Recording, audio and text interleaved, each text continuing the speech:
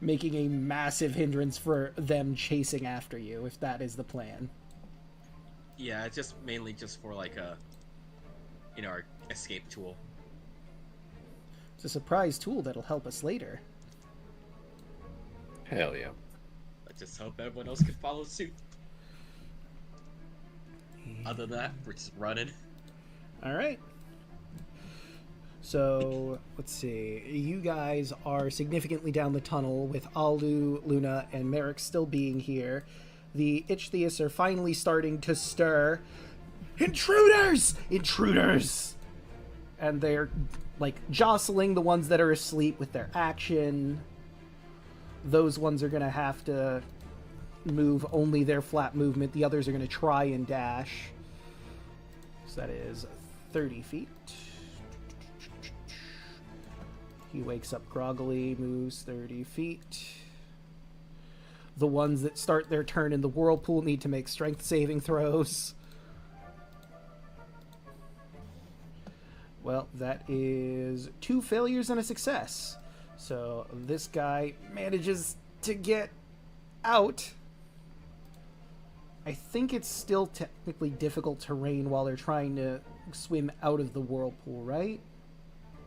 Mm-hmm. Okay, so if he was like right here, I think.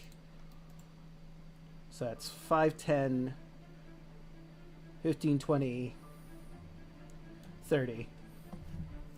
And you dropped the whirlpool like... Well, if you dropped it, were you planning on holding it until you were in the tunnel proper to drop it direct? Well, obviously not directly behind you because your friends still have to get there. Or are you just putting it in this room right here, right now? Because, like, these two guys are obviously in it if you put it right there. I can position it so it's like...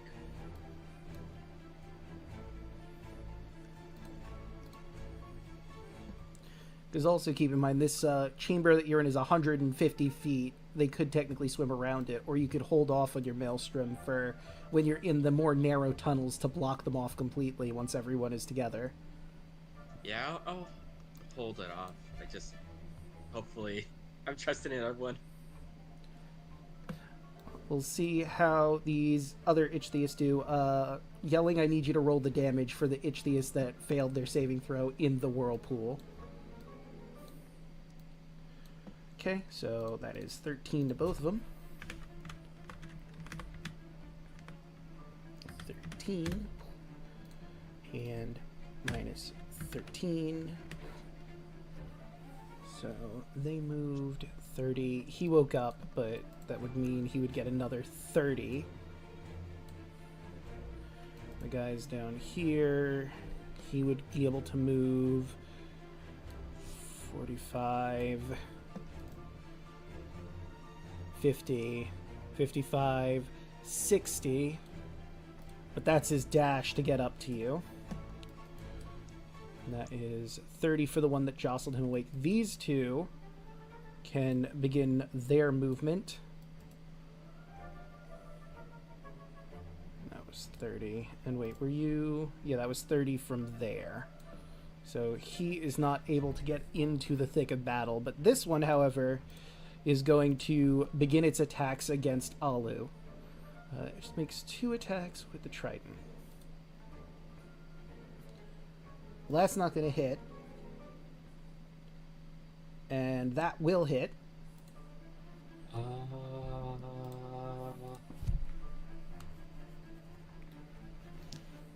What do I have? I know I have something for this. Alu takes that 9 piercing while you're, I believe it's Sentinel or something like that. Can't you hop like since you typed a friend or something?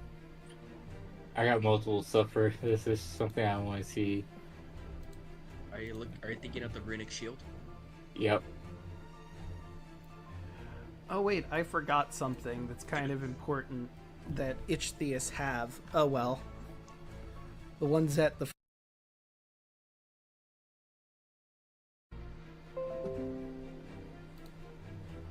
Okay, and we're back. Yeah, I will do a hop like.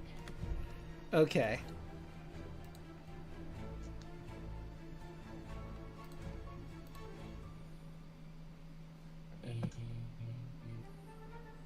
Hoplite to hit it. An 11 is not going to hit. And now that you've done that, it's going to try and make a claw attack on you. No. 15 will not hit. A 24, though, that will. So you're going to take 12 bludgeoning damage, and you are now grappled. Escape DC is 15. I'm gonna use my reaction to try to. So that's 4. I assume a 20 will still hit. Yep. Mm-hmm. I tried. All right. Can I move the whirlpool without physically recasting? No, you'd have to recast it. Whirlpool isn't a movable spell. Well, had to give it a shot. Actually, hold up. I'm looking through it. You can choose an area that is 100. As an action, you can repeat the same effect. So it'll drop the first one, and you'll keep doing it. It'll just drop the previous whirlpool. Okay. And It you will not. can choose It doesn't use another spell slot. Action on your turn, you can repeat the But same you'll- effect or choose a different one. Oh, okay, I guess you can then. Beautiful. In that case, I'm moving it I'm assuming... over here. Ah, Wait, there you go. Thank you. alright. And it's time to make those strength saves. 1, 2, 3, 4. Okay, so the last 3 fail. So we'll say that this is the first one. 1, 2, 1, 2, 1, 2. And they all take -6.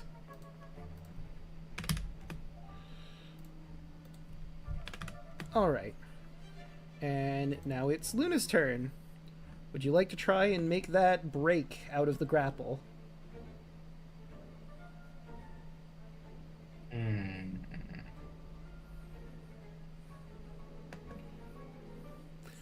You know, I realize there is something you could potentially do to break it where you wouldn't have to make a save. But I don't want to just give you that answer for free, you know? Oh, my breath walker? No. There's something that you can do, something subclass specific. Oh, Giant Smite. Yep. If you suddenly become a large creature, you're not a medium creature that could be grappled. Medium-sized or smaller, you'd have to be grappled by this crab claw. I was thinking that. The only issue is you're sort of like you'd be in the same place as Alu or Merrick if you grow big. I mean, technically, since we're underwater, I can float above them. I suppose, but like in this instance, well, if he's holding you higher up, you know what, that works.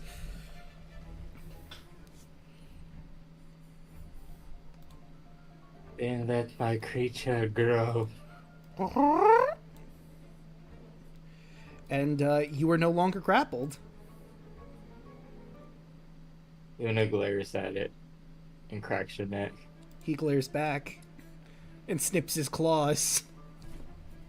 And she's going wacky. Understandable. 27 That's gonna hit. for 14.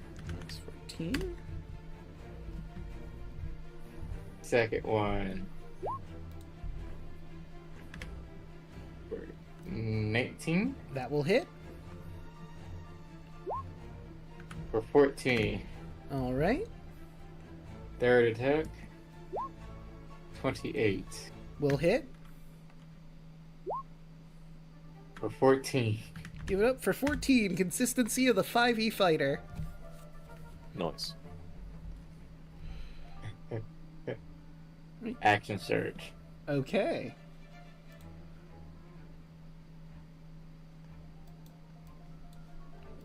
So here comes her breath weapon. Okay. 15-foot cone.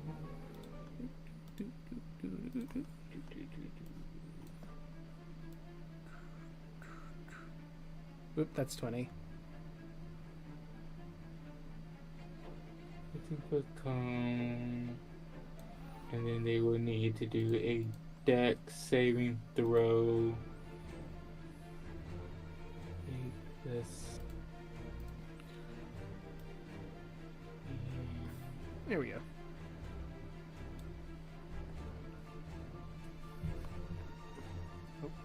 A DC 15 proficiency bonus.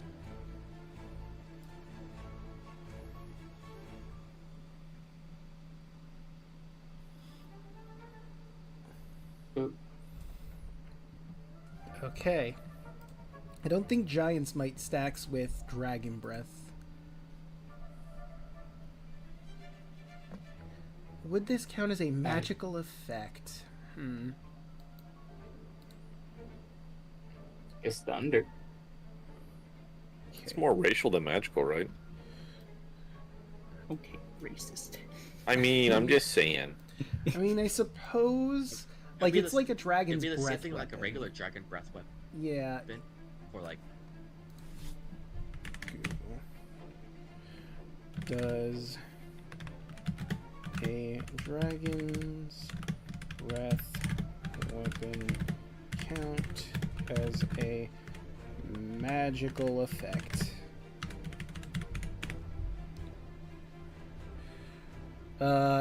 The breath weapon of a typical dragon isn't considered magical. In that instance, this breath is also not magical. They do not get advantage on the saving throw against this. So they both fail. Minus 15. Minus 15. Alright. And then 2 more attacks.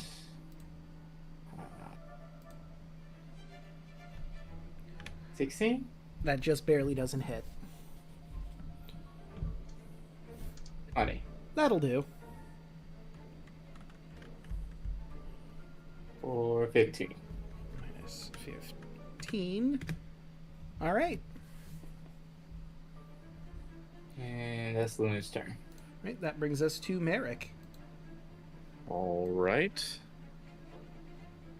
Let's see. I guess I'm gonna melee this one while I'm here, and then I'll bonus action dash in a second. So let's get some melee hits going. All right.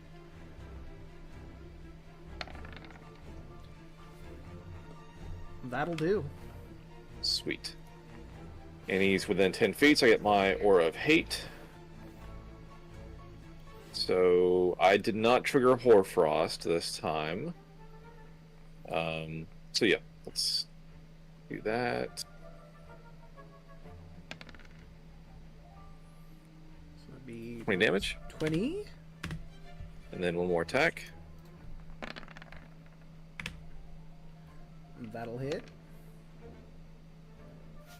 Nice, 19. Alright, minus 19. And then I will bonus action dash away. Alright. So he's going to take a opportunity attack on you. Damn straight, do it. It'll be... Well, that's a natural 1. Hell yeah. crit yourself. That Crit is yourself. a 19, which I believe means that he hits someone else. Let me grab the It's like crit hit friend. It might Crit be. a friend. Yeah, Yep, crit a that friend. is crit a friend. You love to see it. So he goes to try and stab you, but you manage to knock his trident back, and he stabs the guy in the whirlpool behind him. Fuck yeah. So let's see the damage. Oh, buddy. Beautiful. Minus 22. So the guy behind him lets out a scream in pain. And a crab taste fucker. Ooh. Sorry. Right, and you whoop, whoop, whoop, whoop, whoop, move 30 feet, so that's 20 more feet from your current position. Hell yeah. Andrus, you are significantly further back. But it seems that Luna and Alu are still in the thick of it. Let's see. Because I was there. Just gonna measure it up because I was right there for Misty Step. I think it was here. Yes. And I moved, panicked.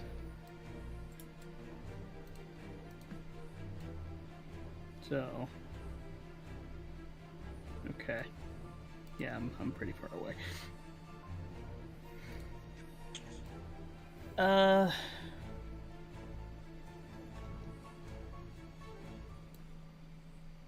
Hold on.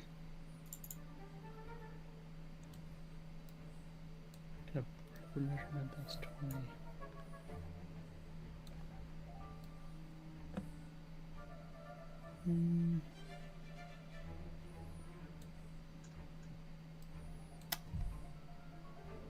Huh. I guess I could just, I don't know, provide cover True. or something. What is the range on your radiant sunbolts again? 60.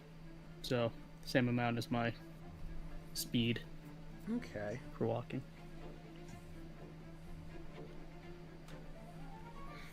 I was wondering if you I could, like, didn't- pepper fire on this guy over here from your position. Given how much probably. you've moved. I only moved to 60.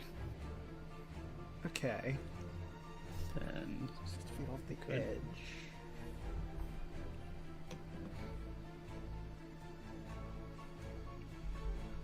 I'm also going to say, for the sake of argument, you guys are, like, at the mouth of where this giant cavern becomes the tunnel. could also do this. Let's say like right here. Yeah, that'll get everybody. We could just throw a key bomb. You could throw a key bomb. But you know, I'm just gonna do it. Right, seeing sunburst. Let's get those con saves out. 4 cons. 1, 2, 3, and 4. And I'm pretty sure all of that fails. Correct.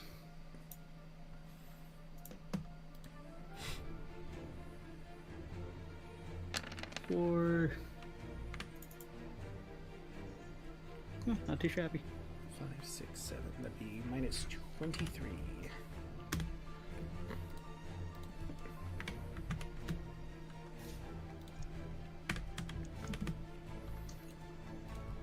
And that's all I'm gonna do. Just All right. keep moving along with the group. Okay. Kaya. Do you want to continue holding for that maelstrom at the mouth of the cave so they can't follow behind? Yeah, I mean... But I also kind of wondering why Luna and Alu didn't just, you know, run. It's an excellent question. I mean, I get... Luna haven't. I'm sorry, go ahead. Luna was waiting for Alu to go through, because So, like, I understand why Yelling would want to put the whirlpool here, because it's another deterrent, and it keeps a lot of them away. Or a decent chunk at the very least. But maybe should have moved after the whirlpool, but, you know, the past is the past. I didn't move because I thought maybe it'll make a bunch more show up. I mean, this is a closed-off cavern. These are the only ones you could encounter. Yeah, so they'll come towards the whirlpool, theoretically, to fight us. And they'd all get trapped in the whirlpool, theoretically. we're not trying to fight them. We're trying to get out. Because, like, I mean, they can move around this whirlpool. You're not quite in the tunnel yet, wherever it's a closed-off space. However, I do agree this whirlpool was a good move, because it still manages to keep them occupied. I suppose you could also Maelstrom here and make it even harder for them to move after you. Yeah, that's what I'm just gonna have to try. So DC 19 strength save. Okay, that's 1, 2, 3, 4, 5 of them. 1, 2, 3, 4, 5. Ooh, that nat 1. Even with their magic resistance, they all fail. Yep. I have been rolling like shit for these Ichtheuses. So, roll that damage. 18. Minus 18. Hold on, let me draw the circle. Minus Really? It's 45. Damn it. And they all get sucked closer into the center. I do love how the Whirlpool and the Maelstrom are going to be fighting each other because it's in position directly on top of it. Because it does extra damage because he ain't thrashed around. 10. I mean, they're going to have to do another strength save or get tore into the Whirlpool now, too. Yeah, so it'll be 2 saves. One to avoid the Maelstrom and one to avoid the Whirlpool, so... So, hold on, I'm yeah, going to do another I'll bit of... just run. So, let's see, that's Okay. 4... Actually, they're all in the Whirlpool, so let's do 5 more. 1, 2, 3, 4, 5. One of them managed to succeed on the Whirlpool one. 1, 2, 3, 4, 5. So that one is... It's that one. He isn't getting dragged into the Whirlpool. He is in the Maelstrom, however. So let's see. This one, minus 6. And now I can run that thing that they have that I didn't last time. Ahem. Deep Ocean Fortitude. So if it's reduced to 0, it needs to make a con save with 5 plus the damage taken. So that'd be DC 11 to live through that attack. Yeah, he lives. He's got 1 health now. Woo! For how long? Probably not very, considering he's in between a Whirlpool and a Maelstrom. Bonus action. Oh no. This poor guy gets beaten from water Good job, currents. Kaya. So that'll be a DC 20 con save. Double So tap. proud of you. So I love Double tap. Yeah, double tap the guy. I love to see if that he's still so fucking much. It's like he lives through getting tore apart by 2 water currents. I'm not dead yet, and then radiant bolt to the face. I ain't hear no bells. I'm so proud. All right, so let me see. Yeah, it doesn't say it's only once per. So, oh, and it enters a rage for a minute, and he has advantage on all attacks. But let's see if he makes that. What is it? DC 30 now? DC 20. Because it's 15 plus the 5 for 20, which he just barely beats. Reaction. Never Stay mind. He's very dead. Okay, just going for the overcome. 15. Kaboom. Yeah, no, he did. When I put you down on the ground, you stay in the ground. This freaking side quest. And This now Gaga Turtle better be worth it. here's the Ichthyeus. So they have to make 2 strength saving throws. We'll start with the Maelstrom ones. 1, So they 2, gotta beat a 3, 19. 4. None of them. Well, one of them managed to succeed on that one. Is it half damage while they're in the Maelstrom, or if they succeed? It is no damage, and Okay. they're not pulled. But it is still difficult terrain. And he's got to deal with the fact he's in a whirlpool and in a Maelstrom. So they have to roll another set for So I'll difficult lose. terrain squared. The difficultest terrain. This is just mean and funny at the same time. So, and now for the strength saving throw against the whirlpool. 1, 2, 3. So, let's see. Failure, failure, and I think yours is 17, right? So that is a failure on all fronts. Perfect. -9. I want you to imagine this. There's a swirling vortex of doom with the maelstrom, while simultaneously a whirlpool in it, and they're just transferring back and forth these creatures, ripping them apart. Just casually. And they have this look. They're already in pain from their existence, but they're even more pain as they're literally being torn limb from limb by water currents. There's a crab pot. Which joking. they've lived through.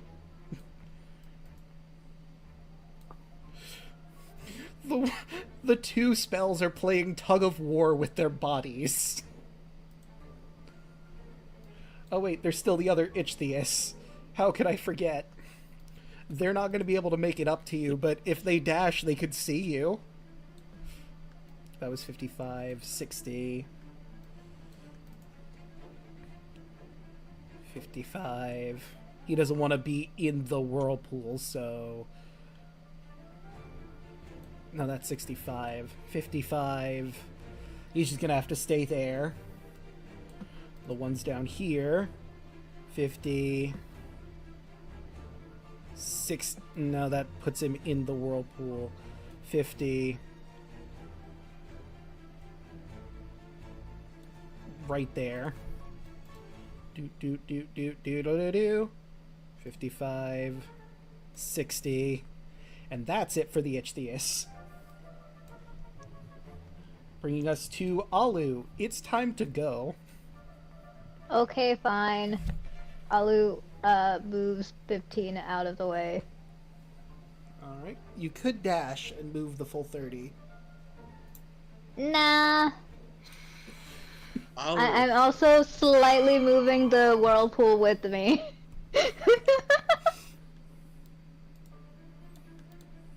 I have no words. Fine, I'll rabbit hop too, even though it wouldn't make sense here. The ears are doing extra paddling.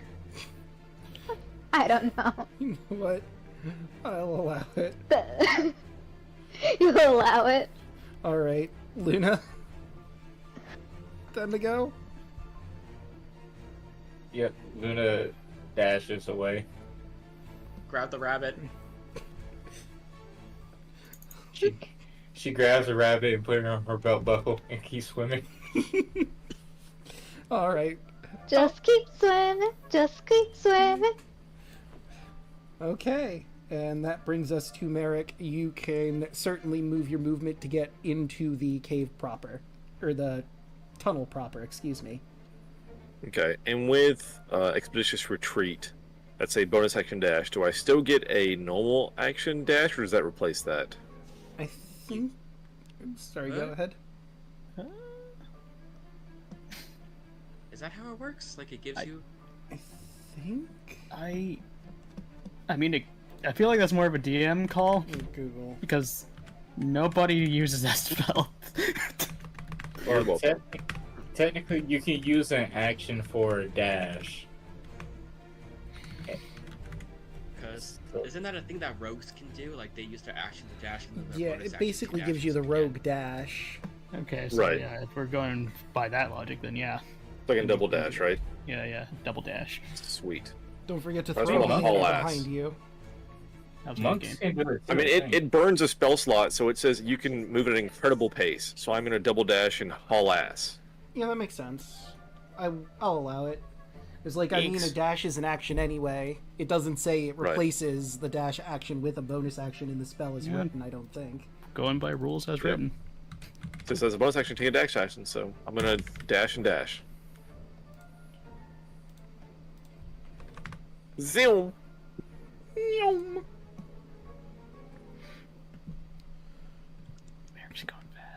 I saved this for just this occasion.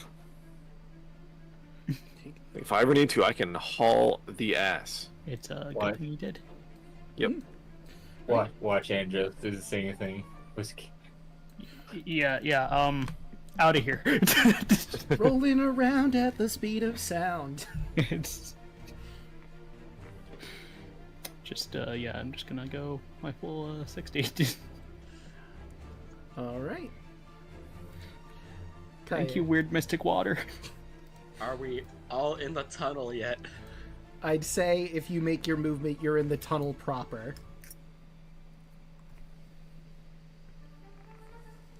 Yeah. Just Gonna do it. Yeah, just get into the tunnel, and if everyone's in the tunnel, I'll drop another maelstrom on the outside of it so it covers our exit. Okay. So the Ichthyists are going to chase after you. I think given your movement, and you're not technically on the map, I don't think they'll be able to properly even catch up to you. Because they only have 30 feet of swim. Luna and Alu are 30 feet away from their current position. But they are chasing after you, so just for the sake of argument, the Ichthyists are on your tail. Alu, you could either stay where you are, or you could move your own movement to, you know... I'm moving my mask, but also I recast the whirlpool so it's behind it. Okie doke.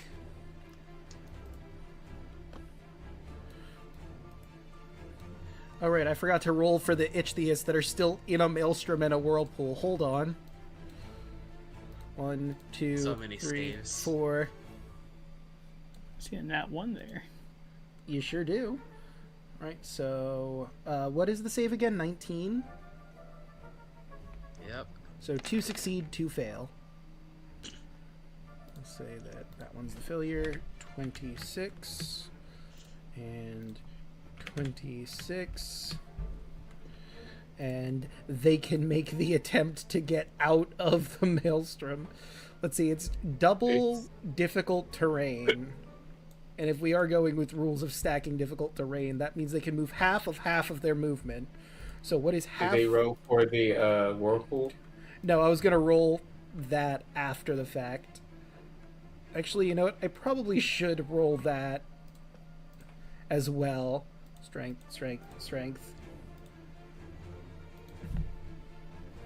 Okay, so failure, success, success, failure. Huh, the ones that failed before succeed now. So these two take 4, minus 4, minus 4. So they get dragged closer to the center. This guy gets dragged closer to the center of the whirlpool. They're just changing places.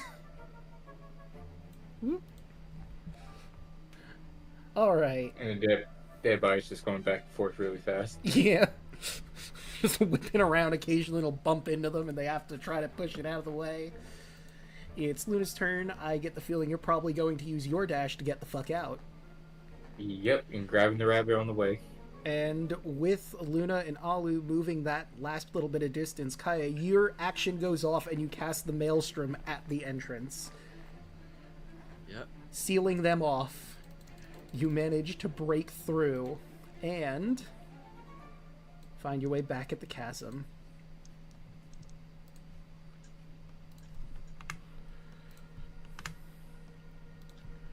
I'm just going to do some quick cleanup on this map here before I move in.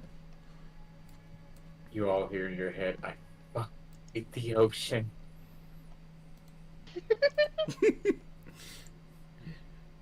I mean, Gorsel, I like it, but I grew up here, so... Anyway, thank you. Ready to head to the Wise Turtle? Yes. Yes. Right. Do we want to do that now or next time? I figured we could do that next time, unless you guys are good to keep going for a little bit. Because that's down here, in the void proper. Do we have some about sharks? Meet the turtle and Then end. I'm pretty tired. I'll admit. Why don't we end then? Yep, we can certainly end here. Just for the sake of quick upkeep, would you like to move Kaya and Anders to the front, producing light? Because you're about to enter the pitch black void. Hell yeah. Change places. I don't know. Luna will shrink back down and then grab Kaya's coat again. Boop, boop. There we are. All right, or you could have Anders in the back as a backlight source if that's what you'd prefer. Fine with whatever. We'll just conga line, it'll be a fine. All right. And I'm sure you'll be happy to know that since his lair is on the wall, you can continue hugging the wall. You don't have to swim in the dead open ocean water. I'm gonna gain my key point back through my belt. All right. And let us end there. Let's start going around the horn. Before we do, I'd like to thank everyone who is watching for dealing with the constant disconnects. Appreciate it. It was a rough night. Not sure whether to be mad at my ISP, OBS, Twitch, or all the above. Oof. Sure, it'll be fine. Yeah. Hopefully for next time. Okay. Hopefully. But yeah, going around the horn, Broden, how'd you like tonight's session? More swimming. This ocean part feels like it's so long. Yeah. Honestly, I said a while back I said 3 to 6 sessions. I may have underestimated the ocean part. Might be longer than initially believed. But I'm still having fun. And support, I'll keep saying it, support everyone else here. Hell yeah. Oshi, how'd you like tonight's session? I enjoyed tonight's session. It was funny. I kind of had an idea what I wanted to do. When I saw them make the whirlpool in an intro, I wanted to start pushing them all in there. Yeah. But due to Luna's fear, she wanted to get the fuck out. Yeah. And I mean, I understand you guys want to get out. I feel like you probably could have taken them all on. It just would have been a hell of a long fight. Mm-hmm. And you'd be very beaten up afterwards for what you have to do at the bottom of the ocean. Mm-hmm.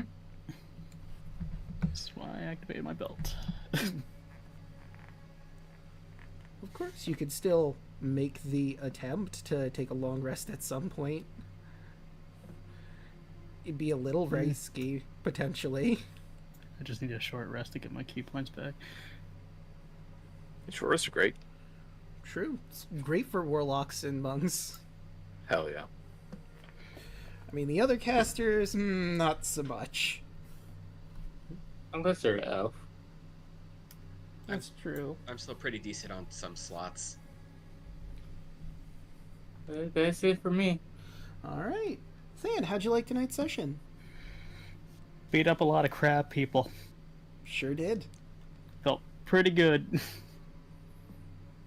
Had fun. Of course, as Broden said, support everybody here.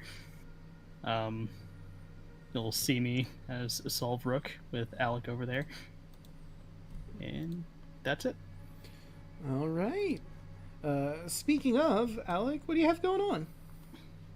Oh, hello, it's me. Apologies for the fatigue. I know I was a little bit quieter tonight, but I had a good time. No, I did like 47 damage with Eldritch Blast in a round, which was insane. Being able to snipe, I really enjoy this build a lot. Being able to actually have ranged attacks is so much nicer than what I had before. I'm really enjoying it. So good stuff.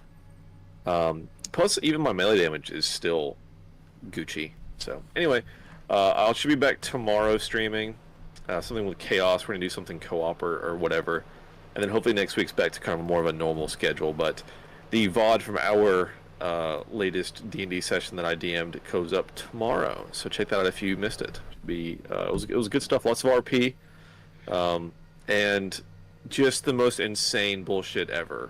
I can't even begin to describe. So anyway, good stuff. Hell yeah. And Yelling, what do you have going on?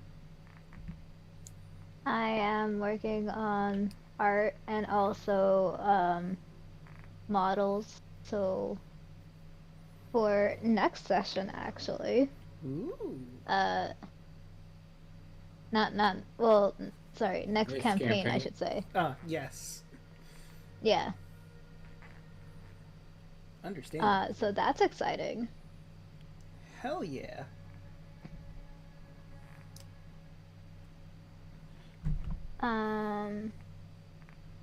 What else?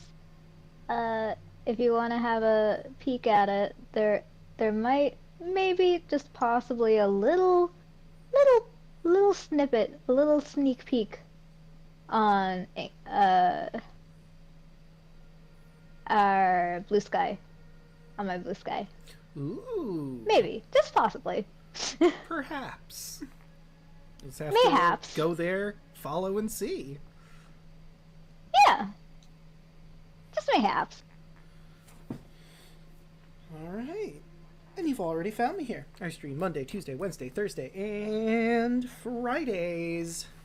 Monday, you can catch me here for Crosscode. We're still going around the world, getting all the treasure chests I missed, finishing up the side quests that I have yet to do, going to secret facilities and fighting monsters that man hath created. Last time we fought a snowman in a UFO. That was pretty crazy. Tuesday, you can catch us over at Burnout Vaughn's channel as we do Wild Beyond the Witchlight, or as we're calling it, Phase of Our Lives. We've just gotten to the carnival and we've been doing all sorts of fun, wacky shenanigans. Carnival games, riding in a bubble, all that fun stuff. Oh, there was a snail race. How could I forget about the snail races? And I got everybody drunk with lollipops. Also true. So come check us out over at Burnout Vaughn's channel on Tuesday. Also, we do party games here other Tuesdays. It's bi-weekly. On Wednesday, you can catch me here starting up Wind Waker on the Wii U.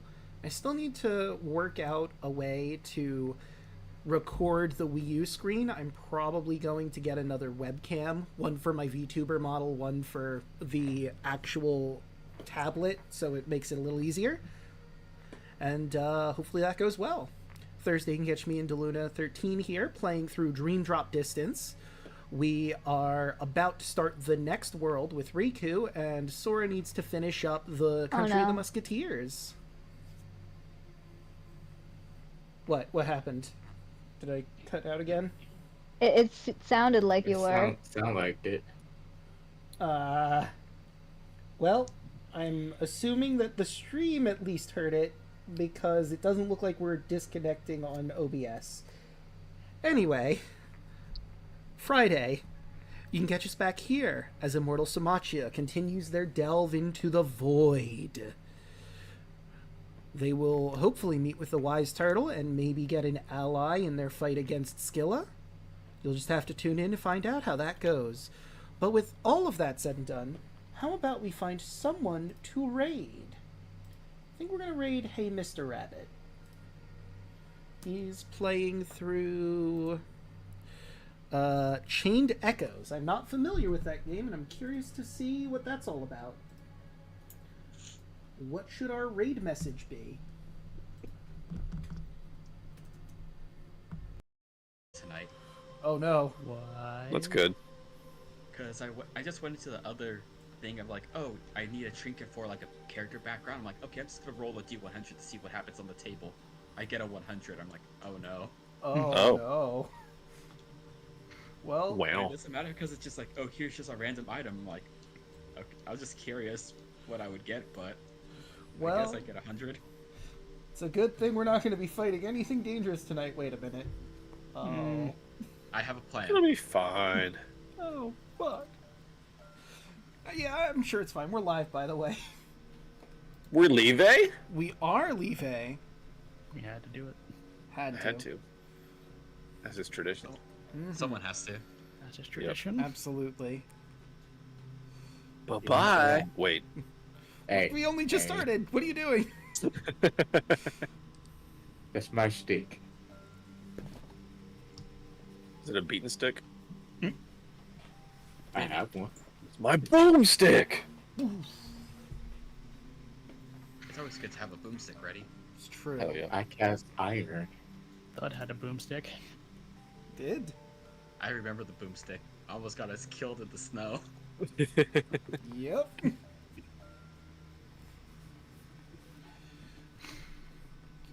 Let's run that. That was so long ago.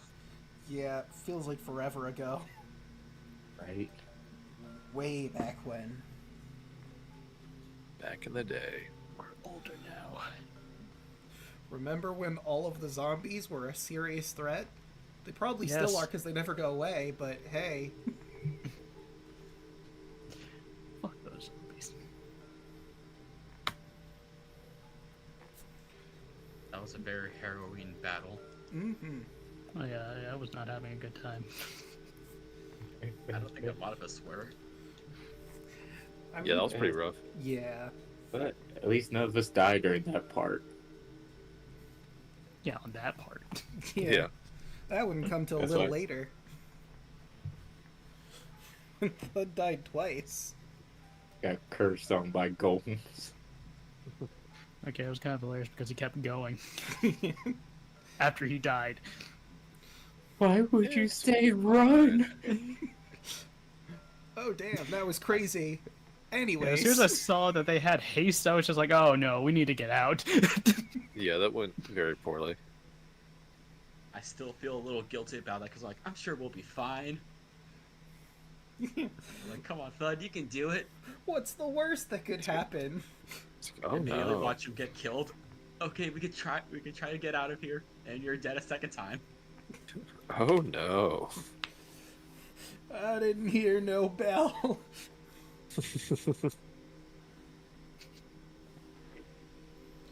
He didn't hear about what we did. Yeah. Sounded Andros and strangely. Octavius were just in the sidelines watching. Yeah. Strangely enough, it sounded like Golem fist hitting a skull. Go figure. Yeah. But just a heads up to everyone in the chat. Yelling isn't here at the moment, but they will be arriving relatively shortly. They told us to get started without them, so who would like to do the recap?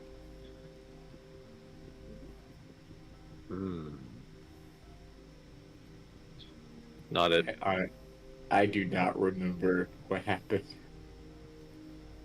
I remember what happened, but I already have inspiration, so I already get inspiration. Yeah, yeah. Oh dear. Work has been hellacious. I have no brain power right now. I'm sorry. I haven't had my energy drink yet. I mean, can I do the recap and give the inspiration to someone else? You know what? I'll allow it. Hell yeah. Thanks, Draco. No problem. What a guy. What a nice guy. What a nice guy. Best guy. Okay. Like with a lot of stuff lately, not much has happened during like these last few sessions. We went into a shrine. There was some weird writing on the wall. I almost drowned, but you know, that's fine. We got better. Then we dove deeper into the abyss. You know, it was pretty scary. Let's see. There were these weird undead looking sharks, but I guess they were just giant sharks, like even larger than usual. So we decided to just ignore them. And then there was this weird octopus that wanted our help. I don't know, Luna's the one who can talk to animals, I guess. But apparently we had to go into a cave and kill a a very specific crab person. So we done that, killed the one crab, and then tried to run the fuck out of there.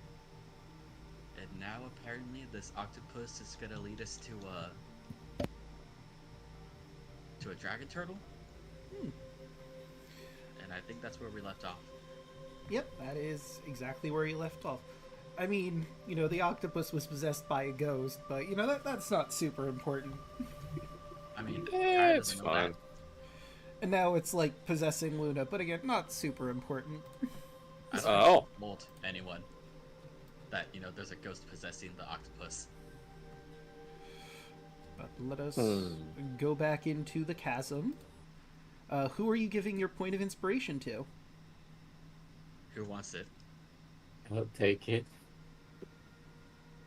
Alright. So let's change the view just a little bit so chat can see further down. They don't need to see the sun up there. That's not important. You gotta go deeper. You have to go deeper. I love that game. You know, I haven't gotten to play it, but I think I have it downloaded. Nice. So, Luna is, sorry, Gorathul is going to tell you, Luna, that if you want to get to the Wise Turtle's lair, it's over this way.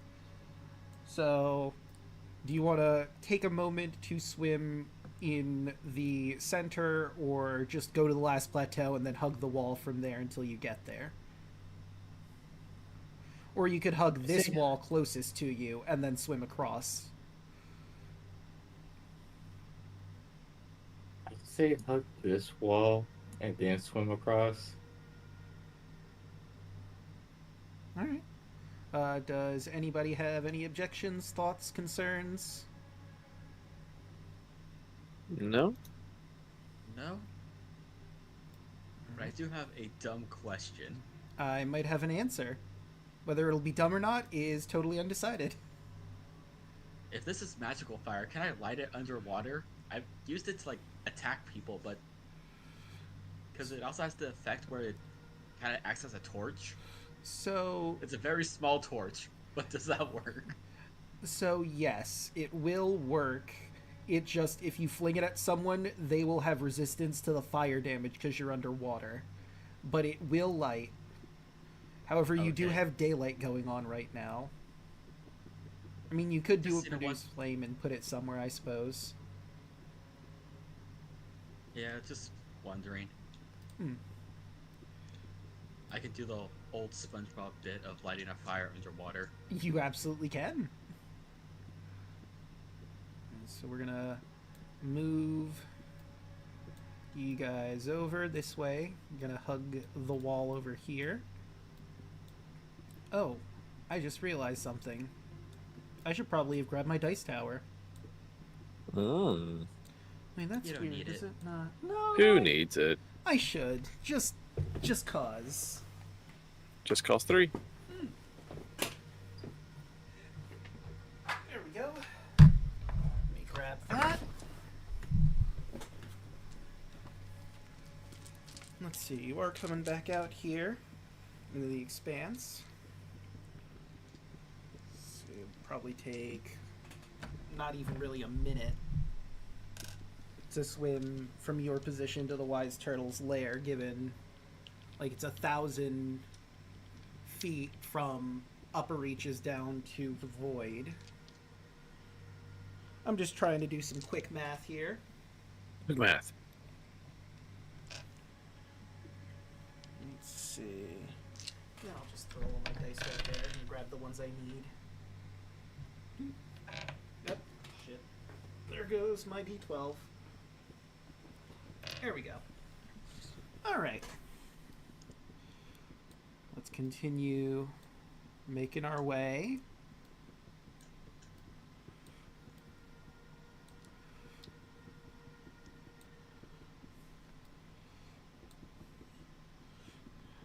Andros is also making light, right? I believe so. You're using your gem of brightness. I think then. set aside for a moment.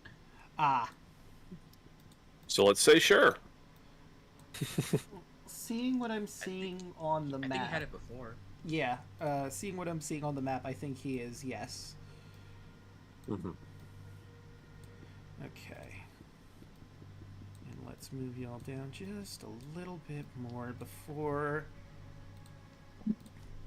Let's see, was it marked on here? Yes. But. Okay. 66. No. Okay.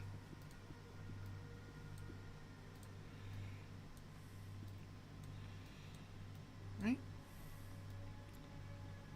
You see, as you're moving down on this side, Kaya, you notice to this right here, there seems to be an opening in the wall. It's pretty massive, the opening. But it goes farther back than your light reaches. Gorathul lets you know that the Wise Turtle's lair is a little further down still. But it's up to you if you want to go into this cave system or just completely ignore it. I telepathically let everybody know that the lair is further down. As she remembers the shark being over in this area, she doesn't want to talk out loud. I mean, to be fair, that's a very long distance away from you, like at least a mile away at this point in distance. This map is very massive. I don't know what they can hear. Fair enough. Listen, sharks can smell like blood for like over a mile away or something like that. Yeah, so just nobody bleed. Easy. It's fine. So imagine giant sharks, how far they can smell. Oh, yeah. I'm just imagining one of you accidentally scuffs your hand on the wall of the cave, and then suddenly there's like the alert noise from Metal Gear Solid all around you. That Oh, would be no. terrifying. I have been spotted for being dummy thick. Top of the ass cheeks. Oh yeah. Colonel, my blood has attracted all the sharks in the area. What do I do?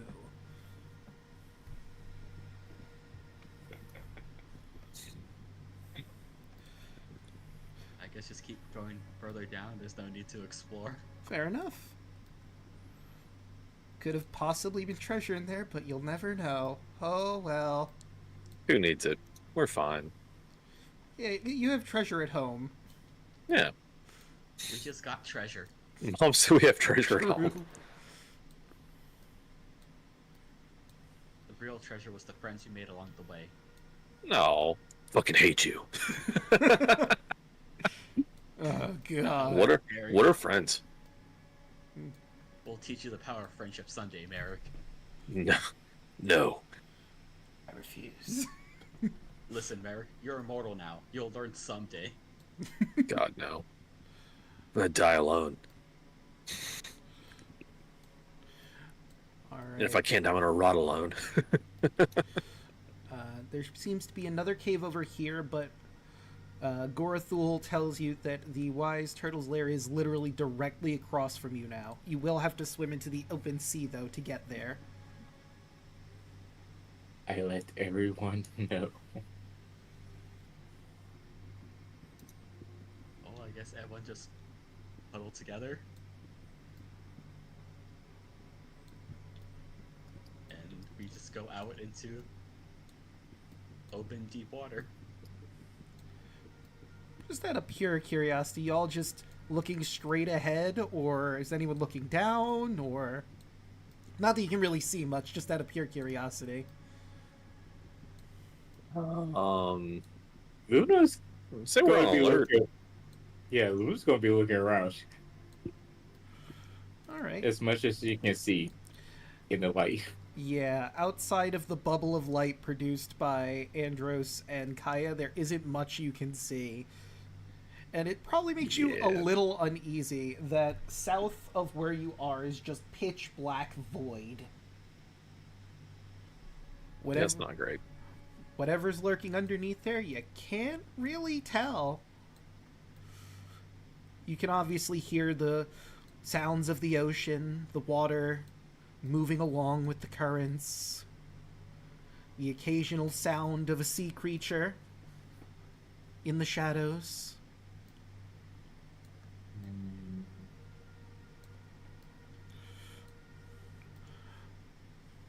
Funnily, I just picture right now that Luna's having like a minor little panic attack because she can't see.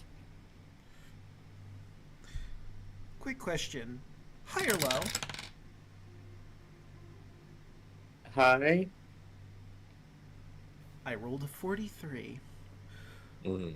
As you're moving your way to the wise turtle's lair, you happen to notice one of those cetus, the big sharks that look undead, above you. It hasn't seemed to notice you, but you do see its underbelly just gently getting into the light. And then, in a split second, you see something even more massive crash into it. A long line of a body just careening past you as it seems to have attacked the shark from behind to consume it. You have no That idea seems what the fun. fuck that was. All you saw was the underside of its belly. With those eyes wide, you all hear loud words in your head. Big shit, ate shark. Big shit, ate shark. There's always a bigger fish.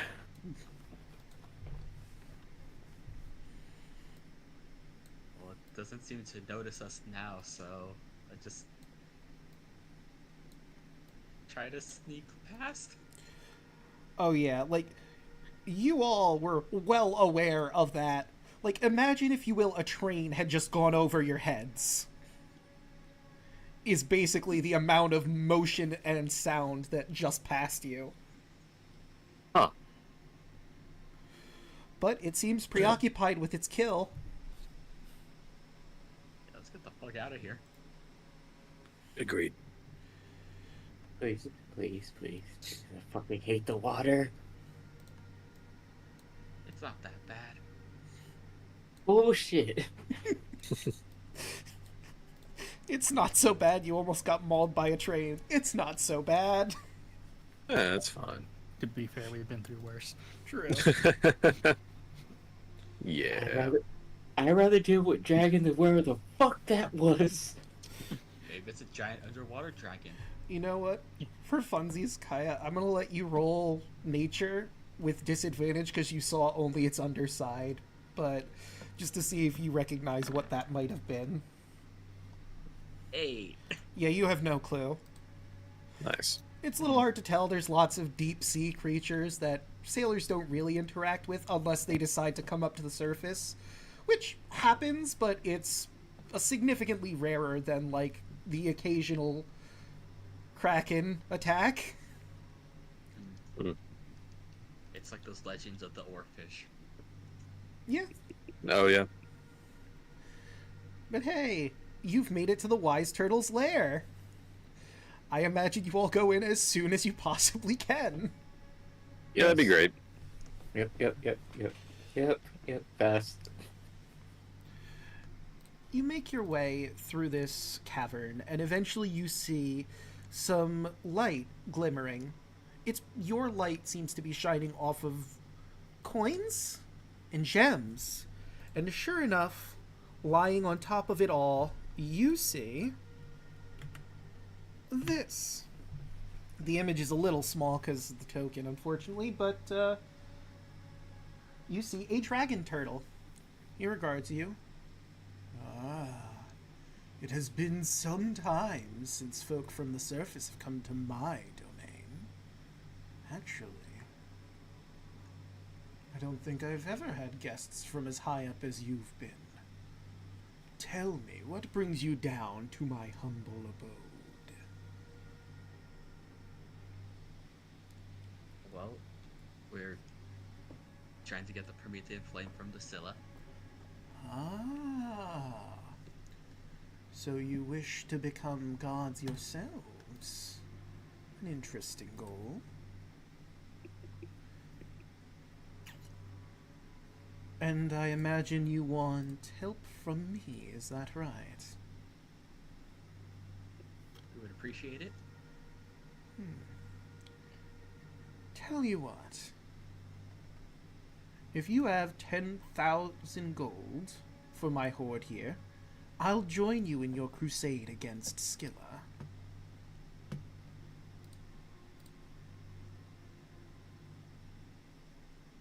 Done. Kaya pulls off the power gauntlet from her back.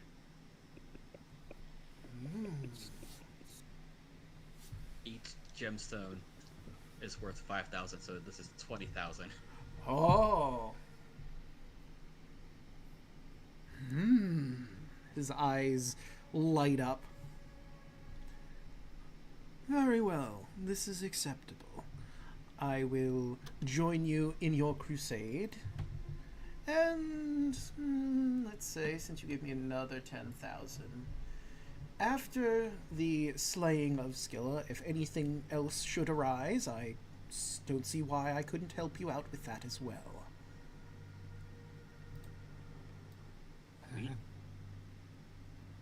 I'm feeling pretty generous after such a wondrous gift.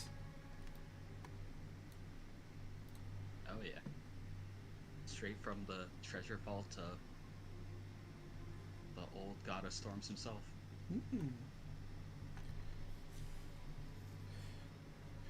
And, oh, goodness, my manners. It has been, like I've said, it's been some time since I've had guests. I'm known as the Wise Turtle, but my true name is Thalassor.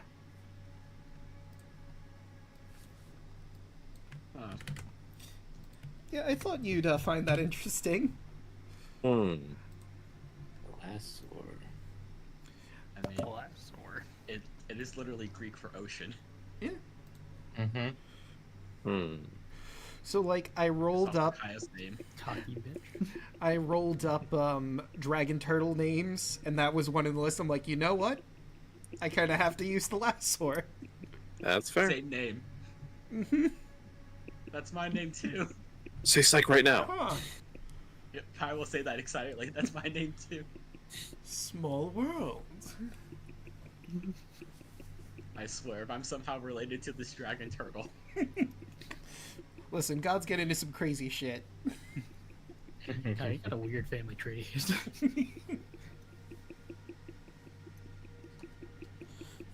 You know, it'd be even funnier. I It's guess. actually on Yeah, your dragon- grandmother's side. You're related to the sea turtle somehow. Fucking elves. Who the heck is tapping? Your grandma just comes back, listen, it was a long time ago. I like to party. And I like to party. Yeah, exactly. Yep. Very well. Let us make haste and move our way down. Scylla's not too far away from Myler, just a little bit further down and to the left. I have a question. I might have an answer. We just saw something eat one of the sharks out there, and it was big. Did you know what that was? What kind of shark? Was it one of the giant sharks? Was it a Cetus? Or... The undead-looking ones. Ah, Cetus. Well, that was probably a sea serpent then. You're lucky to be alive. I imagine it was more interested in the Cetus for a meal than any of you, or just didn't happen to notice. Very strong, very powerful. By your size, it could probably eat all of you in a single bite. Unless you're fast enough to avoid it, of course. Luna looks like Andros. I'll kill it from the inside. So now that you've heard what it is, Kaya, you are familiar with sea serpents. Like I said, they don't often come up, but when they do, it is a nightmare. Their diet mainly consists of whales and sharks, but they're also a major hazard whenever sailors are encountered by them, because the size of a ship vaguely attracts its attention, sort of looks like its prey. And assuming it's found a feast, it's going to try and wrap itself around the vessel and squeeze it and devour it whole, including everyone in it. Anyone who tries to fight back against the sea serpent needs to make sure they kill it, or it's going to be even more aggressive in a fit of rage after being attacked. I think that happens for anyone. If you attack them, they'll retaliate in a fit of rage. True. Yeah, not gonna lie, I feel pretty pissed when people try to stab me with swords and spears. I was just trying to Fair. eat your ship, and then you attacked me. What did I do to you personally?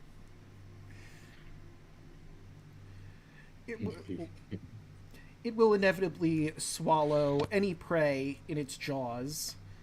Humanoids usually get swallowed whole, and it only takes about a few minutes to get dissolved by its stomach acid. You don't know how people got that information, considering, the results of getting eaten by one would be, but somehow they know. I mean, if you break down the science of it, bones are much harder to digest. So if it took minutes from someone to get swallowed and then a sea serpent to get killed, you cut open the stomach and only find the bones, then you can make the assumption. True. But that would bring to the mind that someone actually managed to take one down. To do that, I'm sure we can do it. they're pretty hefty. You guys, maybe. The common layman, no chance in hell. I like my odds above water. Probably be doing a little better above water. But Thalassor will swim out with you. Most things will avoid you while I'm around, but sea serpents won't. But hey, as long as we don't get their attention, no issue. Oh, if we do hang by the walls, though, there might be some ichthyists that we bump into. But it's not super likely. That makes sense. Cool. Okay.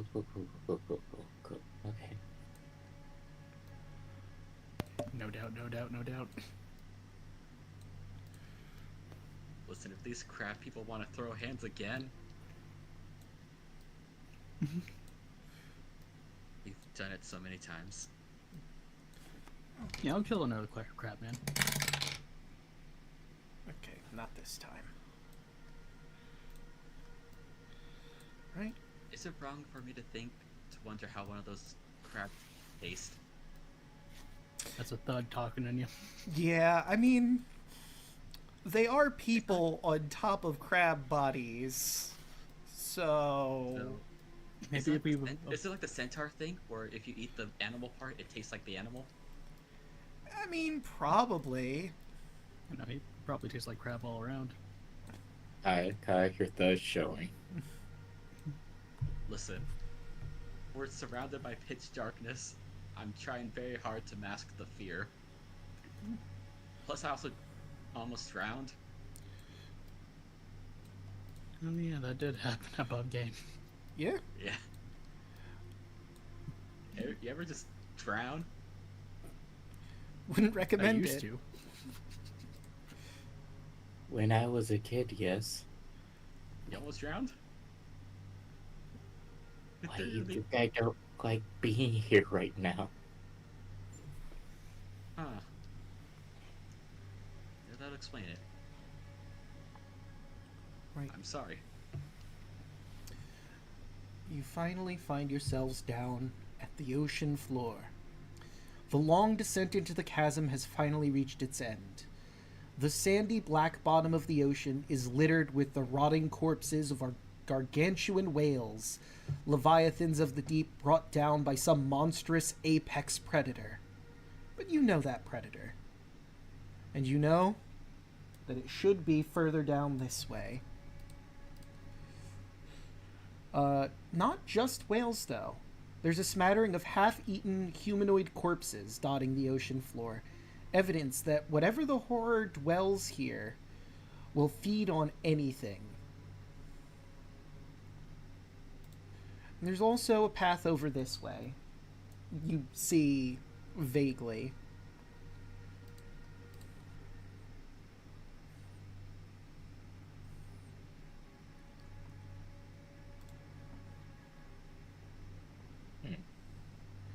But of course, the choice is yours. You could explore to the right, or you could head directly for your goal, as you know exactly where Scylla is hiding. Can't see shit down here.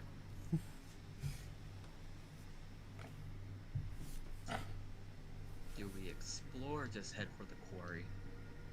Say head for the quarry. Just fuck him up. Everything down here seems terrible. I agree with Maverick this time. Oh, good, you guys are getting along. So happy. Told you to make a friend. What did you call me? You see, there's this thing called a friend, Merrick. Fucking what? Do you not know what a friend is? Of course I do. I'm just fucking with you. And I am also fucking with you. And I'm also fucking with you. Aha! You see Thalasor in the back just like looking between the two of you as you're talking. See, we're getting along. I knew it. Surrounded by assholes. Takes one to know one. I said fire across her nose, not up it. I mean, we all have one. Some people have a fucking cloaca. A what? You heard me. I mean, that's bird people. Mm-hmm. Right? And I believe now, give me just a sec. So there's a couple things I want to go over here. The map you are about to see was drawn up by Caitlin C137. I believe her commissions are open. So, you know, if you need a map or a character, you get to see that. But let me tell you what you see before we move over. The cold, dark waters around you shudder. The silence of the depths is broken by a deep, resonant moan.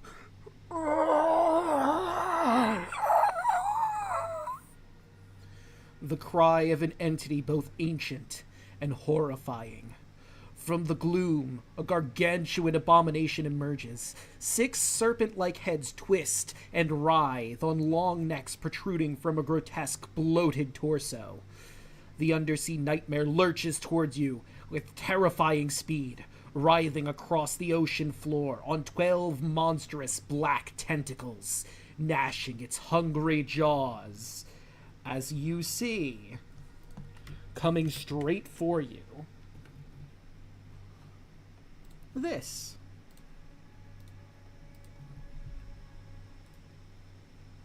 Oh Oh. my god. Ah. Okay, Turtle, That do is your thing. something. What a time to come in. Huh? I said, what a time to come in, seeing what you're up against. Oh, perfect!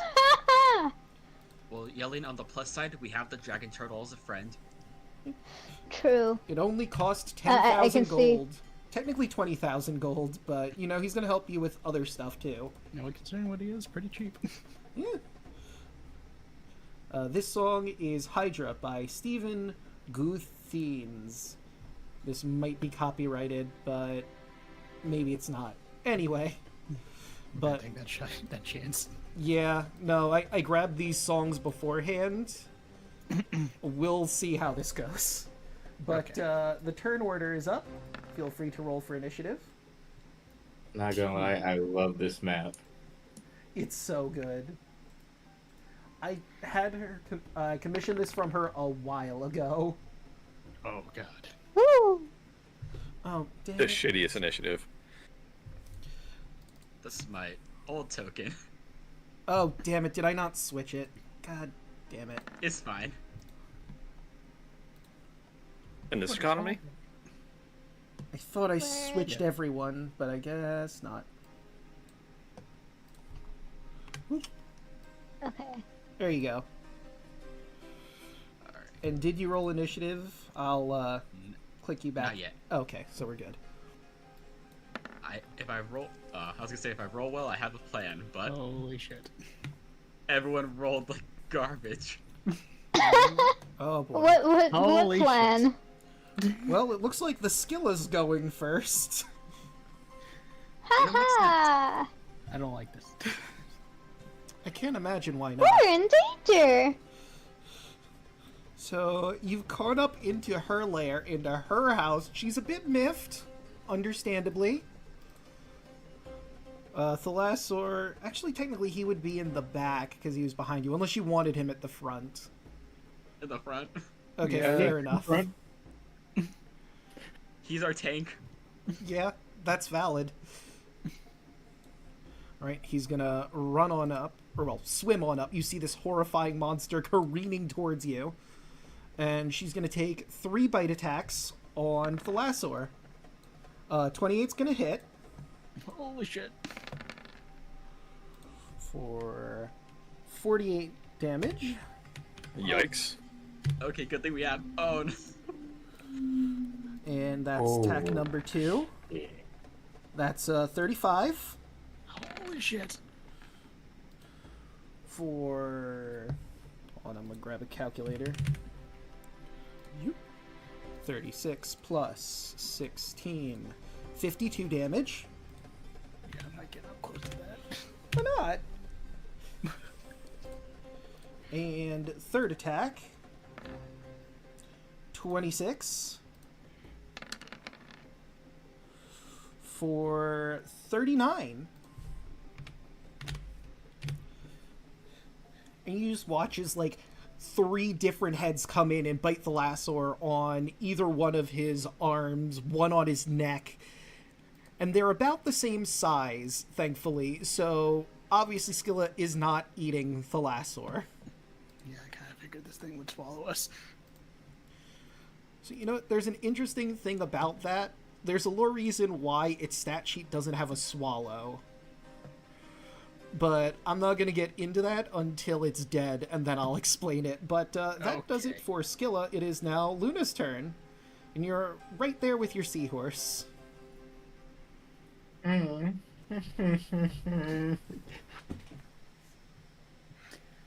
Fuck me. I believe in you. You have to get close to it. Believe in the you that believes in me. Alright, Seahorse has a 40 movement speed. Oh shit. So 5, 10, 15, 20, 25, 30, 35, 40. Alright. One of its heads is looking at you.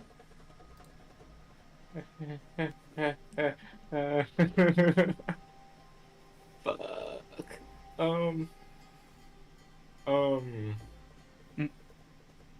Shit, I got my brain fart right now. No worries. Giant's Might, for one, Fair. for bonus action.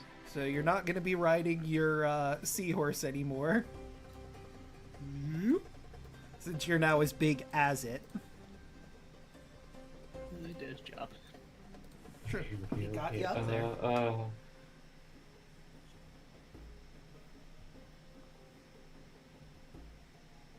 My brain doesn't want to work right now.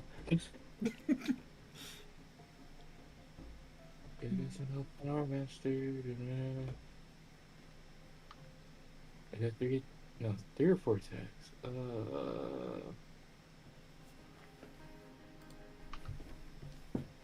3. Okay, 3. Okay.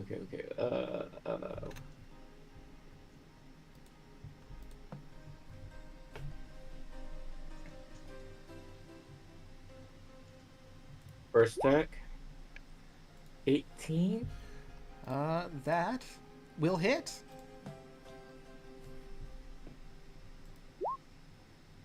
For 15. Okay. Second attack. 21. Still hits. Okay, For 17. So, 15. Oh, 17. Third attack. 22. All right. For 14. Okay. She's pretty tanky. Oh god, no. It's fine. We got a giant turtle. Yeah. We're fine. You guys are. Don't worry, I have a plan. And you know, your turtle friend Thalassaur also has a plan. Get in there, man. So, And that would be my turn. Fuck him up. so it's gonna open up, as dragons are wont to do, with a big steam breath. It takes a deep inhale and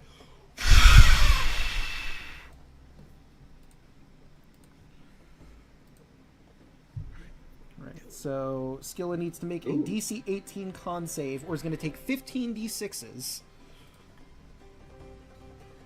Let's see, you do not have a con, so it's just a flat con, but that's a natural goddamn 20. Holy shit. So let's roll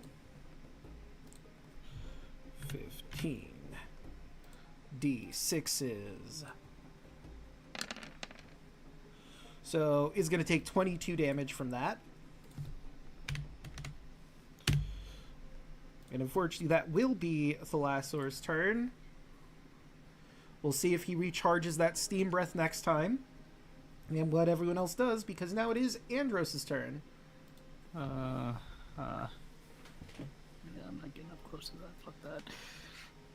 Oh wait, I forgot about something. Before it's your turn, since Skilla also has legendary actions. Oh no. She's gonna sing this beautiful yet horrible song begins as one of the heads begins singing. I need all of you to make a wisdom saving throw. Oh god. 24. Okay. 28. Wisdom. All right.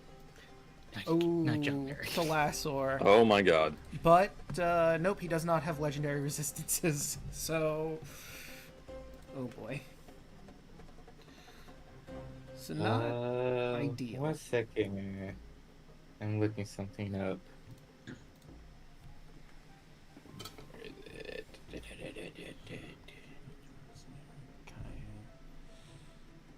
Would this count for my spell shield or no? It's not a spell, it's a spell-like effect. If you have anything that could potentially stop charms... While holding the shield, you have advantage on saving throw against spells and other magical effects. And spell attacks have disadvantage against you. Well, if it says other magical effects, I think that would include spell-like effects. Oh, would this be a natural ability? I'm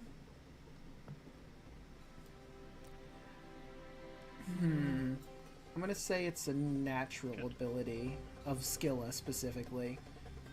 Because it's her singing that's doing this.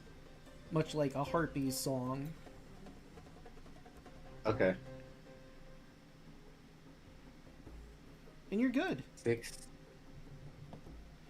Oh wait, you are not good. That is a 19. Hold up. Reaction. Okay. Add a 2. That's 18. God dang it. So that's Wait. just... Wait, I'm not done. Okay, Austin. Eh. Can reroll a saving throw you fail. If you do so, you can use this feature twice for longer. Okay, so yeah, roll that save one more time. Please. Oh. So you are charmed Yikes. for the time being.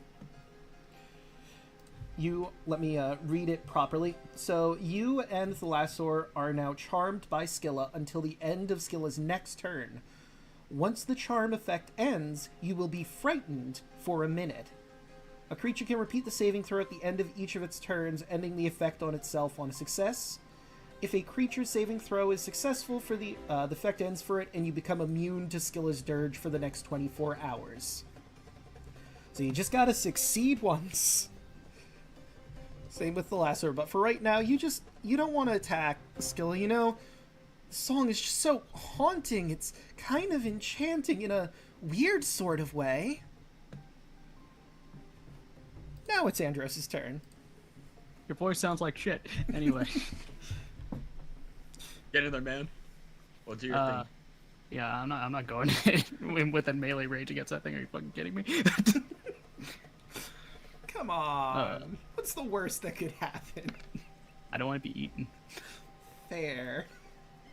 That will certainly hit.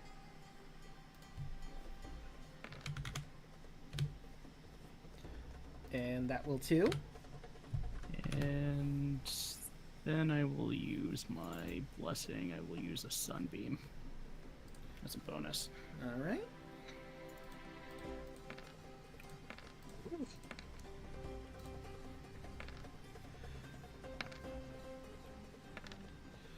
Okay, so just measure it out. How are you shooting the sunbeam? Because you could potentially accidentally hit Luna if you don't aim it just right.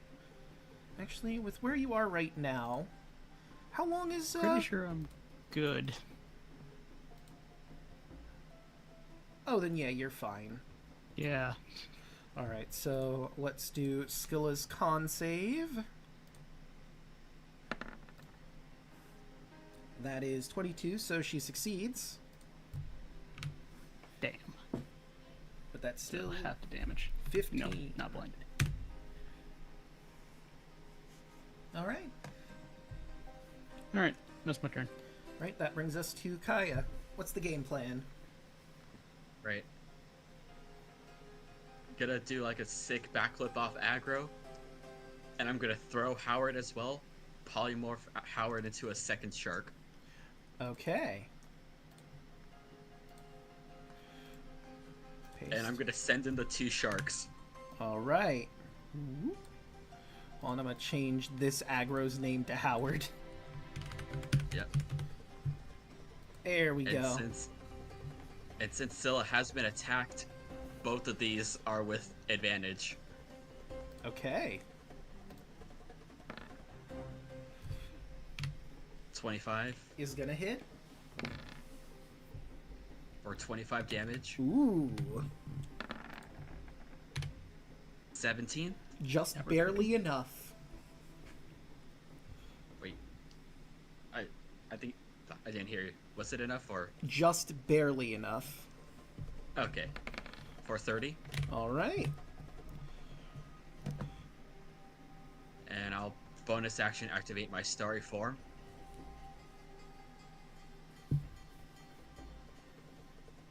And I'll end my turn. Alright. Skill is gonna take another legendary action. This time she's gonna whack Luna with a tentacle. That is a 24. Oh, dear God. So that is going to hit for 20 piercing, oddly enough. You'd think it'd be bludgeoning, but you are grappled. It's a DC 19 to escape. Until the grapple ends, you are restrained. Kinky. Indeed. And I mean, you're charmed at the moment, so, you know, this is just a friendly hug, surely. Luna's having a minor panic attack right now. And that will bring us to Alu.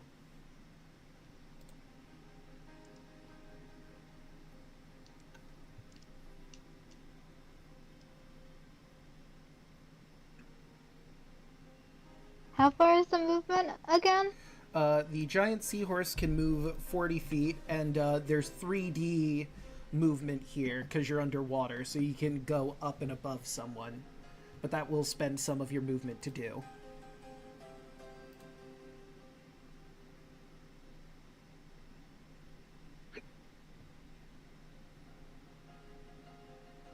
Move like here? Okay.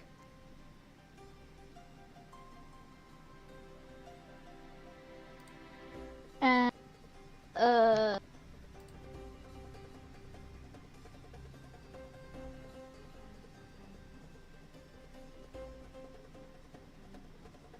I want to try flame striking a Scylla? Did I sword this Scylla? I mean, you absolutely could. The only downside being you would know fire wouldn't be as effective underwater, but that radiant damage would still be as effective. Yeah.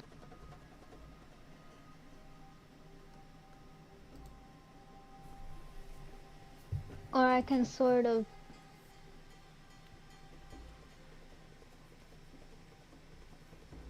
What does that one do? Here, I'll drop the description for it. Sword of Fate. Choose a creature you can see. Create a illusory sword that hangs above the creature's head. Everyone with line of sight can see the sword except for the affected creature. When you cast the spell, you must shout out one of the following conditions. You cannot harm us. The target creature breaks this condition if they target the spellcaster or a companion with an attack or spell that causes damage. You cannot use magic. The target creature breaks this condition if they cast a spell. You cannot leave this area. The target creature breaks the condition if it moves more than 30 feet from the spot it was standing when the spell was cast. If the target creature breaks the condition, it takes 10d8 slashing damage, as the blade becomes real and slices downward. If the target is reduced to 0 hit points, then one of its heads is removed. If the creature has no remaining heads, then it is instantly killed. The Sword of Fate can be dispelled. In addition, remove curse will end the spell on the target. It's a pretty damn good spell. I see no downsides to that. So Yeah, Taro had this spell on her. So I have two questions for you. Question number 1, what is the condition you are setting? I have a feeling, but which one do you want? I think out of these, it makes most sense to use the "you cannot harm us." That's the one I thought you were going to go Therefore, that is my final answer. You cannot harm us. for. Okay. Well, we'll see how this goes for Miss Skilla. And question number 2. How do you use Sword of Fate? Give us some nice juicy flavor. So I start chanting a little bit, and you see, only our allies can see this, by the way, but you can see the silhouette of a sword hanging above the Scylla, and it's spinning slightly, ever so slightly. It's a huge sword, maybe overcompensating for something, but it's just hanging ever so delicately. Alright. And the sword is cast. Is that your turn? Yes. Before we move on to Merrick, Skilla, not being a smart lady, is going to immediately try and attack Howard first. Go for it. Tentacle, that's going to hit Howard. That will do 24 piercing, and Howard is now grappled. However, that also procs the sword.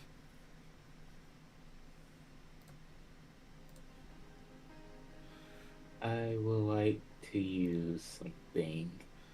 Well, it depends, because remember, you are charmed and restrained at the moment. I was about to say runic shield. Will that work? Let me see. I'm gonna be honest with you. Sharks do not have a lot of armor. Attacker. It's like a plus like 19 to hit or some shit. Reroll. Something like It has that. to roll in that one. Yeah. Really? Oh, Yeah, man. it has I'm to not roll in that. Yeah, it has to roll in that one in order to miss. Yeah, sharks have a 13. I'm not gonna waste that. So I'm yeah. not gonna waste that then. So Howard's taking 24 damage. I will take that down. And of course, that brings down the Sword of Damocles. So, Yelling, if you would be so kind, could you roll 10 d8s for me? Damn. 38 damage. Damn.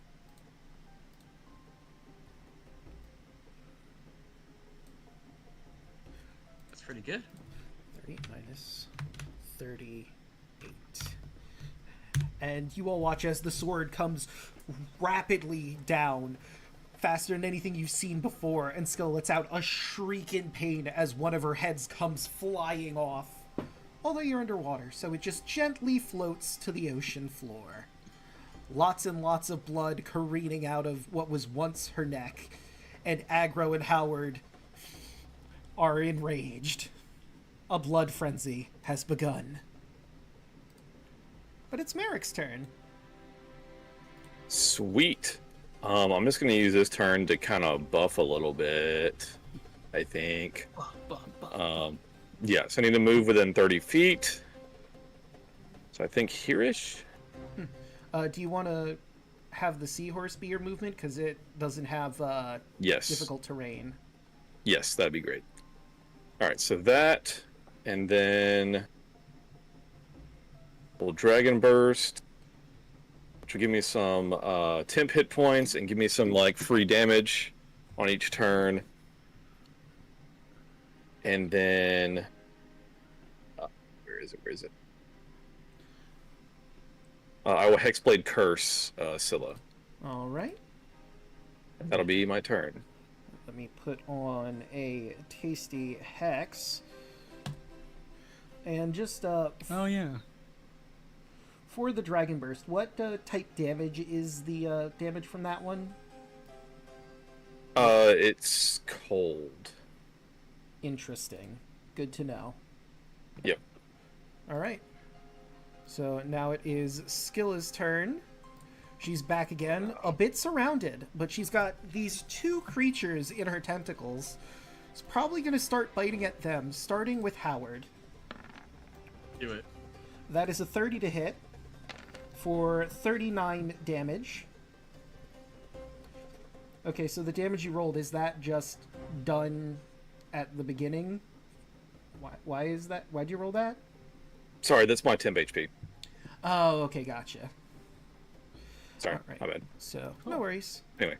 So, let me take down that 39 from Mr. Howard. And then one of the other heads is going to go for Luna. That is a 33.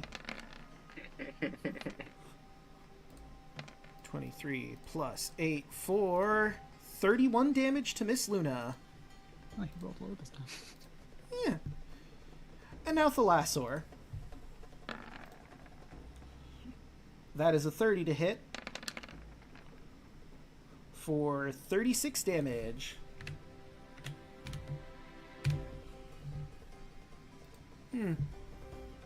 Interesting. All right, and It's a bit more manageable. that brings us to Luna. You are no longer charmed. You're restrained and frightened. Wouldn't that also cross Sword of Faith since she attacked 3 times? It's just a one time. Yeah, it's one. It comes down, slices off a head. Okay. If it's reoccurring, then that would need to be a much higher level spell. Oh yeah, that would be Yeah. busted as hell. That would be like a level 9 spell, honestly. Yeah. Level 5? Yeah, no fucking way. I mean, you can still cast it again if you have more slots and do it again, but still. Okay. So I am frightened and also in entangle, Restrained, yes. both restrained. So bonus action, I am going to activate my storm room. Okay, let's see. While wearing, carrying an object surrounded with the rune, advantage on blah blah blah. In addition, you can invoke the rune as a bonus action, enter for a prophetic state for a minute until you're incapacitated. Till the state ends, when you or another creature you can see within 60 feet of you makes an attack, a saving throw, or ability check, you can use your reaction to cause the roll to have advantage or disadvantage. Once you invoke this rune, you cannot do so. Okay. Okay. And now, You could roll. if I attack her, I'll have disadvantage, correct? Let me take a quick look-see. Where... I believe so. Let me look at restrained. Condition restrained. Here we go. Creature speed becomes 0. Attack rolls against creature have advantage, and the creature's attack rolls have disadvantage. Yes. You can also try to use your action to break free from the grapple, if you want to do that instead. I mean, double disadvantage isn't a thing, but I realize the fear also gives you disadvantage on attack rolls while the sphere is in your sight, or the source of the fear. Mm-hmm. She's freaking out. Everybody can see this. As you see her do like an inhale, as she's going to bust out three dragon breath, thunder dragon breath at this thing. Okay, let me see. What is your range on that again? It's a cone of 15, right? Yes. Okay, you're fine. And it is 3d10s. So, first one. So that would be... For 12 and a DC 15, con to half it. Okay, so... It's a dex save. Yeah, it says Dex on there. Con is your modifier for calculating the DC. Yeah. Dex. Yes. So, Dex. Which is good, but that is an 18. So she's taking half of that for 6. Second one. For 21. Alright, let's see how Skilla do. That is a 13. However, she's going to use her legendary resistance. Divided by 2. So that would be 11.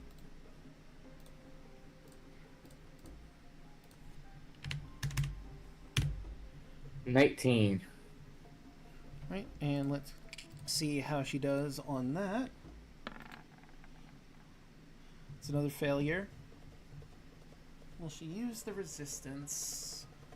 Let's say... How smart is she? She'll use the resistance.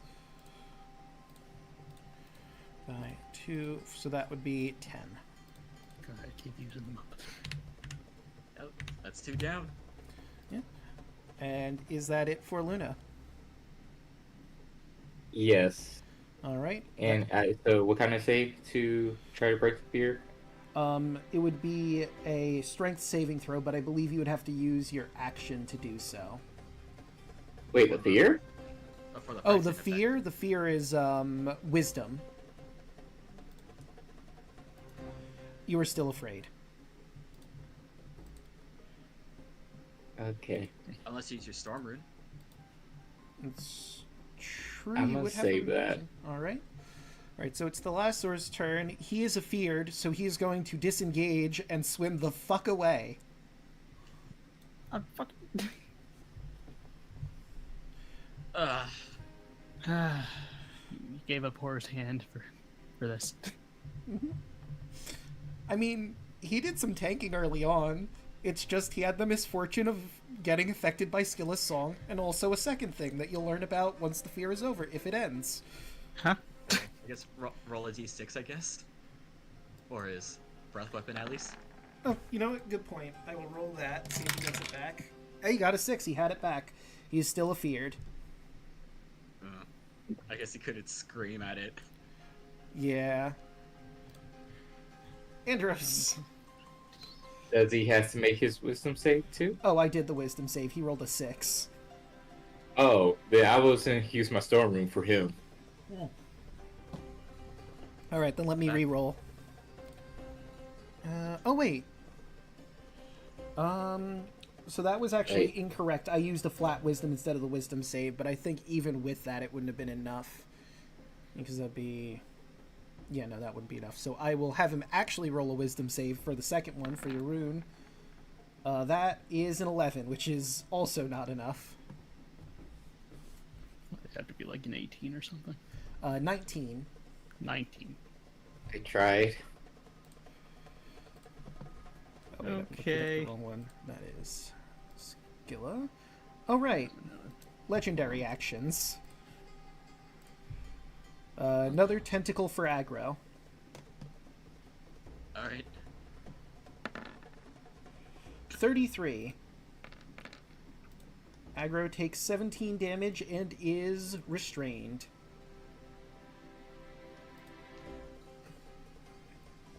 But hey, her tentacles are starting to fill up. I mean, she's only got 12 of them. She can only do that tentacle attack so many times.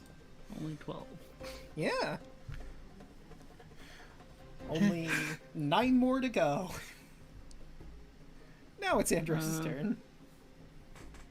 Great.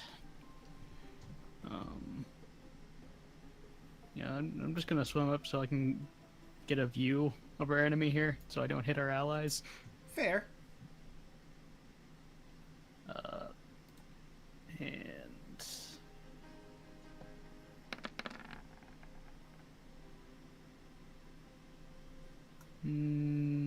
gonna spend a key point Fair enough. to focus aim because I know that's not enough. Yeah. Just barely not enough. But hey, re-roll. Is that a reroll? Just adds. Oh, roll. right. Increase your attack roll by 2. So that will hit, so she takes 8.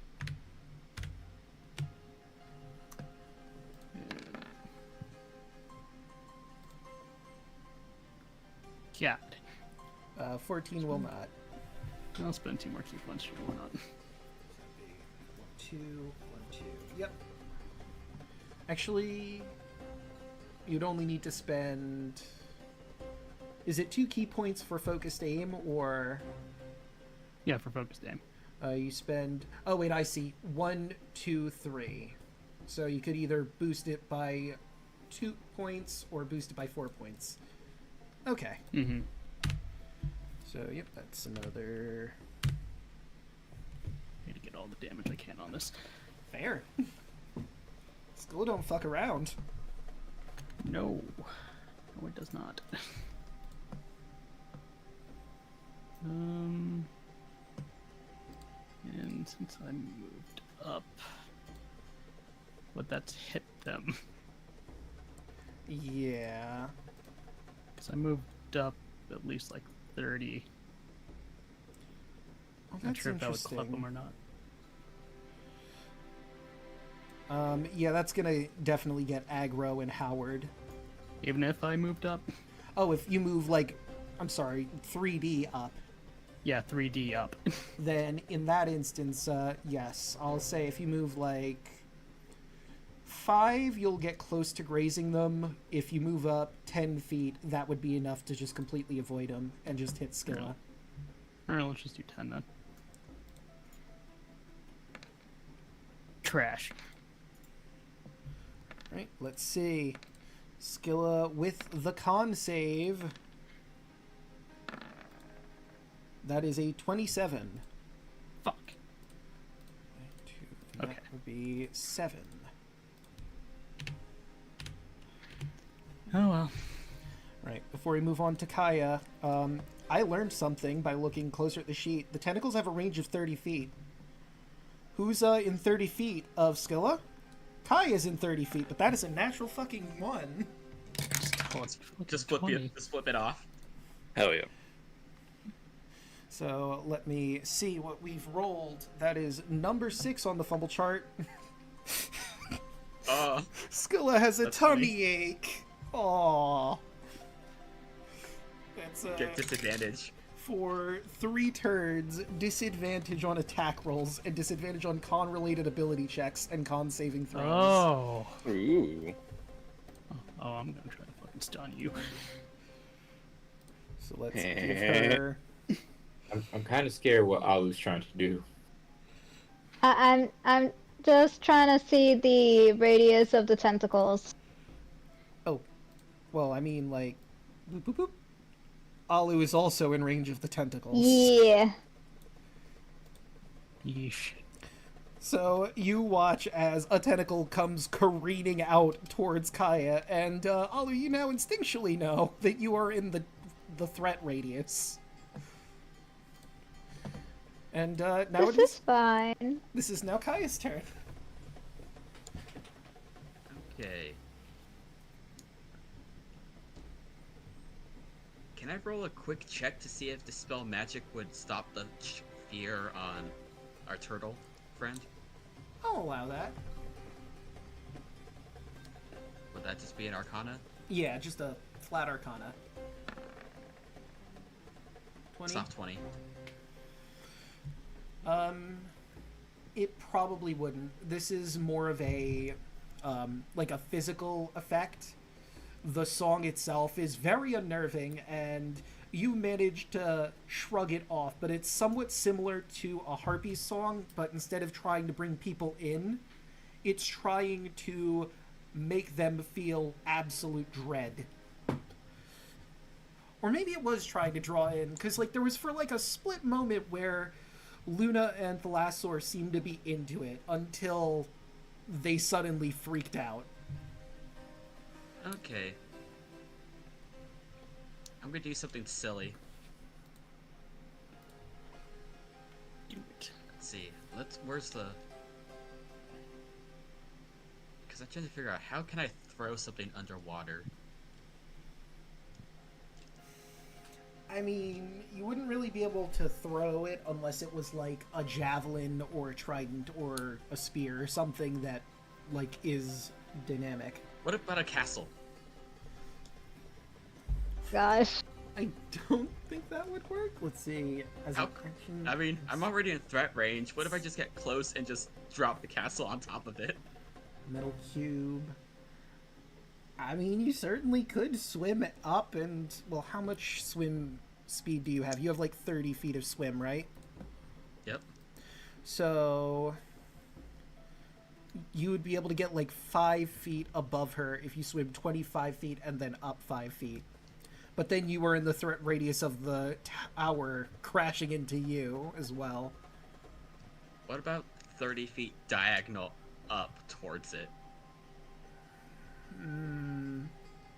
So I would be 30 feet above it, which would be which would be just outside of the range of the castle. So hold on, I gotta do Pythagorean's theorem. Hold on. Sorry, I want to do this at least once. Yeah, because we didn't get to do it against Sidon. Yeah. Okay, so 30 and B would be 25. So that would be 40 feet to do that, so that would not work. Darn. I mean, you could still go like 30 feet up and then next turn move 25 feet out, but it would take 2 turns to do it. Yeah, that's fine. I'll go 30 feet up.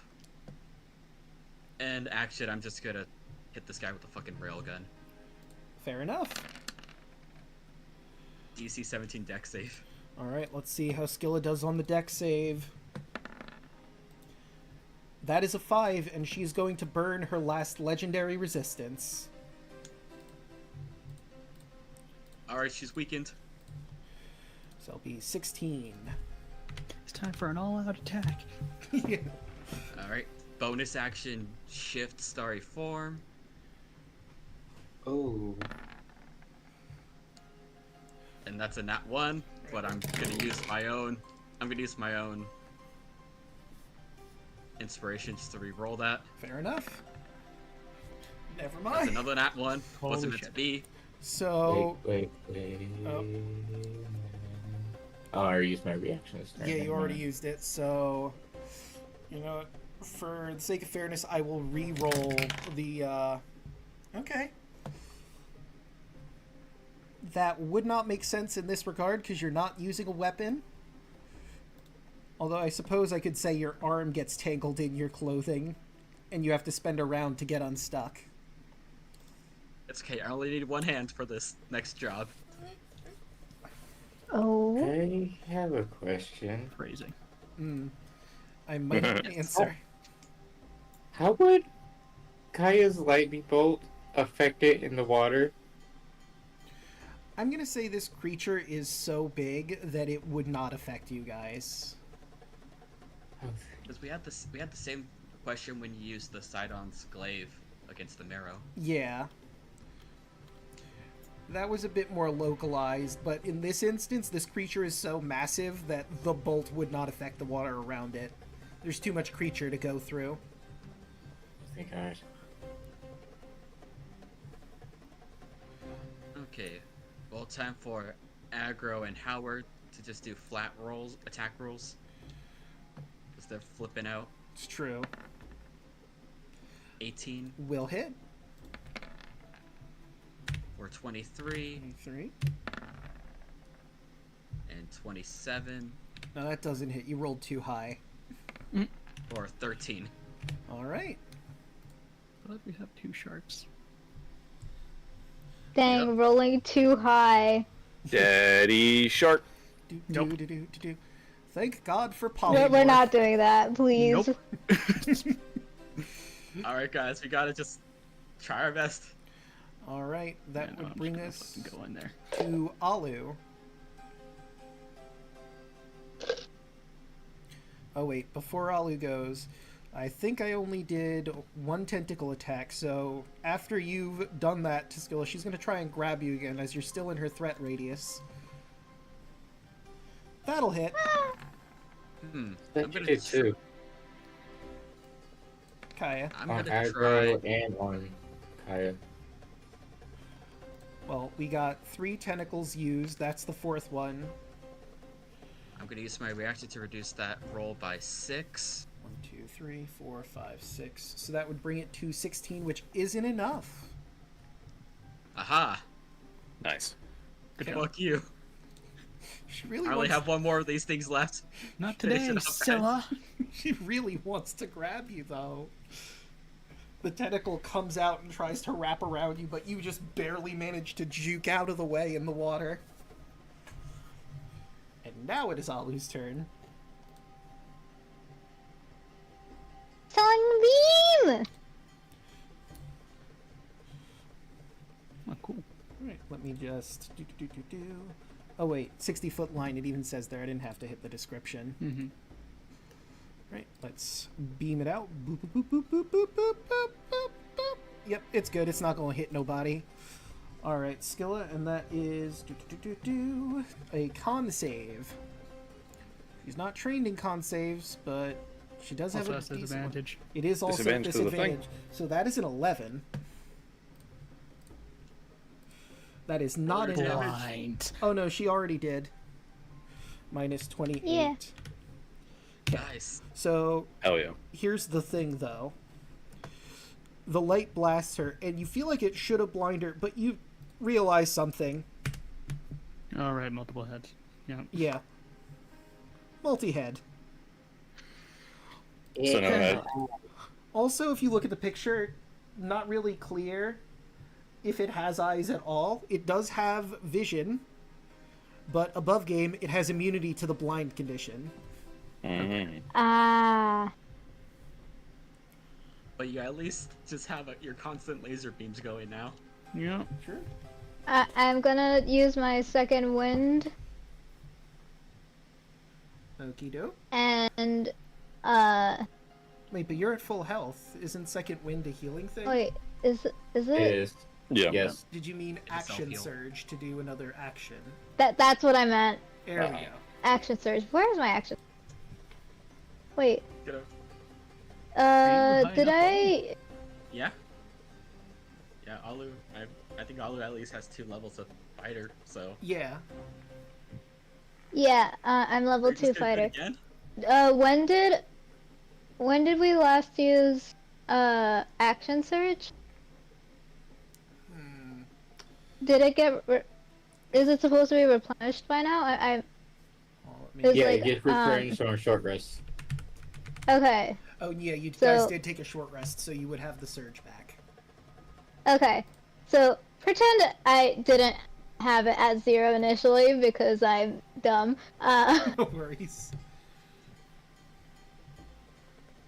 Sword of Fate. Okay. The sword is once again up. I assume the condition is once again don't hurt us. Yes. All right.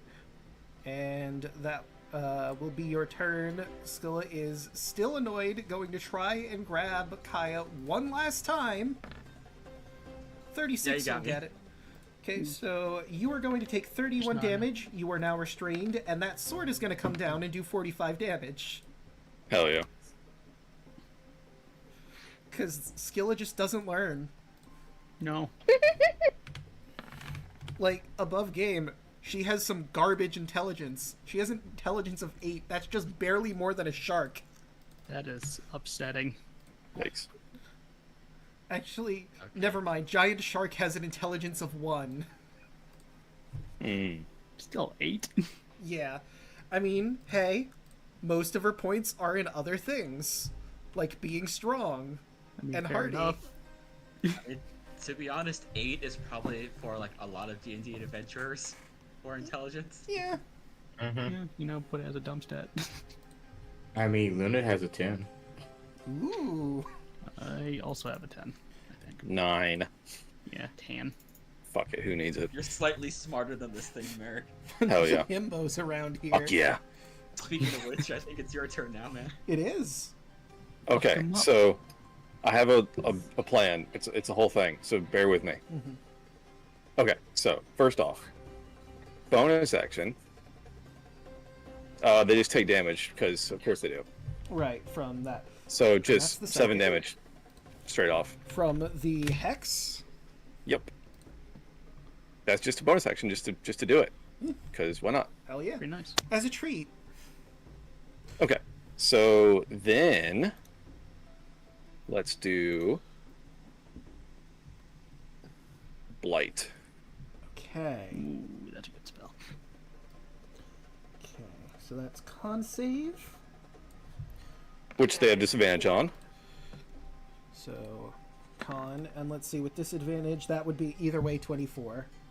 Okay, I'm going to reaction. I've never used this before, so this is new.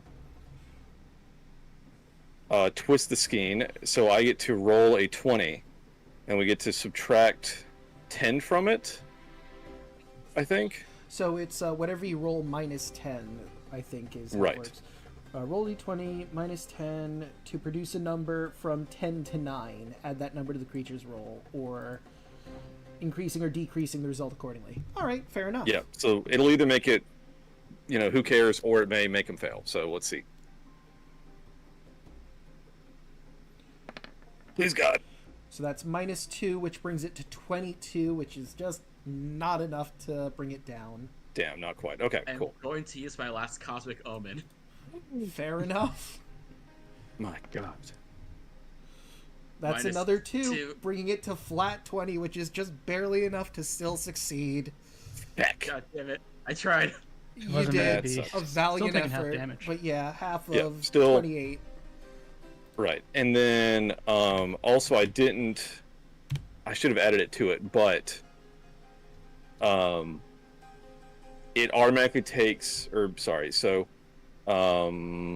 can do this, I think. Yep. So that's from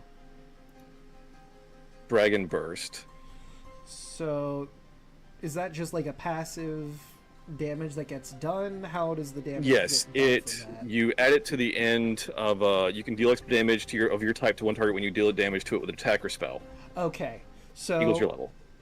I'm going to let you know you use the blight and you watch as the radiant necrotic, or not radiant, the necrotic energy starts to seep its life away, and there's little fragments of ice that seems to stick to its body, but it doesn't seem to affect it as much as the necrotic.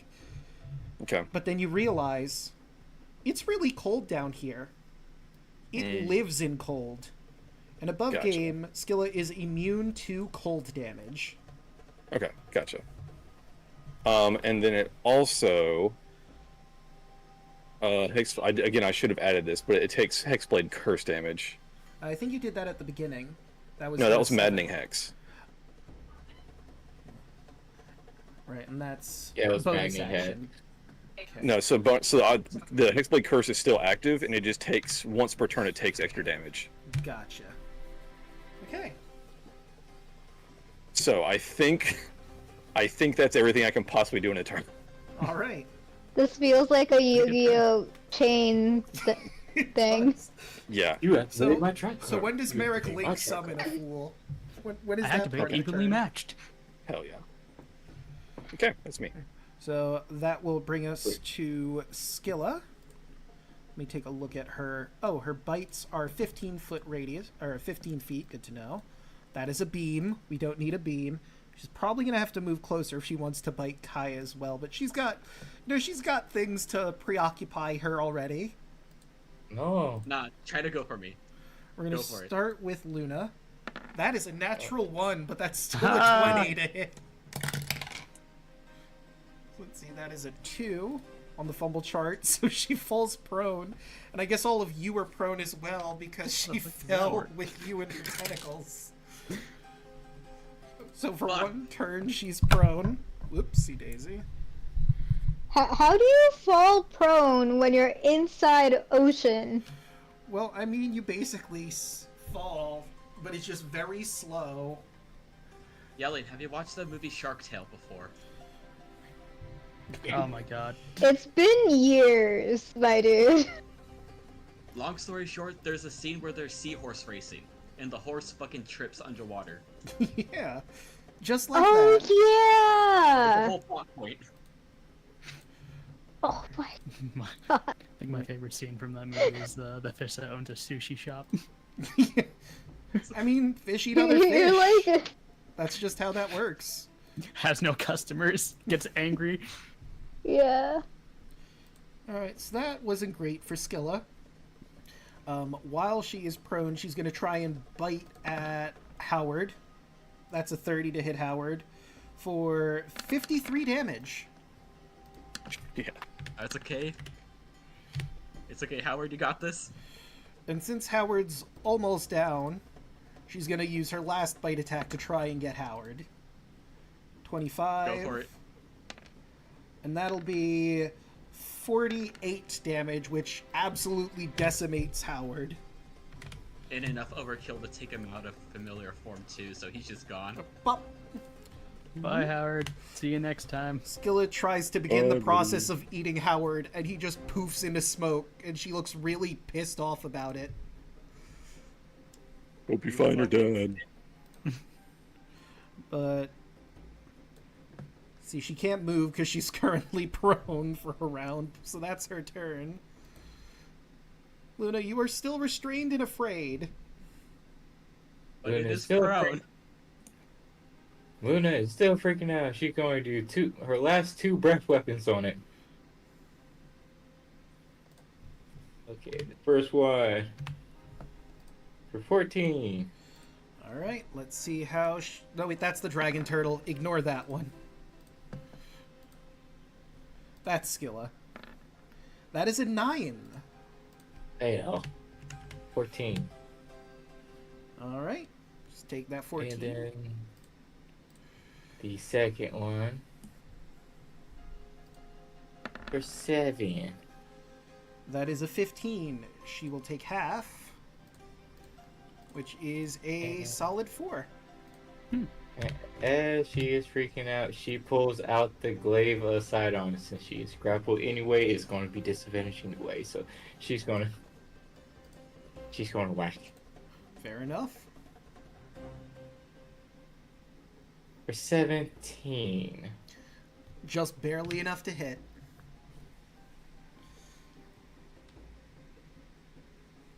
And I will be using the lightning damage Right, for that is- 21.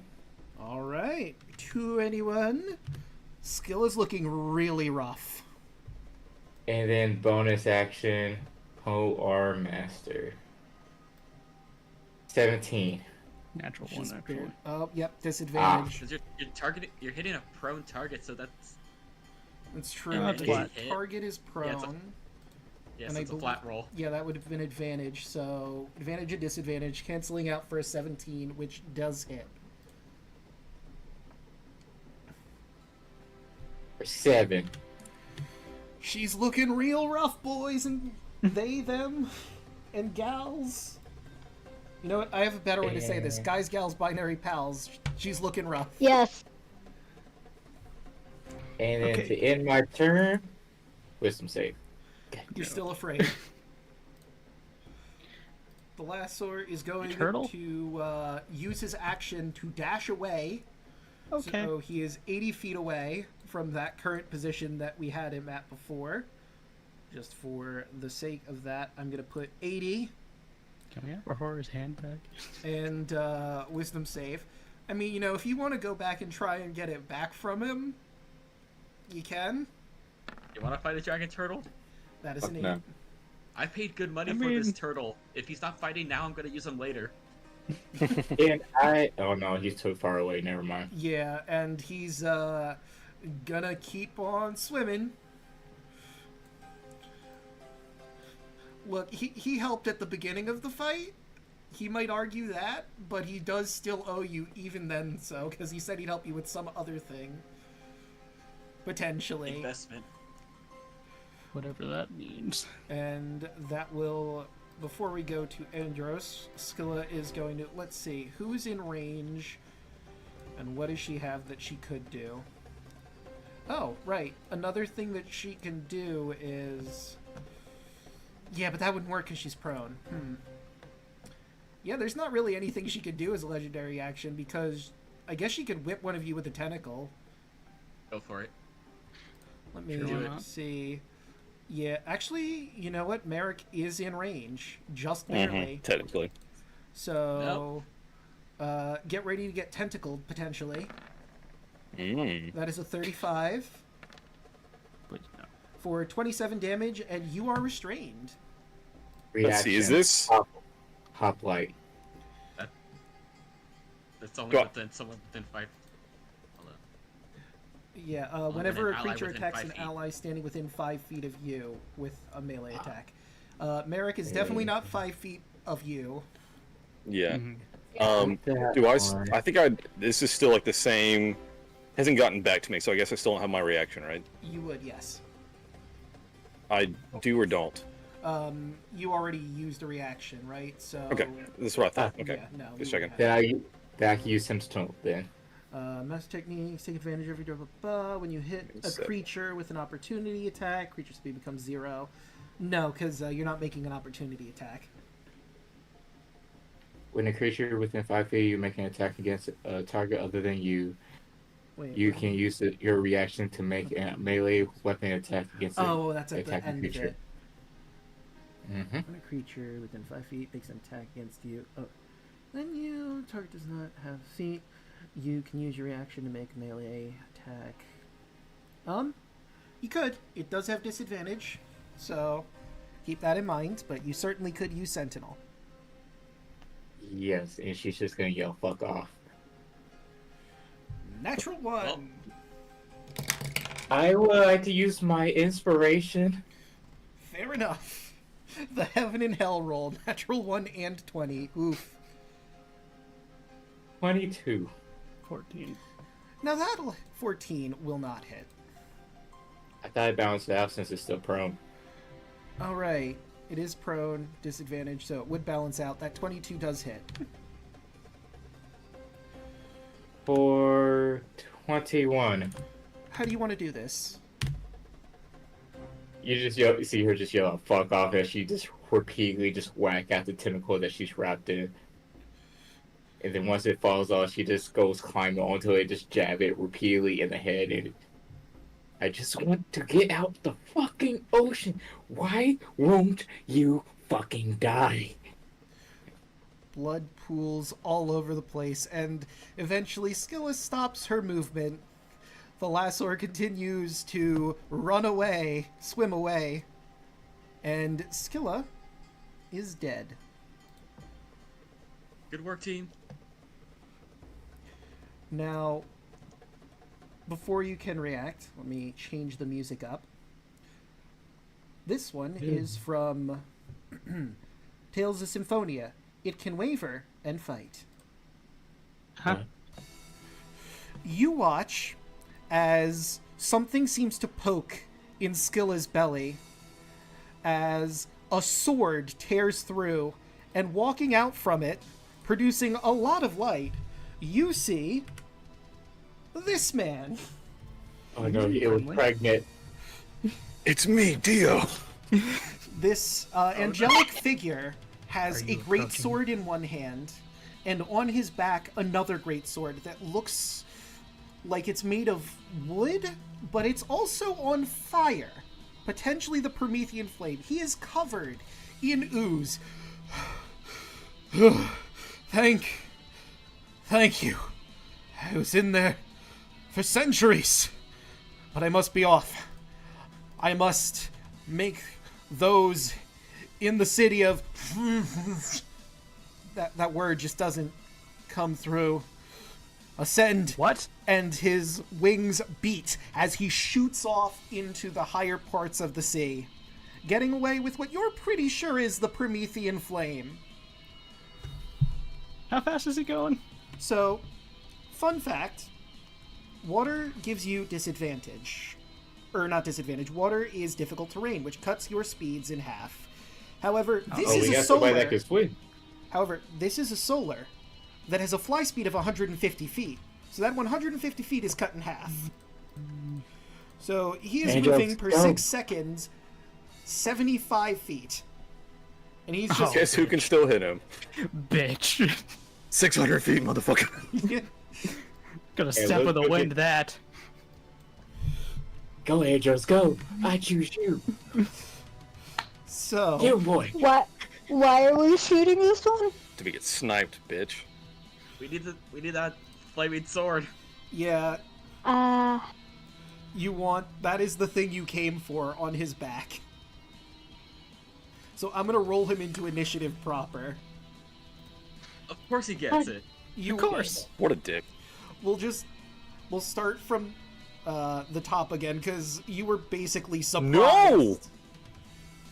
It's my turn. I'm at the bottom. Don't fuck me like this.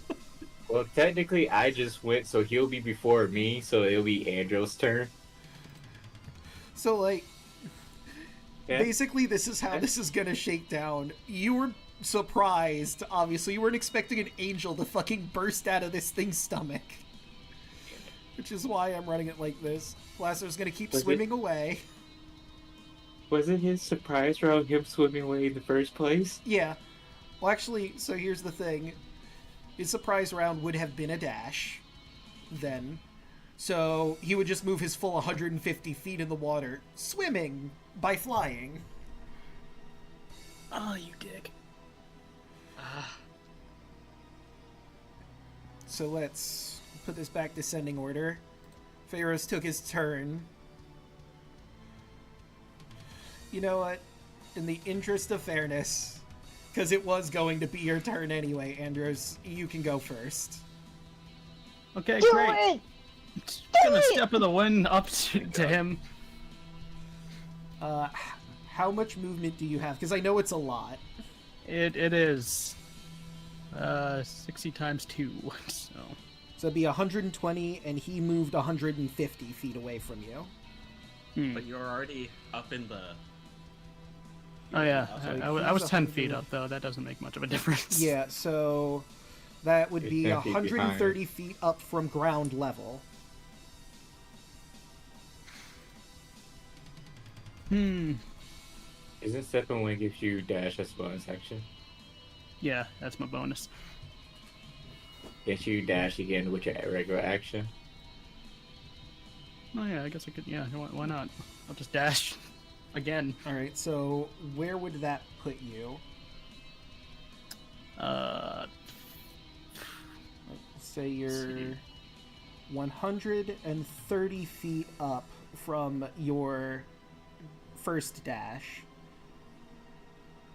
130. So he's 20 feet above you, and you still approximately 35 feet away.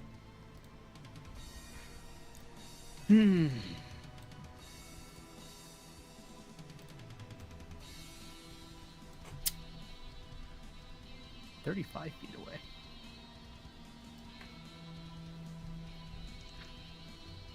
Because I dashed for my bonus and I dashed for my action. So that's technically put you in front of him. That'd be 140 feet of movement. Okay. No, 240. Sorry. So Yeah, 240. So You can get in front of him. 120 to get to the position I have you. And then 35 of that would be over there. And then another additional 20 feet.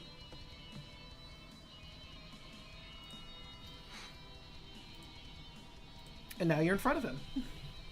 Yeah, I'm just gonna stand in front of him, ready to action in case he does something.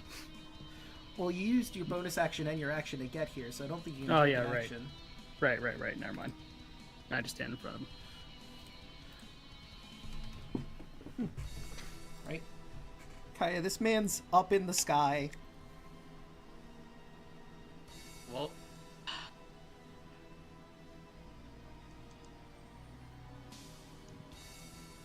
time to do the thing. Just run up to the shark, shout aggro, and then aggro's just gonna dash up. So that's 100 feet up. Alright. 100 feet. Someone cast haste on the shark. Someone cast haste on the monk. Yeah, I was gonna say, why not on you? You're there. You know what? Fair point. I mean, if you really want it to be on the shark, I mean, you can let it be on the shark, but... I mean, alignment on a shark does sound pretty rad. It does, yeah. Okay, how far away is he? He is currently 150 feet, so he's about 50 feet above you, and then... boop, boop, boop, 15 feet across from you. Is this guy wearing metal?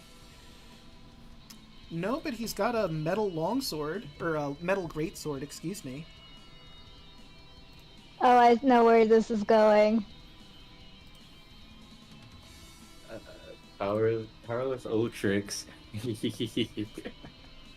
So, let's see. We just need to talk. I just want to talk to you as you set his sword on fire. I just want to talk. Punches him right in the snoz. Just want to... Alright, so that is a con save. EC 19. He rolled a natural 20. Okay. This guy might be a However, Chad. he does just flat take the damage. He can still hold on to the sword, but no matter what, 9 damage. Alright, -9. I really need to invest in like some metal pieces or something for my gloves. Alright, and that brings us to Alu. Yeah,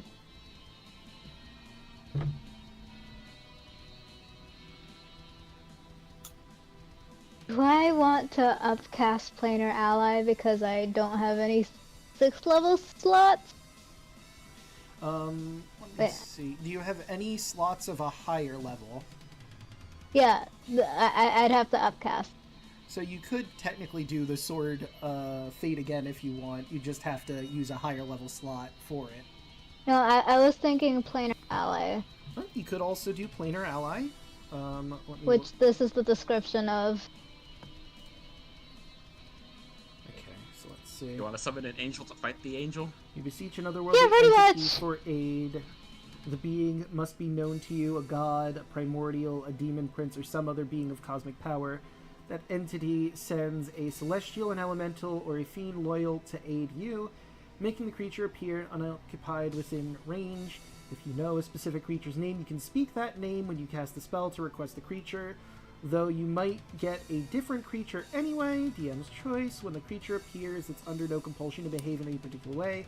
Can ask the creature to perform a service in exchange for payment, but it isn't obliged to do so.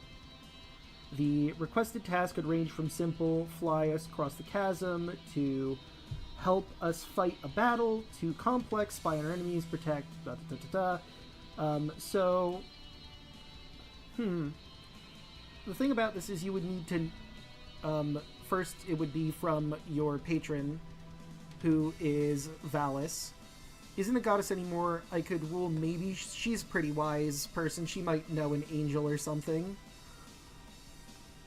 So let's see.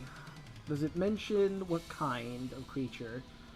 Communicate with a creature, bargain for its service. Payment can take a variety of forms. Celestial might require a sizable donation of gold and magic items to an allied temple, while a fiend might demand living sacrifice or a gift of treasure. Some creatures might exchange their services for quests undertaken by you. As a rule of thumb, task can be measured in minutes, requires a payment worth of 100 gold per minute.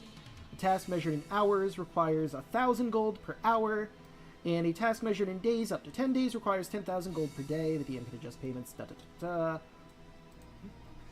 So, the main problem I'm seeing, as much as I like the angel on angel violence, you will have to convince an angel that you're summoning to fight another angel. And pay it I mean, we could just a ask if lot. we need the Promethean flame from it. Or just say that we need you to stop the angel so we can talk to him to give us the sword. Summon him back to the ground. If That'd be hilarious. I summoned him, if I summoned someone, it would probably be asking us to get the flame sword. But can I ask around for funds so we can make sure that we have the funds for this? Yeah, sure. So, Plenty of money. Yeah. alright, so I guess you're gonna have to just put that together. Let's see. Celestial might require sublimation, man would be sacrifice, rule of thumb. It does not mention what kind of creature. Does none has a task, require only half just payment, especially dangerous task. Require a greater gift. After the creature completes task, or when the agreed upon duration of services expires, the creature returns home plane. Okay. So it doesn't give me what kind of creature, so I guess it's DM's discretion what creature it is. Let's see what we got. I mean, I'm not going to summon the same angel, because if you're having a boss fight a boss, that's just not fair. This encounter just goes away completely if I have solar on solar violence. Oh, we're paying 10,000 gold. I want to see Solar X Solar action. Well, listen, 10,000 What's the gold other is if one? this takes a day. Hmm. It's 100 like a- per minute if you're going by the minute, 1,000 per hour.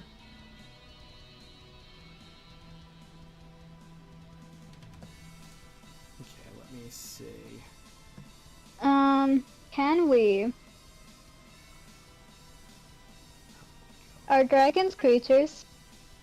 I mean, dragons are creatures, but in regards to planar ally, it does not summon dragons. What about like Planetar or something? Yeah, Yeah, that's it's Planetar, what I was that's thinking what I was about thinking. going with. Wait. Muhammad. What is I don't the... think Bahamut wants anything to do with this. Oh my god. What about, okay, what's the other Martavis. gods that we met in the ocean? I mean, I'm fine with a Planetar. That's pretty good. 60 feet. Let me move him onto the battlefield proper here.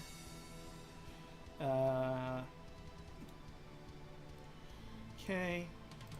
And since he is your summon, nope, I'm gonna give you control.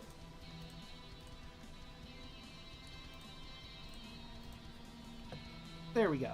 Hey, so can you try to convince this angel fella to give us that flaming sword so we can finish our duties here?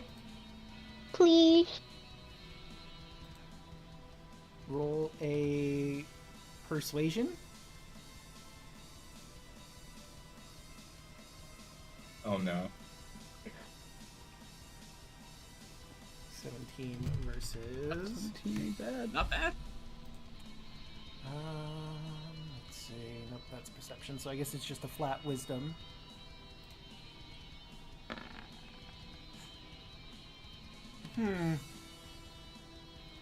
I'll We see. just want to talk.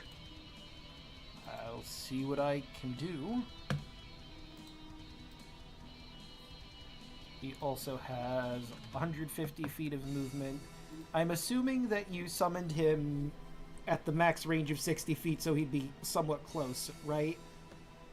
Yeah. Alright. And it doesn't mention if I'd have to roll him in, but I imagine then we're going to have to roll him in. No, wait, that's a solar. God damn it.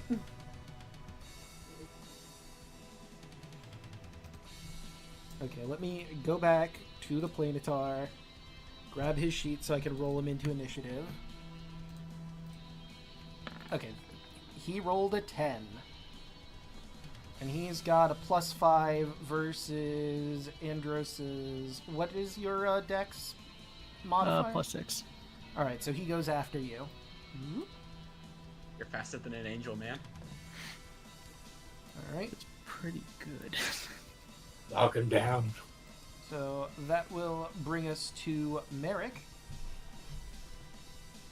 Cool. So with my seahorse, is there a way that I can be 120 feet range to this angel? You can have your seahorse dash, and that would be 80 feet. Perfect. Okay. So I'll do that, and I'll try to get within 120 feet of the angel guy, so I can cast something. So let's see, 80 feet straight up.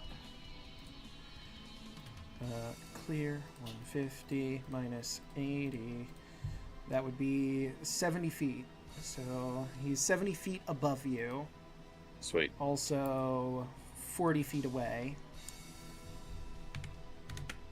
So that should be within 120. I'm not feeling like doing some fucking math right now. Figuring theorem. 80.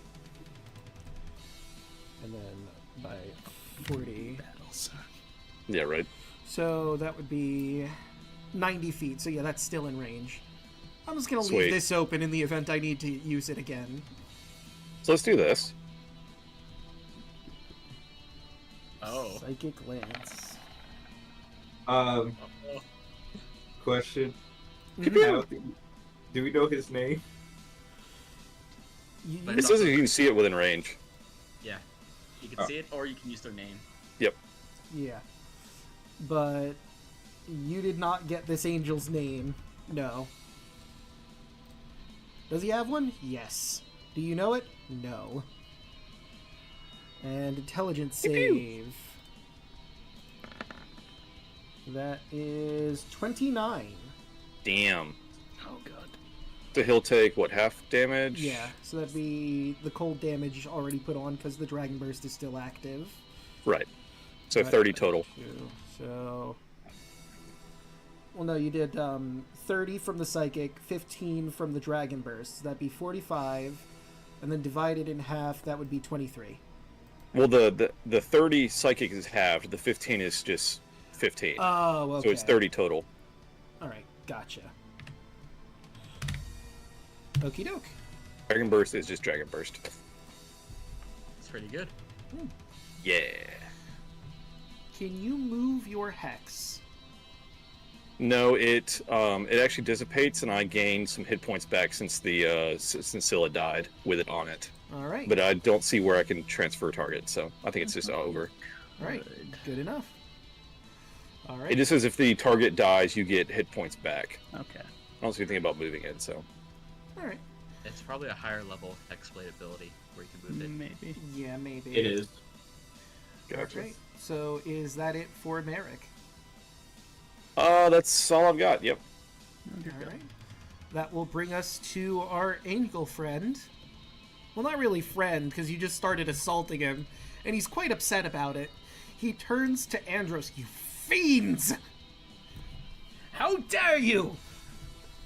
Did you only I don't free know me what's so you happening. could kill me yourselves? No, honestly, I don't really know what's happening here, bud. A likely story. He I, lets go of his now heated up sword, and it floats next to him. oh shit. Oh.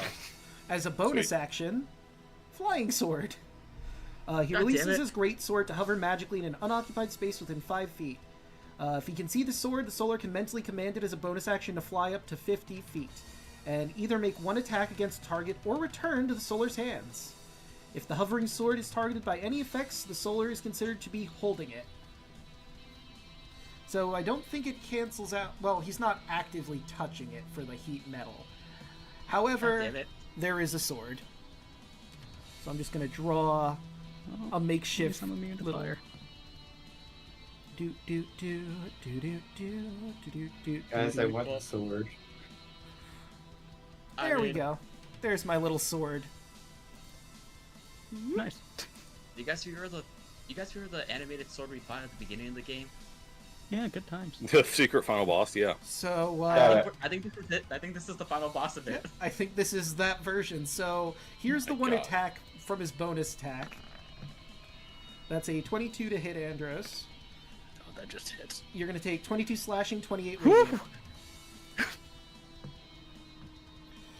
Nice. So, Okay, that hurts. more bad news. He pulls the Promethean fire off his back. And he's going to swing it at you. That is a 28 to hit. Yeah, they'll hit. For 22 fire, which you don't take, and 27 radiant. Holy shit. And swing number 2. Why didn't that roll? Come on, roll 20.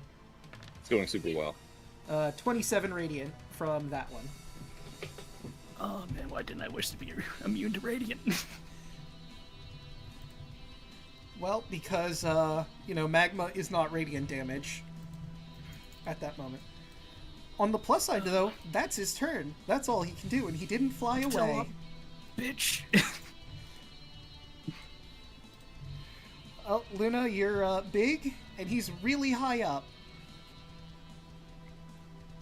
Luna's going to grab the reins of the her seahorse, and as she swings herself around, she shrinks, getting onto the seahorse back, and making the seahorse dash straight up. All right. Right. That's 80 feet.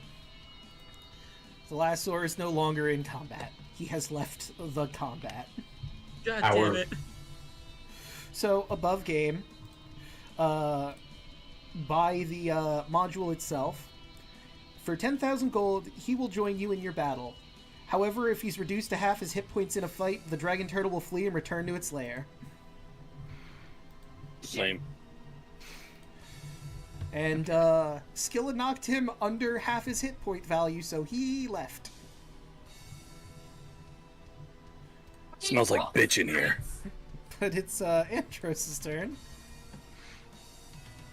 Yeah. Just gonna attempt to stunning strike him. Alright, that will not hit. Focused aim. Okay, so that would be 22, which is just barely enough to hit. For... that'd be 18. Alright. He's Make got a that con. roll con. He's probably really good at this. That is a 13. However, Legendary he... resistance. Oh! I'm genuinely surprised. He does not actually have legendary resistance. Oh, thank God. He does have legendary Nice. actions, but that really didn't come up. He's Okay. stunned. We got him. Okay. Fuck yeah. So he drops everything. Okay. So he's stunned, and the Promethean fire is slowly floating down. You fucking hurt me, so... I'm gonna draw another Welcome up, sword. Andros. And spending another key point to do 2 more.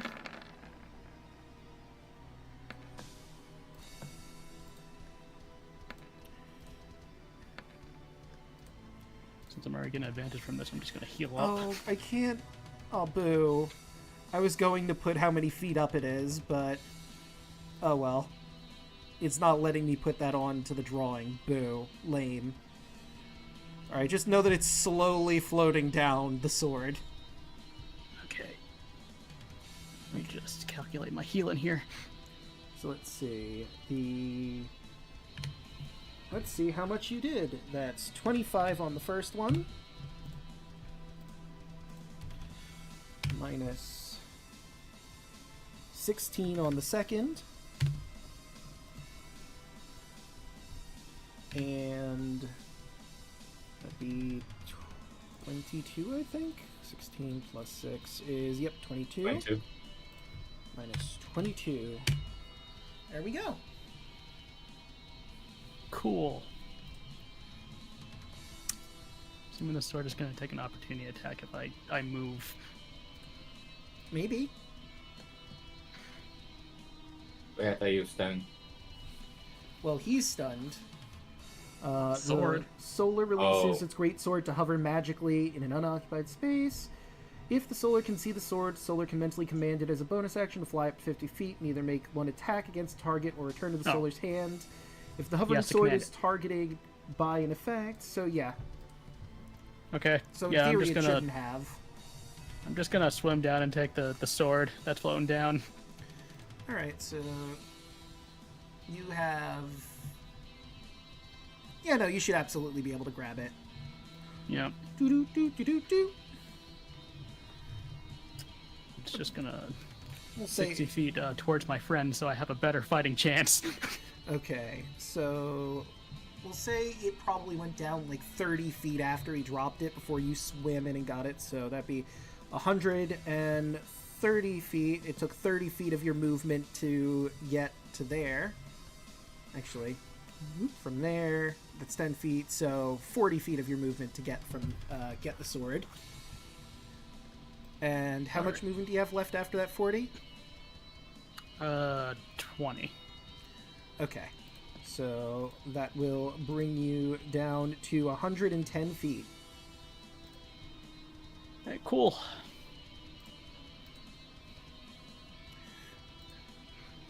The Planetar just looks up, sees that Andros has the sword, looks back at you, Alu. Well, I guess you didn't need me. Am I good to go, or... The condition was specifically to convince the angel, right?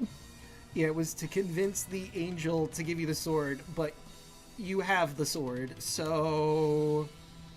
But that doesn't mean that the angel does keep the sword. I mean, yeah, but he's also Yeah. stunned. It's not really going to be very easy to do diplomacy with a guy that can't even speak.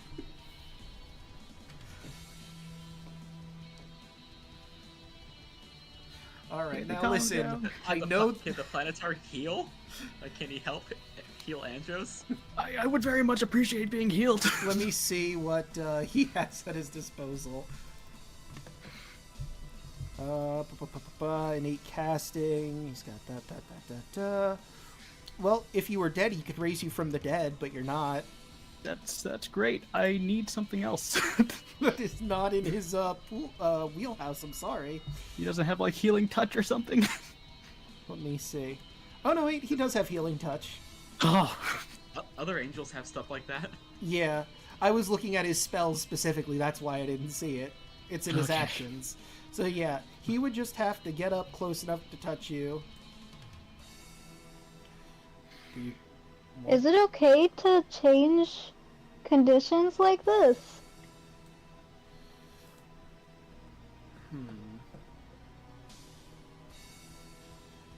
I mean, I guess if you pay him, Yeah, I mean...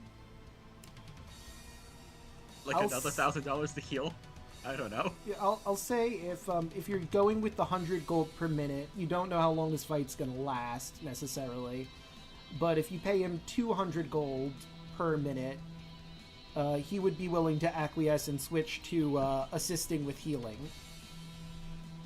Okay, here's 200 gold. All right. So he will move over to here. You are approximately one. Well, hold on. Pythagorean, I need you. So A is 110.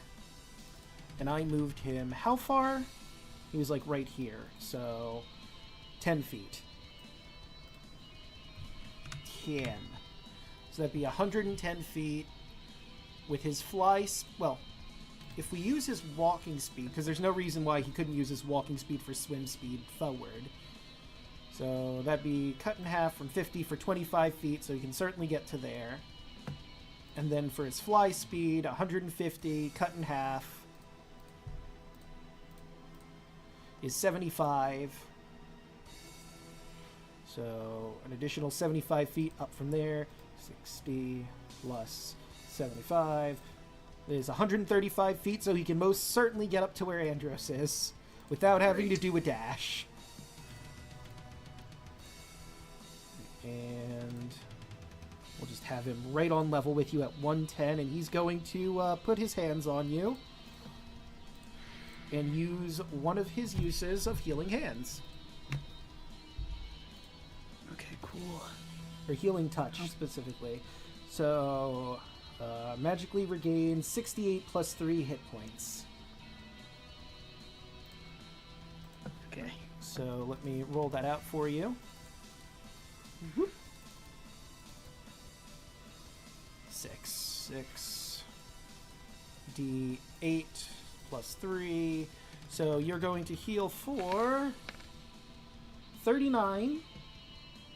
And you're freed from any curse, disease, poison, blindness, or deafness, which none of that has affected you. But hey, it's good to know. Damn. He has 3 more of those. That's awesome. Alright, I feel a little bit better about this now. Alright. And that will bring us to Kaya. Okay. Let's see.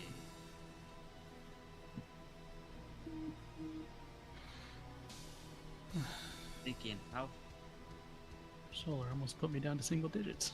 Yeah. Solar's Solar's are no off. joke. And he has both his weapon and a magic weapon. 2, 3, 4, 5, 6. I was genuinely worried about you guys possibly getting someone killed from this fight after the Skilla fight.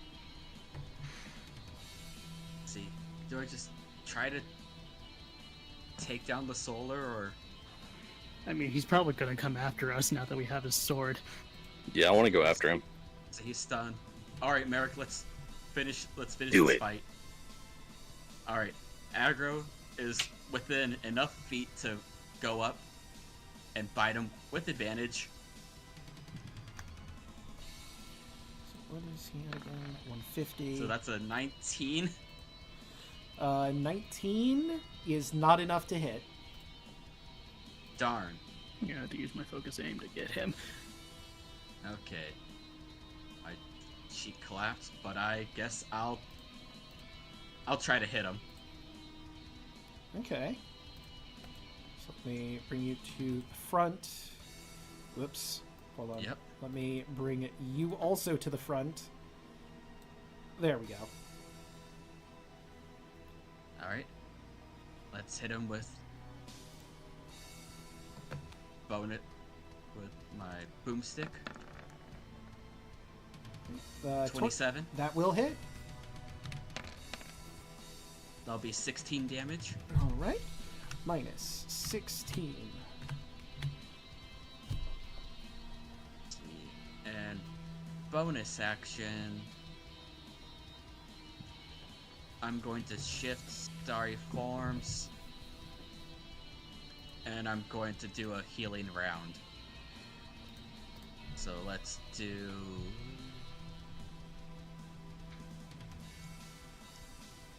this on myself. So that'll be 18 on me. All right. And Andros, you're within range. You heal for 18 as well. Appreciate it. Whew. And Great. that's gonna be the end of my turn. Right, that brings us to Alu. Okay, I am nowhere close enough to be in touch range of any of y'all, aren't I? No, you're still at the bottom. Darn it. Okay, I guess I'll just be flying, like swimming up as fast as I can, which is not that fast. Well, I mean, the seahorse swims at least 80 feet up. If you make it dash. Well, still. True. And that puts you within 70 feet of the target. Yeah, I guess we can at least do that. 15. That would put you at 81.39, so we're just gonna say 80 feet of it. Okay. So,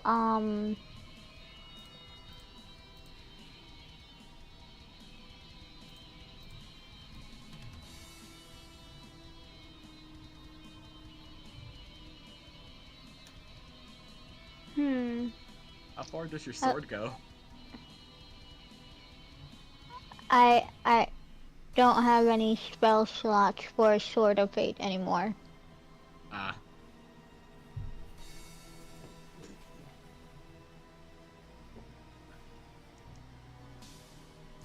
But I don't think I can do this safely. I'm gonna put this in the description and let me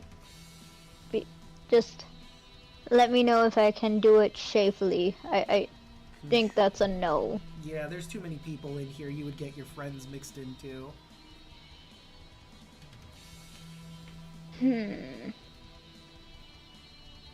What does Arcane Eye do again?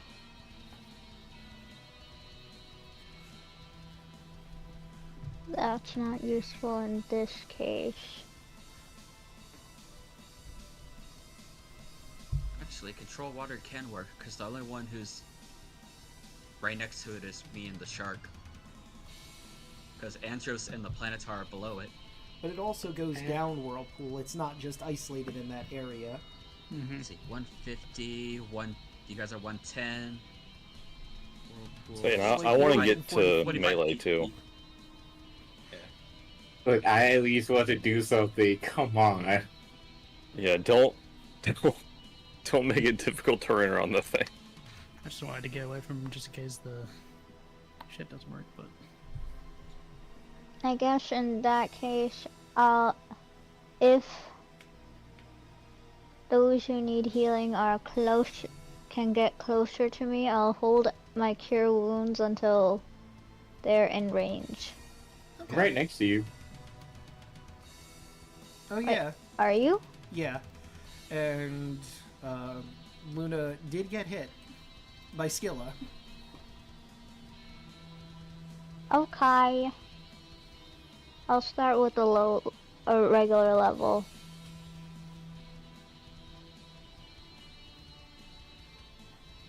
So, cure wounds for 8. Every little bit counts. Hmm? Every little bit counts. How low are you? I can't really tell. I was at 94 out of 145. Ooh, okay. Now I'm at 102. Getting there. Better. Yeah, the power kill range. If Solar happens to have that. Man, that would suck. please no. Please no. It's okay, I have lube. Oh boy. Perfect. Why do you Although- call it that? Although you're That's underwater, what it is. He literally has loop. And I have the lube. the thing is, though, you're underwater, so the lube won't work as well down here. You're gonna have to bring them up to the Ultras. I'm not gonna comment on that, Draco, but I know lube can work. Merrick, I think it's your turn now. Hell yeah. It Change sure subject. is. Okay, so we said before that I'm 90 feet away. Yes. So if the seahorse dashes and then I move 10 feet, I should be able to be in melee, right? Yes. Sweet. So let's say that happens. So like, if it moves, calculate 80 plus 40, so that's 120 feet up. If it just doesn't dash, if it does dash, we add an additional 40 to that, which would be 160. So that would absolutely work. Okay. So he will go up to 150.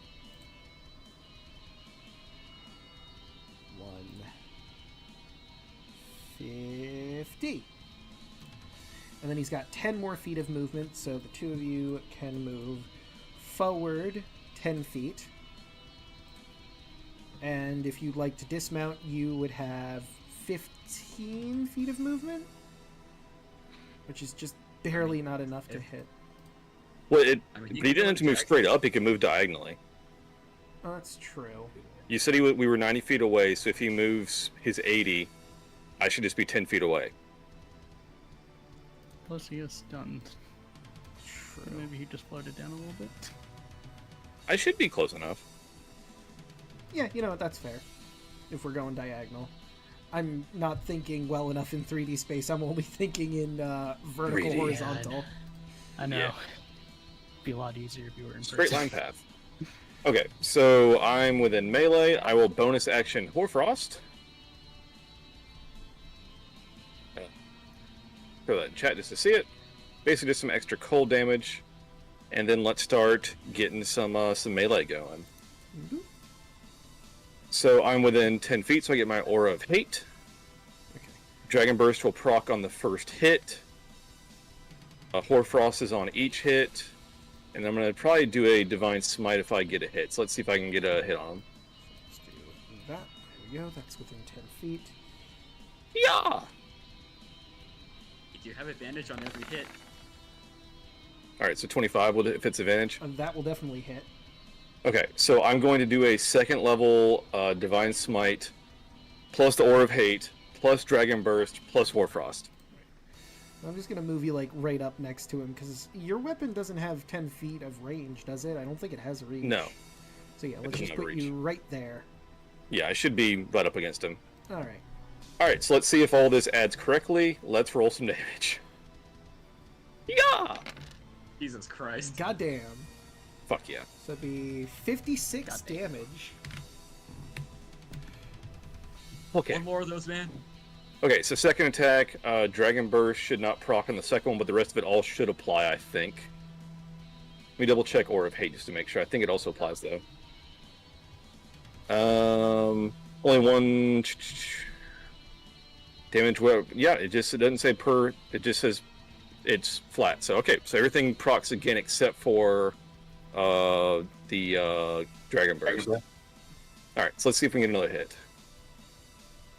Well, you should. Okay. Yep. You know what? I think a 28 will hit.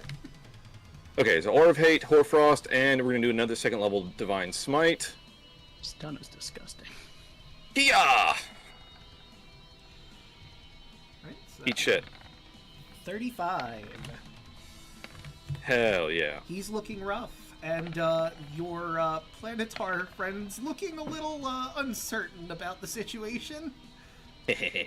Doesn't feel cool about helping you when you're murdering an angel, but you know, you did pay him 200 gold. America lives for this shit. Listen, man. I tried. You said that I was a traitor or something. I don't know. All right, and so that's 2 attacks and a bonus. I guess that's me. Right, that brings us to Pharaoh's. He's still stunned, or does he come? Yeah, he's still stunned. Okay. It's till the end of my turn. Right, and that brings us to Luna. Luna makes the seahorse dash right up to him. All right. Let's grab you. Well, Right. I only wanted the two of you. I didn't want Alu too. Boop, boop, boop, boop.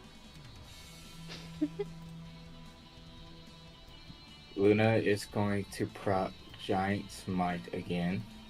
Luna, maybe just knock him out.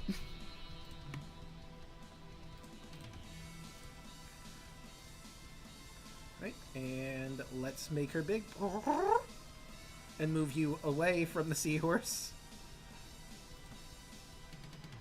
And Luna yells out to everybody, "What the fuck is wrong with you? We're not here trying to kill him. We're just here for the sword just so he can save the fucking world." And she grabs the fucking angel and covers him.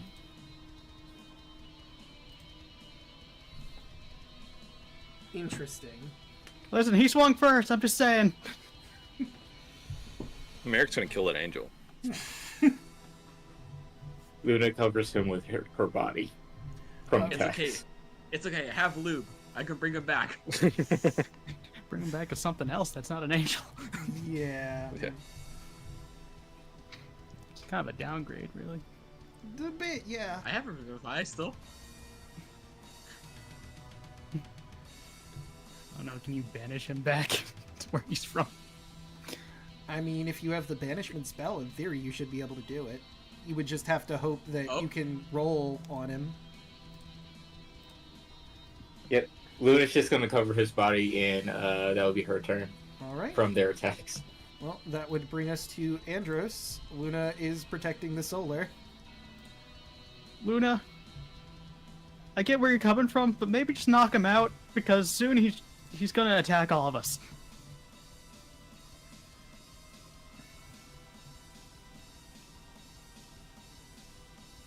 Just my line of thinking.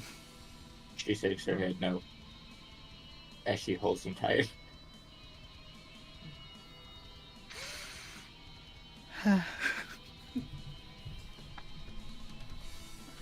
What would I have to roll to try to get through that? I guess roll persuasion. I'm just gonna knock him out. Oh, okay. So you would have disadvantage, but advantage from the stun. So just a flat roll. Okay.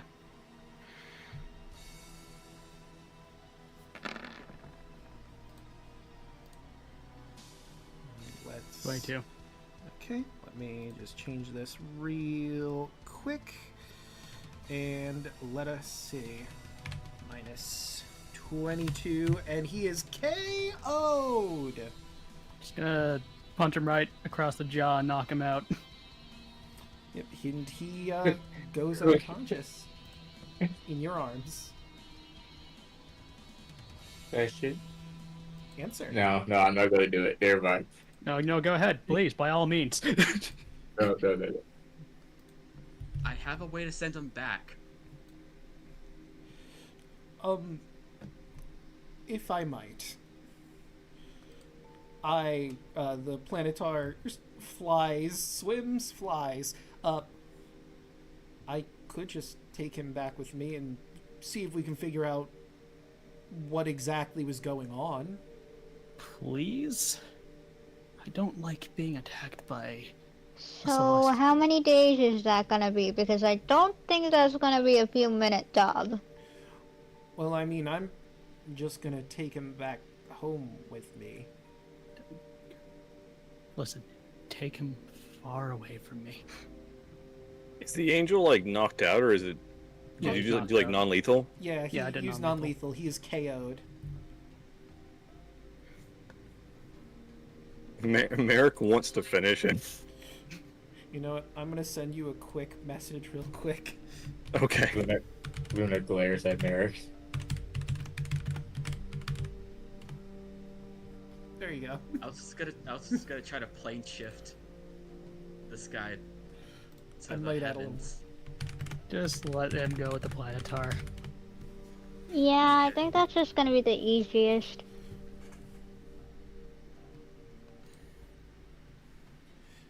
Did you see the two messages? Yup. Fantastic. That's something funny about that. Shadows make a range spell attack if the target takes Because 2d8 necrotic. I'm like 98% sure that Solars are immune to necrotic. Let me take a quick look-see. You would be correct. Oh. Because that's like half my damage is necrotic. So you wouldn't notice... Oh wait, that's right. All the necrotic that you did before would have been subtracted out. So technically, he'll still be up. Like- I just had to punch him a bit more. True. No. And we have to retcon a lot. Go to sleep, go to sleep, go to sleep, go to sleep. He wakes back up for a split second, and you just clock him. Advantage train. I already clicked damage, so let me just... Hold on. There we go. So that's necrotic. It wouldn't have the Hoarfrost, that's my bad, but it would have the Dragon Burst. Okay, so that would be the 15 from the Dragon Burst. Yep. But are you trying to hide this, or are you just killing him in front of the other angel? Because this could become a new problem. Merrick's just gonna fucking coup de grace. You know Luna's still holding him, right? Yeah. I'm aware. Uh-oh. All right. Well, Merrick, you go touch him, and you freeze him up before the Planetar can take him back home.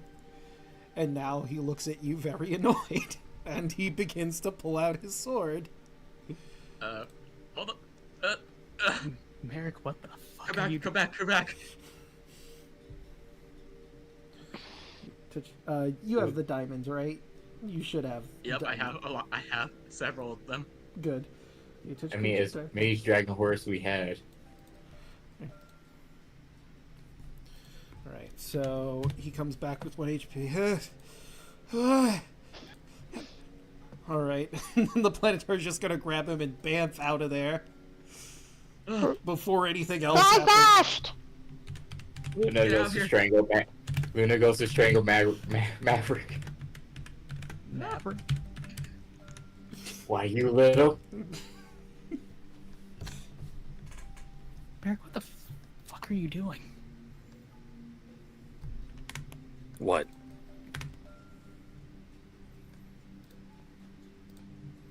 What was that? What? We're... What? Finishing the job. That The job. wasn't the job. The job was finished. We got the sword, he was knocked out, we could leave. Not in my book. The job was to retrieve the sword, not to kill the angel. And That no, abomination down there is what we're aiming to kill, not the angel. and don't get me wrong. Kind of a jerk for attacking me. Still He kind of pissed only about that. attacked because everybody else attacked. I didn't attack him. I don't blame you. As she looks at the other two. The reason why I retaliate is because he practically tore chunks off of me.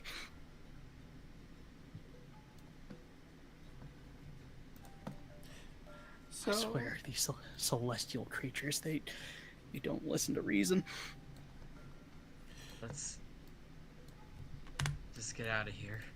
So, before you do get out, you notice as the sword in your hands, Andros, changes its shape into a spear. Luna darts her eyes towards it. It is still Ah. producing light, which is like sunlight. So that's neat. Just gonna keep it on his person.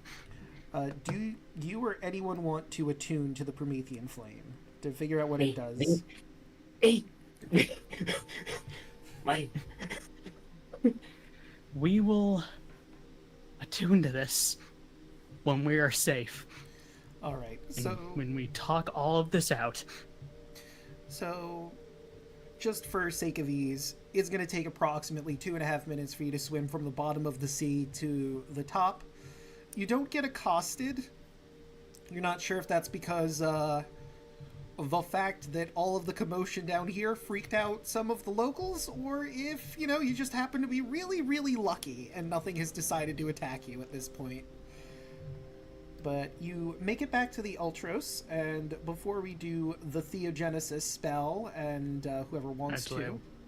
Before we go, I do want to return my crown to the Sun Goddess. Oh, yes. So, that is a very good point. We need to get you back to the temple proper. Or the temple district, excuse me. Merrick has a date.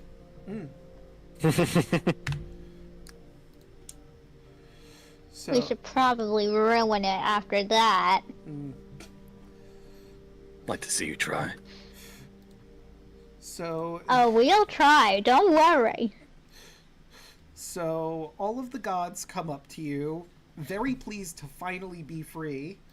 If, before we get into some of the other stuff that's gonna happen here, and you want to ask questions about the guy that burst from the monster, or... Oh yeah, you will.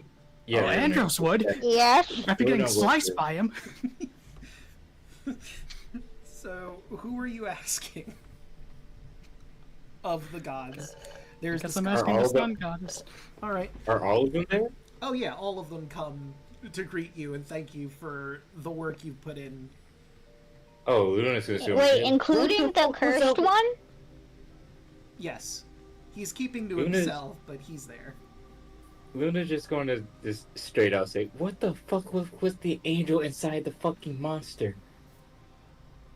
Ah, I can't believe he was still alive. That was Pharaoh's. It's because of him that all of us are as you see us now.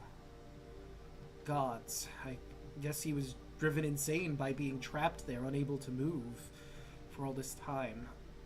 The Scylla has a very slow digestive process. Was paralyzed, unable to move for centuries, being eaten, being digested alive. I'd imagine that would break anyone mentally. That explains the violence. I feel a little bit bad about pummeling him. Now the violence is just playing when you two attacked him.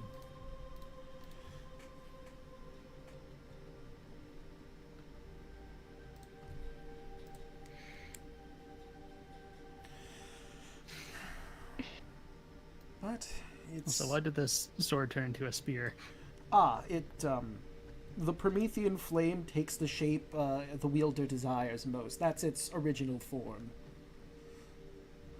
So, above game, fun little thing about the Promethean fire. Let me grab it from here, and they will explain how it works, so you just know what this does now. It is a spear.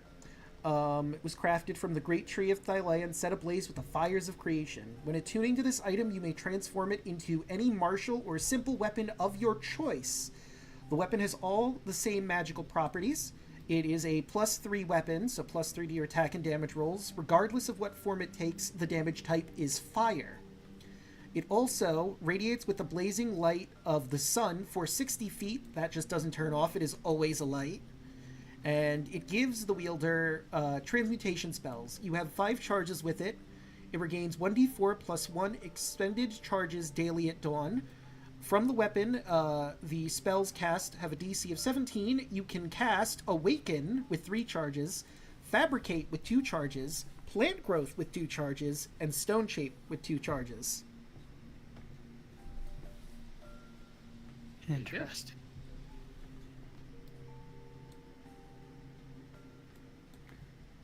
Well, kind of just takes off the crown and gives it to the Sun Goddess. She gladly takes her crown back, and you feel like a weight has been lifted off your shoulders. Like, it wasn't hampering you any this time, but just something about giving it back seems to have, I don't know, maybe it was a little heavy. Unclear. Aggro returns to the Fish Queen, of course. Yeah, I can't control aggro. He's a good horse. Kai will just say that to him, like, you're a good horse. Go on, get. If a shark could look confused, it just sort of stares blankly at you for a little bit, and then swims back to the fish queen. And like I said several times before, Kai just has the smile of a genuine dumbass. The Fire King will look to you. You can, of course, keep the trident. I'm not going to need it anymore. Thank you so much. I will very much appreciate it. And the Moon Maiden turns to Merrick. I believe we have some business before we get going. Oh, absolutely. And she will take you back to her shrine for a little bit. We will fade to black, and Hell yeah. apropos of nothing, high or low. Hi. Okay. And it was good. The end. Anyway. Hell yeah. Best 2 minutes. Dang of my it! life. Fuck yeah. My plans were foiled! The mask stays on. Oh my. Mass taste. Don't look at me I in could the have eyes. ruined it with create food and water! Wear this wig. The matter has sex. Still counts. It does. So, also, very important, you all level up. Oh. Oh! And there are a couple things I'd like to do before we end, but we also haven't taken a break yet. Are you guys good to go a little bit longer, or do you want to just end here and we'll address this at a later point? I'm good to go. You're a little long. Yeah. I'm fine with either. All right, so we will take a quick break here, stretch our water, drink our legs. I have both puns and a masculine aura to get to, evidently. 1, 2, 3, 4, What is this? 5, and mascara aura. I believe you wanted it as the dragon turtle, Bubba, so... Ara, Bubba. I hope it was everything to your liking. Ara. Alright, now to those puns. Let me grab from my calendar. I'm gonna go for this one. You know, I was asked yesterday if I'd like some books on 80s hairstyle. I said I'd mull it over. I don't. Mullet was a hairstyle in the 80s. Hmm. Mullet over. Oh. Oh no. I wasn't talking about that. I was talking about feet. Oh, never mind. If you ever get locked out of your house, talk to your lock calmly. After all, communication is key. Oh my gosh, Draco. You know, someone stole my army coloring book. I'm looking for a soldier to crayon. You need a marine. Well, that doesn't make sense for the joke. Now marines are known to eat crowns.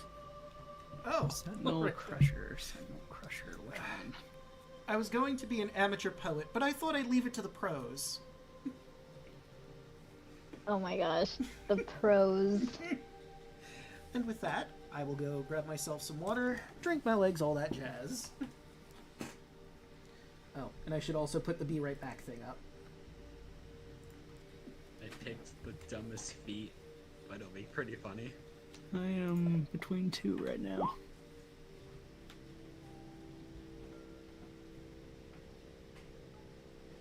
Which type of fighter would Alu fit the best?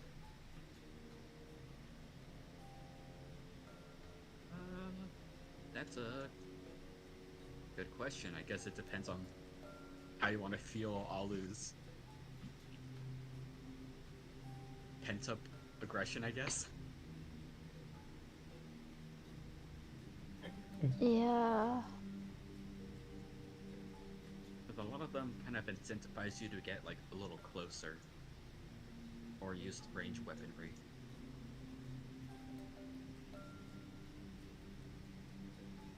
I don't think.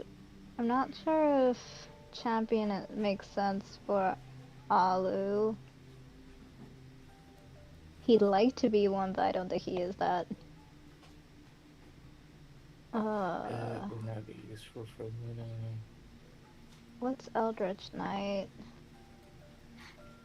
They're like wizard knights.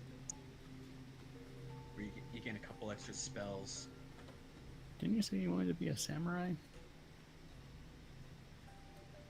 I think I did say that.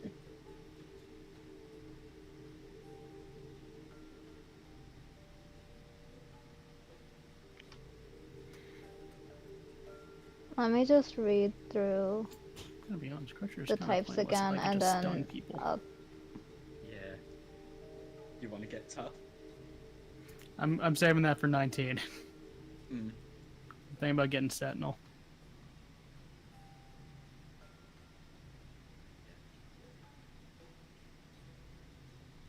Honestly torn between either capping off my wisdom or grabbing this mounted combatant. I kind of want to get mounted combatant because I do use mounts a lot now. And it's just really good. You know? But then again, if I get Crusher, if they're on the ledge, I could just push them. Without a saving throw. You know what? so within Yeah, I'm the getting tough. standard one, it's champion, battlemaster, or eldritch knight, and samurai is in Santhar's Guide to Everything. Let's look at tough real quick. Mm, Luna's done. Let me go over to the other one. Yeah. Hmm. One level away. I think I was leaning samurai, so I'll go with samurai. It's pretty good. You can just give yourself advantage on your weapon attacks.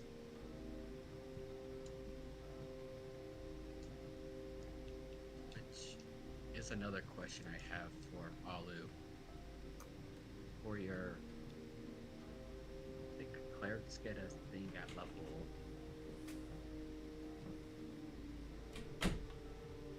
Oh yeah, here it is. At level 8, you can add a 1d8 of radiant damage to any weapon attack or cantrip.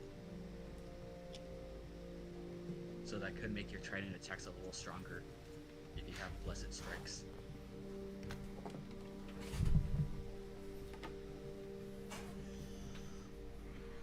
I have returned.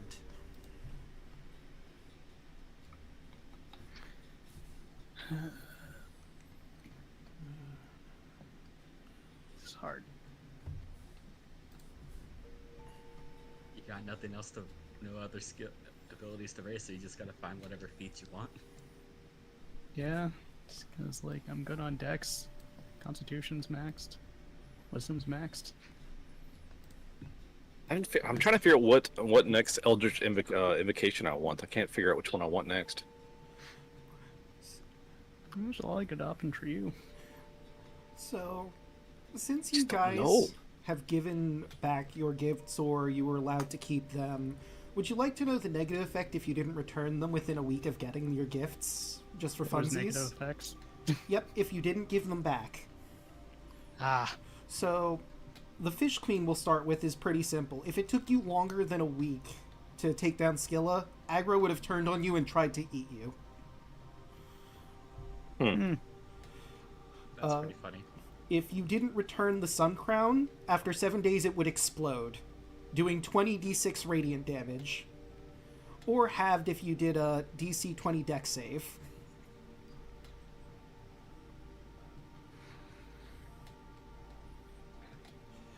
For the Moon Maiden, she took the negative effect away before it could affect you with your doing the deed.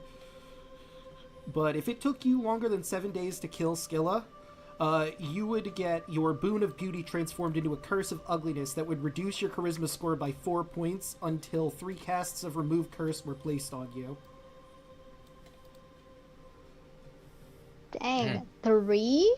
Yes, 3 casts of remove curse. Ooh. It is a strong curse. But again, that didn't happen. Because, you know, you did it within 7 days. And you did a good job with your private time. Nice. If you didn't, maybe that would have stayed on, and then after a few more days passed, you would have been hit with the ugly stick. That would have been funny, but didn't happen. But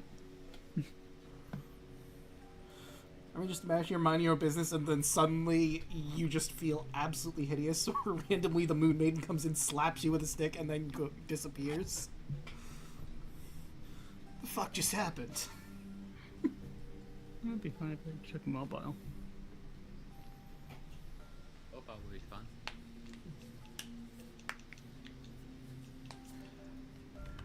Well, Bubba, to answer your question, the Curse God didn't give a boon.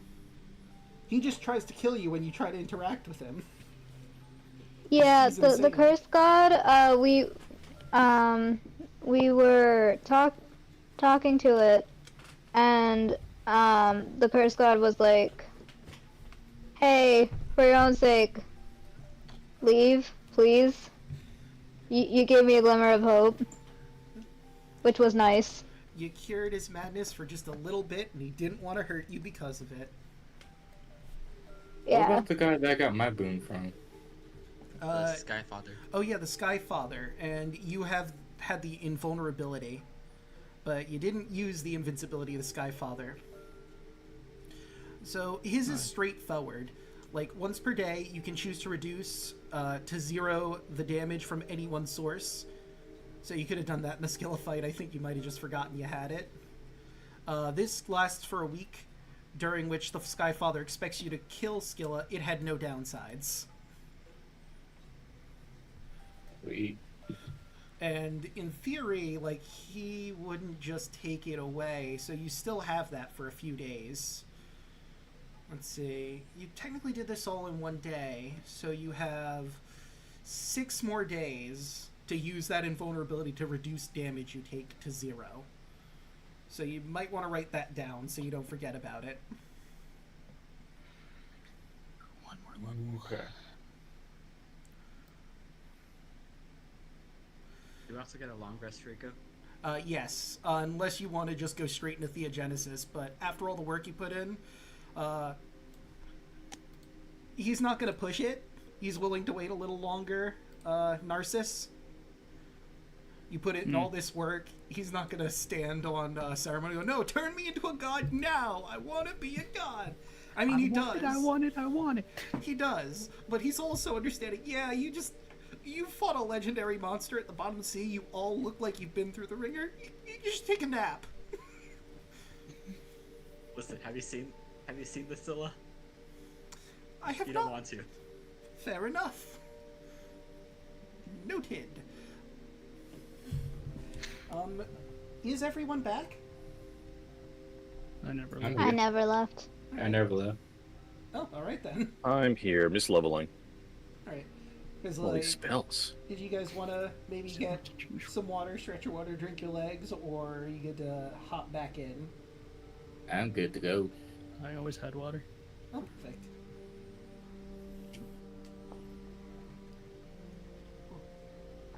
Well, if there are no objections, I will take off the B-Rep back while you're still working on your levels and I whatnot. finished that too. Alright, I'm good to go. Yeah, I decided. Right, so, I'm going samurai, if that's interesting. okay. That's fine. So, That's from Xanthar's yeah, Guide to Everything. That's okay? yeah, that's fine. That's one of the Okay. modules I have, and you're good to use it. So, Okay. Narcissus is going to bring up, before we do the ritual, very important, are there any people you want to gather to become gods as well? Who wants to be part of the ritual to become a god, and is there any NPC in particular you want to turn into a god?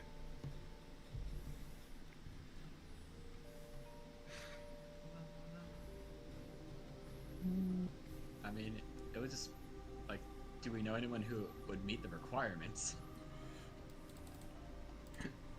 Oh, well, I mean, it's entirely up to you who you think deserves it, but you're right, there are. Thank you for reminding me.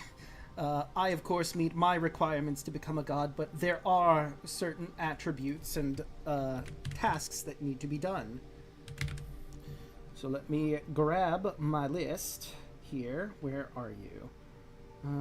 The Divine Path. There you are. Starting the Divine Path. Divine Path. Where is... Divine Requirements. So, depends on what domain you're going for. If you wish to become the God of Death, you need to kill creatures who are incredibly powerful. Like, I suppose, technically speaking, you could kill a bunch of zombies if there was enough of them in a single area, or you could beat a bunch of strong enemies one after another. However, you'd also have to be competing with Thetheria, and I would not recommend that.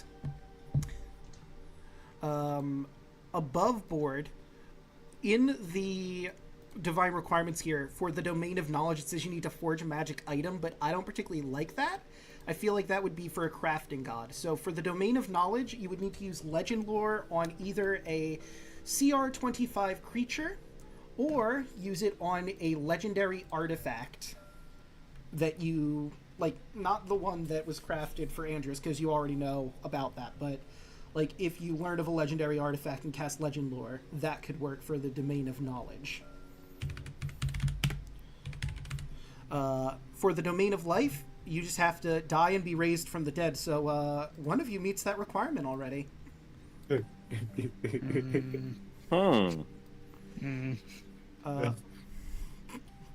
For the domain of light, you must destroy an undead creature of CR 15 in single combat. I mean, you know where there's a CR 15 undead creature. Whether one of you want to do that or you want one of the NPCs to do that, you certainly could. For the domain of nature, you must destroy an abjuration or monstrosity of CR 15 in single combat. For the domain of tempest, you must land the killing blow on a CR 20 plus creature using thunder or lightning damage, and I believe one of you have already done that. For the domain of trickery, you need to convince a creature of CR 15 to swear an oath of service to you, and this is important, against its better judgment. That is word for word what it says in the module. It has to be against their better judgment. And last, but certainly not least, for the domain of war, you need to land the killing blow on any CR 20 plus creature. Key. Which, I do believe that has happened. I feel that just happened. Yeah. Let me see. Let me look at Miss Skilla. She is a CR 24.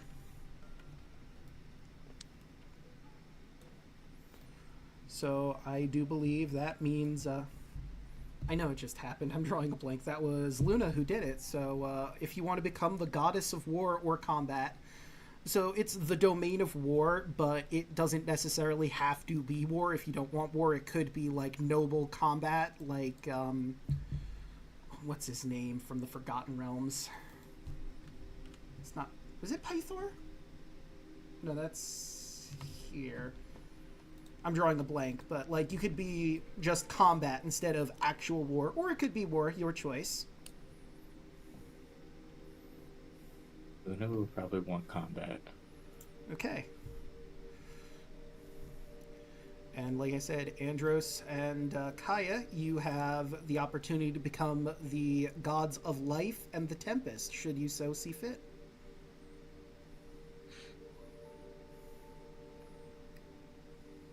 I have a question. I might have an answer.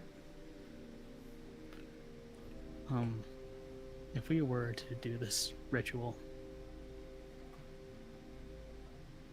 would we just be shunted away from the material plane? Oh, Or... no. You get to ascend whenever you choose to. All that's required is you meet the requirements, You have to be relatively famous enough and of a certain skill level. But once you meet those requirements, you've hit that fame, you've gotten up to a certain amount of strength, you can ascend whenever you deem is the right time to do so. You'll just be walking among the mortal realm with a power boost on level of a demigod. And, would the Domain of the Sun be available? That would be the Domain of Light. Hmm. And you need to destroy an undead creature of CR 15 in single combat for that one, but no one has that at this moment if that's the one you want to pursue. We know a place. True. And like I said, you also have claim to the Domain of Life should you wish to go for that one as well. Luna slowly raises her hand. Yes, Luna. Do they have to be here? Well, the person that you want to become a god would need to be here for the ritual, yes. But if the ritual is cast and you haven't met the requirements yet, you will be given the divine spark, and when you hit the requirement, you will get everything until such time. Actually, I worded that poorly. So you would have the divine spark in you after you meet the requirement. Then you would just have to meet the other requirements and then choose when to properly ascend. But before you properly ascend, you would get the bonuses, or benefits, I suppose, of being a demigod on the mortal plane.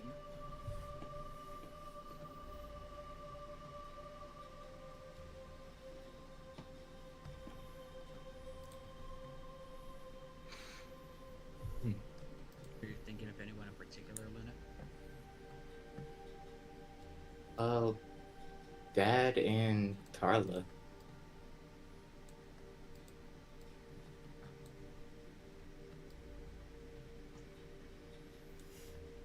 I mean, we would have to get them, and they would have to meet the requirements. Tarla's could be very hard because she's under servitude with Daria. I mean, not for nothing, no offense, but after we do the ritual once, you can always do it another time. And I would very much like to go back to being the god of beauty. It's not too much trouble, after all. You'll still have all the materials, the caduceus, the ambrosia, the Promethean fire. I will be teaching Alu how to perform the ritual, as he has the aptitude to learn it. Yay!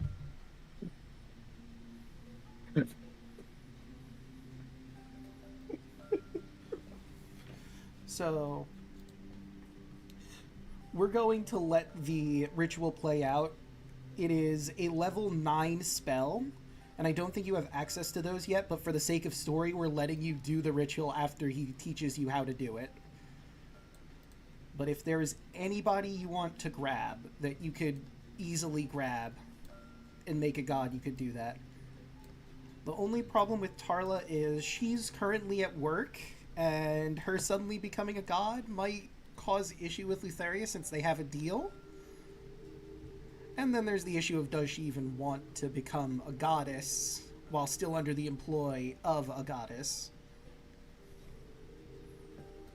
And of course, with Octavius, he is a very far way away, coming back who knows when. But Honora is relatively nearby. Valis, if you think she might want to become a goddess of wisdom or knowledge again. Of course, there's, I don't think he's met the requirements yet, but Bullbug is, around. In Minos.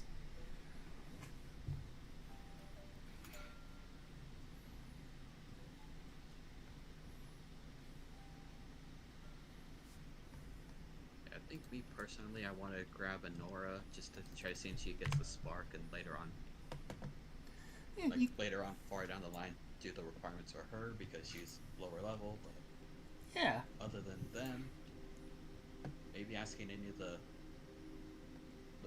five if they want to ascend again, or We could. True.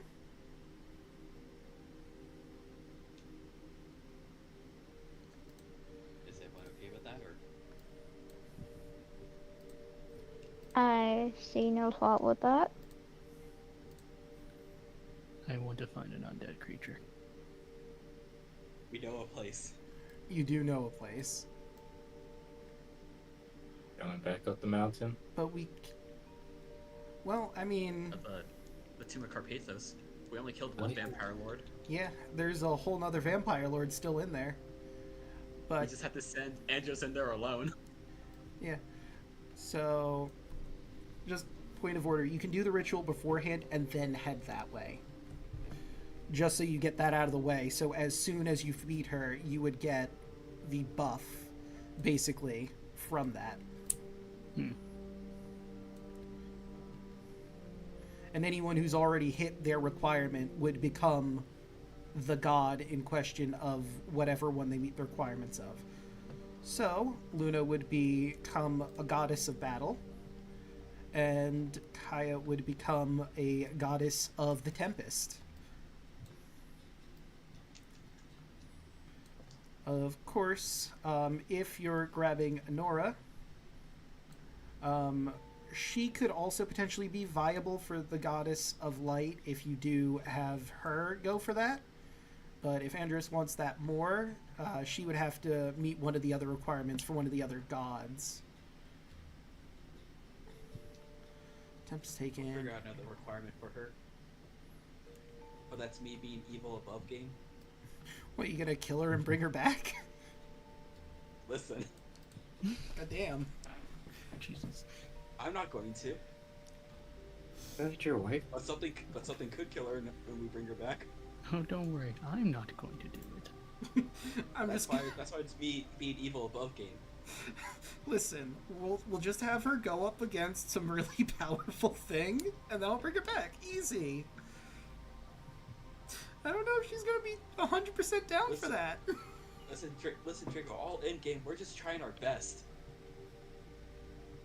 True. I mean, we're gonna be trying for anything else in it. And as messed up as it sounds, if she happens to die, I'm more than willing just to bring her back. But I'm gonna try for anything else. I don't want to kill her, but that is a very easy requirement to meet. Yeah. But again, that could be taken care of like post game or off. True. And I will say, just cause, like, the domain of life is a very loose one, I feel. Like, realistically, it could also be, like, god of life, living. There's a lot of things that fall under life, but there's a nature god.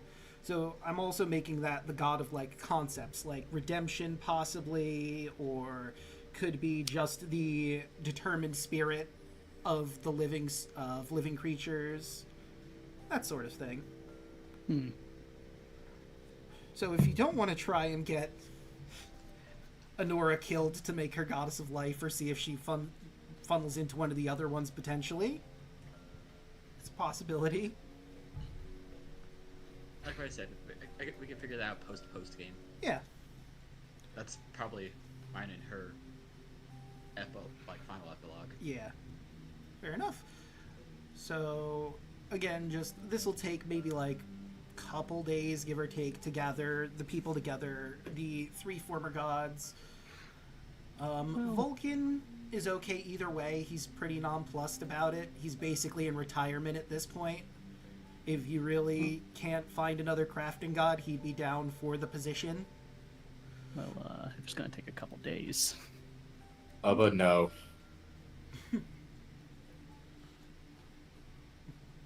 Go we try go. out for an undead. Oh god, thud. But, Pythor is cool not being a god again. Like, if Luna wants the domain of battle, that was his domain. He's alright with just giving that one away. Valis is actually 100% down to become a goddess again. She feels like she could do a lot more for her people if she was a god. But that would also mean that Alu is without a dragon if something happens.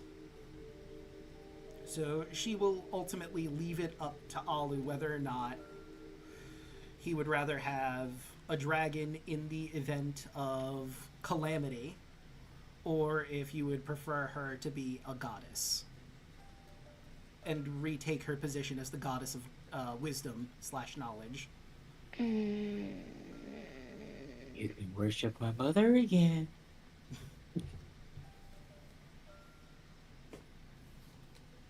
And Yellen, think of it this way: if Valis becomes goddess, she becomes immortal. Alu is already immortal. You just play the long game and beat Artavius. I mean, dragons that's- You also... are right. That's how Alu is thinking about it, because we know how weird Alu is. And I mean, Unless we get Artavius to become a god. to be fair, dragons are also really long-lived. You what? Father? I can hear him even now. Just cover his ears. It's fine.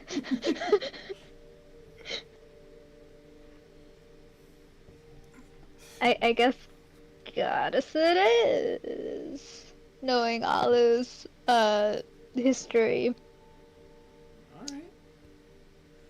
And I mean, if you do need to fly around, there is, to be fair, a chariot that you could still attune to. If that comes up. Although your chariot can't breathe fire, so there is that. But hey, Not with that attitude, Draco. correct. And I'm not gonna lie.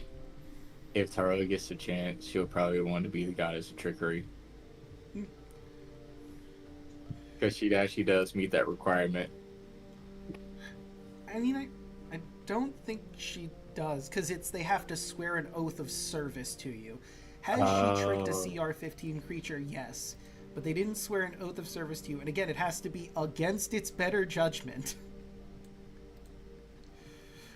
So you need to trick a creature into being in service to you, realizing it's probably not a good idea, but doing it anyway.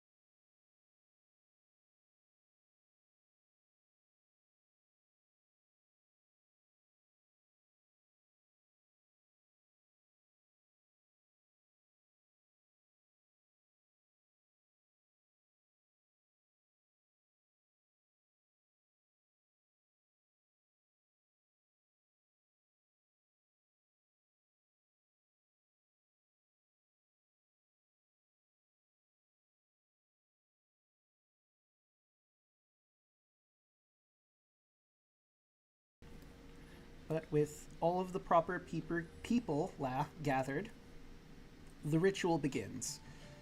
Normally, oh, sorry, go ahead. Oh no, sorry, I'm talking to myself.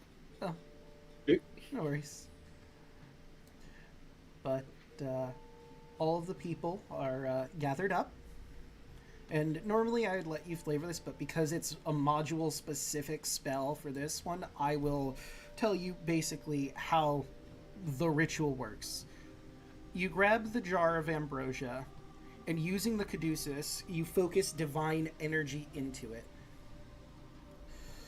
It begins to glow a brilliant white light, and the Promethean fire is placed, the tip of it, into the ambrosia as well. This releases even more light, but it's a kaleidoscopic display of colors of various lights that shoot out of the ambrosia. After a few seconds, the Promethean fire is taken out, and anyone who wishes to partake drinks the ambrosia and gets their divine spark, or the potential for a divine spark. And since two of you have met the requirements, I did write something down for Kaya specifically. I did not have time because I didn't know who was going to kill the Skilla, but I can come up with something for that. Kaya, reality fades around you, and you find yourself at a nice, calm beach. The waves wash gently against the shore. You feel at peace as this serene scene plays out before you. But reality shifts from the tranquil scene to the depths of the ocean. All manner of life surrounds you, from the smallest fish to the powerful sea serpents of the depths. You realize these are your subjects, some of many. Another shift. You find yourself standing in the middle of the ocean. A powerful storm rages above you, but you feel no fear. In fact, you feel something deep within you swell. Excitement, power. The only thing you ever got from Sidon. The divine spark, waiting for something to unleash it. But it is not his power. It is yours. You who have cultivated on your journey, mastering the power of lightning and thunder, and now it roars to the surface within you. You are the storm that is approaching. You are one and the same. Both the calming and nurturing sea, and the violent storm that crashes against those who would wrong you or your people.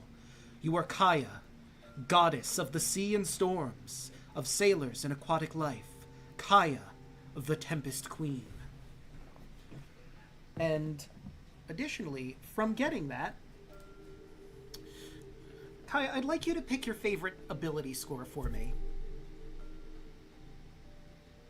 You know, let's go with wisdom. Cool, it's 30 now. Okay. Also, if you die, you return to life at a Templar shrine that is dedicated to you of your choice. After you meet the other requirements listed, the level 20 and being fame level 20, at any time you can choose to ascend to the heavens, becoming a god, a lesser god. And also, you want to write this down, you know how high CR creatures have legendary resistances? So do you. Yeah. You have 3 legendary resistances. Jesus Christ. Welcome to being a demigod. Welcome to godhood. Luna. Reality fades around you, and you find yourself in the heat of battle. Swaths and swaths of soldiers around you, and just fighters, unranked, unarmed, some armed, in a clash of combat. But you don't feel panic. You don't feel fear. You are home on the battlefield. You manage to take down people left and right, those with no honor who are fighting dirty, playing rough.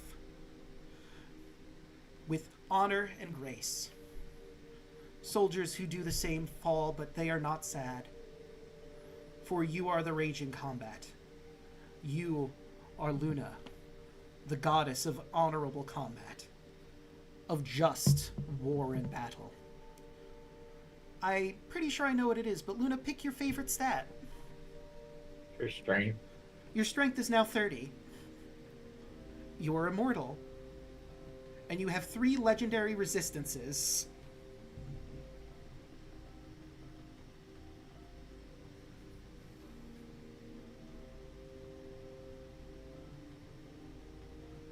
Welcome to godhood. The rest of you that drank, Andros, you do feel a warm feeling in the pit of your stomach. You feel like if you want, you could accept one path. The path of life.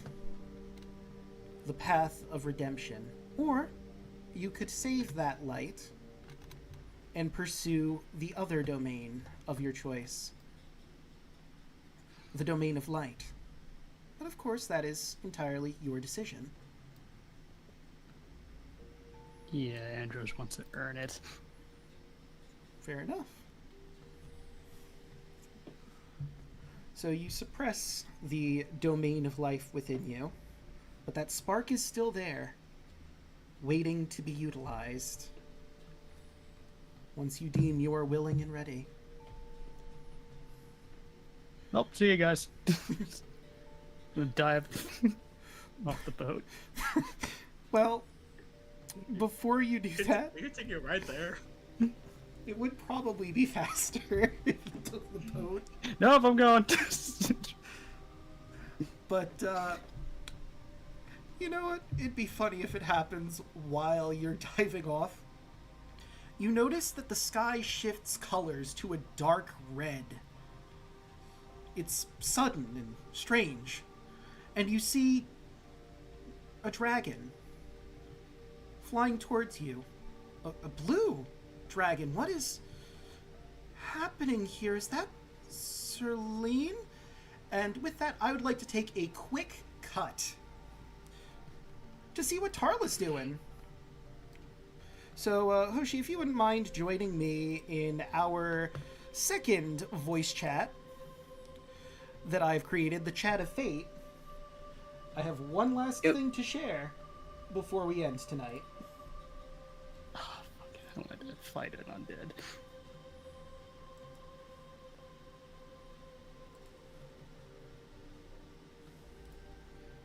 Alright. Let us move back to the prison cube. Let me open her. Oh, and I need to share your vision with chat. Oh, I did give them. Oh, wait, but it's dark for you because you don't have dark vision. Let me put a light source in here, because I imagine you would put a light source in here. Don't. Like, this room is dark because the last guy in here could not, or could see in the dark. So let's just say there's a lantern. Oh, she does that. So, chat, for all intents and purposes, the following takes place while Immortal Simachia is at the bottom of the ocean, in the sunken city. While they're going about trying to take down Scylla, Tarla is here in the prison cube, the ever-vigilant guard of the Tarask. It's been 5 years. You've been dutiful in your job. Serlene comes to visit every so often, as well as Kaya and Sunny. Although you still feel lonely. Of course, you get a visit from the twins, and Versailles every so often. She's still a bit upset that you took this job, but she understands that it was necessary. Important. Oh, Boba said that it's taking up most of little things could cover at the screen. What is? Oh, so it is. Right, because it's just you and me in here right now, so that makes sense. Let me shrink you down. There we go. Alright. Of course, Lotharia comes from time to time to check in, see how the prisoner's doing. Right now, Serlene is visiting. You don't expect Lotharia to be coming, but sure enough, you hear a knock at the door.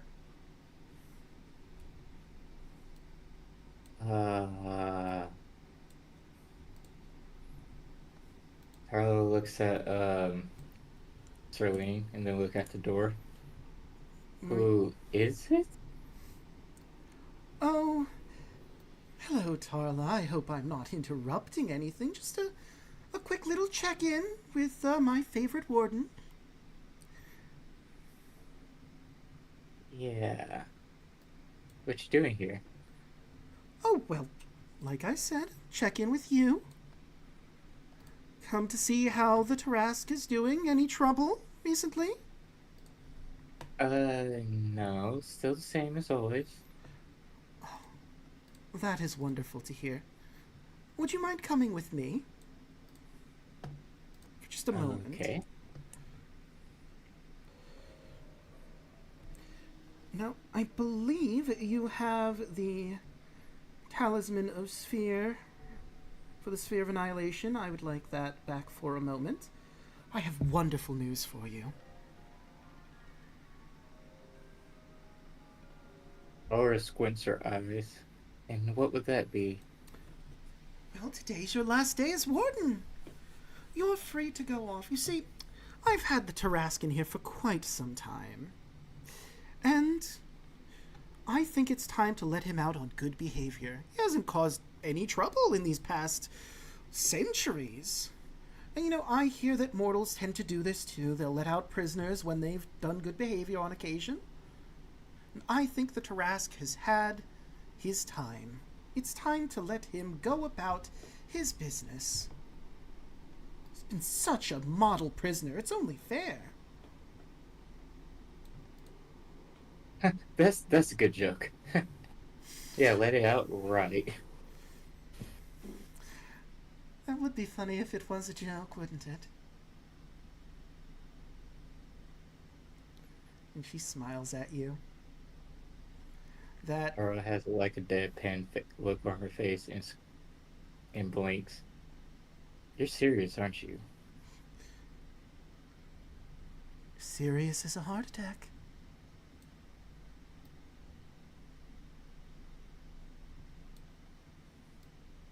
Now, I know what you're thinking. He'll be all lonely out there by himself.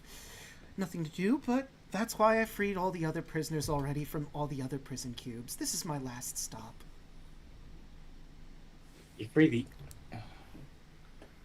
Oh, God. They've all been model prisoners. They haven't caused any problems while they were in prison, so I thought it was right to free them all. It's only fair.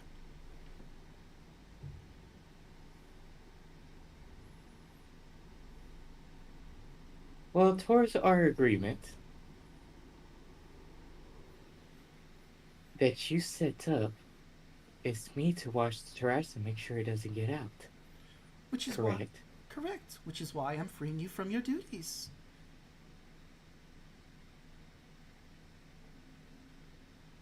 You are no longer indebted to me, no longer in my service. Free to go back to your loving wife and kids and live out the rest of your days in blissful matrimonial happiness. I thought you'd be happy.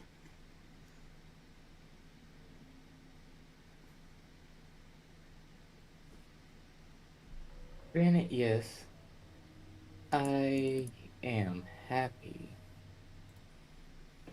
But I can't let that thing get out, can I? Now, what would that do to the land of Thalia altogether? Well, it's not our business anymore. The prisoner's out to live his life as he sees fit. Our hands are completely washed of it. And what would happen if I disagree with this accusation? Well, I was hoping to free all the prisoners. I would have to simply do the job of freeing him myself. Or you could try to oppose me by yourself. I know Serene is here, the two of you versus the goddess of death, while I release the Tarask. Or I suppose if you're really hell-bent on staying here for the rest of your life, you could just stay down here, keep the Tarask here. I release the other prisoners. I'm sure they're just living their lives happily. But you know who doesn't know about them? Your friends. They have no idea that these new friends are wandering on the surface. And I'm sure they're just being ever so pleasant to all of the people of Thylea. Not causing any havoc, because they've been such model prisoners.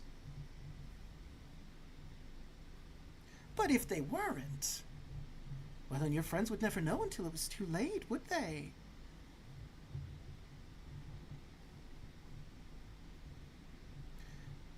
Arlo will grit her teeth as she stares at her.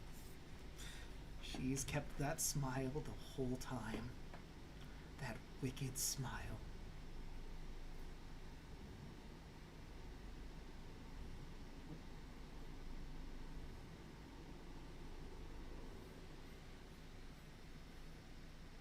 What's your angle? Why are you doing this? Really doing this? Because it'd be funny. Here's the wonderful thing. I'm sure you're aware of the oath that we've made. You might think to yourself, well, that's against the oath. Couldn't possibly be allowed. I'm not telling these creatures what to do with their lives I've just given them back. They're just doing whatever they do, without my say-so. I'm perfectly in the rights of the oath. And whatever it is they do on the surface, that's their business. And it's going to be so much fun to see how this all plays out in the end.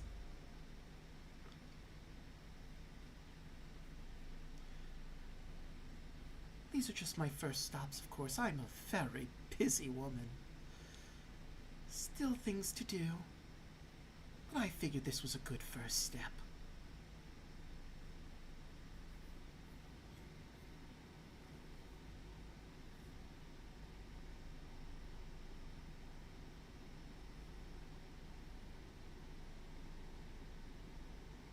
Arlo balls her fist. Looks at Serlene. Tells Serlene to wait outside for her. Celine will look at you, a knowing glance, glare at Lutheria as she passes, and move outside. And she gives her one look. If anything goes wrong, I'll send you something. She nods.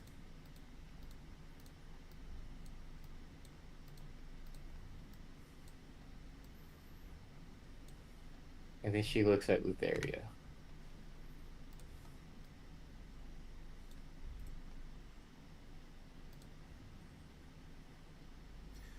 Well, the choice is yours, Tarla, as it's always been. Do you stay here and keep to your duty even though I freed you? Do you go tell your friends about the chaos that's about to unfold? Or do you try to stop big bad Lutheria all on your very own? The goddess of death. Verse one lonely mortal. He looks at her.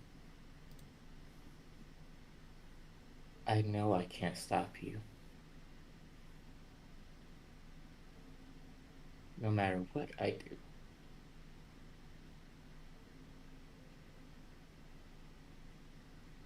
But guarantee, if I had a choice, I will come back and kill you. She smiles even wider. Then I'll see you then, darling. Good luck killing death. And then Tara just going to run out to Serlene.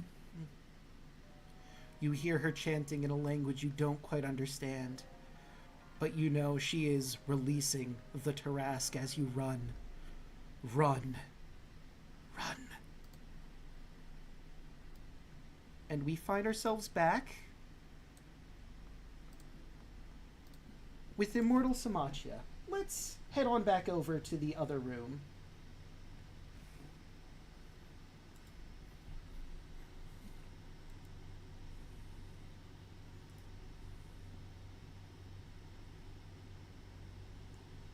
Hey, everybody. Hello. Hello. Oh, It's my place on the map. I see that Alec and Thin are muted. Did they step away? Maybe.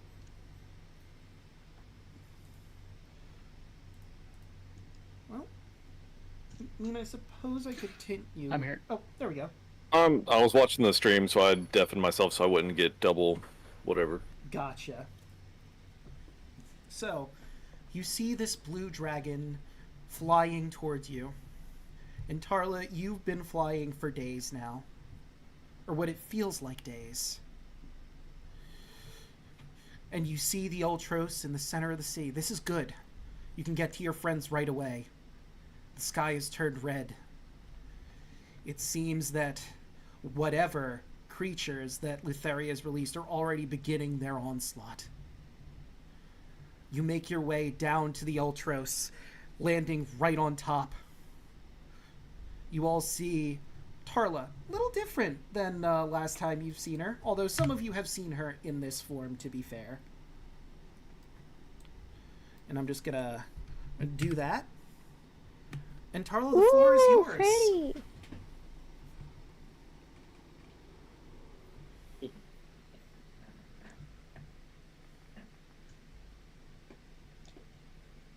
Hoshi?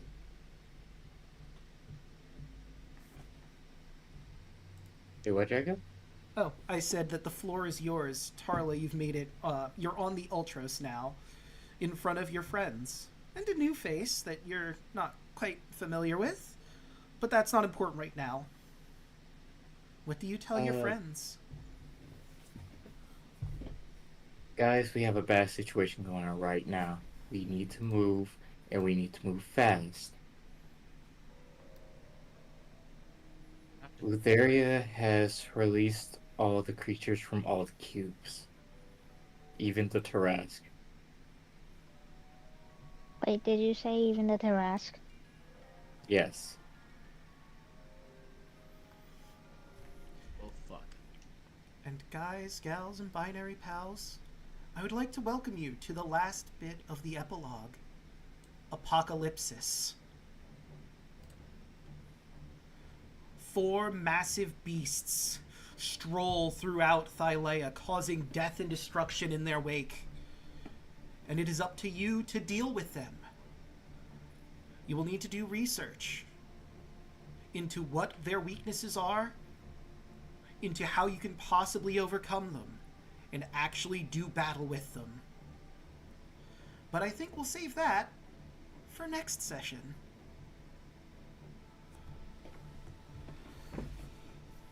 Again, welcome to Apocalypsis. Should have vested in Constitution. So, Good thing I have a 19. so above game, it's going to take the various creatures some time to move into the various settlements. You can see where they're positioned on the map for the most part. The Behemoth is moving towards Mitros. The Tarask is going straight for Astoria. The Kraken is making its way through rivers and on land towards Minos. And the Nether Dragon is heading towards Aresia. It's going to take them some time to get there. and you as high-level party of adventurers can spend your time trying to learn what their weaknesses are, what their strengths are. Maybe you want to figure out if there's any artifacts that you could invest time in finding and getting. But all the while you do that, they are moving closer and closer to these settlements. And lives are getting put at risk. It'll be up to you to decide how exactly you want to go about this. You could charge head on first, but that puts you at a massive disadvantage of not knowing what you're dealing with. And, you know, conveniently enough, the Library of Yonder is right over here. Pretty close by to the Lost City of Sirens. But again, that'll be up to you when we get back to the next session. So we're closest to Aresia at the moment? I think you're like equidistant between Aresia and Mitros. Mitros is 26, okay. Aresia is 35. Actually, you're closer to Mitros and the Behemoth. Oh, don't worry, your sail's here. Carla's back. We can go there faster now. True.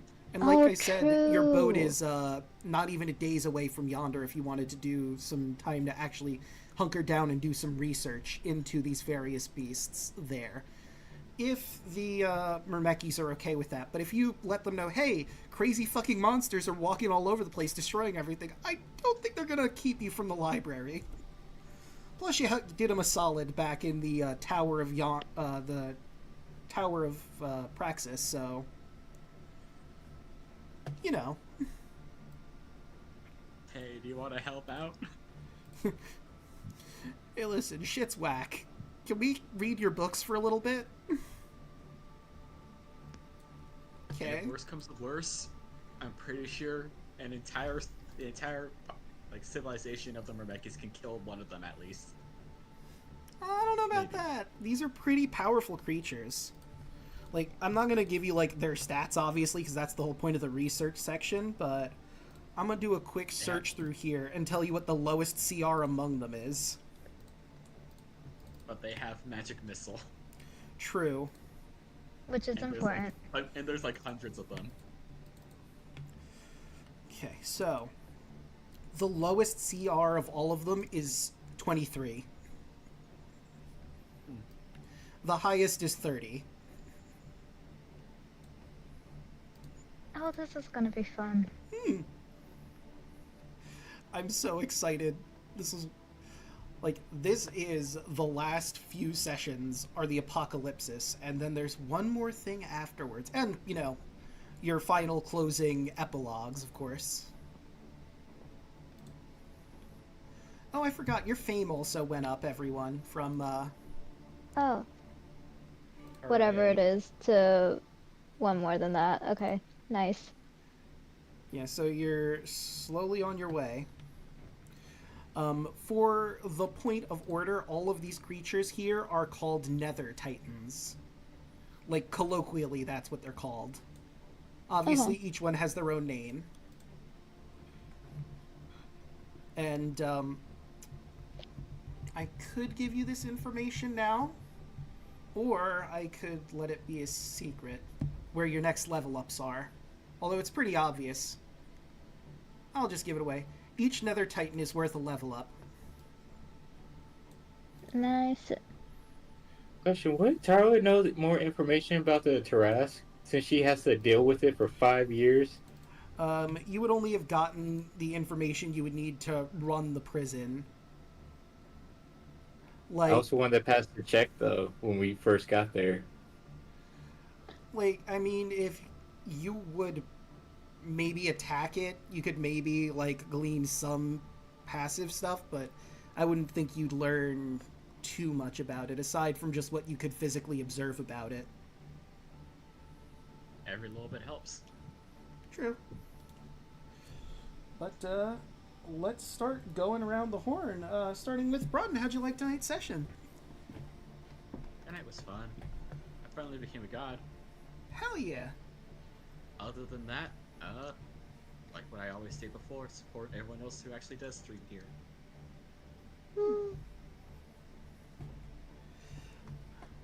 All right. And Hoshi, how do you like tonight's session?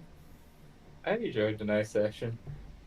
But I know I've been waiting for this moment for the longest for Tara to deal with the thing with Lutheria, because I literally had it planned on, depending when she went to be the warrior at the first time, depending if the party would have came to visit her or not, she would have probably joined Lutheria. Ooh. But the party decided to come visit her. Yeah. I mean, Lotharia probably would have gaslit you those 5 years. Oh, no one visiting you, huh? Damn, I guess they don't like you anymore or something. That sucks. But I'm here for you. Yeah, she would have slowly went crazy.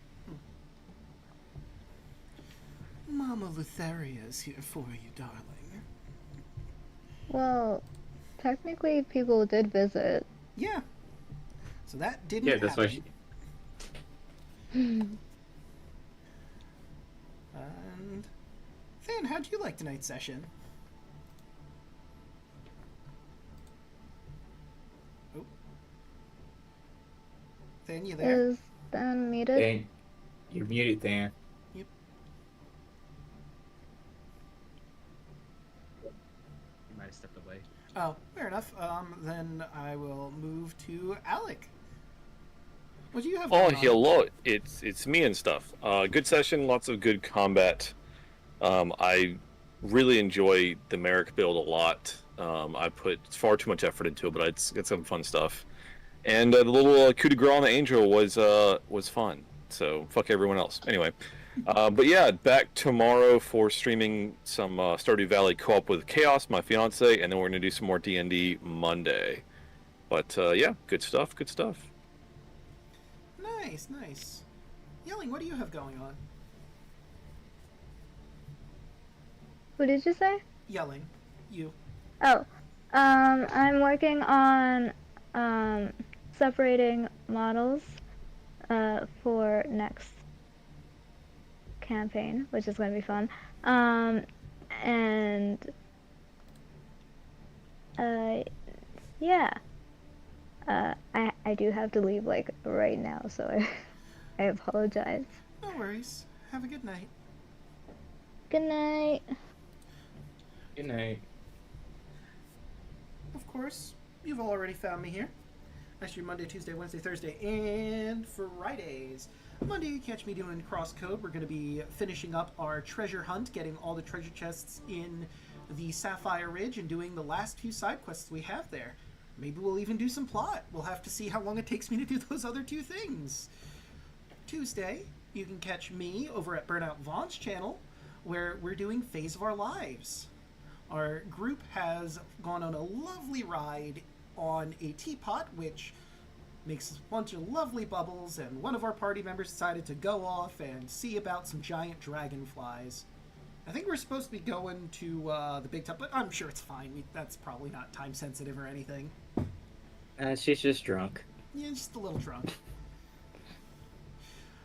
Wednesday, you can catch me here for more Wind Waker. We've just started our adventure as Plym, and we're about to go through Dragon Roost Island, one of my favorite areas in the game because it has some of the best music in the game.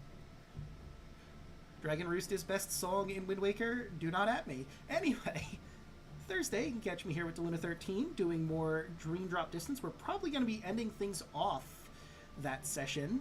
Sora has been ambushed by the Order of Xehanort, which is what I'm calling them. I know technically they're the new Organization 13 or whatever, but nah, they're the Order of Xehanort at this point. Anyway, we'll have to see what Riku gets into and what Sora's doing after he was knocked unconscious. And last but certainly not least, next Friday, you can see the Apocalypsis, how our heroes will tackle all of these different giant Nether Titans and who they're gonna go for first. But, oh, you know what? I realized I almost forgot. The song that is playing right now, this is Unrelenting by Kevin MacLeod. This is actually from Roll20. I don't have to worry about copyright or nothing. But, with all that said and done, how about we find someone to raid? let's see who is live.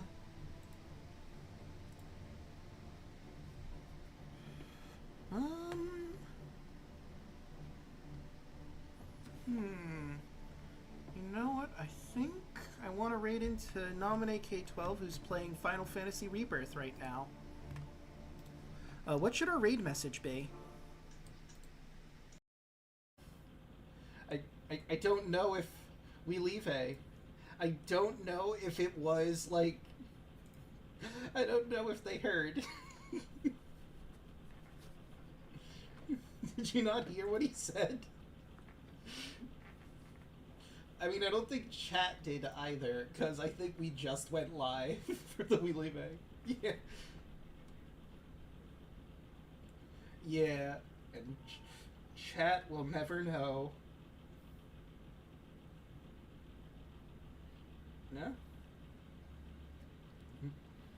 Alright.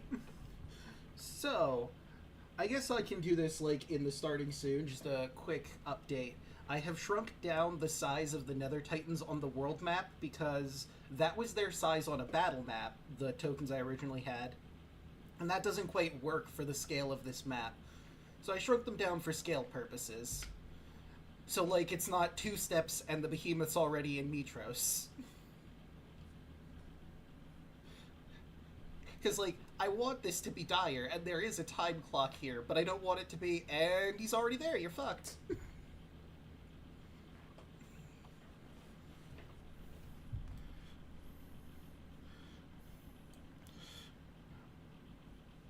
But, let me hit that real quick. Why, what was... Weird. Huh. Maybe I have to... Well, I can't... Well, I could maybe boost my mic and, Let's see.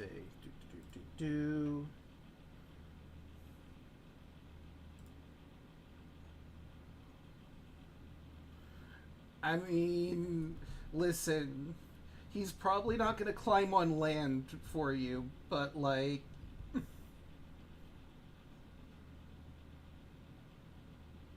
Interesting.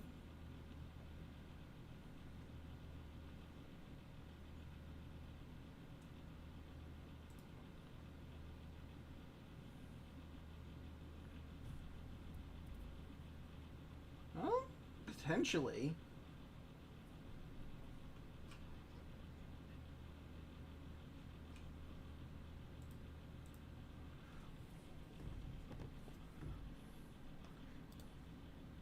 Yeah, no, she's definitely got to be there.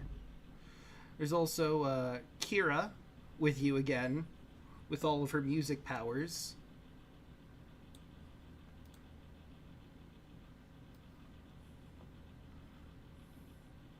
Yeah.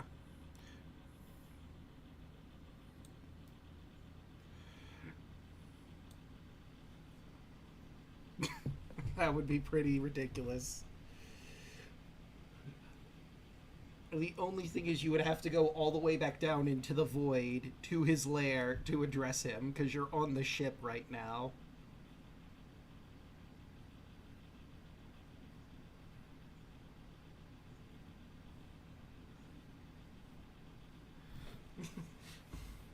You just shout at the sea, "Hey, you, get up here now!"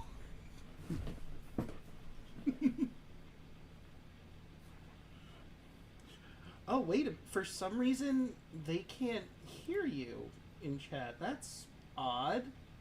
I don't know how that's possible. Let me... What the hell? Desktop. No? Okay, so why can't people hear you? I don't think this will work, but I could try to leave and come back in and see if that does anything.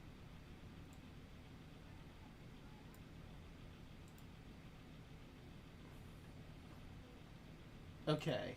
No, it doesn't look like it's picking you guys up for some reason. And I don't know why that is. Like, I can hear you just fine, but for some reason it's not picking it up.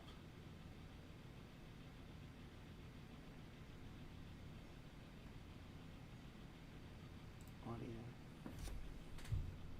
Discord. Gosh darn it, Echo, we need you working to help us, not like this. Oh, God. Wait, Oh, Oh, hurt. Ah. hold on. we're super loud. Hang on. The rest of us are super loud. Fix What the this. fuck? Okay, hold on. Okay, I added a new thing in, and now I understand what the problem is. So I'm gonna remove that thing I added in. Properties. Okay, now We you leave should it be for good. real, for real? Alright, I am gonna have to lower you a little bit, but yes, we are now correct. So the problem For was real, for real. For real, No cap, on God. Well, maybe Chat, a little how's cat. all our audio volumes? Please help. Alright. So let me... So the Assistance. problem was that OBS for some reason decided to switch the audio that it was recording from my interface for my microphone to the speakers on my laptop, which were not producing anything because I have headphones in. Ah. That'll do it. Chat And is saying I'm so loud. Yelling's audio is loud, I'm yeah. gonna lower your volume in Discord because I think I did have you a little boosted. Okay, now in theory you should be good. Testing. I mean, she's normally loud. True.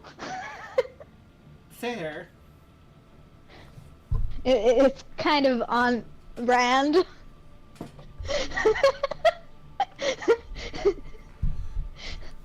It's almost like the pun writes itself.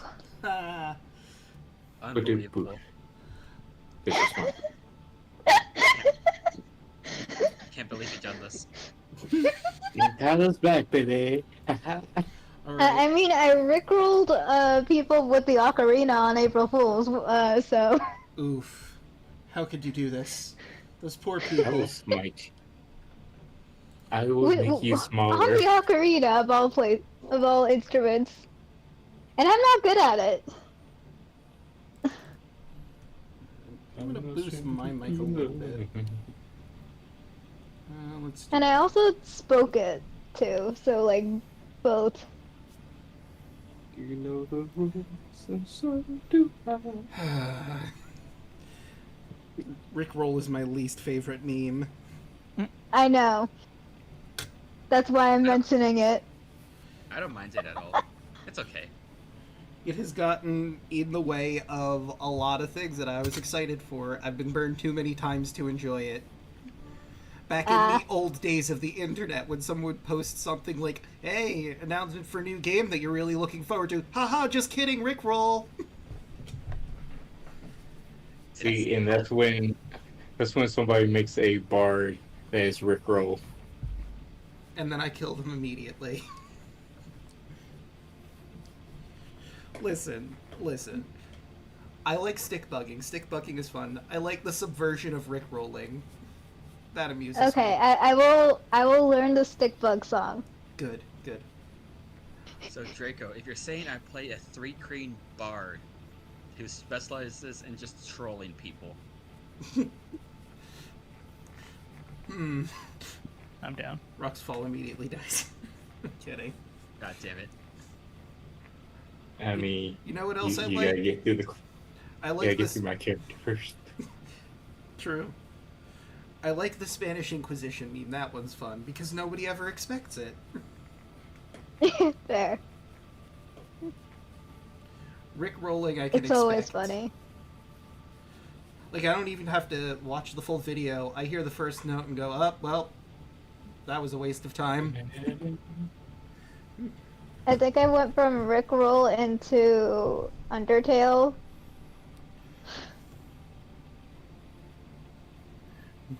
Because why not Megalovania? Why not indeed? Oh, poor Bubba. Sorry. Sorry, Bubba, but no, I will not allow Rickroll. That is my line in the sand.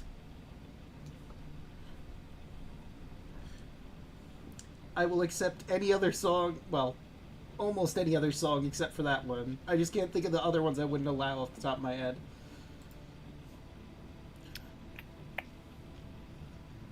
But, How do you feel about Fortnite dances? I'm okay with that, actually. Good, I'm gonna make everyone else suffer. No. No. Dang, why are your tokens so tiny? Let me fix this. Did you make everything else tiny? No, I think it might have been because, like, when there were more people, it changes its size depending on how many people are in a call, so that might be a factor. Was it when me and you went to the separate call? Yeah. It changed? Yes. You were massive, so I had to shrink it down, so that's probably why, because I never brought it back up to its normal size, maybe. Alright. But, almost all the gang's here. We're just waiting for, One Lost Knights to, make sure his dinner's all ready to go. We're gonna probably get started without him, have him hop in once he's ready. So, who would like to do the recap? Who remembers what happened last time? Or more importantly, who wants to re-roll for the fights ahead? I still somehow have inspiration, so I'm good. Not too worried. I pretty much produce my own inspiration. Luna has an inspiration, and Tarwa still has her inspiration. I mean, to be fair, Tarla never had a chance to use it, so... After 5 years of Yeah. sitting in a jail cell, basically. True. I mean, I could give the recap again. I feel like I do it a lot, but whatever, it's fine. Oh, hello Oh. there. Hello there. Oh shit, hold on. Oh, okay. There he goes. He's gone. Oh well. Probably not ready yet. Oh shit, hold on. I was gonna throw it onto him, but oh well. Yeah, you missed your chance, sadly. Alright, let's try that again. Oh, Hello no, there. never mind, we're good. Okay, everything's fine. So, Yay! how'd I joined and you had the wrong audio device selected, and I was like, oh no, my speakers are on. Oh no. Oh no, oh no. Alright, we're fine. Oh, you did the same thing I did, basically. Yeah. I was like, oh no, chat coming through the speakers. Nobody wants this. Right, so... I'm definitely here on time and not late and not about to mute and eat my dinner while we start, so don't worry about it. Yeah, no, of course not. We're just But, talking about you. we were, in fact. But, hey, would you like to do the recap? Me? Yeah. No. Yes. Fair enough. Everyone else has inspiration. I don't, but I'll do it again. I was Oh. gonna make a joke and throw it at you, but you're fine. You don't have to. I could do it. If I wasn't trying to No, Draco. you fork can't. down food, I would be down with it, but I'm sorry. Maybe next time. Yeah, I got you next time for sure. Okay. I'm so glad. No, Jacob. No. Then So- I bet you could hear the sinisterness in my voice there. With my, I could do the recap. I'll get the spray bottle. Yeah, no, but we're good, we're good. Don't worry about it, Draco. I'll get the spray bottle, I swear. No, it's not I'm gonna spray mute myself bottle. real quick. Get Yoli to play Rick Roll on her ocarina. That's our spray bottle. Oh, Okay, No. there we go. okay. No, absolutely not. Don't you dare. Okay. I'm gonna mute myself real quick, but I'll be right back. Alright. All right. Both a lot and not a lot happened last session. I have a weird sense of deja vu that I'm repeating myself again, but it did start with us meeting up with the dragon turtle. Mhm.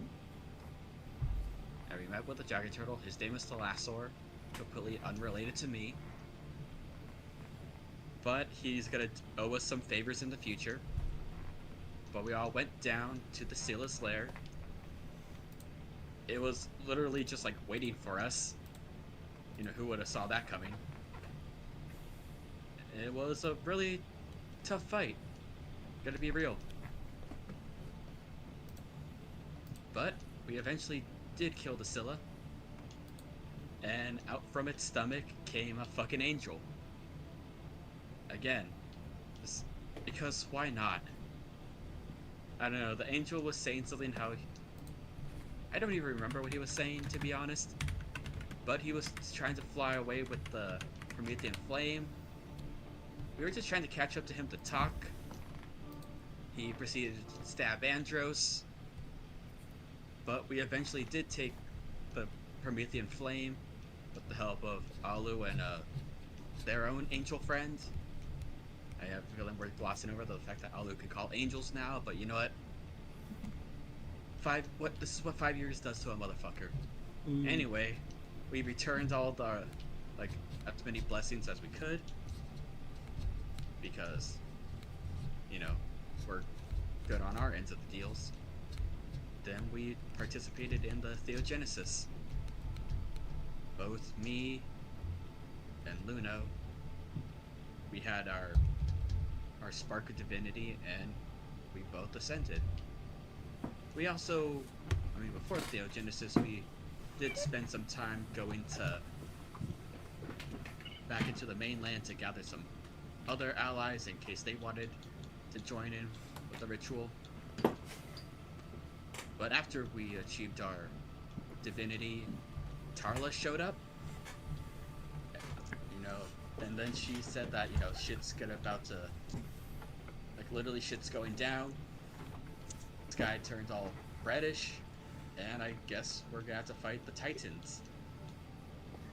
Well, again. Also, Merrick I can actually fill was. in. I can actually fill in those missing spots you got right there. Before I actually got to you, I was at the cube, and Lutheria came up saying that she has released all the other Titans or Nether Titans, where the crap they are, and she wanted to release the Tarrasque on the world. She gave me an ultimatum that I can go free, but she's going to release the Tarrasque, or I can try to stop her. I know I can't beat her by myself, so I just end up leaving and going to where my friends were. Also, Merrick was super annoying after the angel thing. Merrick murked the angel. I don't know what you want from me. We may need to talk about that later, but I have a feeling we have more important shit to worry about. Yeah, just ignore that. It's fine. Yeah. Also, we can't forget, you did fuck the Moon Maiden. Damn right. Yes. It's true. That is a thing that happened. And here we are. Yep. Canonically accurate. So, Bubba brought up a very good point while you were doing the recap. Chat doesn't have inspiration. But I do not have inspiration either, so I apologize, chat. Well, then... This inspiration's not for me, it's for Sunny. Fair enough. Alright, then with that said and done, how about we head on to the Apocalypsis map, as you all need to make some decisions and movements for Titans moving into various settlements and locations. There's a library nearby that you could possibly go to, maybe get some information. What do you do? Also, you said above game, how many people die if we go to the library per day we stay in the library? Well, I don't think he told us anything about that. Yeah, I didn't. He didn't? The Titans are slowly moving towards settlements, and when they get to the settlements, they will kill countless lives in those settlements. So every day that you aren't fighting one of the Titans, they are moving towards a settlement. The Behemoth heading to... how long it will take for them to get to a settlement. Yeah, because you don't have eyes on them right now. You just know they're around and moving.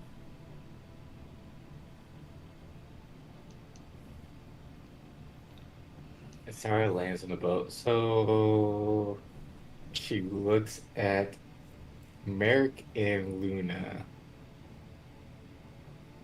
Who are they? Who the fuck are you?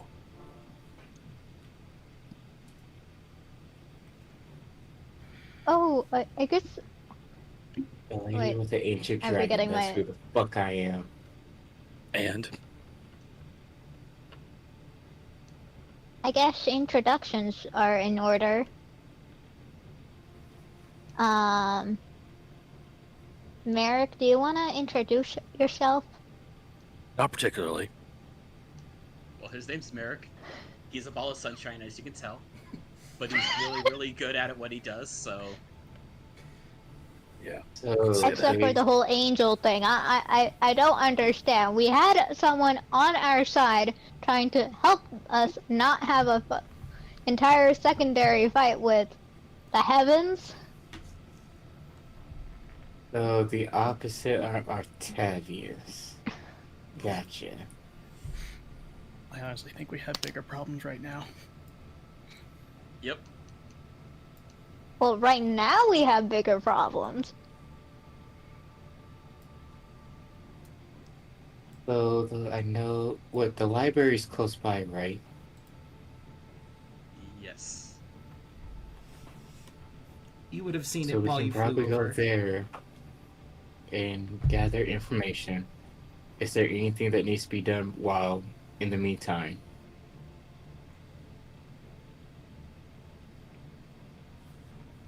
Think...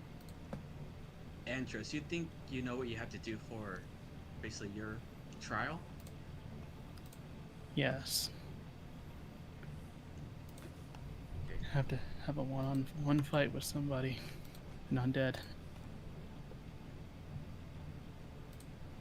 And we can get you there really, really fast. Also, looks over to Valis. Sorry, but I guess, you know, Mitros is under attack and you're all the way out here. But we can get you back to Mitros really quick. I We would need to hurry. like that, I need to get yes. to Kai. Okay. Okay. Let me pull up the spell.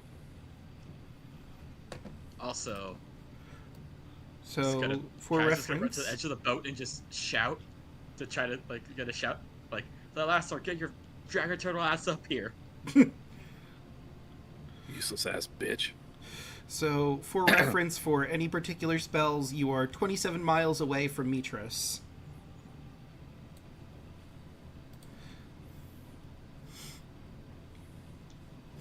You know what? I'm gonna give you something for shouting at him to get back. Given your current position, I'd like you to roll me an Arcana check. This is basically you trying to channel your divinity into shouting to deliver a message directly to someone in your domain. Oh yeah, that 20. is right. I'd say that's enough.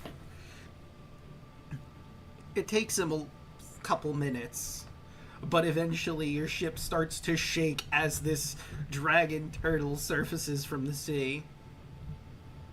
You summoned me? Yes, we're gonna need your help. As you could tell, the sky's kind of fucked up. Turns out there's some titans, but we're not gonna have you fight them.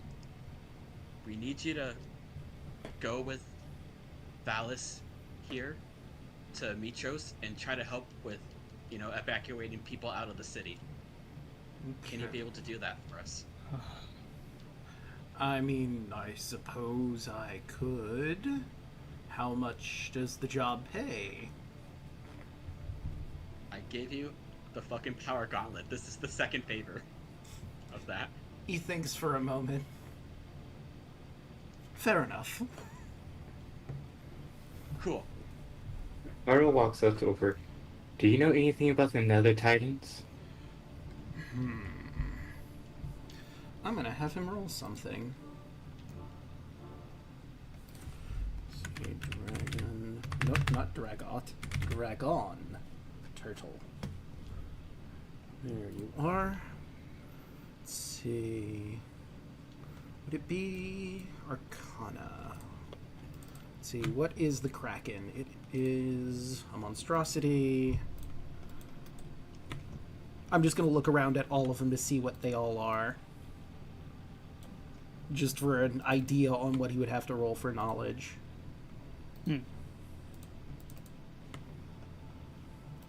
Okay. Let's see.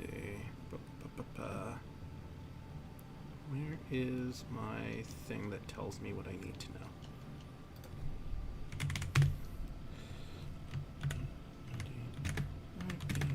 Monster knowledge checks. There you are. So let's see. For those particular type of creatures, that is... Oh, yeah, I was right. Arcana. Cool. And he's not trained in Arcana. Let's see what it... 5. Not a lot, I'm afraid. I know the Kraken is one of them.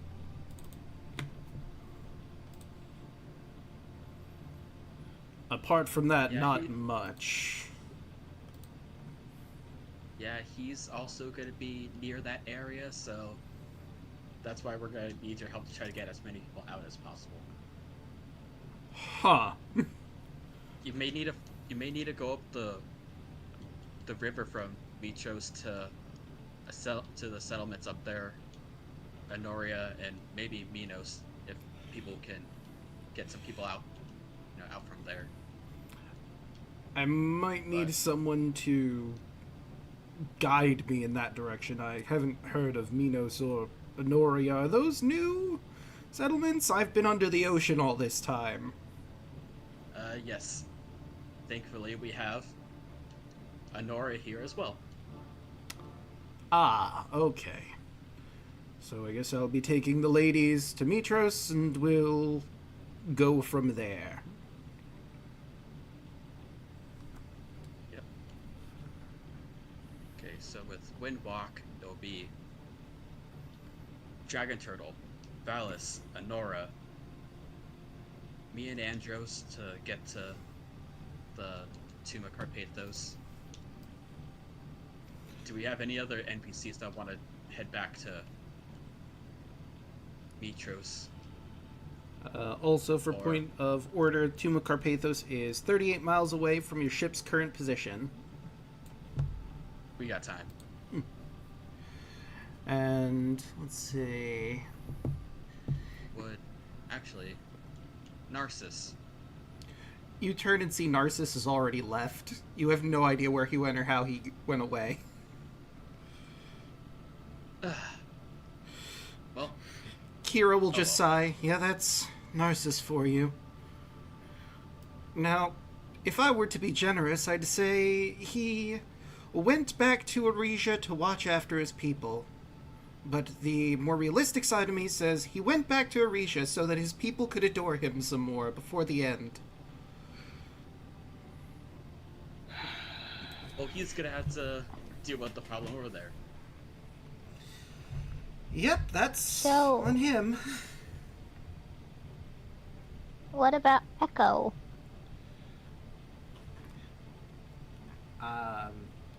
Kira shrugs because she doesn't know where you left her. Wait, where did we leave her? I don't remember. So... Wait, who? Echo, the person that started this whole quest chain of you getting Theogenesis. She would have been on the boat.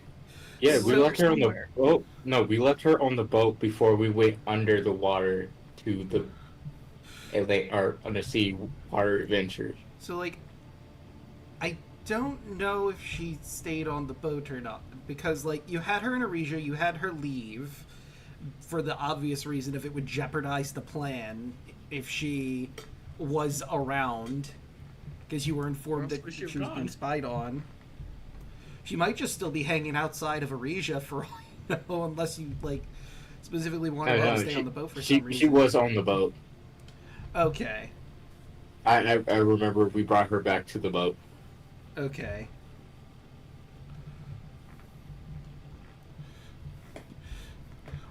Because So I think it was once we got her on the boat, we went to go see the vampires, and before we got off the boat for a vampire, that's where we completely forgot about her. if that were the case, Echo would probably have been hanging around Narcissus the entire time that he was here. So, if he was They leaving, probably left Echo together. more than likely left with him, yeah. But isn't that a bad idea? Well, it's their problem We can't do now. anything about that I now. don't question it. She got what she wanted. Yeah, no, she's happy. Well, I think that's, I guess, all the people I'm gonna win block, I guess, unless Kira wants to head back to Mitros to try to help out there. Yeah, I think she would head back to Mitros to assist with the evacuation efforts. Alright? Tara looks at Kaya. Can you give us a Serlene too? She can probably do recon to see how far out the Titans are from each location. Alright? That's a I'll good give it to plan. Serlene as well. Alright, so You it's... can travel approximately 550 miles within 8 hours. Good luck with that. 550 miles per hour. Okay, so... Oh, that's over the. Yeah. I mean, I'm just seeing if she, like, takes a tour around Thylea, basically, to see their positions. So that would roughly take that'll be 296. 68 miles per hour that she, like, for time. Okay, so that's significantly slower than I thought. So, to do a full round trip from just a tour of Thylea as a whole to your ship, that's 298.4 miles she has to go. So that's approximately half the time. We'll have How to- far is the Tower of Sidon? That is a good question. The Tower of Praxis. Bottom of the map. Oh, where is it? All the way H- bottom how right. far? How far is it? From your current position? Yes. Approximately 112 miles away. So that's like how many days? That is a good question. Let's see. Given the amount of distance, how fast the Ultros can travel. Let me see if I can find its exact speed for the sake of I mean, 'cause It took us calculation. 5 days to get from Mitros to Aresia. But She didn't if have we're Tarla. at the Tower of Sidon, they have the huge map on the top that you can That's just jump into, if true. I understand correctly. You're not wrong. Okay, here we go. I found it. We can The fast Ultros- travel. The Ultros moves 5 miles per hour per 6 seconds. However, the other thing you have to consider is there are people that live in the Tower of Praxis. Also, don't we have to use a spell to make it work? Yeah, you have to have a teleport Yeah, spell. somebody had to have teleport. Oh, for the map to work? Yeah, it's basically a guided teleport. If you have the spell, like teleport, I think you have a random chance of getting thrown into a different location, but the map works as basically a focus for the teleport spell to guarantee you're going to the spot that you want to go to. I also picked up this as well, so if we need to jump to a specific location, I could plant us there. True. But that's going to be for very specific. Yeah, so long as there is flora for you to travel to. Or, Yeah. well, yeah.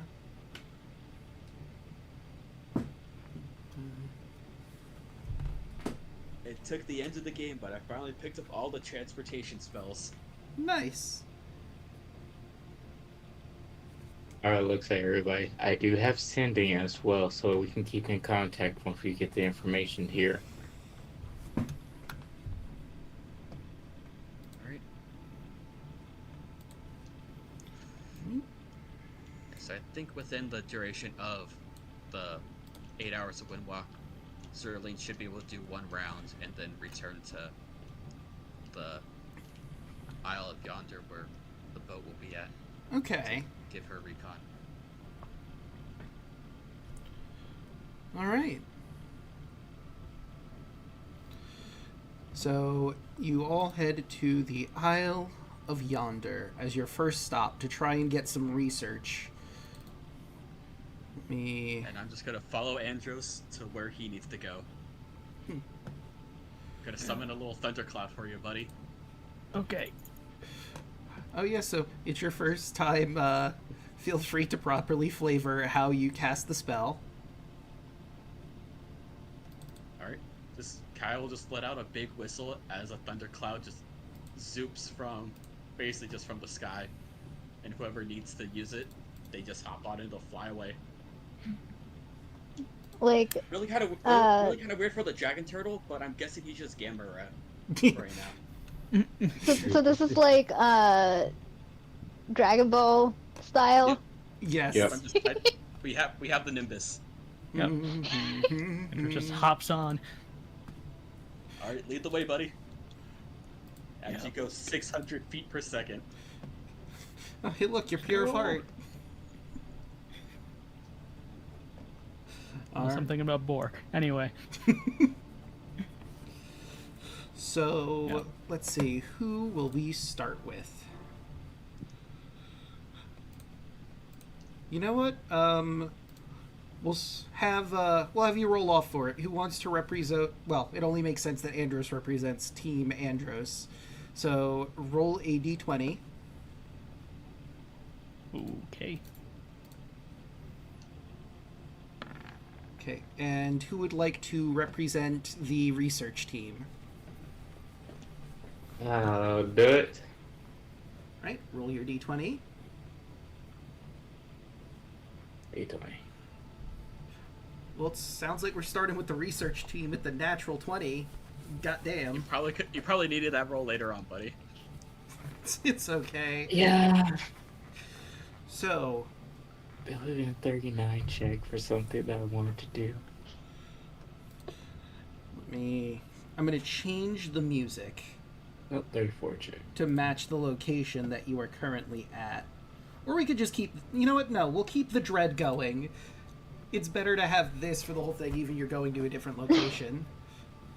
So you make your way to the Isle of Yonder, and it has drastically changed since the Myrmekis have taken residence here. You see a decent amount of giant anthills like the ones that Andros explained he saw in the Titan's Folly. Oh no, I forgot about Bill. Yep. There's, some of them are moving around, and they obviously notice you right away and take, interest. Ah, the Liberators, to what do we owe the pleasure? They did not speak common when you last met with them. I mean, one did later, but, this doesn't look like the same guy that you spoke with.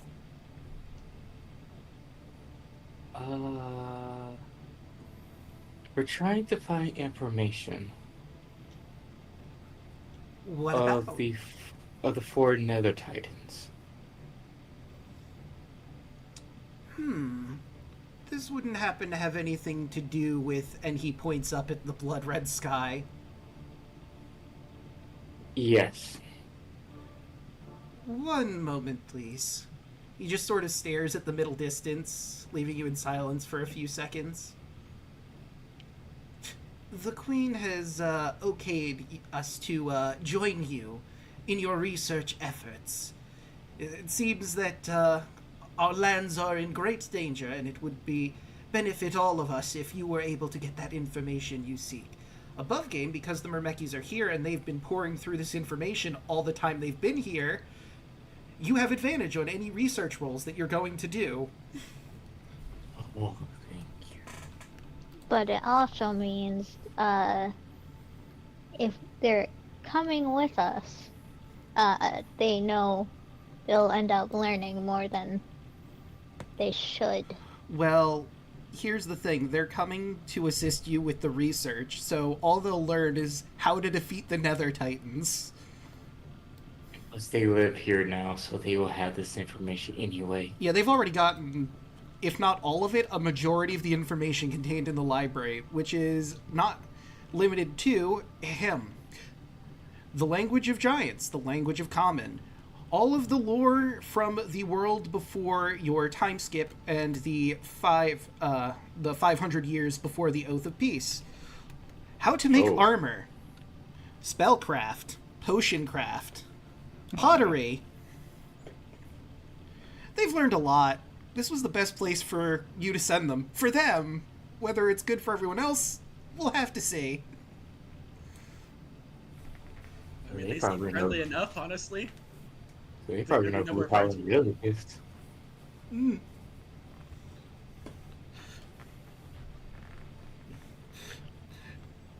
You really That's a help me problem out. for not the campaign to deal with. Yeah. Yeah. That's someone else's problem.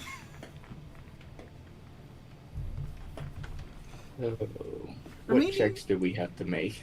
So, how I'm going to do this is, first, you have to identify what you're researching towards. Are you picking a very specific Nether Titan at this point, or are you going for, like, general all of them at once? The benefits of going specified is I could give you lore about that Titan, its potential weaknesses, depending on how well you roll. If you go for general, I can give you lore on the Nether Titans as a whole, similarities between the two, and of course you can spend multiple days here to research different topics.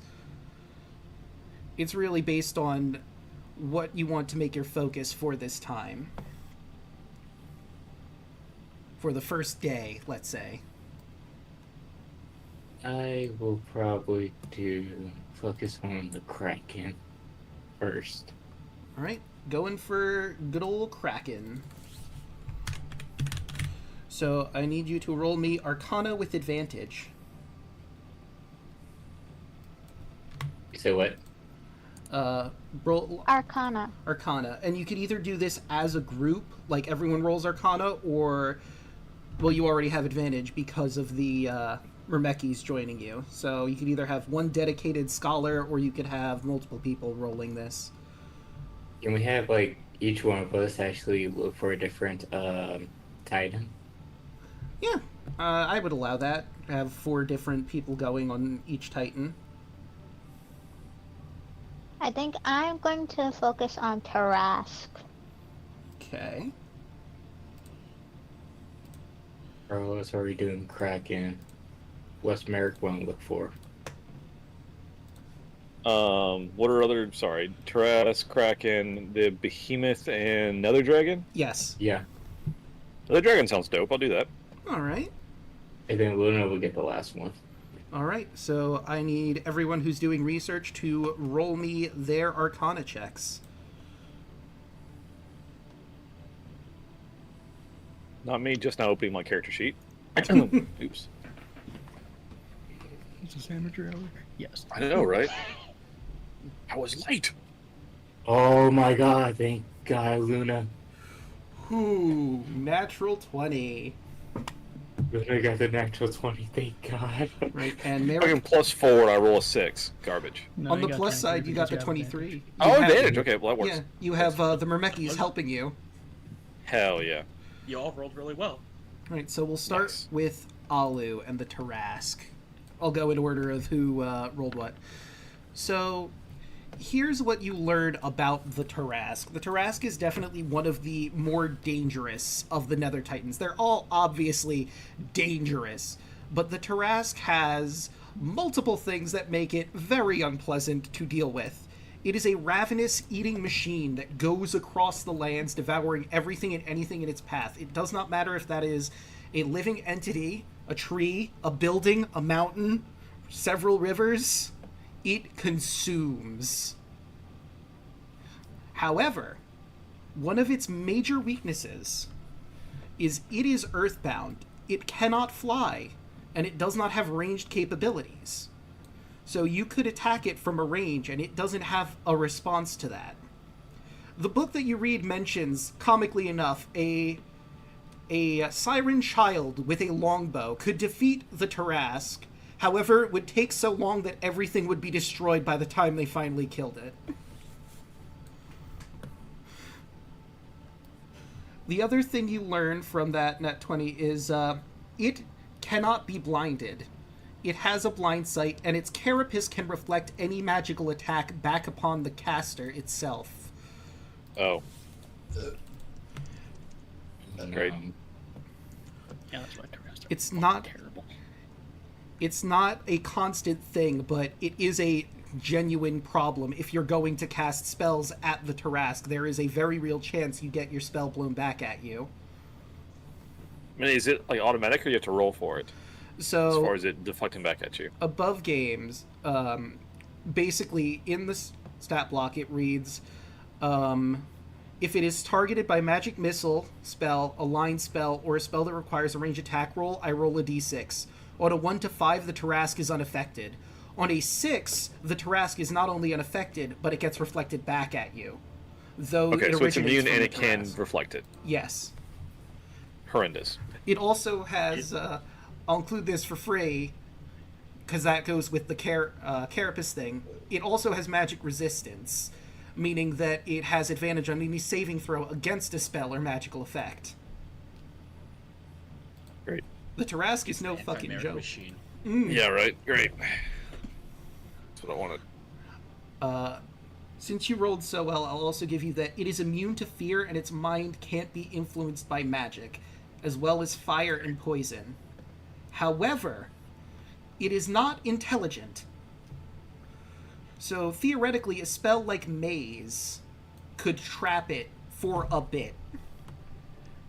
And because of its nature as the spell Reverse Gravity, since it's an earthbound creature normally, reversing gravity on it could also potentially work to your benefit.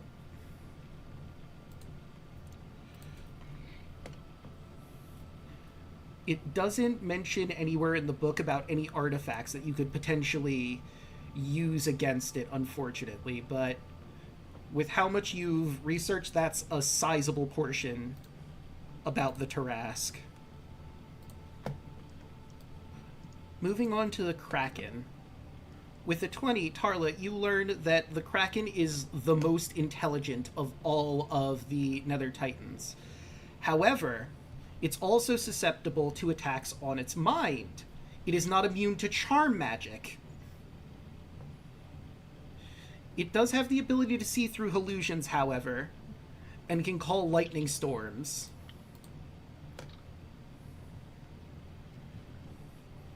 I need to look at this one thing. That plan might work then.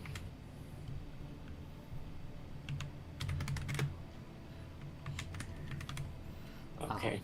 And that's the item. And, you know, real quick, roll me high or low. Hi. Okay. Let's see how that goes. Interesting. So, you also read in this book an artifact that could potentially work against it is a talisman of pure good. If you could find maybe someone who's crafted that, or maybe it is somewhere, you'd have to do more research into where that is. Basically, how the talisman works is a creature that is neither good nor evil in alignment. We'll do this above game. Takes 6d6 radiant damage upon touching the talisman. An evil creature takes 8d6 radiant damage upon touching it.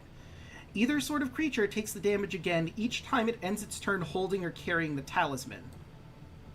So, like, you could stick it to the Kraken somehow, or get it so it couldn't remove it somehow. It could take a constant stream of damage. Or, if you are a cleric or a paladin, you can use the talisman as a holy symbol. You get a +2 bonus to spell attack rolls while you're holding it. It has 7 charges. If you're wearing or holding it, you can use an action to expend 1 charge from it and choose a creature you can see on the ground within 120 feet of you. If the target is of evil alignment, a flaming fissure opens under it. The target needs to succeed a DC 20 dex save or fall into the fissure and be destroyed, leaving no remains.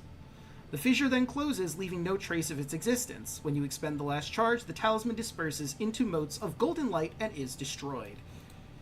So that other effect is really useful against the Kraken. If you could get it to fail that dex save, you could one-shot it, basically, because it is definitely evil. It actually has the intelligence to be evil. Okay. But you would need to, A, figure out if someone has made or if it exists anywhere. Wait a minute, did we find one of those? No, you haven't found a talisman of pure good. Plus, you also have to be a good creature in order to use it. It has to be specifically a good aligned paladin or cleric to use that secondary effect I mentioned. And I mean... Alu? Are you good? Am I good? I am, lawful neutral. So... Well. You would not be able to. And, Merrick, our Do we paladin... really need to ask? is not... Yeah, definitely not good. Do we really need to ask? Rip What? Octavius. I am shocked. I can't believe you would say such a thing. Merrick is such a good and kind guy. He's something. It's the fucking Shadow the Hedgehog of this campaign. He is Right. kind of... He's got a gun. He becomes kind of good in the end. A Yeah. literal gun in a Sonic game. This is the best opening intro. Right. Ryan motorcycle with a gun comes to the skid stop. I could totally see Merrick doing that. All right, so... Or smooth He's hairs. got a Glock. What the fuck? So, Luna's next with the Behemoth. So the Behemoth is a very interesting creature. From what you've researched, you learned that it is a ranged attacker, somewhat similar to Merrick with his Eldritch Blast. It has a breath weapon with a range of 300 feet in a line and 10 feet wide. Put simply, above game, you know how people say that the Tarrasque is like Godzilla? The Behemoth is actually Godzilla, with a radioactive breath and everything. Oh, You guys want to fight Godzilla? Let's Let go. them fight. hell yeah. So, I the mean, other interesting Video. thing... Oh, sorry, go ahead. depending on how close Godzilla is to Mitros, we might be fighting Godzilla first. Yeah? So, Yeah, I need to get my son. the other interesting thing about the Behemoth is, oddly enough, understandably, it is immune to non-magical weapons. However, there seems to be a loophole in its defenses. It does have magic resistance against spells, but its carapace isn't reflective like the Tarrasque's. And it seems to be vulnerable to magical weapon attacks. You get the impression from the book that whoever created this monstrosity wasn't planning on creatures being crazy enough to run up to it with a magical weapon and hit it. They would probably be vaporized by the 300-foot length laser beam coming out of its mouth, and if they didn't die to that, it would eat them. Or claw them, or crush them with its tail. It has a lot of options for offense. But if you can get that hit in, works really fucking well. What's the size of the behemoth? It is a huge-sized creature. It could eat Bet. any of you in like a single gulp. Nope, Luna has a plan. Hot. Luna's going to get big and try to pin it to the ground while everybody hits it. Oh shit. Other things you learn is it is immune to fear and its mind can't be influenced by magic. You do remember, while Valis was leaving, it was an offhanded comment, but she believed that Damon may have studied the Nether Titans for a bit. So Damon of the Necropolis might have something that could work against the Behemoth. Similarly to the Tarrasque, reverse gravity and maze are pretty damn good against the Behemoth. And that is what you have learned for your natural 20. And last, Okay. and certainly not least, we have the Nether Dragon. And with your roll of 23, you learn that the Nether Dragon is a dragon made of shadow. It seems to have been some sort of creature that, unfortunately, maybe a dragon was consumed by darkness, or in this book, it seems to claim that Letheria corrupted a dragon that came here that wasn't associated with the Dragon Lords, a red dragon, and turned it into a sort of dragon, sort of undead monster, but it, for intents and purposes, it does not have the undead property for spells. However, sunlight, has disadvantage in. It has a sunlight sensitivity. Therefore, it usually is nocturnal, traveling at night. So you could potentially, if you can find it, ambush it during the day. It is also one of the creatures not immune to charm magic. You also learn that it has... Oh, sorry, go ahead. I do see through part of that explanation. It does have a blind sight, and it is almost impossible to sneak up on an ancient dragon. But if you are attacking it during the day, you do have that sunlight advantage. Another terrifying thought that you learn about from this book is those that get killed by its breath rise up as shadows. So if any of your party die in this fight against it, they will become allies with the shadow dragon. That's cool. It is immune to fire and necrotic damage, so any spells using those are worthless against it. Fuck you. And That was deserved. and I have a feeling Merrick said that out loud while he was reading the book. he Like, fuck you in absolutely particular. did. Exactly, dude. He's looking through the book and just suddenly, at the top of his lungs, fuck you! It went from being like, this is a cool fucker to, oh no, not again. Shush! This is a library! And So I rolled high or low. low. I did get low. You Hell learn from the book that there is an artifact that has been known as either the Orb of Dragonkind or a Dragon Orb. This is a very powerful, legendary, magical artifact that, among other things that gives you spells and the like, it also can summon evil dragons to a person's location, so it would be a guaranteed way to draw the Nether Dragon immediately to you, if you could find a Dragon Orb. Well. Guys, we need to find the Dragon Ball. Gotta find that Dragon Ball! That would be the perfect item to give to Merrick. An orb that summons evil dragons. Perfect. Yeah, We he totally can't don't. hurt. We totally don't know his backstory and how that may affect it. But you know what? It'd be fun. And I'm just gonna grab the Dragon Orb from Roll20 so I can give you all the stuff it does. Him. So, the problem with the Dragon Orb is, to make it work, it has a soul of an evil dragon inside it. When you attune to the orb, you need to basically assert dominance over this evil dragon, or it could has a chance to possess you or convince you to break it free, which makes the item inert. However, you're a pretty charismatic guy. You have the feeling you could probably make that save. That'd be fine.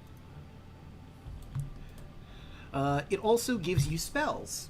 The orb has 7 charges. It regains 1d4 plus 3 expended charges daily at dawn. If you control the orb, you can use an action to expend 1 or more charges to cast one of the following spells. All have a DC of 18. Cure Wounds at 5th level, 3 charges. Daylight with 1 charge. Death Ward for 2 charges, or Scrying for 3 charges. You can also use an action to cast Detect Magic from the orb without using any charges. The other thing that it mentions is it has random properties depending on the soul of the dragon inside the orb. I'm not going to tell you what possible benefits or detriments those are, because again, there's no way of knowing for sure. It's pure random. But there are 2 minor benefits you would get, 1 minor detrimental property and 1 major detrimental property from attuning to it. And like I said, while you control the orb, you can use an action to cause the artifact to use a telepathic call that extends in all directions for 40 miles. Evil dragons in range feel compelled to come to the orb as soon as possible, by the most direct route. Dragon deities such as Tiamat and Bahamut, well, in this case evil, so Tiamat are unaffected by the call. Dragons drawn to the orb might be hostile towards you for compelling them against their will. Once you've used this property, it can't be used for an hour. So yeah, after the nether dragon thing, who you know is going to be hostile to you because you're going to try and kill it, you might not want to try and summon many evil dragons to you. Just a thought. That's fair. That's fair.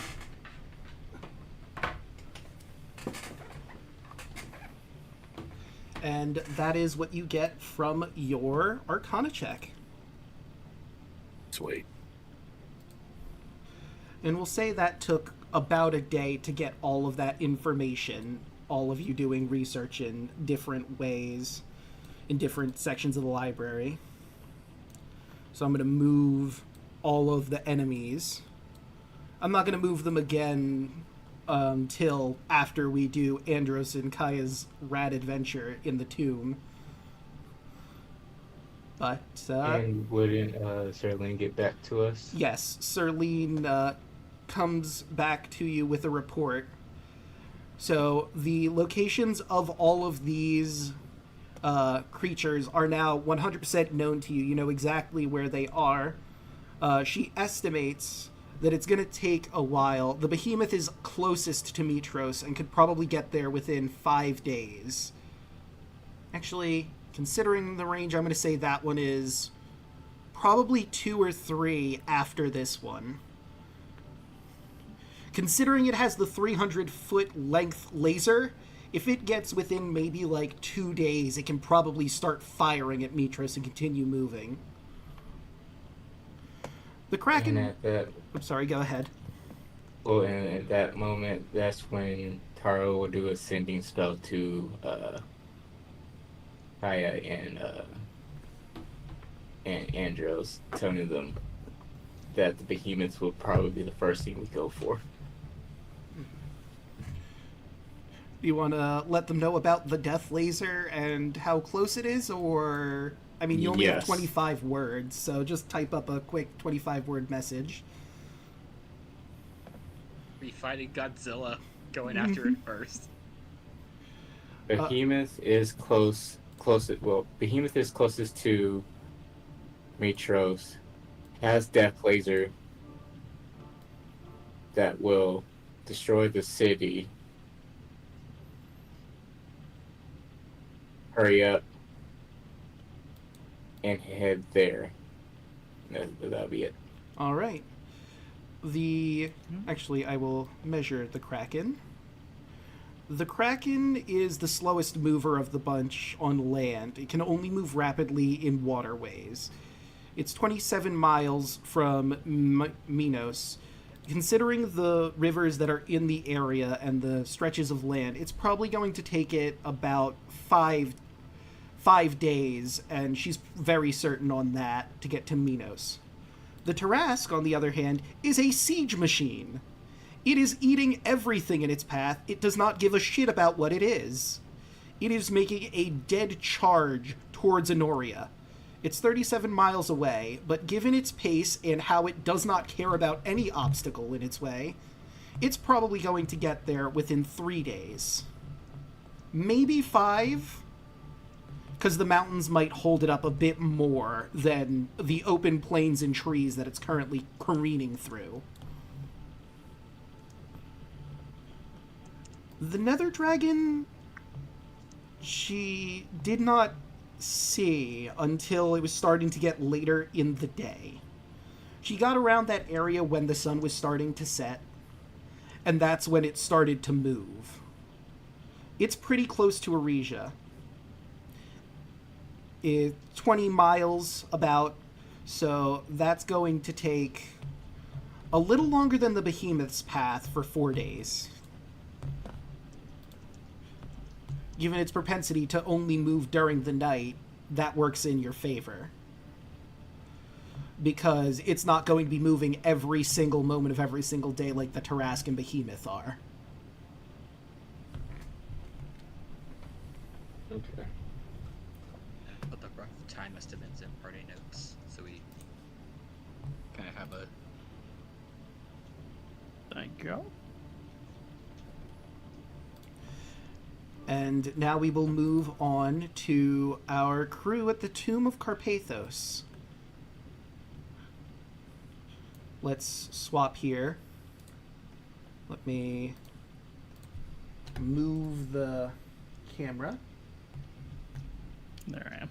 So, before you get too far into the Tomb of Carpathos, Kaya, I need you to roll me a wisdom saving throw again. If you recall. Right. God damn it. Forgot about this. God, that's it. That's 18. That is one less than what you needed. You're terrified right out the gate. I'm Perfect. cosmic omining myself to pass. Okay. I'm like, I know this is coming. You did I need the one. just enough. I get one. You feel that fear in the back of your head, but you press through it. Things too important are going on right now for you to be afraid of a stupid doorway, and you muscle through it, closing your eyes and trying not to think about it. The pressing dread that is working its way into your mind, and you manage to close it off. However, as soon as you make it through the doorway, let's see, what was that? Yep. You're taking 28 damage. God damn it. The other thing that happened to elves. Oh wait, I'm sorry. You are an elf, and you take half of that. So let me cut that in half. Divided by 2. 14. You're taking 14 damage from walking through Alright, the that's door. better. Okay. Jeez. Just coughing up blood again. It's fine. Oh, yeah, I forgot to ask. I did bring Sunny with you, but would you have brought Sunny to the tomb or no? I need my safety animal with me. Fair. So, for the sake of ease, We're doing this again. not yet. I'm going to move you from your current position to the rooms you've already been through up to where stuff is new and you haven't explored. Okay. And then we'll have you roll from there.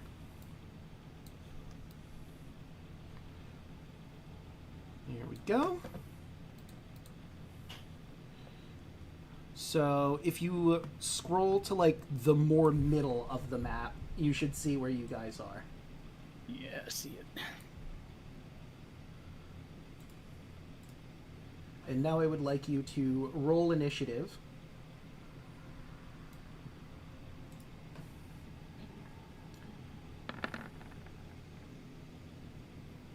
All right. Kaya, you go first. The stone slab in front of you is like the others, and it's going to take some athletics to actually move it out of the way. Alright. Alright, I'll have Sunny help me out, so this is advantage. Nope. A 10's not going to do it. God fucking, I hate this place. Yeah. I hate this fucking door. So it's Andros' I feel it.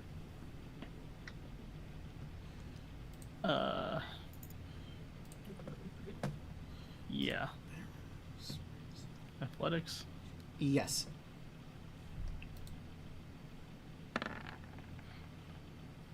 That's also not going to do it. God damn it. You know what?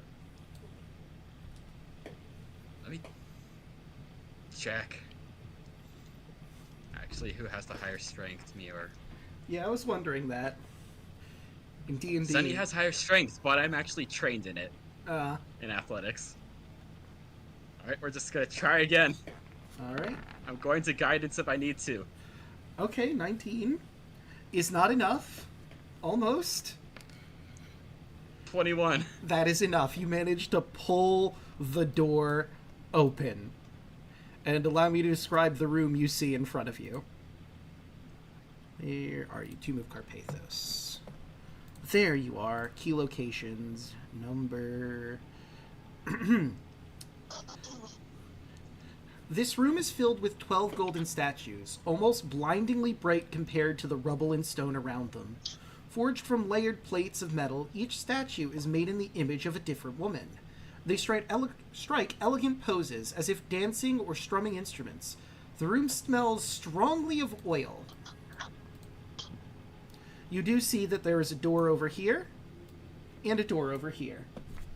Hold on, let me scroll that down for chat and ping those again.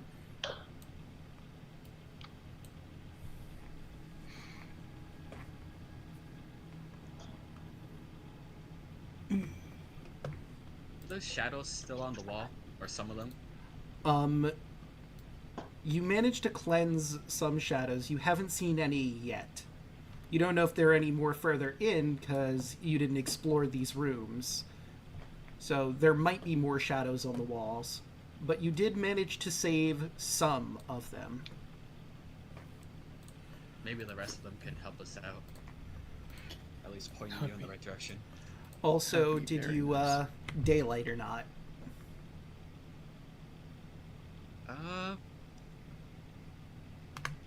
I'm going to for right now, but once the fight happens, I'm gonna have to shut it off because it's a 1v1. Alright, so let me hop in there and give you your light. Daylight is 60 feet of light, right? Yep. Yeah. Okay, so bright light. Oh, it's just on already. Good. I never turned it off on your token, so you're all set. So that will bring us to Andros. Right. I will just try this one. So before you get too far, I'm going to put you like right here. As you step into the room, you see that some of the statues begin moving as wings unfurl from them. And token. Oh no. And Oh, token. God damn it. As all four of them. Let me grab this. Begin to sing. And I need both of you and Sunny. Actually, let me measure that out just to be sure. Yeah, no, you're definitely in range for one of the songs. Actually, two of the songs. And Andros, you're in range for all four of them. I need you to make Wisdom saving throw, or you're taking 8d6 psychic damage, or half as much on a success. Okay, so you managed to save. And that is... And that is 8d6s. Let's get to the advanced room. I'll use my reaction for Antris again. Yeah, I don't want to use my key point yet. So that's a 16 for you, so we all pass. Okay. So you will take half of that 21. So 21 divided by 2. So that would be 11 points of damage. And that was 1. Kelladon sings a song of despair, each creature within 20 feet of her that can hear her, that isn't a construct. So I need to do that 3 more times.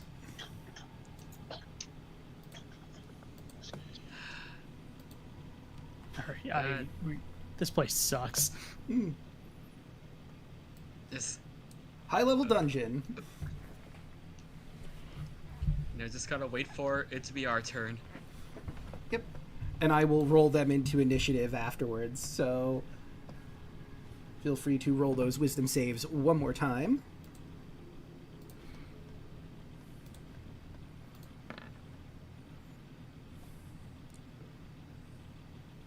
So, Do we all need to roll it again, or yeah. because I don't know who's in range? You're all in range. However, I think Kaya and Sunny are out of range of the two that are all the way in the back, yeah. So you only have to do it twice, Kaya and Sunny. Andros, however, has to do it for all of them. And let's roll them d6s. So for anyone who failed, that is a 27 for that one. Divided by 2 is... or 14 for anyone who succeeded. 14 is the number you're trying to hit. And you succeeded on the third one.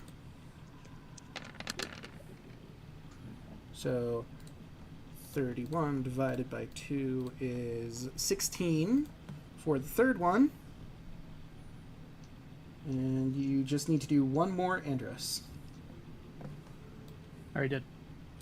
Oh, I thought I only counted 3. 1, 2, 3. All right, and that's the fourth one. Hmm. Okay, so let me roll that damage for number 4, because I only did 32. Cut in half. 2 is 16. And that's the last bit. And now, it's Kaya's turn.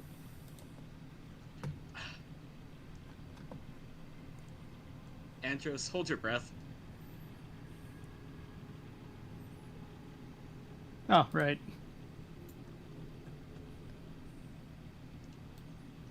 Dropping a freaking fire cloud in here. Incendiary cloud. Interesting. Let's see. So, I think this is a new one for you. Yeah, so this circle it's just gonna linger. Okay.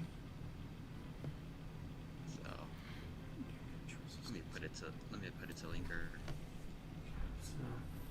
So one cloud of smoke shot through with white hot embers appears in 20-foot radius sphere centered on planets in range. Cloud spreads around corners, heavily obscured, lasts for the duration until a wind of moderate or greater speed, at least 10 miles per hour, disperses it. When the cloud appears, each creature in it must make a dex save. The creature takes 10d8 fire damage on a failed save, hasn't much success. Creature must also make a saving throw when it enters the spell. Okay, so, and that is dex saves. They make a DC 25 dex save. So, 1. Yep. Well, that's a Good luck with natural that. 20. But it's still under the dex save, so I don't know how we do that. Also, you may have noticed I rolled some extra ones there. Let me, You have revealed there is more.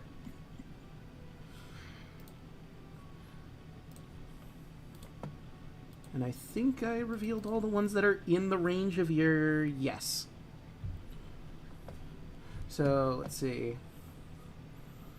Do we make it a success simply because it's a natural 20 in that instance, even though it's under the dex save? I mean, how have you ruled it like that before? Or? I don't think it's ever come up to this point, is the thing. I'm going to say it's an auto success because it's a nat 20, and that works on your end as well. So if you're ever doing a saving throw and you get a natural 20, remind me if I forget that, yes, that counts as an auto success. We'll go with Baldur's Gate rules. So cut that in half is 24. But everything that fails takes 48 fire damage. Okay, so...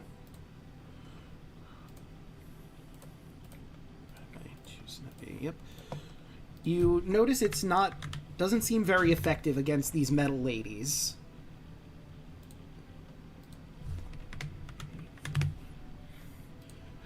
And above game, it seems they are resistant to fire. I mean, that's just gonna stay. True. Alright. Bonus action, I'm just gonna punch the nearest one within range. Where's the fucking...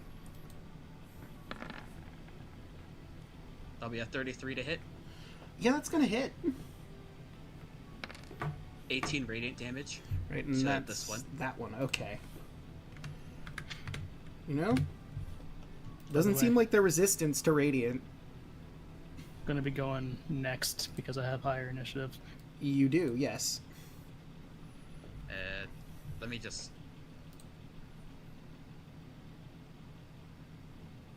I'm gonna have to try to measure... I want to try to measure a beam for Sunny. Okay. Well, isn't her breath weapon a line specifically, not a beam?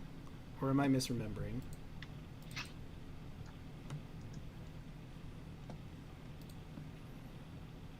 Fire breath. Yeah, hers is a line. Ah. Okay, hold on, let me. Yeah, then actually no breath weapon for her. She's just gonna take the dodge action. Okay. Let me drop my circle again. I think you had it. Yeah, there it is. And gonna take just.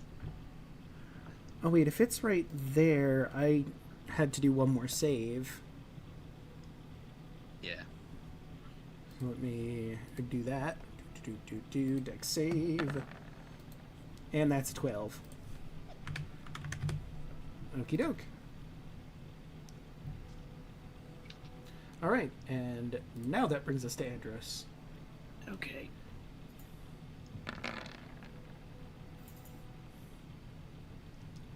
Okay, that's a natural 1, so let's see what you've won.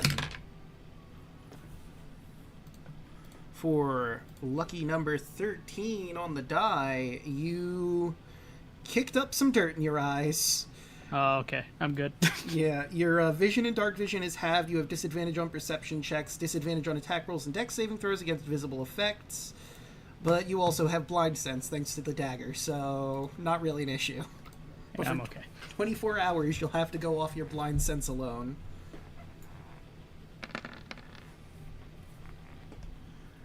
Yeah, that's going to hit. All right. That's There we go. minus 25. Let's just start this up. That also hits for solid 20. And that also hits for 29, and that Caledon is dead. Also realize now in the thick of things, oh yeah, these are kind of like the things that Vulcan sent your guys' way when he was sending you magic items. Mm-hmm. That makes it weird. Isn't it? Just gonna step up to this one.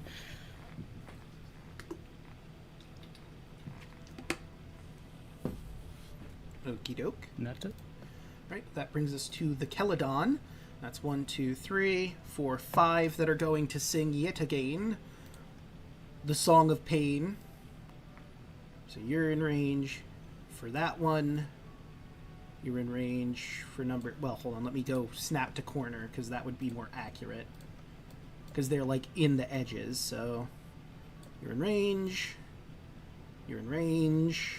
So at least for those two you are. Andros is out of range for this one. And he's out of range for that one. So Kaya and Sunny just have to deal with 2. And, oh well, that's a nice even split. Both you have to deal with 2. So, Caledon. The wisdom save you're looking for is 14. Even with a nat one, So we're also going to go with the rule that, actually I think we ruled that? I think we've ruled that it's a failure for a nat 1. So then I'll use a legendary resistance to pass. Fair enough. Right, so let's roll.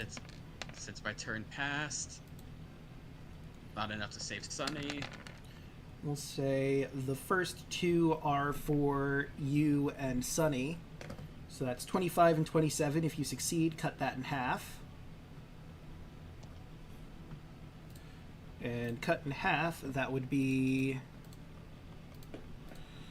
13 and 14. 14. And now for Andros's 30 and 25, you succeeded on both, so we cut that to 15 and 13. And that's it for them. Okay, they all need to make dex saves again, because they start their turn in the fire. Oh yeah, they Or could they have tried take 37. moving. Dex save. Unless they're all nailed to the wall. And that's 1, 2, 3, 4 I have to do. And they all failed. So 37 cut in half because their resistance would be 19.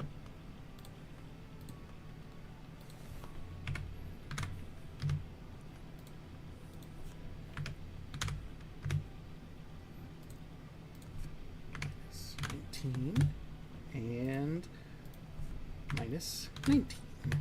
There we go.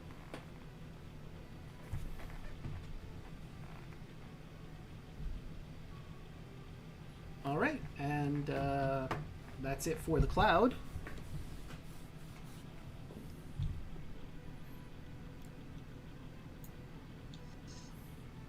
Wait, weren't you and Sunny also in that cloud? Now that I think about it, Yeah, but we're immune to we're both immune to fire.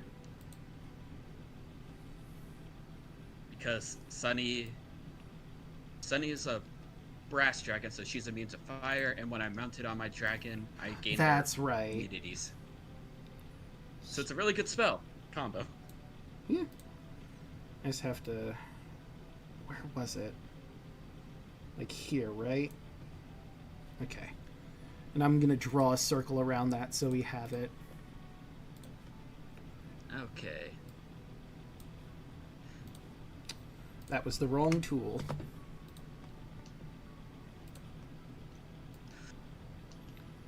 Alright.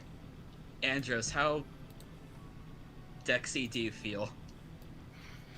Just do it. Do whatever you have to do. Action, lightning bolts, hitting these two. So pass the DC 17, or take 29 lightning damage. Lightning training. Yep, no damage. This is why we did the lightning training. For this exact So purpose. Those two Keldon's gonna roll a save again. Alright, I'm just getting the incendiary out. Now I can roll their dexes. 1, 2. So, they fail. However, you learn that, like Andros, it does not seem to affect them. He dodged out of the way, but they seem immune to lightning. God fucking damn it, I hate this place. Okay. Bonus action, just gonna do a heal round.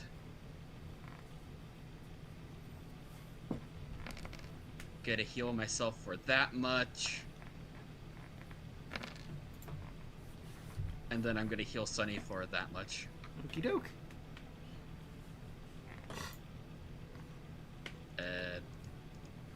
Probably gonna have to move out of the way so Sunny don't get hit anymore. Might be a good idea. I'm gonna move this ever so slightly because I remember it just barely clipping the two of you. That seems correct. There we go. Alright. Let's boldly retreat. At least have her retreat. Mm. And I'm just gonna stand at the edge of the cloud. Okay. Now it is like heavily obscured, right? That area? Because it's incendiary? It's it does not say. Oh, well never mind then. Oh, yeah, it is heavily obscured. But Andros does not need to see. True. You don't need eyes. That was more for you and your lightning bolt, but that's off a save, not off of an attack. Just for further reference. Okay. So unless these things have blind sight, they're technically blinded in this. Okay. Because they cannot see. Well, they do not have blind sight. I can confirm that. Alright, Andros, you have... Yep, you're able to hit them for free. Speaking of, Andros, your move.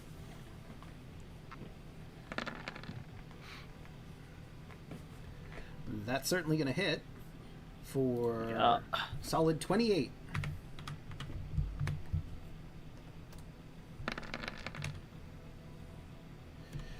And that'd be 22. And another one down, and another one down. Another one bites the dust.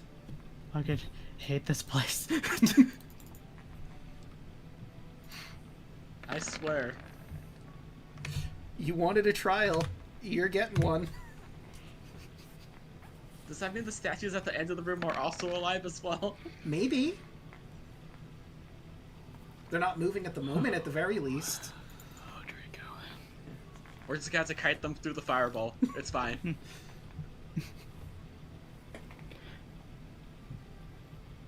Okay.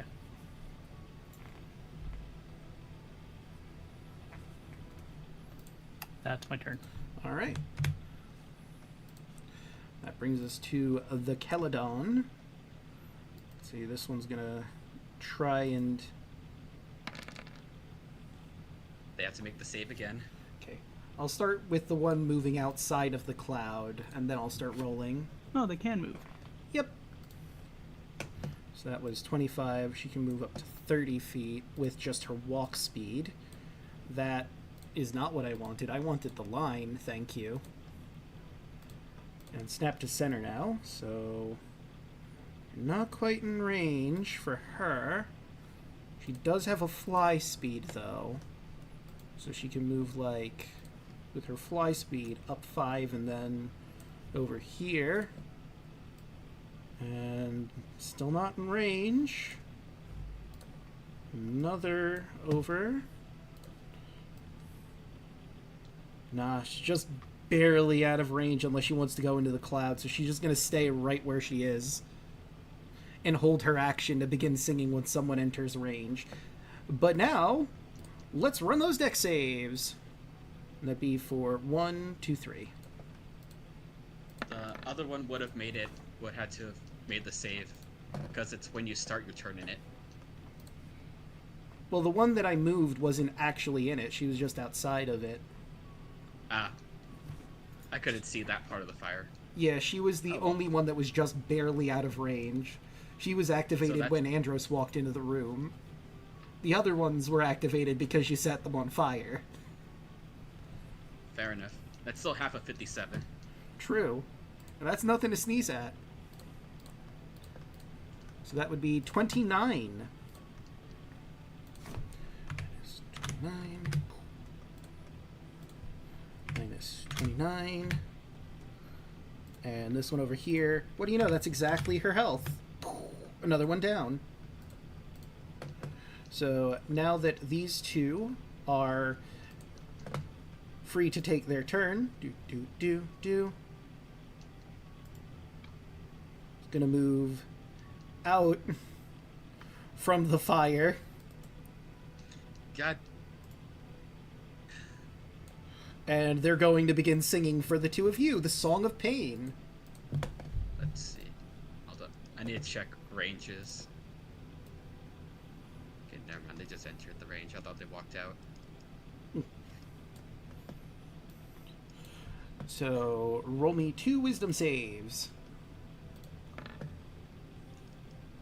Okay, those are both successes. That second one is not. So that's 31 and 23. So cutting those in half for you, the 31 is 16 for the first, for both Kaya and for Sunny. And then that 23 is 12 for Kaya and the full 23 for Sunny. We still got this. Yeah. And that is it. No bell. That is it for the Keladones. Bringing us back to Alright. Kaya. Alright. Just gotta mount up. And I'm gonna charge and hit them with the stick. Okay. And since I got mounted combatant, this attack is with advantage. Okay. Because they are smaller than my mount. True. So that's a 32. Is gonna hit. That'll be 17 bludgeoning. And yeah, that's it. They don't take lightning, which is... Oh, this one looks real rough. She took a wallop from that smack, but she's still hanging on. Singing her horrible, out-of-tune, out-of-key, flat song. Alright. 35. That hits. This one's gonna go onto the one on the left. Okay. So that's 20. Minus 20, and she's also starting to look rough. Alright. Sunny, try to finish them off. 18 And that's the one on the right or left? Well, on the she's- right. Okay, yeah. I just realized she's too far out of range. So Sunny definitely gets the hit. 15. And hey, look at that. That's enough to rip it asunder. And the claw attacks. 10 is not going to do it. And neither will that 13. Yeah, then that's everything I could do on my turn. Right, it's Andros's turn. So, like, your blind sight is, what, 10 feet away from you at a time? No, it's 30. Oh, okay, so then, yeah, you're fine to see what's going on all around you. Yeah. Let's see here. Do I want to move there? Do I want to help Kai? Kai, are you good? I think this thing just needs one good hit, but you can finish your thing. We're both hanging around health half. We'll be fine. Okay. I trust you, man. Well, I clearly see that one. That's just trying to sing at me. Yeah? So you get into range and her held action activates. So Yeah, I roll know. that wisdom.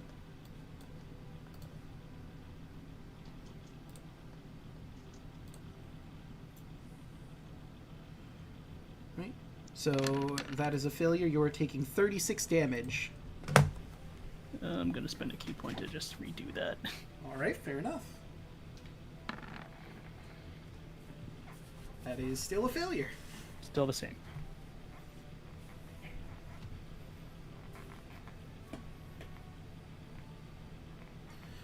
Alright.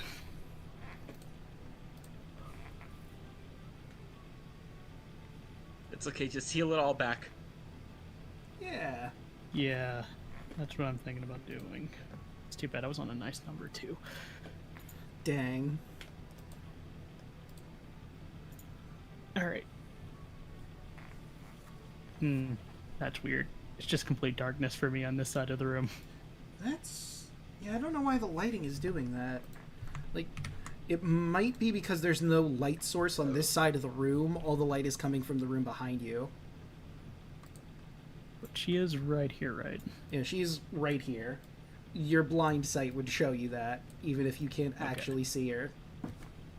Well,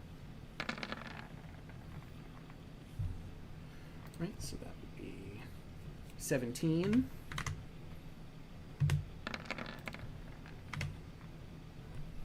And that's 25.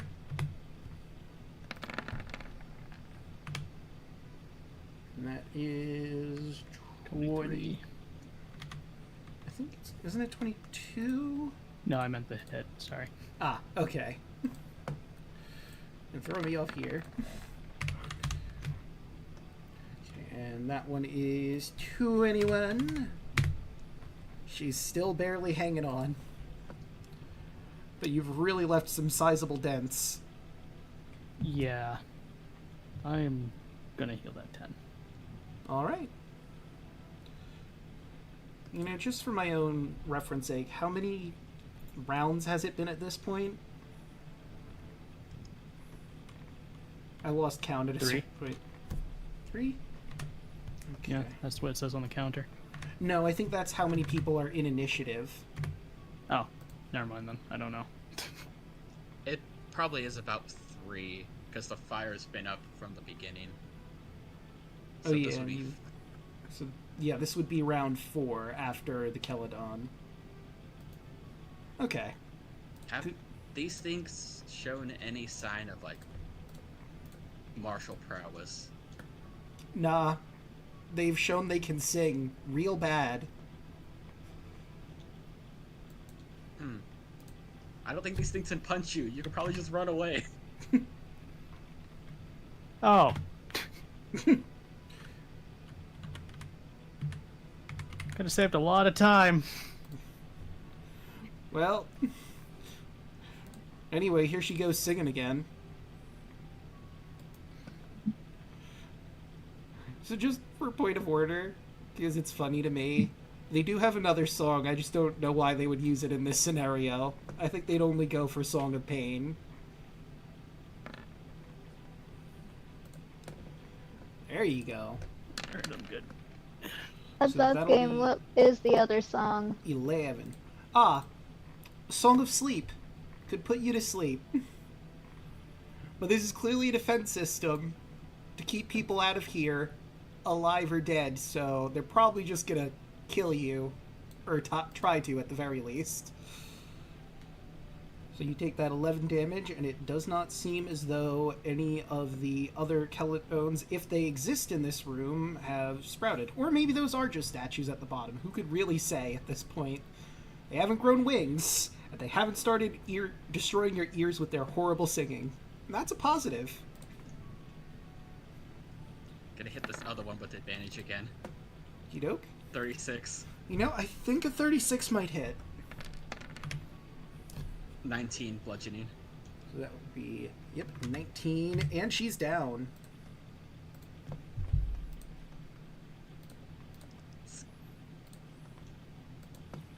Good. Boldly charge in.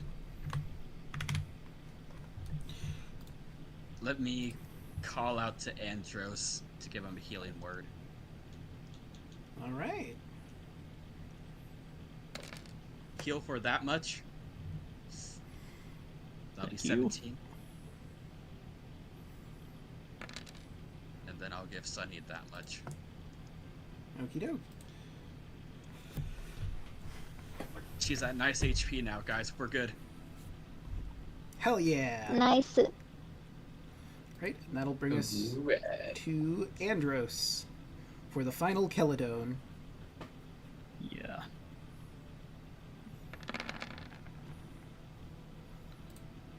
And that is enough to take her down, so how do you want to do this? You ever seen Avengers 2 with the Hulk and Yes. the Iron Man? Yeah, just that. Just beating your loving tar out of the holds on the ground. It is not recognizable as whatever it was before. You saw the beautiful gold woman statue. No one else will ever know what this thing was. Just gold dust and scrap metal. Fuck that. Alright. It seems like they're moving now, so I'm just gonna wait here and hold an action to help. Alright, let me take that down. Let me go back to the top of the turn order.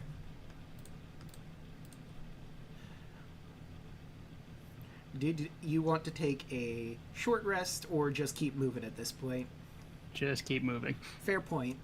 I'm not. Who knows? There could be more Knuckles in here. Fair point. There could be. Alright. Alright. We're gonna try to push this door with advantage. You have advantage. 25. 25 is enough to unlock it. And before I open it, I want to mention what I find interesting about this room. It's not technically mentioned in the module as I have it. Like, this room existed, it has the vampire spawns, but the description that I have for this room is actually for the next room over. So, I'm just gonna freestyle this room. Much like with the ones you've seen before in the other rooms, there are 3 vampires that are held down by millstones. Trapped. And because you have daylight active, they are burning alive. And there are 4 shadows on the walls that look very similar to them. Bonus action, just more healing. Andros heal for 21. Thanks. Gonna need it. Yep.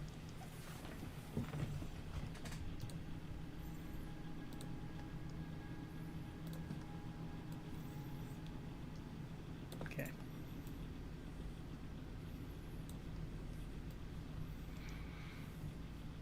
Well, we got it open. Spin a blueprint, walk into the room. All right. I just thought of something. Mm-hmm. Kai, isn't your wind walk still active?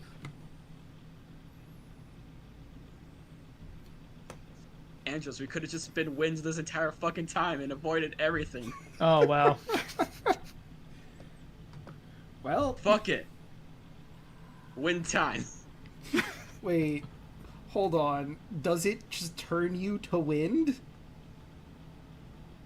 I thought that was gaseous form that did that. Let's see. You assume a gaseous form during the duration. You will increase your see with rings. Oh yeah, gaseous form. Wow. I thought there was a spell called gaseous form. There is. There Say is. that. So then what's the difference between... I guess this gives more people the gaseous It's, form? it's a It is- higher level spell. So Yeah. This one basically gives you more the movement speed and also to the ability to fly. That's the only thing that's like different. Can you transform forward and back? Because I don't know how you're opening these Yep. stone doors otherwise. Okay. Are there cracks within the door? Because we could just wind through it. No, they're plugs. They're plugging up the God. whole thing. And I put the vampire Okay. spawn on because they take damage on their turn. They're not able to do Okay. anything at this moment. Okay, so we can't wind our way through this. It couldn't be that easy. Nah. Alright, in. sunlight is basically just covering this whole room, right? Yeah. Okay, I don't have to worry about these fuckers. They're also stuck under a big ol' rock. Each and every one of them. So unless you move that rock, you're not going to have to deal with them. Now I'll just hold my action to help. Alright. It is the vampires who are getting roasted alive, screaming in agony.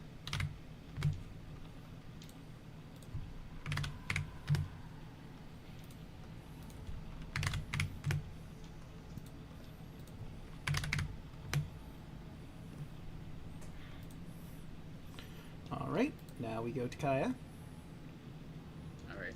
While making our way over to push this door open, just gonna look to a shadow on the wall and be like, is the queen this way, or do you know which way we had to go? The shadow nods at you. Good. Alright, we'll be in and out faster than you could say. God fucking... Damn it. There 20. you go. That's enough. The door unlocks and you move it out of the way. It's an epic adventure for the masses. I fucking hate this place. So there's a big old pillar in the middle, but I'll explain the whole room as you see it. Let's scroll on down. This is room number 14. Technically 13, because the module's kind of wrong. An ornately carved sarcophagus rests on a dais in the center of this room, and light filters down onto it from above. A pale, motionless figure rests inside it. She's dressed in fine but faded crimson dress, embroidered with intricate gold designs. She would seem asleep if not for the millstone on her chest. The room smells of dust and the putrid odor of rot. Technically, her altar is behind this pillar, but yeah. Alright. I'm gonna turn off my sunlight. Okie doke. Off. Alright, Andrews. Save. Hold up. I still have a bonus action. Okay.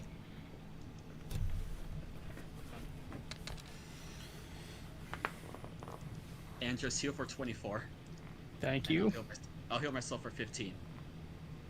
Get in there, man.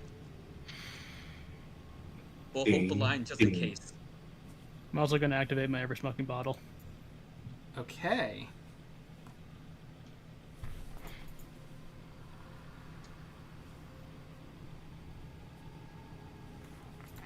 That's good enough.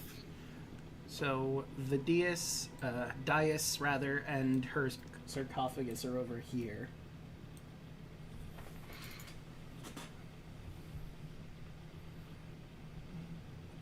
Okay. Cloud of thick smoke pours out in a 60-foot radius from the bottle.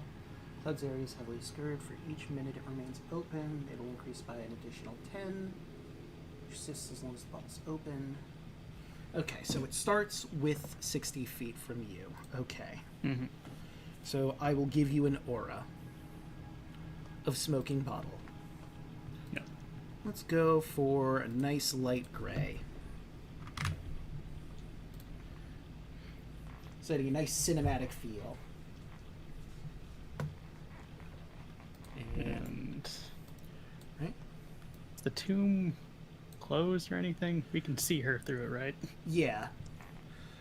There's Okay. millstone on the sarcophagus, basically, where her chest is approximately. So if you want her to get out so you can fight her, you're going to have to move that first. Okay. And that'll be an athletics check. God damn it. If it makes you feel better, it is significantly easier than the doors.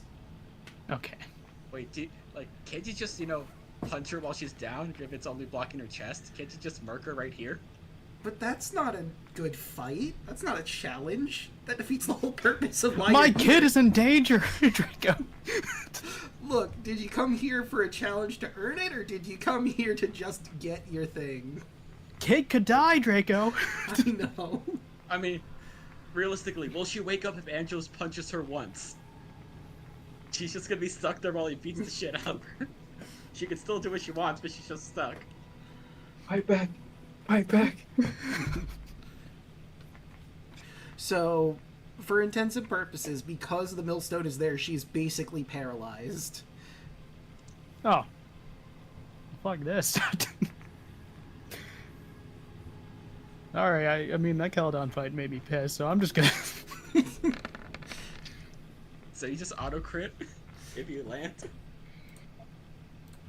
Isn't that how paralyzation works? Let me look at paralyzed just to be sure.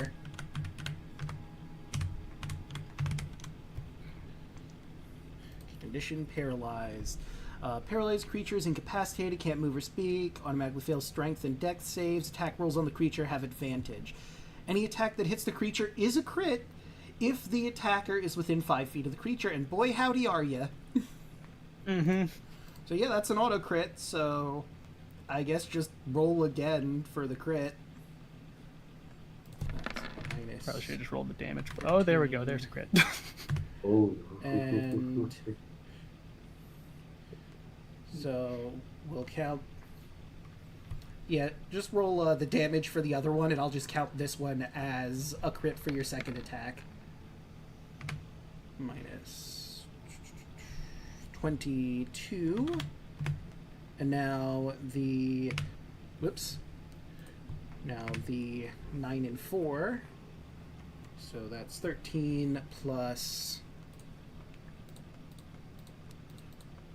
16 for 31.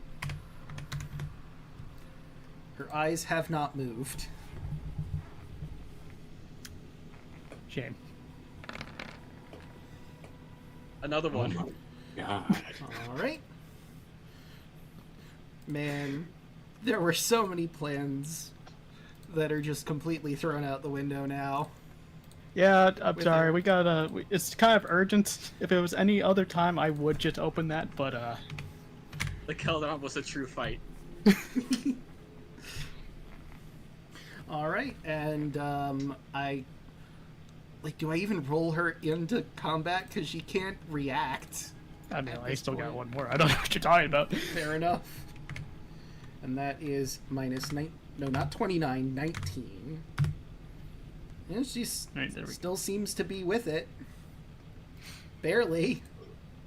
You didn't roll the crit for that one. Oh yeah, that's a Oh, good yeah, point. right. So roll the damage. Jesus Christ. So that would be 27, which is enough to kill her, and you watch as she crumples into dust before your eyes. And with that, before I read that, I have to agree with Bubba. This is basically the Golden Wind stomping scene. This poor woman.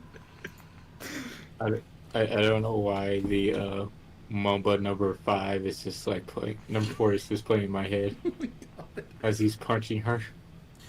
So I guess I'll start with how do you want to do this as you just unleash your flurry of blows. Yeah, just. I'm so sorry. I'm sure you would have been a great fight, but I have other things to worry about right now. To just punch her right through the chest. 1, 2, 3, 4, 5.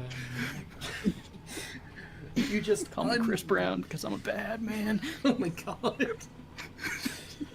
So you just unleash punch after punch after punch, and she eventually crumbles into dust underneath your fists. A cape is left behind if you want to grab that. That's probably Yeah, sure, why not? And as you're grabbing the cape, your vision begins to fade. You're taken from reality, and you feel warmth in your chest. But you feel no fear, no unease. You find yourself at peace. You understand what the Grand Masters of Arisia tried to preach to you when you were younger. Being a martial artist isn't only about strength. It's about mastering one's body, mind, and soul. Not simply being stronger than everyone else, but finding enlightenment. Conflict is bound to happen. You know this to be true. But the true master can rise to any challenge, confront it, and help those who aren't strong enough yet to overcome. You look back at your younger self and see how much you've grown, how foolish you once were, and that's okay. You become far greater, and with the gift you've been given, you can help so many people, guiding them to whatever they dream of for themselves or for the betterment of themselves in the world. For you have gained the guiding force of light, the power of illumination, revelation, and guidance. Some people fall. They make mistakes, but they can change. You think back to that white boar. Hatred still fills you. But because of that boar, Damon, of the Necropolis, and the rest of your group, you were able to rise to godhood in this moment. You might not have done it alone, but you put in the work to train yourself up to where you are now.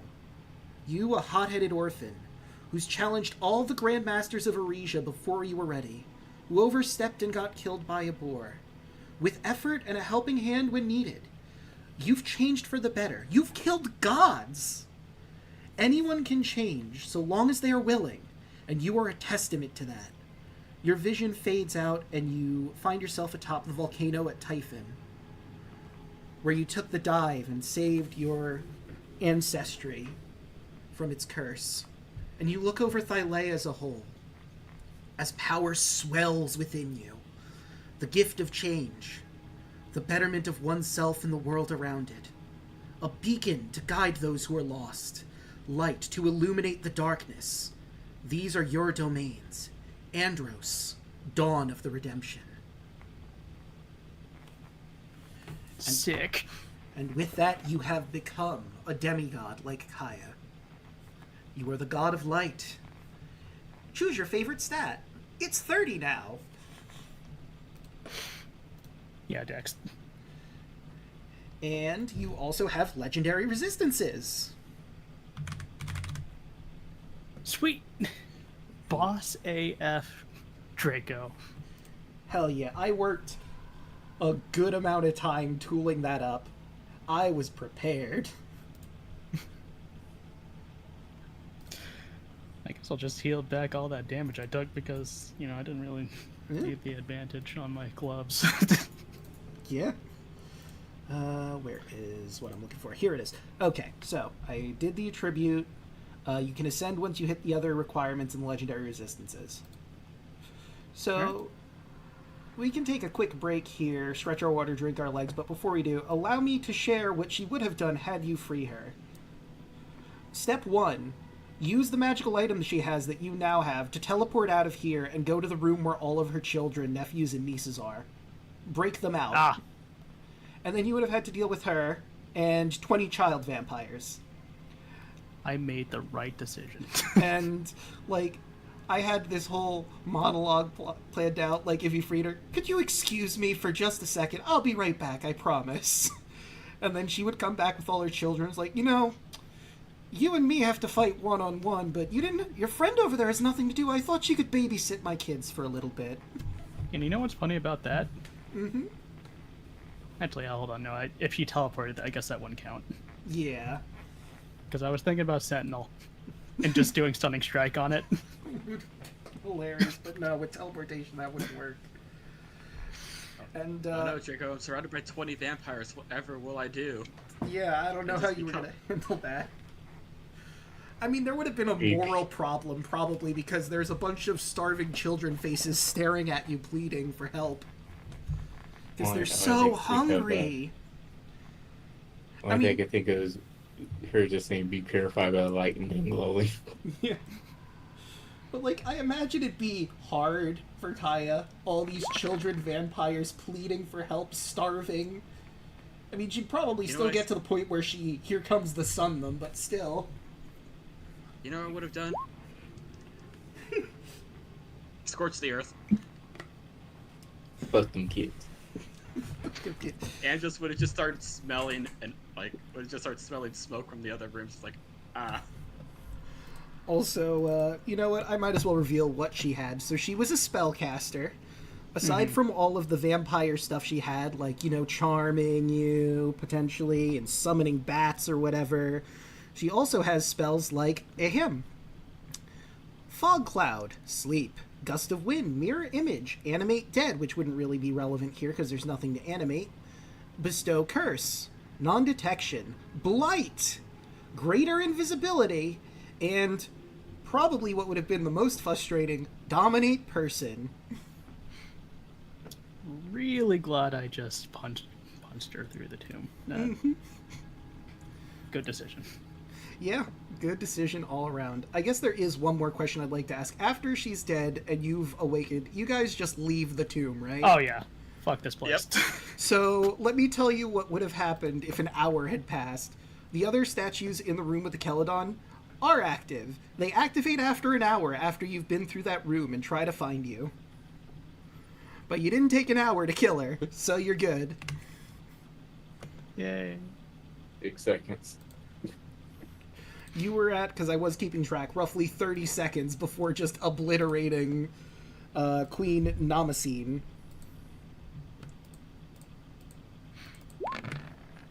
Sorry, fuck out of here. Namasine. Please. Let's get the fuck out of here. Technically, you don't know what the magic item you got was from her, but We'll find out later. you can identify I'm taking that. it. Yeah. All right. So let us move back to the Apocalypsis map, and I will get myself some water, stretch my water, drink them legs, all that jazz. Oh yeah, I should probably get rid of the tracking, because it's not important. It's a instant transmission back to us. I mean, I could. Or if you want to ride on Nimbus for a while, you can. Well, since it's turning you into a gaseous form with Windwalk, wouldn't you be turning into flying Nimbuses? Technically, but I still like the flavor of us going on Nimbus. Fair enough. I mean, they could just turn their feet into flying nimbuses and they're just riding. You know, that makes Right, sense. that way. Like their humanoid cloud forms with their feet turning into the flying Nimbus cloud. They're like centaurs, but with legs. I mean, has anyone seen the latest episodes of One Piece? Not gonna say any spoilers, but that's basically how Angelus looks now. I have not, but I have seen the Oh. fifth gear. It was The already little- spoiled for me. Yeah, you kind of look like that now with Windwalk. I'm cool with that. So I don't need those anymore. And to think, Be right back. yeah, me too. I'll bring my push up after I get back. Almost steady.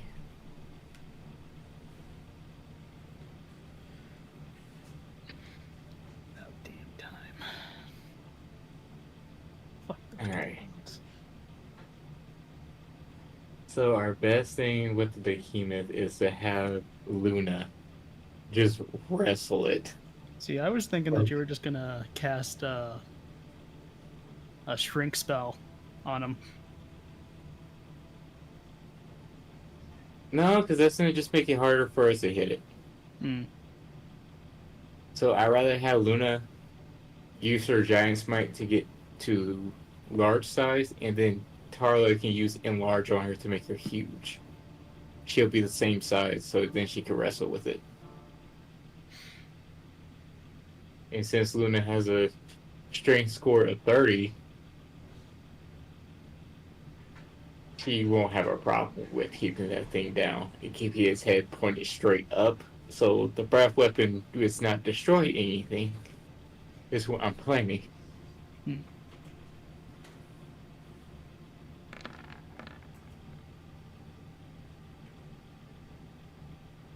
I'm good with this.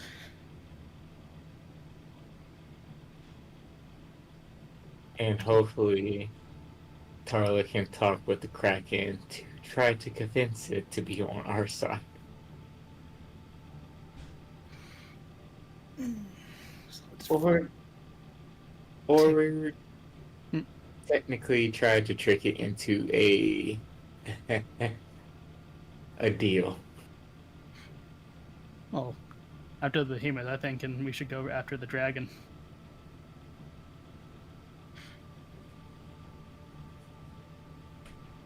Yeah, that would be smart. Because the Kraken is the slowest. And compared to the Tarath, the Nether Dragon might be the easiest. Well, in terms of difficulty, I know the Kraken's the easiest out of the 4. So it'll be like Kraken, I believe the Behemoth, and then another dragon, and then Tarath. But another dragon and the Behemoth is one of those will be the next ones will be the second easiest. I have returned. And I will say this in regards to that. Technically, that is metagaming, but if we're going to be in metagaming, just as a fun little side note, the module mentions that the Behemoth is one of, if not the most dangerous of the 4. Technically, the Tarask is the higher DC, the higher CR, and I feel is very hard to deal with because that stupid reflective carapace, but the Behemoth does a lot of fucking damage. I think Yeah. they all do a lot of fucking damage. True. Yeah, but more likely we're just probably going to go for the Behemoth first, because that's The near where the closest. kids and Yeah. families are at. My son! Like, it's definitely the most pressing threat out of all 4 of them. Because there's Andros's kids, my kids. Everyone's just a lot of people there. Hopefully, My wife's on a business trip. hopefully your son's being helped with the evacuation, because they should have made it back within the day. Oh, yeah. With wind So walking they set up. Yeah, they would have had time to at least start mobilizing people out. So, like, is the plan Which to way? move them to Port Thalasso, or... For the time being, probably. Okay. I'm gonna flavor that Tantandros is a demigod. He just has, like, glowing markings on his coat now. Hell yeah. Now that I realize it, the twins are probably 11. Kai is 2. Gotta get the baby out. You gotta get the babies out. Oh my god. Gotta get the baby. Don't worry, Maybe. we'll have Bluey and Thud take care of the grass. Yeah, they got this. He'll try to eat it. I can picture it now. Thud just walks up to the rat. Tarask starts beating him with his axe. I hear no bell. Gets eaten. Is still inside the Tarask, hitting the inner wall of its stomach.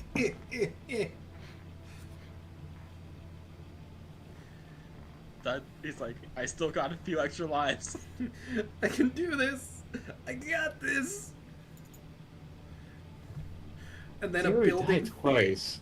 He has exactly 2 lives if you think about it. One that he comes back from, and then the one he doesn't. But he's also an orc, so he technically could die 3 times. True. I'm just gonna call the cloak the vampire cape. Fair enough. I don't know what it's actually called.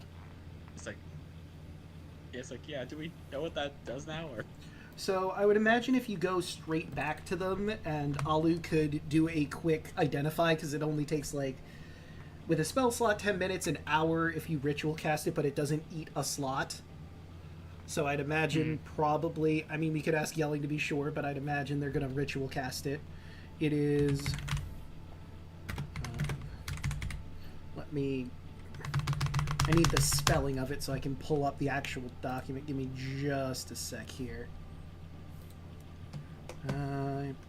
Actually, wait, I can just grab it from her character sheet because I left it on her on her character sheet. Oh shit, I went to the wrong area. I want the tomb, not the prison fort. You talking about identify? Yeah, we're identifying the cloak that Andros got from Nemosine. And let me see. Ah, here it is. It is the Cape of the Montebank. And once I grab that... pretty good item. The Cape of the Montebank is a cape that smells faintly of brimstone. While wearing it, you can use it to cast Dimension Door as an action. This property of the cape can't be used again until the next dawn. When you disappear, you leave behind a cloud of smoke, and you appear in a similar cloud of smoke at your destination. The smoke lightly obscures the space you left and the space you appear in. It dissipates at the end of your next turn. A light or stronger wind disperses the smoke. It is pretty cool. Okay. You get a free Dimension Door if you want it, and it's not an attunement, so you could just have that. Yeah, I'm taking that. That's Angela just turned into Goku. yeah, that's honestly a really good item for you, man. You can instant transmission people. Yeah. And so the transformation to Goku is complete. You know, it's funny because I was going to give Andros a cloak on his time skip. You know what? I'll put this in the party notes, Don't I need guess. to do that anymore. So if you want to just grab that and copy it down, I put the link in the party notes. Yes, please. It's in the compendium too. You could drag it over to your item sheet. Oh yeah, you Oh, can yeah. also do that. Because it actually is in the compendium. It's from the SRD, so it's certainly in here. Yeah. Is everybody back? I've never left. Cool. I'm here. I am as present as I can be. All right. And I think I heard Alec. Did I hear you? Are you there? He's still mute. Ah, On. I'm here. Sorry. okay. Because at this point, you all would have met up together and shared the information. I don't know if you heard, Andros is keeping what he got from the Vampire Queen, which is a cloak that lets him Dimension Door once a day. Oh, hell yeah. It also Change the color in the future. It also leaves a cool, like, smoke effect when you teleport in both the area you're leaving from and going to. Just for extra Of course. style points. So, our next point of order, now that you have gotten your intel, I believe everyone wanted to take care of the behemoth because it's right there and it's threatening a lot of people's families. Yep. Let's fuck him up. How long will it take us to get there? Well, let's see. From your current position, if you go to Mitros, I believe, so you're halfway between Arisia and Mitros with the boat. That'll probably be like a couple days. With wind walking, you'll get there faster. So I imagine that's what you're gonna do. But do you want to take a day to rest up, get your slots back, and then go? I mean, I have a higher level slot. I can use Windwalk. We get over there, take a long rest, and then once we get up, we're all ready to go there.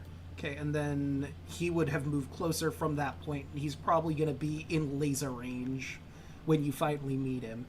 But if you can distract him and keep him focused on you, that might not be as big an issue. Just try not to keep the city of Mitros at your back. Yes, so I can use a higher level slot to make us would walk over there. Sure. Alright. Alright. The boat's just gonna have to make its way back Yeah. by itself. You have a crew that you can tell them to do that for you. Also, before I properly get started and read out everything for him, I'm going to bring you to the battle map. Feel free to position yourselves however you'd like. He's coming from this direction over here. So whoever you want the front lines and how you're setting yourselves up for the fight. Oh, I guess I forgot to... Let me get rid of old Andros. Whoop. Okay, everyone else, are they up to date with their token? I think so. But I will double check just to be sure. Yes, okay. And then you should be... Yep, Merrick's also correct. Okay. Hell yeah. I imagine that Tarlo is going to ride in on Zerline and Kaio and Sunny. Do you want to be in the air? Yeah. Say again? Are the two of you approaching from the air while the others approach from the ground, or are you just going to be on the ground and take the fight there? Like I said, I'll be in the air. Okay, how high do you want to be in the air?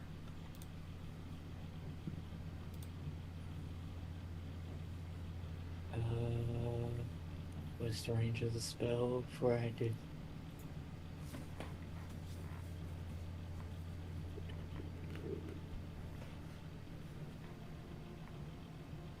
For right now, 30 feet. Okay.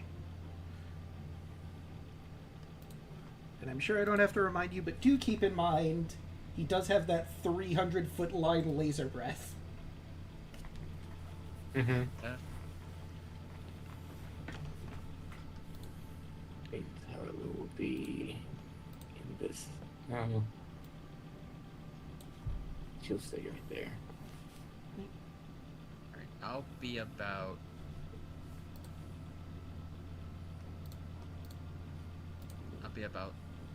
I'll be about like 40. Okay. Let's give you your wings. And I'll put on the 40 token. And you gonna stay in that spot or maybe move to like the right of your group, or... I mean, obviously you're in 3D space right now, so you're 40 feet up, but like anywhere in particular on the map you want to be. I'm seeing if there are any buffs I can do right now for people. Hmm. But... let's see.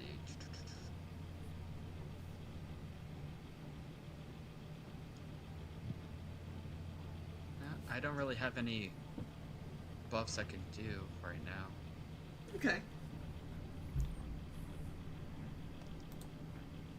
Anyone else have any prep before the behemoth comes strolling in? Spells or whatnot? Luna is going to already go into her.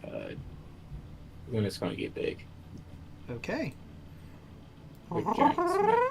Using her Giant's Might. Right, and that puts you at large, right? Yes. Just gonna wait from everybody. What did we say the behemoth's weaknesses are again? Oops. Okay, so the behemoth, you know for certain,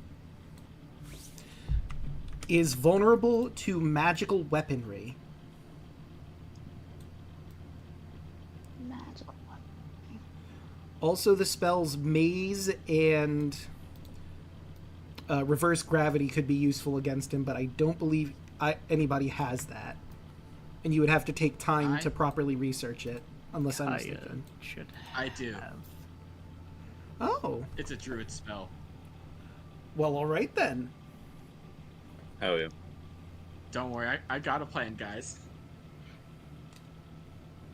I have 2 buffs, but they only are a minute in duration, so I wouldn't pop that till I like combat starting. Yeah, Yeah, I Tara's imagine going to do the same same with thing. that. Okay. Okay, so I'm going to change. Well, first things first, I'm going to move us back to the Apocalypsis map so you can all see the movement of every creature before we get into battle proper. So I should probably give you guys a token on the map too, considering.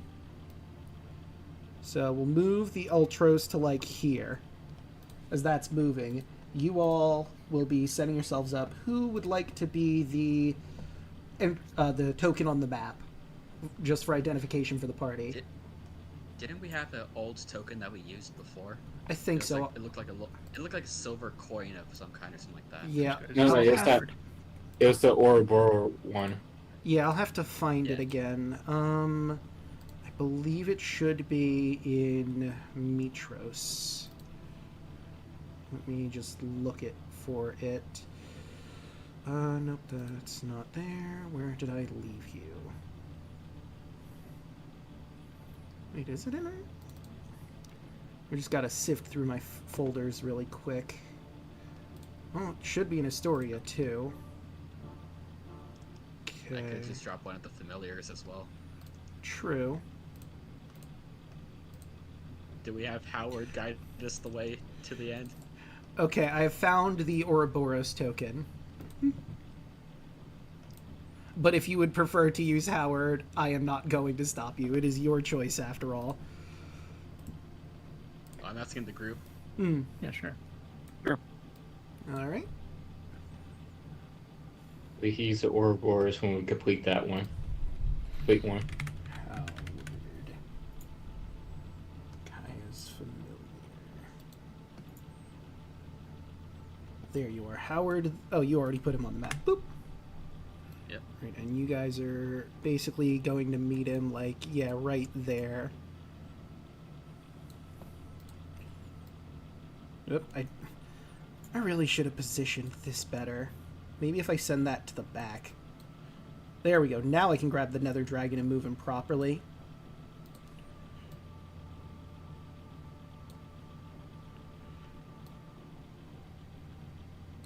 The Kraken has hit the river. He has gone down, down, down by the river. But more importantly, let me find my... Let's see, that's for him. That's that. Here we go. This is Battle of Giants epic orchestral battle music that is about to play by the Mackay Symphony. I'm not sure if this is copyright or not. It might be. But hopefully not.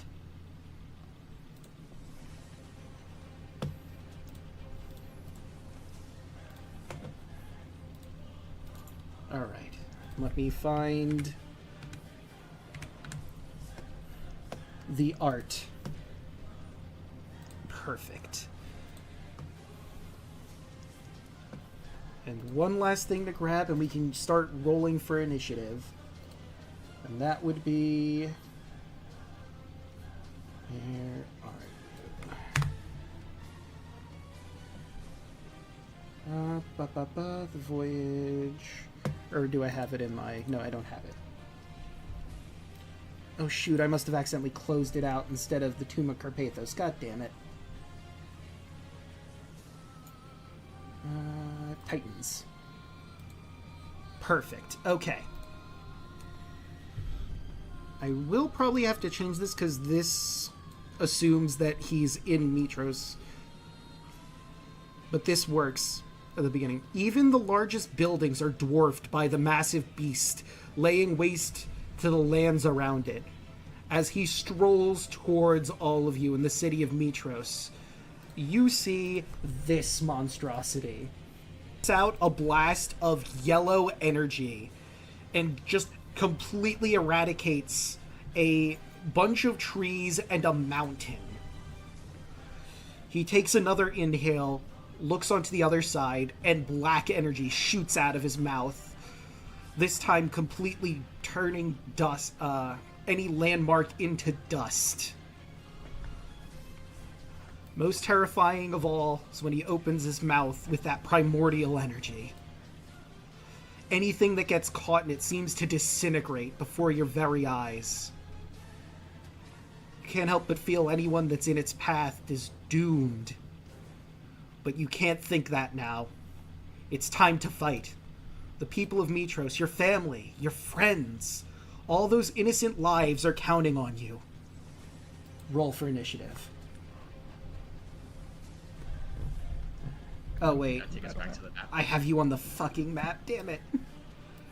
Haha. There we go.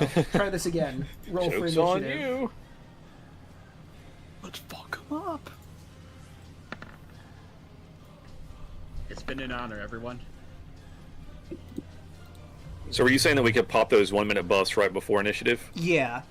I would absolutely sweet. allow that. You would see... He's kind of hard to miss. Right. I just wanted to be sure.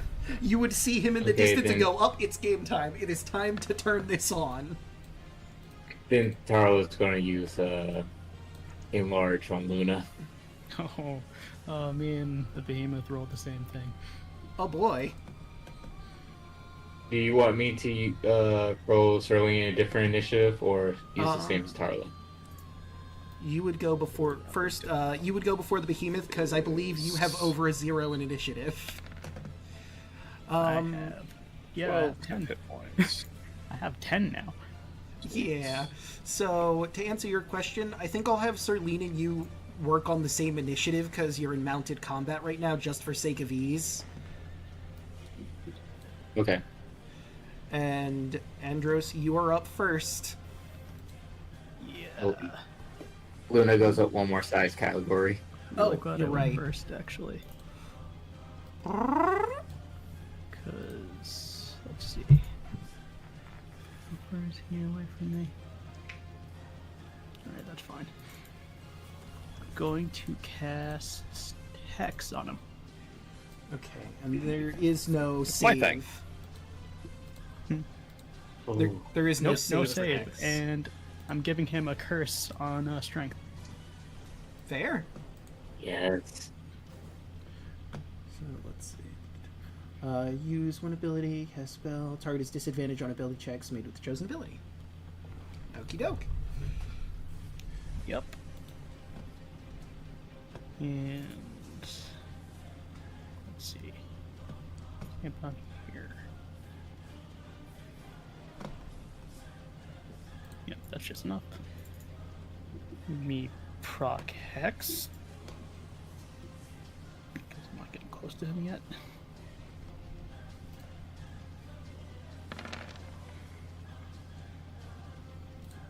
Okay. So that's Sick. gonna hit Nice. for 1, 2, 3, 4.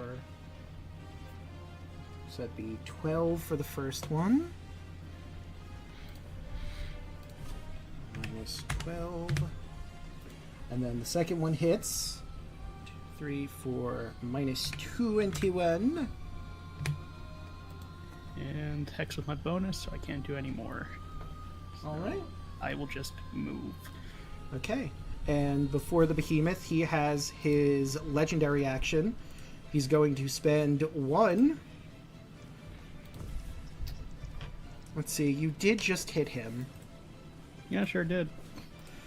And what is his... Ah, yes, 50 feet. Hold on, I'm moving. Oh, okay, yeah, you first. Okay, so he wouldn't be able to get to you. Unless he dashes, and he's not going to do that. Instead, he's going to charge at Luna. Actually, wait. No, because this is his legendary action first. So, now it is his actual action.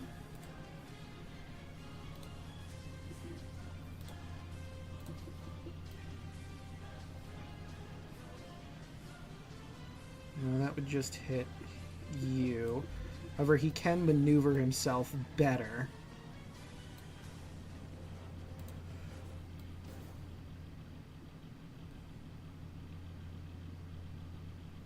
and you watch as his mouth lights up with that black laser and he launches his energy breath. And I need both Luna and Andros to make me a DC 20 dex save. Or take 16d8 damage. You know that little funny thing that Luna got from the god? Mm-hmm. When we were underwater? I'm just reduce that to 0. Fair point. I'm not fucking with that today. What's really funny about that? Good. I'm taking no damage. Why? You're immune to Evasion. necrotic? Oh, right. No, evasion. Forgot. Nice. You're you know fast what? as fuck. For Fast funsies, as let's fuck, see how boy. much damage you would have taken had you failed, and if Luna did not use her blessing. So you just avoided 73 damage. Good. Nice. Oh, good. Wow. Good. And I'm that's really it glad for to be a monk right now. yeah. Mm-hmm. And that's it for Glad I everything. remember I had that. It's really good you remembered. And now it is Kaya's turn. Okay, it's with this guy's within range. Let's see. Let me check this really quick. Do I proc reverse gravity now or do I wait? That's entirely up to you. Brochacho. Let's see. Also, I did notice we have puns, but of course I will read them at the end. I'll do Call Lightning first. Okay. I'm gonna upcast it to level 5. Alright. Cylinder, 10 feet tall, 60-foot radius.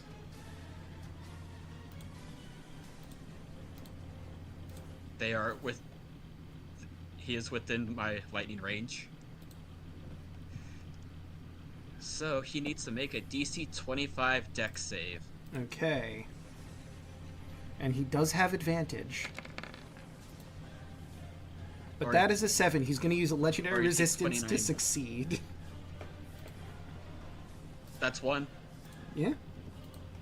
29 divided by 2. So he takes 15 damage instead.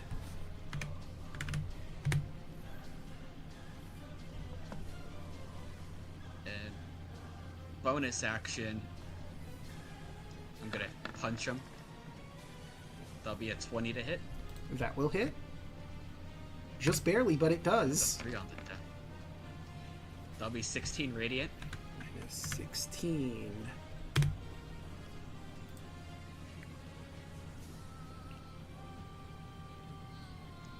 And let me measure distances. Alright, so Sunny's gonna fly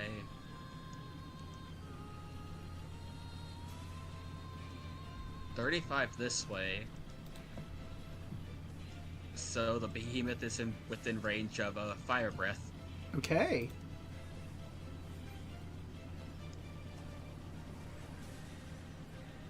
So a DC 14 dex save.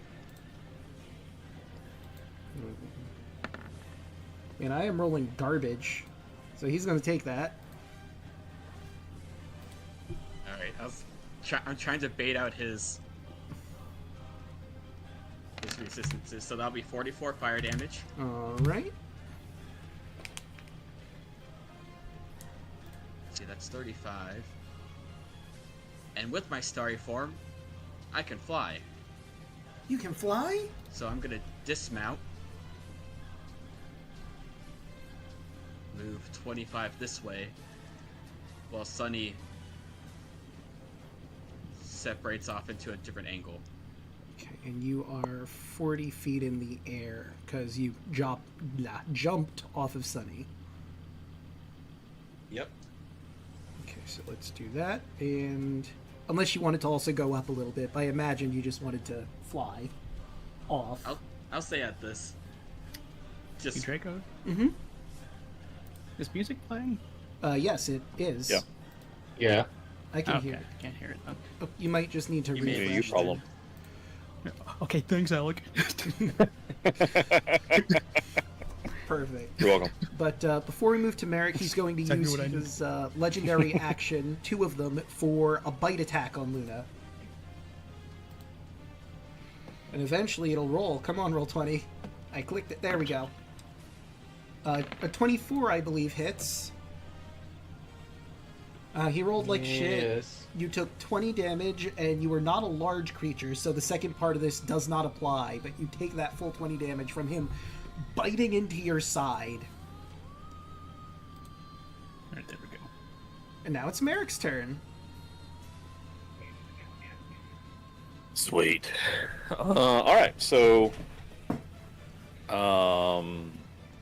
first off, bonus action, I'm going to Hexblade Curse. So I'll get bonus damage per round. Yada yada yada. It's just for good stuff. Anyway, so I'm gonna move up a little bit. I'm gonna move kind of to where I'm not And I'll place that. allowing anybody. Something like this, maybe. Mm. Anyway, and then I will Psychic Lance him. Okay. Let's see. Spell. And that's a level 4 spell, but since I'm a warlock, I have to cast it with a level 5 spell Correct. slot. And it is intelligence Yeah. save. Alright, let's see how he do. So that's a 26. A 26 on int? He's a behemoth. What? Yeah, but Bastard. he is He still trained takes half, in though. saving He's just not throws. incapacitated. Alright, so that is False advertising 21 much? plus. Yeah, right. This is a 1 smart guy, apparently. Apparently. See, here's the Yeah, wild right, thing Jesus. You think it would be Like- almost... above board here. So like his int is int save is +8, but he has a -1 to his intelligence. I don't know how this maths, but I guess its What? proficiency bonus gives him 8 or 9. Oh, my brain. Dumb. So I was like, I won't do the one with the con save because he's going to succeed that, but intelligence, he'll surely fail. Damn you. Anyway, he'll take half of the psychic. He'll take the full necrotic cold, though. So that's just Hexblade Curse and Dragon Burst. And then he's not incapacitated. So, So hold on, let me. Pretty It's a good. hit, though. I think I only Yeah. took off. So the 18 is what's halved, right? Because that's yes, the second one. yeah, 19 with high level cast because it's garbage. But anyway, how did, no, right? How did Oh it wait, only the get higher one on level that? cast. That's from your higher level cast of it. So you would actually Okay. take 19. Yeah. Okay. Yep, so 19 halved, and then the full 21 from the Necrotic Cold because of Hexblade Curse and Dragon Burst. All right. And that's my turn. All right. Let's see. He had his turn, then do a legendary. So that's 2. So he has one more legendary he can do. He's going to do a claw attack at Luna, who's right in front of him. That is a 28 to hit you for 37 damage. Wow. But, It's 37. but hey, it's Luna's turn. Now she can dish it back. We can't see Luna's health bar, by the way. Just, Oh, hold on. Let me FYI. fix that. Luna is immortal. yeah. She has infinite health. So, if so you I don't know can't see- how hurt they just got. Oh, you'll see. There you go. Yeah. And I also need to make Serlene's health Nice. bar available, I'm noticing, so let me do that real quick, too. Hell yeah. Now, everyone has their health bars. You get a health bar. You get a health bar. Everybody Look at gets the health health bars! bars. Alright. Luna, You must Try to die. Keep you up. Luna's just going to attack this thing outright because she's not happy. Hmm. Alright. First attack with the glaive of Sidon. 34. That'll hit. So that'll be For 25. 14. Oh, wait, you're not using the lightning, so yeah, that'd be 13, Nope, I'm 14 fishing with for the a crit Giant's for that Might. one. So hold on, that's 14 with the Giant's Might, and this is a magical weapon, so it does double that. Mm-hmm. So in actuality, you've done 28 damage. Hell yeah. Second attack. 27 That'll hit. for 15 plus 7. 22. For 44. Third attack. 23. Just barely hits. And I will be using lightning damage on this one. So that's 19 plus that 11 for a solid 30 multiplied by 2 for 60 damage. He doesn't like you. Then, bonus action, Pole Armor Master. Boop. That will hit. For 24. Times 2 for 48. Right. And you thought was done. Action Surge. Okay. Boop. That's one on the other side. 21. Just barely hits. So that'd be 8, 21. So that'd be 29, 29. Times 2 for 58. Next one. 32. Yeah, it hits. For 19. Okay. I don't get to use the lightning damage again, do I? Or is that once per turn? Let me check. It's just once a turn. So a little bit busted. Yeah. I know it's like once per attack, but I'm not too sure if it procs with Action Surge. And I can use it one more time. I think it's just once a turn. I will double check. Side on item handout. No, that's just how it looks. Where is my treasures? There they are. Leave sight on. Once per turn, yes. Okay. So yeah, the 19. All right. And then last attack. 22. 38. It hits. For 20. All right. And that'd be minus an additional 40, bringing us to Tarla. Alright. So Tarla is going to summon user's bonus action to summon her echo at the feet of the behemoth. Okie doke. Well, I think I need to remake your echo. For right now, I'm just going to copy and paste your token, and I'm going to alter this one. How much HP does the echo have? 1. Okay, Tarla. AC is 10. Okay, AC 10. It doesn't have a spell save, right? I don't think you can cast through the echo. No. No, but I can attack through the echo. True. Very true.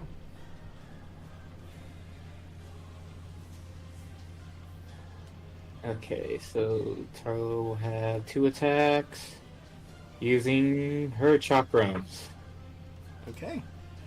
The chakrams are magical, right? They're like a plus... Yes, they're +1 mithril. Okay. 22. Is gonna hit.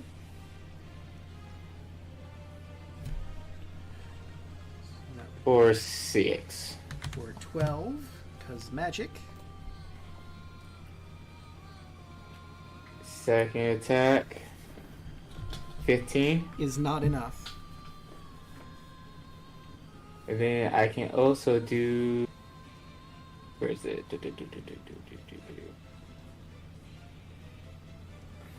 Oops. I gotta put that again. Echo will unleash Incarnation. I can make an additional attack from my Echo's position. Okay.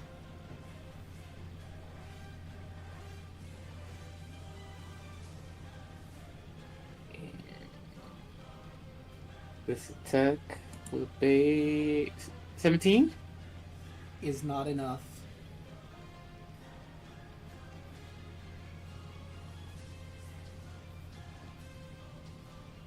Then Tyler is going to action surge. Okay.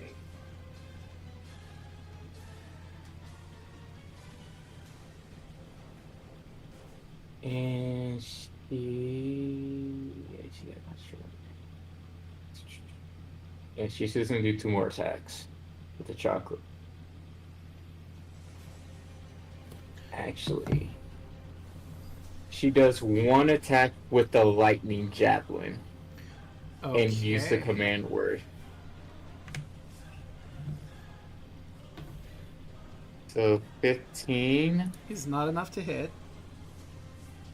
but it still gets hit with the lightning.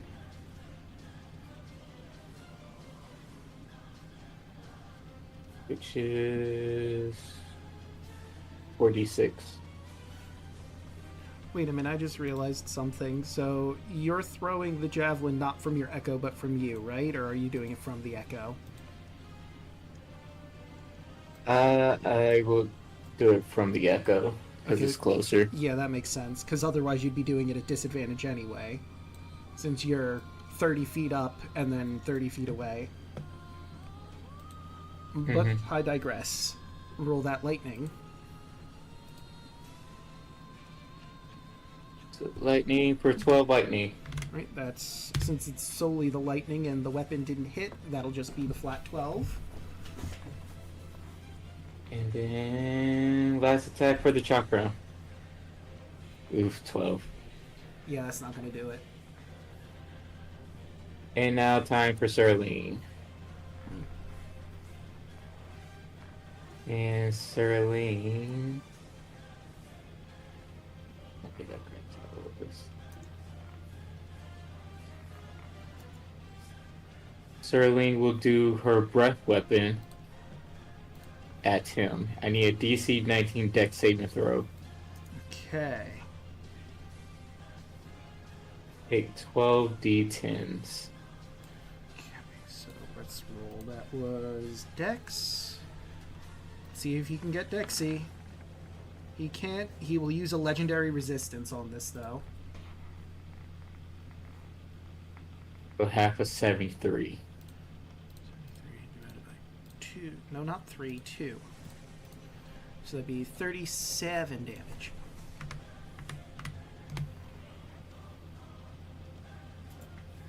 And then Arlen Serling will land right here behind him. Alright, and you said she's landing? Mm-hmm. Okay, so let me take down the 30, take down your wings. Okay, and that will bring us to Alu. What do? So, how far is my movement to get there?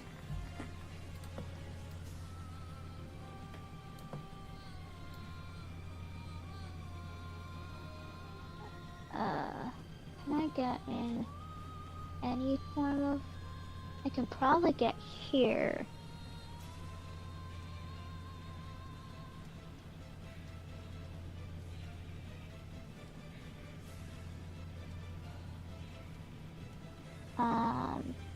And then after that, I will flame. Do we say flames work on the behemoth, or it doesn't work on the behemoth? What is it? Flames? I mean, theoretically. Like, you know that magical weapons he's weak to, but he doesn't have any resistances that you read to fire.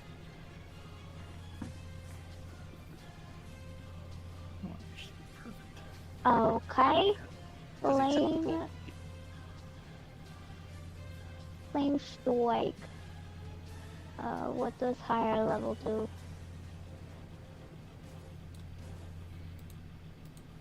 More damage. more damage. Okay. Do I wanna upcast it?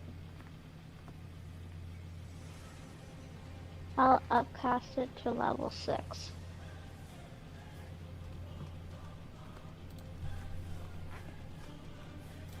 Okay. Let's see that deck save. That's an 11. He fails. So, will he use his final? See, that'd be 21 plus 6 for 27. I don't think he's going to use it this time. So he fails and takes that 27.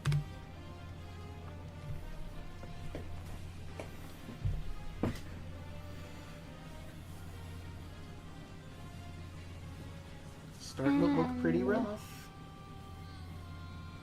Do I want to use... Is it second wind or action surge? I keep forgetting which is which. If you're trying to Action heal, it's surge lets second you wish. wind, and action surge is another action. So I'm gonna use my action surge.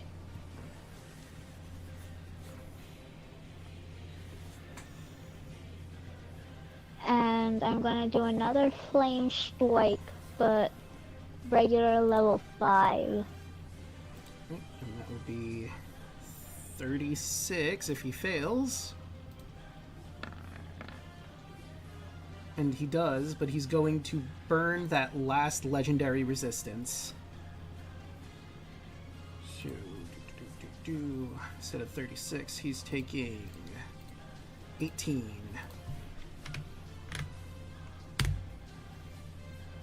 It's looking real rough. And is that it? Yes, that's it for me. Then that Legendary brings us- action from Sterling. Ah. Good point. She's going to do a tail whip.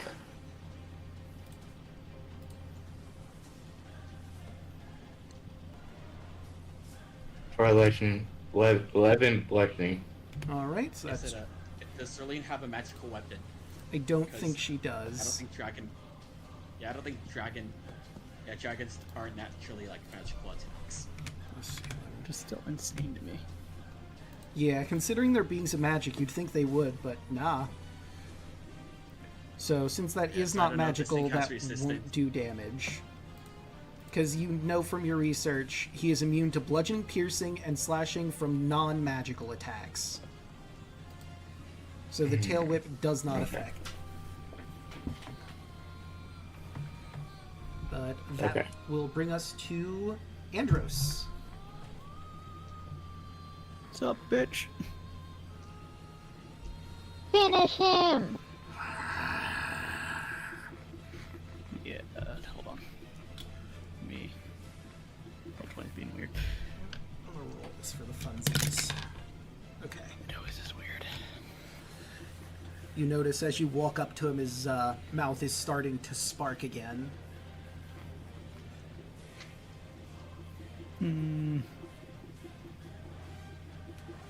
Anytime. Anytime. Come on, roll 20. We believe in you. Come on, Believe I in the we that you can do it. believes Oh, in there we you. go. There it is. You're really charging this one up. Yeah, no, he was like doing a comical wind-up and everything. You know, When a 31 hit. I think a 31 will hit. I'll have to check, but I'm pretty sure it's gonna. No, too high. Yeah, you know what, you're right. You just got above the threshold. Right, and 34, shockingly, also hits. Plus 17. So that's 41, and don't even spend that next one. How do you want to do this? Oh. Enters upon seeing that glow from his mouth, he's just gonna run up his leg, because, you know, he can do it monk shit, and just give him, like, a really swift uppercut to the jaw, as he, as if he was about to fire it, and his head just explodes from his own impact. Yeah. you hear a loud crack as your uppercut connects, and you see this shining yellow light explode outwards. Looks like he was using the Radiant Breath if he got the chance. But he didn't. And in a explosion of gore and lights, he collapses to the ground with a mighty thud. That is one Nether Titan down. You all let out a sigh of relief. And before anything else happens, level up! Yes! Sweet. Yes. Wow! Finally! Sorry for the peeking. No, I'm not gonna lie, that was actually easier than I thought it was going to be. honestly, yeah, you managed to get him before he could do anything else. But like I said, this fight I feel like could be ridiculously easy or really hard, because he just does stupid damage. Like, if he went full melee on a turn, his bite does 4d12s plus 10 piercing, plus he can swallow a person that's larger or smaller. His claw attacks do 4d10 plus 10 slashing, his tail attack does 4d8 plus 10 bludgeoning, and in one turn he does 1 bite, 2 claws, and 1 tail attack if he doesn't use his energy breath. And the energy breath, as we discussed, does 16d8s of necrotic or radiant, his choice. Ooh, I get 2 action surge now. So yeah, he does stupid damage. Oh. See, it was a good thing to put Luna in front of him. It's true. I think I ran. And also, I was looking through your fame again. So, after defeating Pharaohs, all of you would have been at fame level 19. I forgot to continue giving you fame at a certain point. So you're almost completely through the fame tree and ready to be gods and ascend. But to get that last bit of fame, you're going to have to circumvent all of this. It's finally here.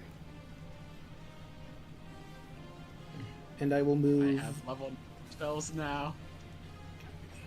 And I will move both Alu and Tarla down the fame tree for destroying the behemoth. So I believe Alu, you're sitting at a fame level of 8. Tarla, you are sitting at a fame level of 16. And let's see what those get you while you're all doing your levels. I'm at a fame level of 9, so that means I'm at a fame level of 10 now. Ah, yes. I guess I didn't properly update my notes.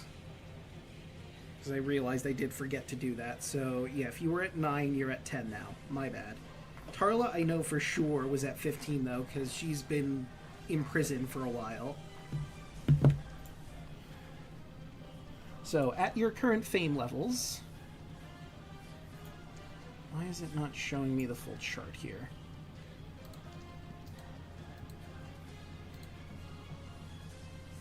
Ooh, my spell DCs are 18 now. Well, 20 actually. Nice. So that just makes it a lot easier what I want to do now. Where's my fame chart?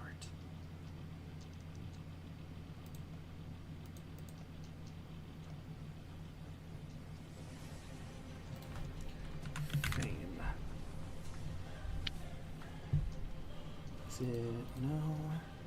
It's not there, not that. Yeah, where is it? I know it's in here somewhere. Oh, there. Okay, it was in there. It just didn't proc last time I opened it. Weird. So at Fame level 10, Alu, your presence grows so much business that taverns everywhere compete to offer you free food, drink, and lodging. You'll never pay for these things unless you travel in disguise. For Tarla, at level 16, each of your shrines now features a golden statue of you seated upon a throne, guarded by 7 cultists. When you are near one of your shrines, you may summon the cultists to your side. Of course, this is after everything is taken care of, because they're not building any golden monuments when titans are stomping all over the place. for the rest of you that are at 19, first 18, the largest of your shrines is now a temple and is tended to 7 priests and 7 acolytes. It earns you 500 gold coins per day. When you visit your temple, you gain 1 charm of your choice. Rival gods now plot against you on 19, sending terrifying creatures to destroy you before your fame can overshadow theirs. Unless you prove that you truly deserve immortality, you get very little sleep. Huh. And you know, that's happening right now. Weird. It's almost like this was planned or something. Huh. I can be a flashlight now. Let's see, 1, 2. And then I guess, technically speaking, Merrick, you got 2 levels from the Divine Artifacts and defeating Pharaohs, and now killing the Behemoth. So, congratulations, Merrick. You're at level 3 of fame. Sweet. I just realized something now that I should have looked at. Okay. The breastplate of Mitros. Right, Mitros. Giants and Titans have disadvantage on their attack against me. That is a good point. He is a Titan, so yeah, he would have had disadvantage on any melee attack against you. Well, That's against Tarla, but he didn't attack. yeah, he didn't get a chance to. We have 3 more. True, we'll just have to remember that when they do melee attacks against you. And let's change the music up, because you've defeated the Behemoth. Actually gonna change it to... No... How about this one?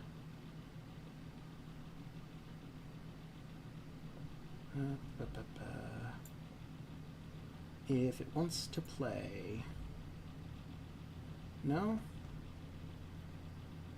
Okay, for some reason it's not playing for chat, so let me try to refresh and see if that helps.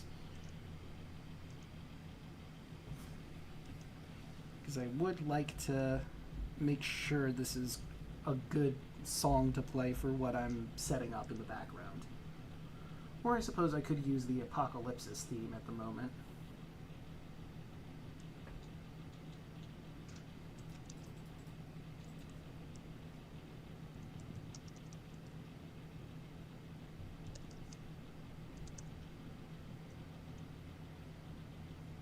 Yeah, this works, I think.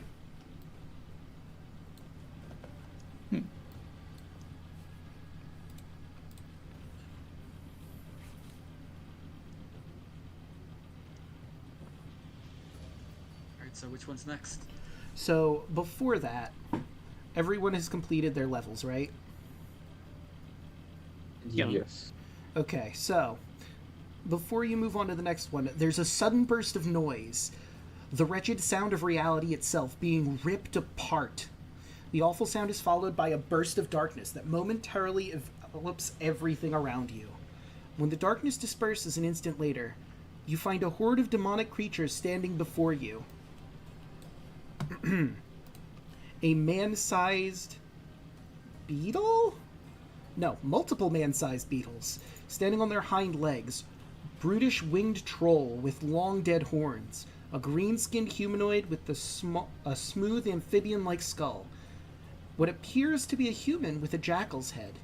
The jackal-headed demon steps forth, grinning as you can see its fangs. My master is impressed. She did not think mere mortals could defeat any of the Nether Titans. Seems she's underestimated you. Though I did warn her this could happen. And I think, while I'm setting them up, I need to redo their formation. But, I think this is a good place for us to end the session on.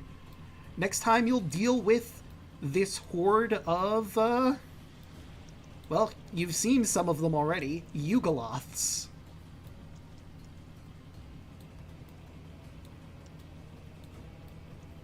Oh no. Was that the seaweed one?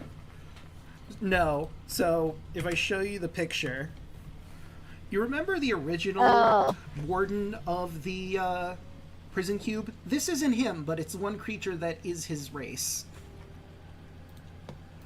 Also among the group are some you haven't seen, like this guy. And these guys. And, of course, the jackal-headed guy who spoke to you. This guy. Please say that's not what... Please say that's Yeah. not what I think it is. Well, that depends on what you think it is.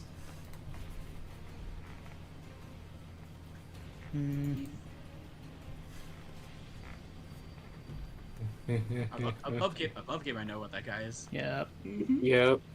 We'll take him. Yeah, no, I mean, I have faith in us.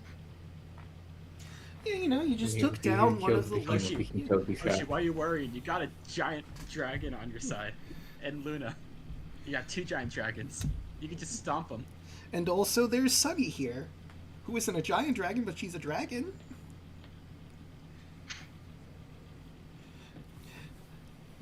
How's everyone Funny, I looking can on make- spell I slots? can make you giant.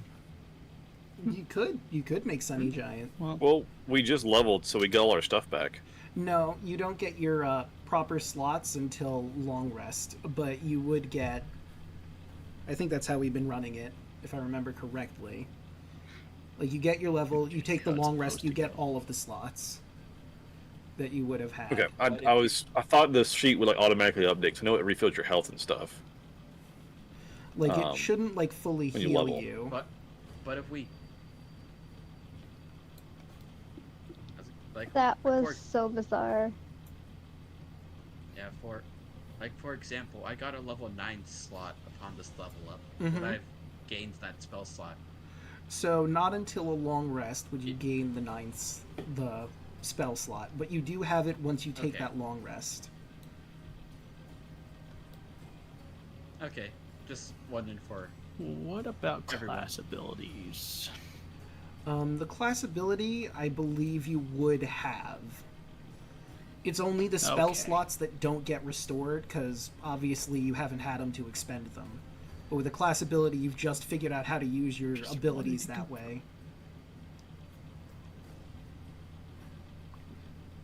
Just wanted to confirm. You know what to do, Andros. Mm-hmm. This is Me. dope. Cool. I only just use one spell. True. I still have mine active for 10 minutes, so try counterspelling an active effect, motherfucker.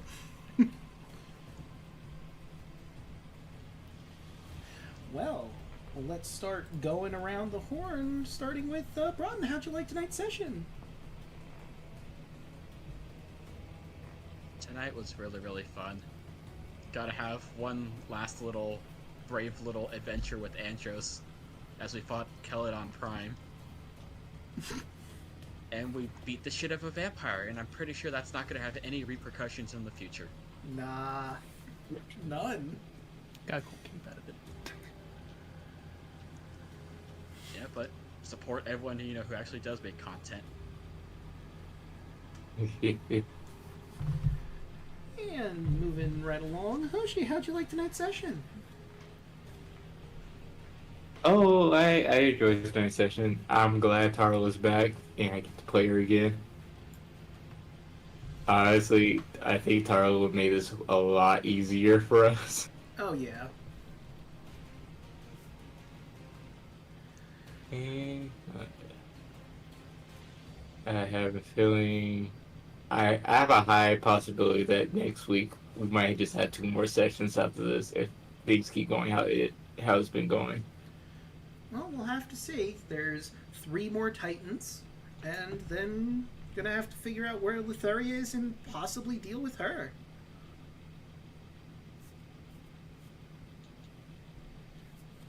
But moving on.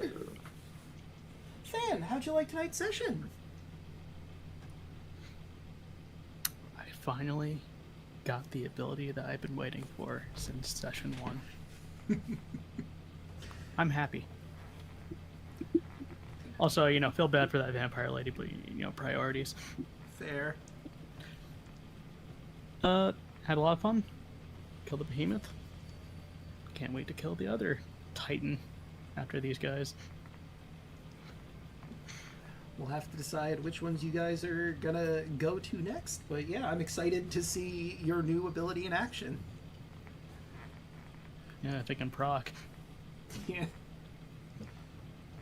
Right, and But go ahead.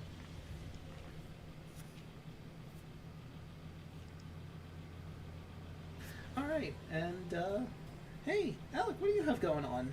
And how'd you like tonight's session? Oh, hello. I didn't do a whole lot this session, but it was good stuff.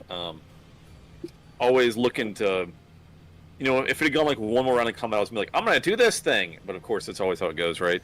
Yeah. My shit initiative rolls always plague me. But anyway, good stuff. Looking forward to knocking out these other big bads. I think I'm streaming Monday. Double check. But yeah, I've been having a lot of fun doing Helldivers. Chaos and I are playing Stardew Valley. Had a great D&D session on our other campaign last night. And just, posting YouTube content like every day. So give that shit a watch. Hell yeah. And Yelling, what do you have going on? How'd you like tonight's session? I enjoyed tonight's session. It was, even though I also didn't really do much.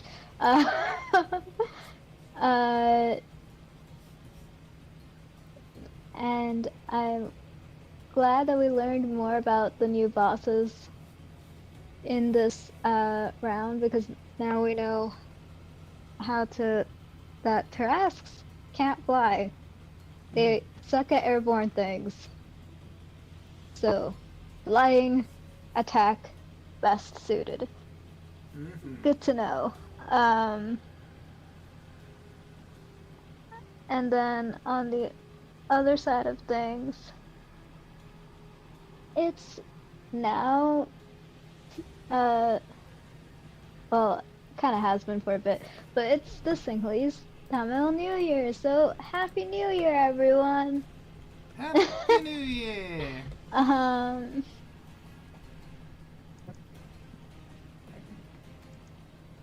I am not quite sure if I'm gonna stream tomorrow to celebrate the New Year.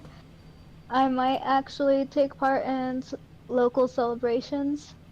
We shall see. And I also posted a few meme-worthy clips from the April Fool's Day shenanigans on my channel. So if you want to, go check that out. Hell yeah.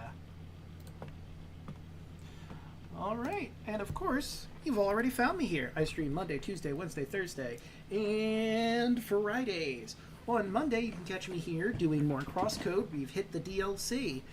It's been a bit since Lay had defeated Gotham and Mr.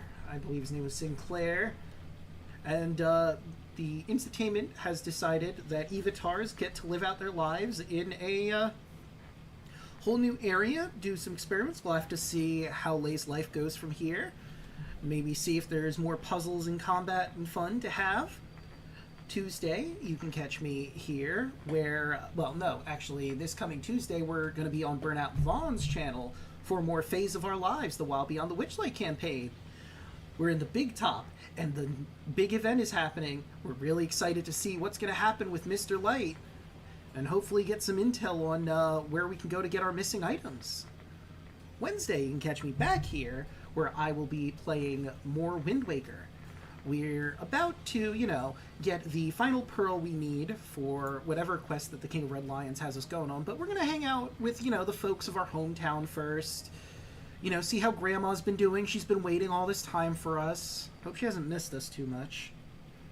Anyway, Thursday, you can catch me and DeLuna here for more Kingdom Hearts 3. We finally got out of Kingdom Hearts 2.9 and we're ready to start the adventure proper. Go through subspace and get all those treasures and stuff and make our way to Twilight Town. And last but certainly not least, next Friday you can catch our heroes here as they go fight the next Nether Titans. But first they gotta deal with this horde of Yugoloths that have accosted them. Gee, I wonder who sent these Yugoloths to attack our heroes. It could have been anyone. anyone. But with that, how about we go and we find someone to raid? How about Connor? He's doing content warning. Oh, so he is. Let's see. No, I kind of want to raid Mr. Rabbit. Hey, Mr. Rabbit. He's doing Legend of Heroes Trails into Reverie, I think, is... Say the thing. Say the line! Do we need to get Hector? What? Wait, we leaving? We leave There it it is. indeed. Oh, I didn't realize. Yeah. I just turned it on and I said we are that. Speaking of lying. Ah, This is why I said say the line. Yeah. I realized afterwards. No worries.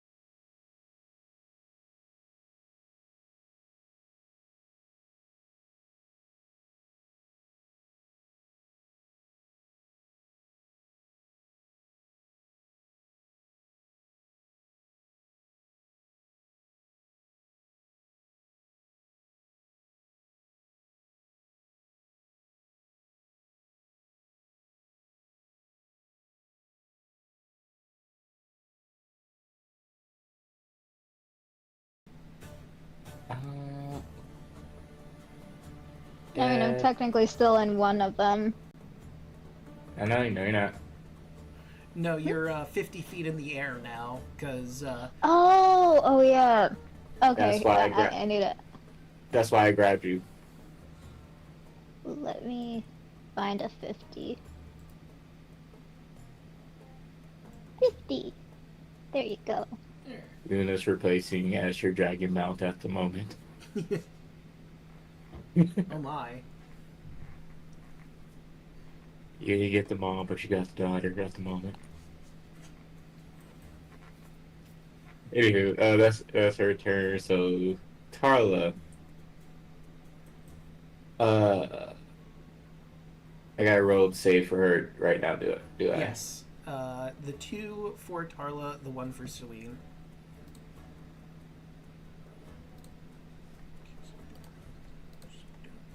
One's for Serene.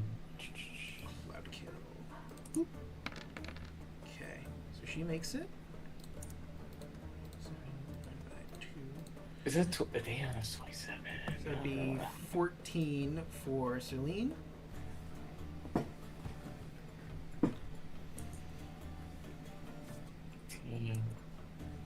12.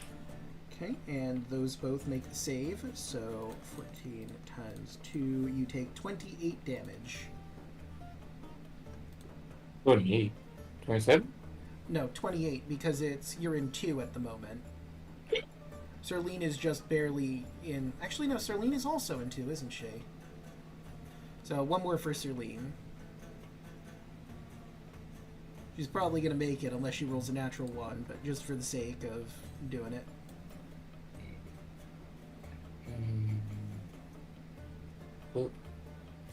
Yeah, no, she's fine. So that would be another 14 to Serlene. Okay. Oh yeah, that's right. Rolling D6. See if she gets her breath Yes. weapon back.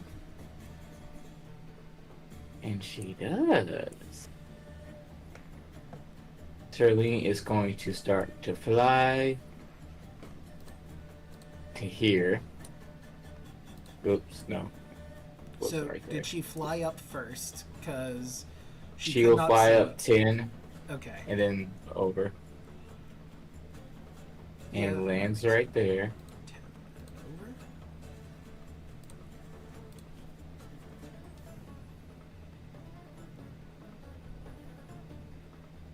Yeah, she's going to do a breath weapon this way. That makes sense. And that is Dex, correct? It is DC 19 Dex save. 1, 2, 3. Okay, and it is 19, so fail, fail, fail. And now for the Ultraloth. And it will do its Dex save. That is a natural 1. I'm rolling garbage on the Ultraloth. Roll that damage!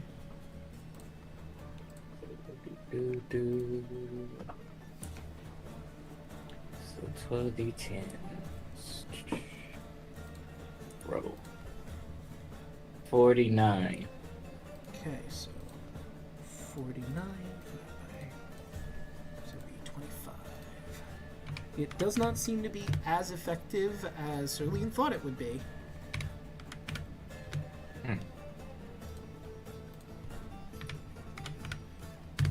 And then Tyla is going to target this one. Yeah. This one. Okie doke. With chakra number 1. 25. Yeah, that's going to hit. Or 10.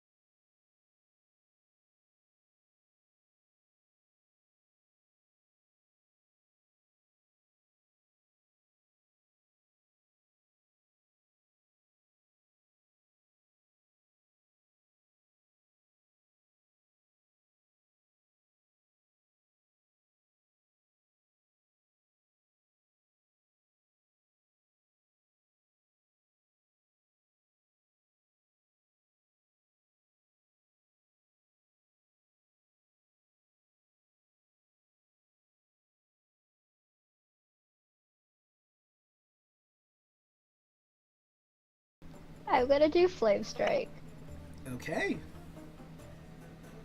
Let me just around see. Oh, right, you're gonna do the radius. I didn't need to click that. Oh well. here. So I needed to make sure that it's within range, so I Circle. can Pythagorean theorem real quick. So like right here, like that.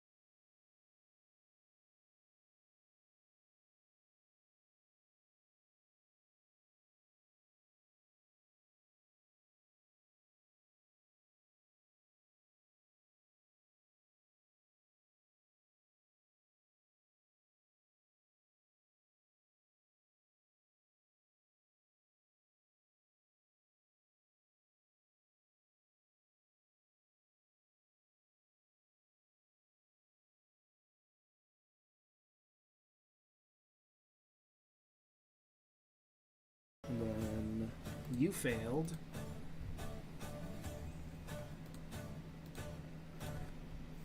So that one is dead.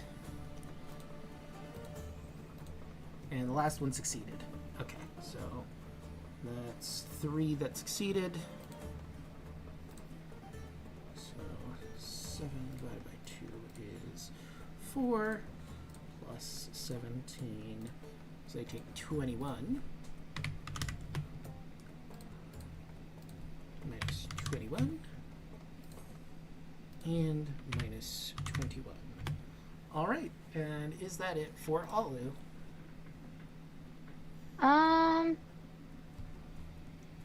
I'm not sure if I'm using this correctly, but can I use this to regain hit points? No, that's a second wind that you would use to regain hit points.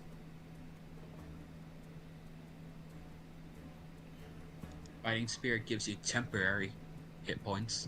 Oh, okay. When you make a attack roll, what's it look like? Yeah. Well, you can make an attack roll, but you can also just give yourself temp HP with that.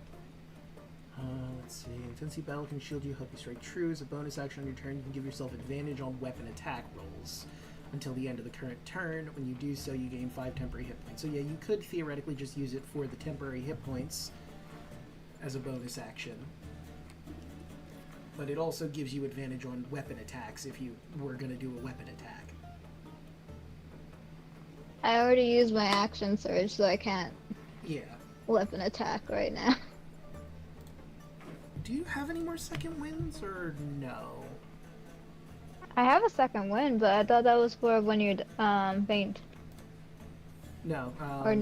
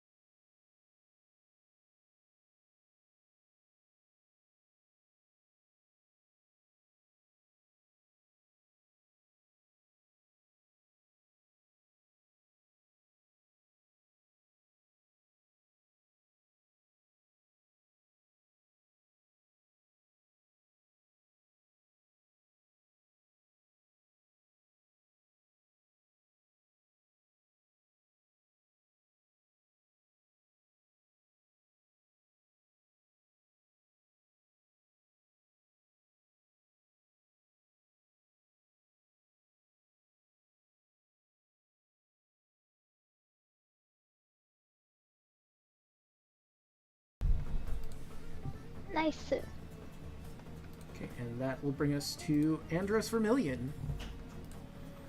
Who's next on the punching block? The one right below me. Fair.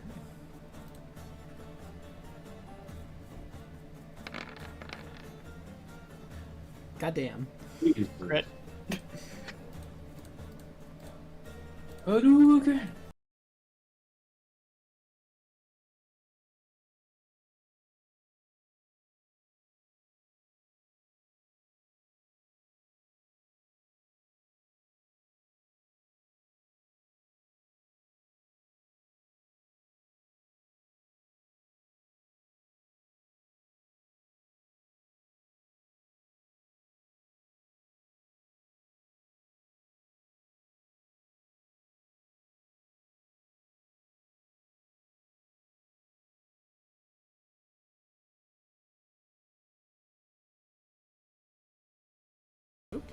So that would be 20. Nice solid 20.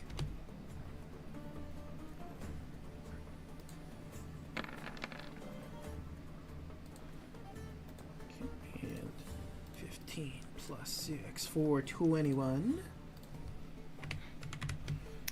If they're still alive, they have to roll their con saves. Yeah, I was just about to ask You're that. right.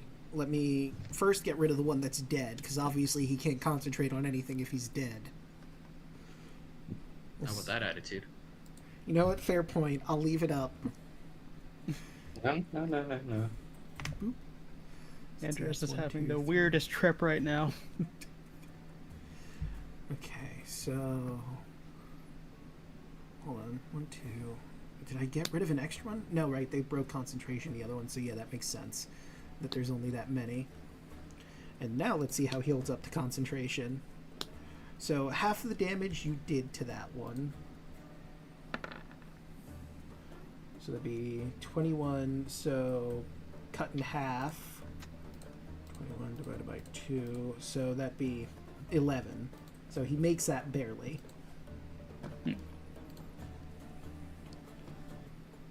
Alright.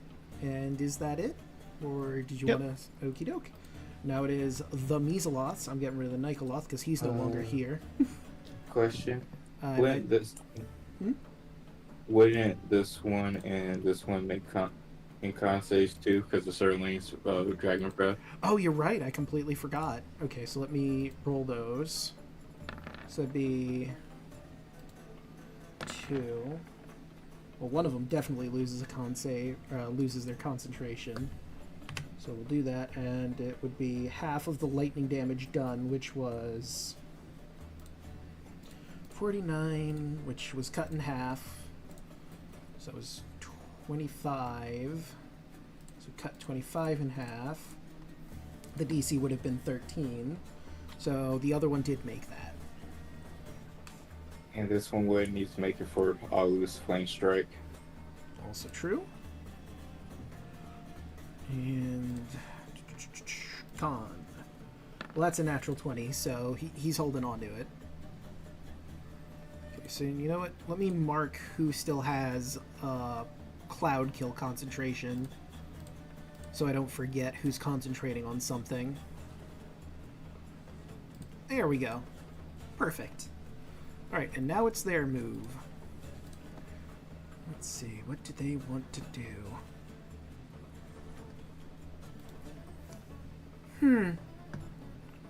That's an interesting thought.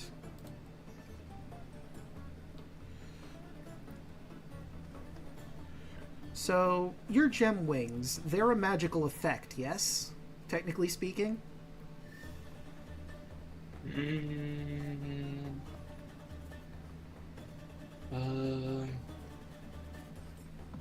Starting at 5th level, you can use a bonus action to manifest special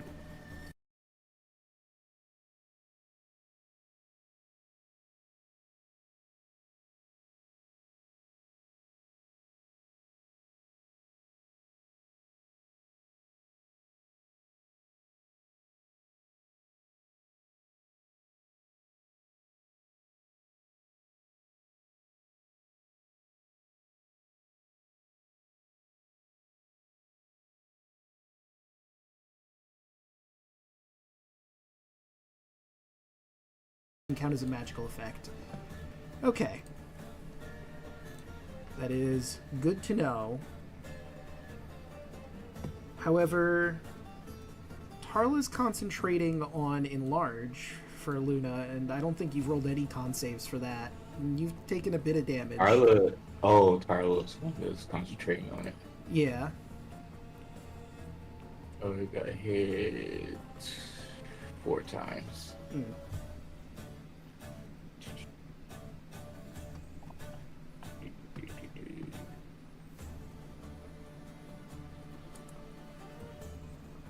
Well.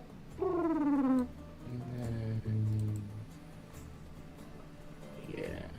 And we'll put you... Lost out for that one. Let me move Alu there.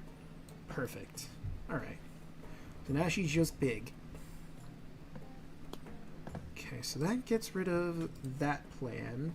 Because there's no point in doing it. There's no spell anymore. Let's see. Could do that. Could do. Or... Boop, boop. He's going to move over there. This one's going to move over here. Actually, he can move, like, around so they get flanking on you, Andros. And they are going to start with some multi-attacks. Alright. Well, that's a natural 1. So let's see what he's done. That's an 11. And he's gone deaf. So he can't cast any verbal spells, and he can't hear what any of his teammates are saying to him.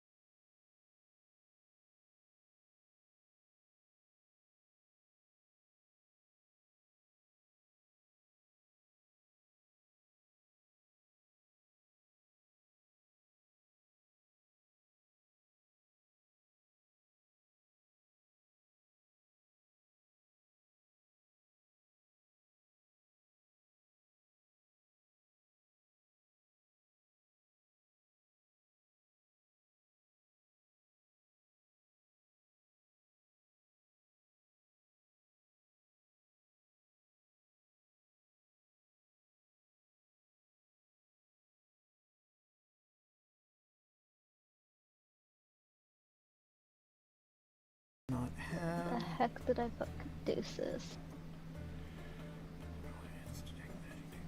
Okay, so he does have that, but that would be an action, and he doesn't have any way to do anything else. And he's kind of... Well, actually, he's not in range of anybody's attacks, I don't think. Mm-hmm. Okay, he's in range of Serlene. He would... I think he's going to take the risk. He's going to run over to where the Caduceus and the Glaive were dropped. And feel free to take the hit. Or attack, rather. Actually, wait, I just realized something. He also has teleport. He'd probably just teleport out of there. Because that way he doesn't get an opportunity attack.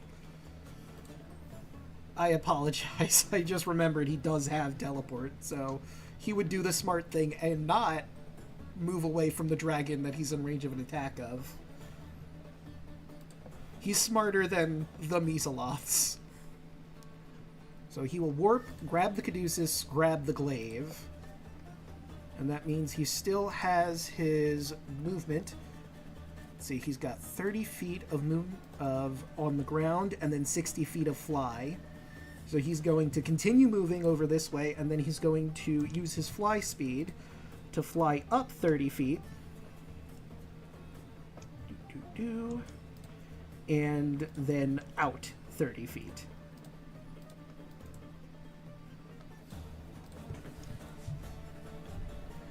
And that will be his turn, and it is now Kaya's turn.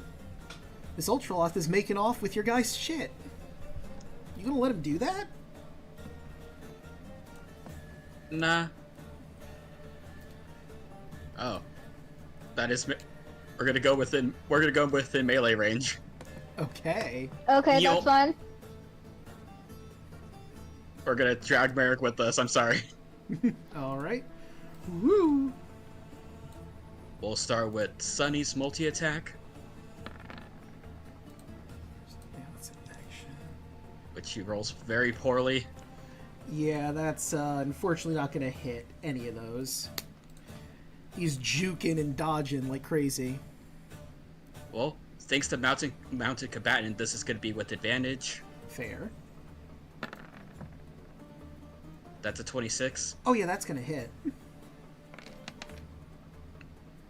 19 bludgeoning, 9 lightning, Okay, so and that is magical, so he wouldn't get any resistance to the bludgeoning part. Minus. and he's gonna need to make a DC 17 con save as I'm gonna activate the thunder property. Doke. So he has to make a DC 17 con save or he will get stunned. 2, so that would be 5. Minus 5. And con, you said? Yep.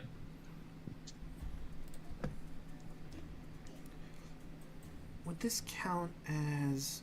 Well, spells and magical effects, so this would count as a magical effect, I believe. So he does have advantage on this. But that would be a 14. Okay, he is stunned and he immediately starts falling out of the sky. Well, that's not great for him.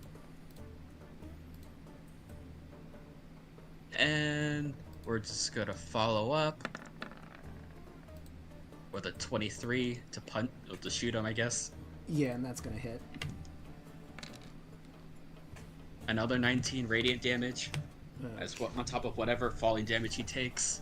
So let's see, he was 30 feet in the air. It's... Let me look up fall damage again, just so I know what the exact D6s are, because I know it's a D6, I just forget, like, it's... Is it 1d6 for every 10 feet? I think so? Yeah, I believe so. So that would be 2d6s then.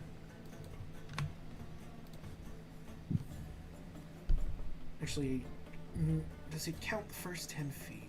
I think it does, so we'll just do 3d6s then.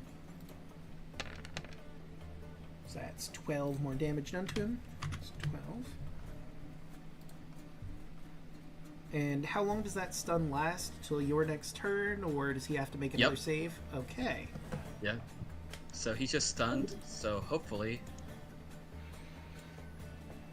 You'll probably have to control Merrick on his turn, but hopefully Merrick can clean it up because all the attacks will have advantage. True. If he just wants to snipe this guy on the floor. I end my turn. Fair enough. There's also the measalots, but that's a fair point. Like, this guy is on the ground frozen. You could coup de grace him at this point. Not a thing in this edition, but you could Sweet. still do it. Fuck him up, man. Hell yeah. Okay, I just got to my computer, so Nice. anyway, is it? I know he said he's prone. Is that true? He's stunned on the floor, so And he would would just have be advantage. stunned, or he would be prone because he just fell from 30 feet in the air. Okay, I'm just to be devil's advocate. I think if he's prone, do I have disadvantage for ranged? I believe so. Yes. So So it's it'd just be a a flat normal- roll? Stunned. Yeah. Yeah. Okay. All right, so I will do Eldritch Blast. Let me pull up my character sheet. So I just got in the door and booted up.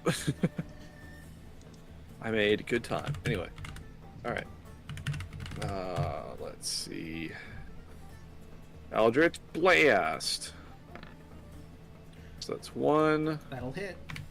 2, Also hits. 3, Hits. and 4. And that'll hit. I Nice, do okay. not believe he will survive all of them, Okay. but let's see how this works. Yeah. I'm gonna turn off Hexblade Curse. We still do have Dragon Burst. So, alright, let's do some damage. On the first one. 17 plus 7. So that's 24. Alright. And the second one. And that's 17 plus 9 for 26. And you've killed him. How do you want to do this? Alright, it's force damage and cold. So it's going to shatter his body as it freezes into chunks and like shatters. Like dropping ice. Yep. You see him look at you before the impact of the second one. A look of horror and confusion as your second Eldritch Blast comes in, strikes him right in the chest, and knocks the wind out of him, freezes him, and shatters him to glass. That's fair. That's fair. So you Hell yeah. have 2 more Eldritch Blasts. Where would you like to direct them? There are some measalots over here, and you have range of 300 feet, so you can hit whatever one you want. Okay. Dealer's choice.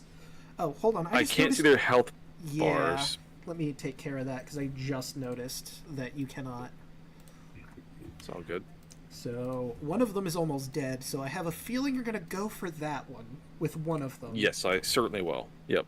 If there's one that's already mostly dead, I'll hit him. Yep, that would be So this I port will- bug over here. Okay. So let me shoot one his way. Yeah. Oh, well, I'll technically guess count 6. the ones you already rolled, because you have a 31 Oh, well, and thank 19 you. there. I appreciate that. So, Alright, roll so- that damage for funsies. Wow, a 1 on the fucking D10? Ouch. But still 17 Dragon Burst, because Dragon Burst is good. Yeah, and that's 18 It's just your damage. level, plus damage. Goddamn.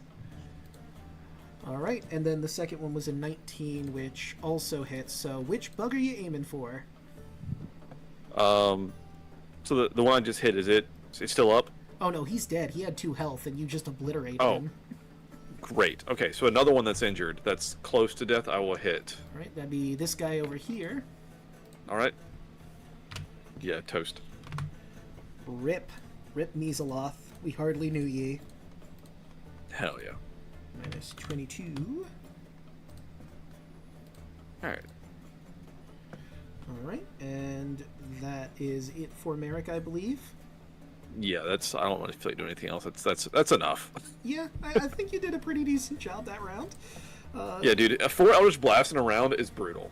That's Yeah, so good. Goddamn. Luna, Oh god. it is your move. There are 2 Well, I Measalots- kind of forgot about this legendary action Oh yeah, you do have your legendary on this actions. one. 31 So, yep, that will certainly hit. for 23 bludgeoning. Okay, So that gets cut in half. For 12. And he also needs a con save. You sure do. That is a 14. So 23 cut in half is 12. So he does keep concentration on it. Although at this point no one is in his cloud, so why even bother holding concentration? Maybe he'll get rid of that. Or maybe he'll die before that chance happens. We'll have to see. 5, 10, 15, 20, 25, 30.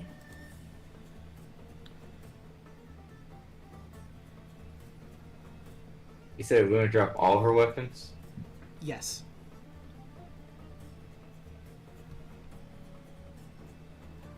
They are back over here on the ground. He only seemed to take the glaive and the caduceus specifically. Which are now all the way over here with him. Well, with Everybody his else can corpse. grab that. The group can grab that. So Luna is going to dash then.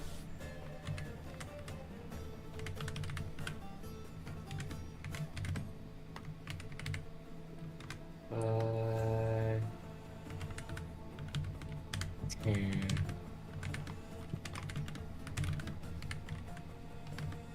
And then go 20 feet down. Alright. So let's change that up. That would bring you at 30 feet. And same with Alu, still in your arms. And that is Luna's turn. Legendary action from Serene. Alright. Attacking the same guy from before? Yes.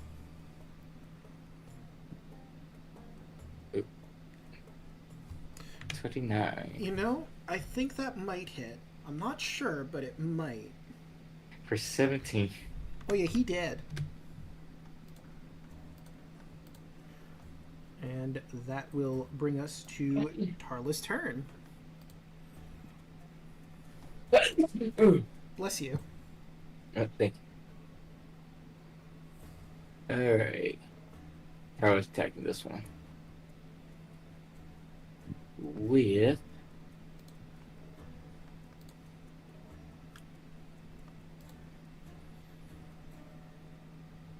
You know what? With Psychic Lance. Okay. Where is it?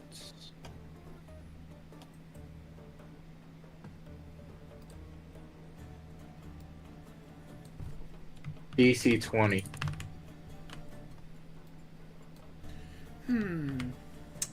Let's see if this bug can make a DC 20 intelligence saving throw. This incredibly intelligent Measaloth, with his hardy 7 int. That is a 10. So that would be 21 psychic damage. And what else does that do because he failed? I know it's not just the flat damage. Alternatively, target makes intelligence saving throw, 7 psychic damage, incapacitated until the start of your next turn. Oof. And then Hyla. Can take actions or reactions on his turn. Hyla's going to action surge. Well, I guess I don't have to mark him with anything. And she's going to throw the lightning javelin using the trigger word. Okay. Really hate this Measaloth. So, nat 20. You really hate this Measaloth. The fuck he do to you? Poison me. You know what? Fair point. The clouds. So, It's 12 for the piercing. 12, and then 4d6. Is lightning damage double too? Yes, it would be. 86.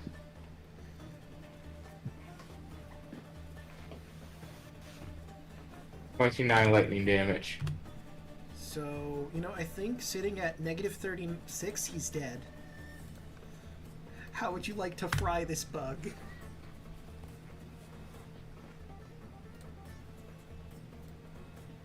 You just see like a spectral lance appear next to Sterling's head as it goes scurrying the bug into the ground.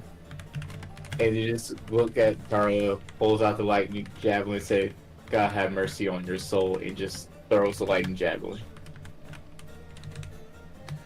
Right? You watch as it careens through it, leaving like a black outline of its body on the ground as it practically evaporates into ash and viscera,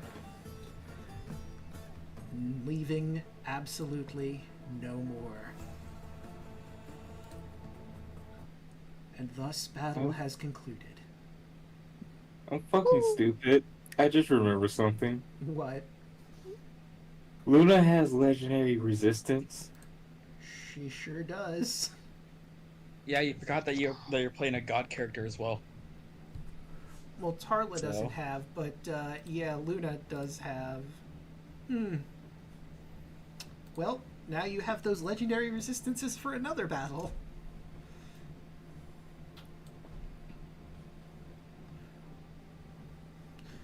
So, the Yugoloths are dead. I had to drop a weapon.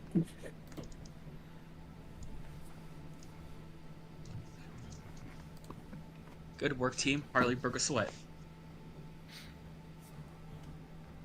We win! So, can I have the caduceus and, my trident back? Yeah, we'll return all the items. Yeah, Luna's gonna go grab our shit. To their proper owners. So, with them done. Wait, can I do one thing for the lulz? Oh, sure, absolutely. What type of save was that? That was a wisdom save, right? Mm-hmm.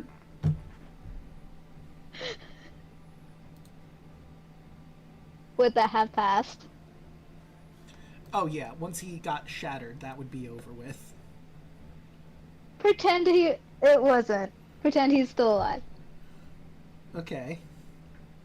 So you Would really that have want... passed? It would not have, no. Alu randomly drops the things that he just got back. Just for flavor. Fair enough.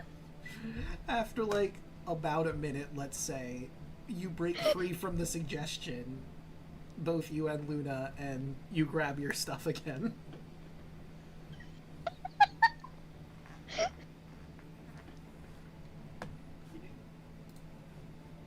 You worry me sometimes. Me? Yes, you. Why?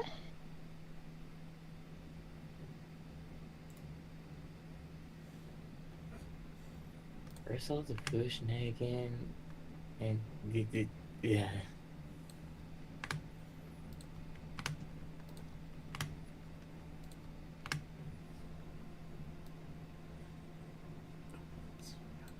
Okay, what's next on the agenda? Excellent question. Did you guys want to take a short or a long rest, or were you cool with just trying to go on to the next one? You don't have any of your slots from your level up yet, so you might want to take the long rest if for nothing else to get all of your slots back for any spells, including the new I ones. say we head back to the Otros and head to the Nether Dragon. I mean, I could just teleport us to there. True, you are on a landmass with trees, although considering this is where you fought the behemoth, a lot of those trees are ash, so it might take a little while to find an actual functional tree.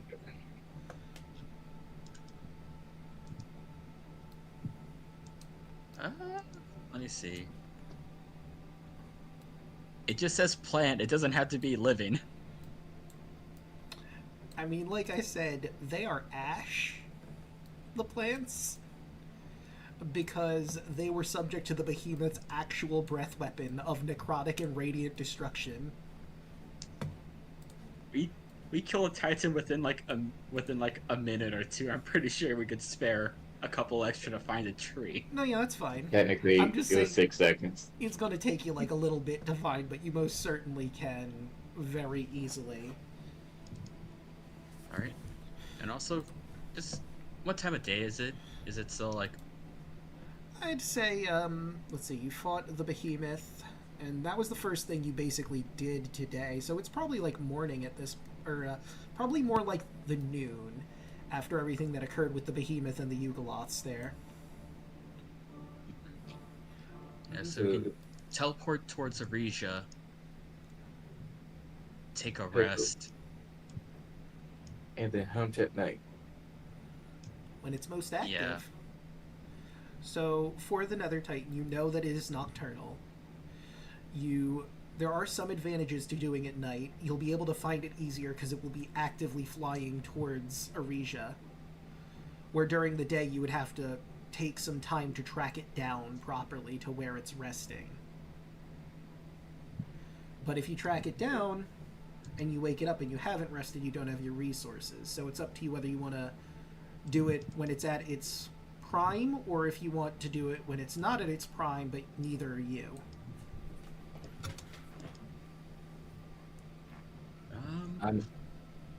Honestly, I think we should at least go to Aresia, take a long rest, and fight it at its prime.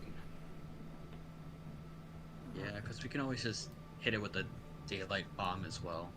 Very true. Yeah, and also it also gives us time to do a little bit more resting before the Tarrasque gets to Astoria.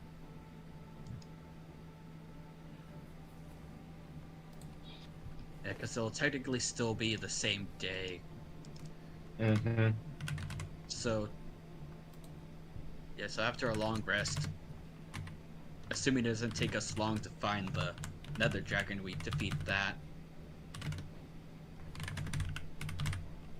And if I have a high enough spell slot still, we can just jump to the next town, rest there, and that would only be like a day or so of the Titans moving around. Yeah. Yeah, we got time. Because your wind walk lasts how long? 24 hours? 8 hours. 8 hours? That's a long So yeah, rest. it'll be up by the time we get there. But after the long rest? Yep. Okay. Alright, everyone just hold hands as we jump into the stump. Don't forget to sing Kumbaya. Very important part of the spell. No. Luz can do, we can't do. You know what? That works too. Yep. I'm Luz can no do- bard, so I'm not doing no singing. Aww. Just That's supposed to mean Alu. Hmm? Not all bars sing. Yeah, some do fancy dances or tell puns or other stuff. Some play instruments. Swordplay. True. Well, I did say swing swords around, I think. if you guys don't want to see any weird shit, just close your eyes while you go through the tree. Just don't look if you don't think you can handle it. It's like the fucking X-Files starts playing and it's trippy kaleidoscopic nightmare as you go through. And I'm just gonna drag our token over here somewhere. Okie doke. Actually, I was just setting some things up in the background, but I can move your... Where? Oh, there's Howard. Okay, so... Actually, Yeah. So, like, you have a rough estimate of where he is. Would you be closer to Fort Zakharoth, or would you try to get closer to some of the plants in Aresia? let's try to go for the actual, like, around here-ish. Okay. Yeah, that's a good spot. Alright. And everyone, I guess, take a nap inside the tower. We're long resting this. Oh, absolutely. So, since you guys are taking a long rest before we do the battle against the Nether Dragon, we could take a break here since it seems Alec stepped away for a little bit. We could just, stretch our water, drink our legs, prep for the Nether Dragon battle. Woo! Change out spell slots if you need to. Oh, absolutely. Yes, Change your yes, spells, do all that jazz. And do we apply our long rests? Yep, this would be a long rest, giving you your new spell slots. Long rest. Oh god, I just noticed all the puns. Are we leveling up too? No, you gotta level up from the behemoth, not from the Yugoloth. Okay. So you should be total level 17. Yep. How many puns do we have? 1, Okay. 2, 3, 4, 5, 6. It looks like, I think 6 puns. 1, 2. And also from last 3, week. 4, 5, 6. Oh, you're right. So I'll add 2 that I forgot to do. Let me grab my book before I get up. It's been years since I've done the hokey pokey. I forgot what it's all about. What did DJ Allergies say to his nose? Drop it like it's snot. What kind of music do mummies listen to? Rap music, obviously. What rock group has 4 men that don't sing? Excuse me. Mount Rushmore.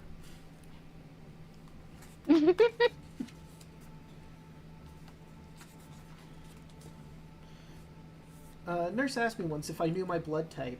I said, sure, it's the red one. Okay, not network. I was addicted to soap back when I was a kid, but I've been clean for 30 years. It doesn't really work because my age is 32, but I think it's still funny. That means you were addicted to soap for 2 years. Congrats. Yeah, you know what? But hey, I got clean. I'm gonna skip that one because it doesn't really quite work in this particular setting where it's purely an audio. Let's see. Why did the barber win the race? He knew a shortcut. I love these. People say they pick their nose, but I feel like I was just born with mine.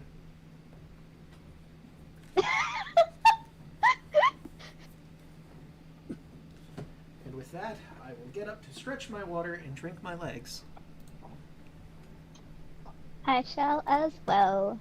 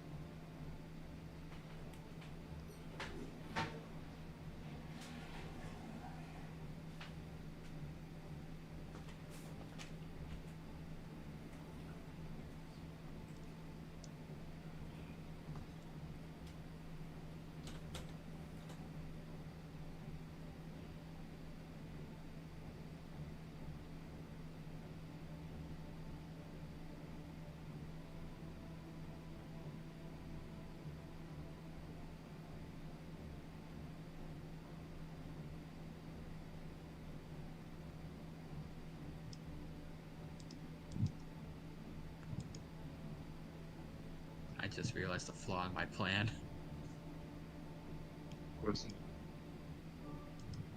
Daylight has to be applied onto a object. I can't touch it. I can't apply it onto a creature directly. So someone's gonna have to get on the dragon's back.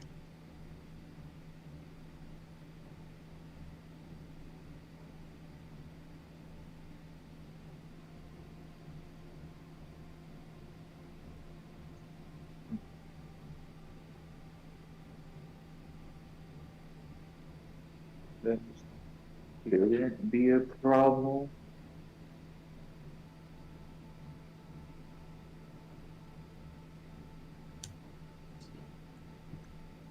I mean,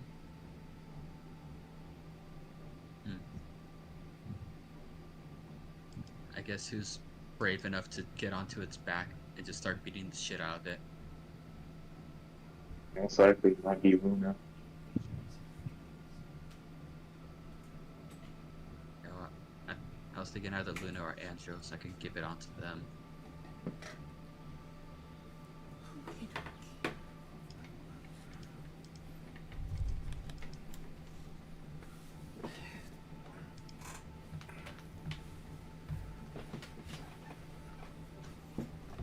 Because Luna can fly. I have returned. Luna can fly, Taro can fly.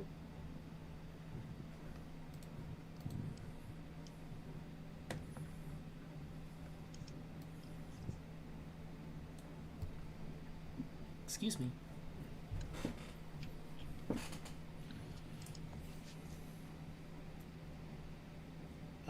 Who is back? I am here. I'll be back here in a sec. Okie doke. I think everyone else still stepped out. Alright. So you know what, let's check it in with the Unseen Legion real quick. See how they're doing too. How you doing tonight, chat?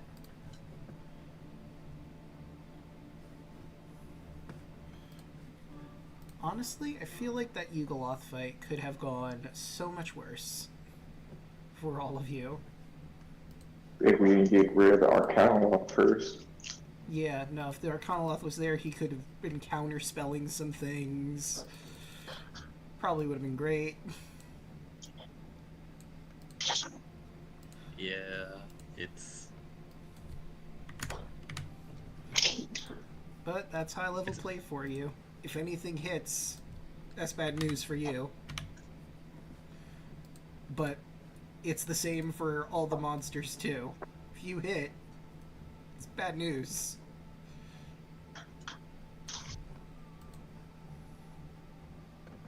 Yeah, it's a good thing we have the certified Maid Slayer Andros on the team. Yeah?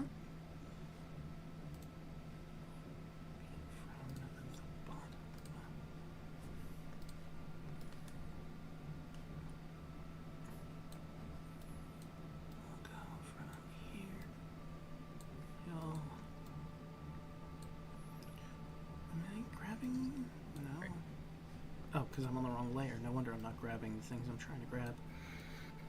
I have returned. Welcome back. Hello. Hey, Than, do you want Andros to just be on Dragonback, being a sunball? Sure, why not? Alright, I'll put Daylight on you, and you just gotta stay on the dragon's back. Andros just T-poses while standing on the dragon's back. The only thing is trying to get Andros to the dragon. I can teleport, remember? How far? Dimension door. Yeah? Okay, not a problem. Never mind.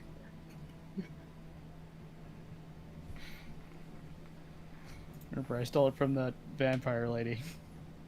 Yeah? That's right.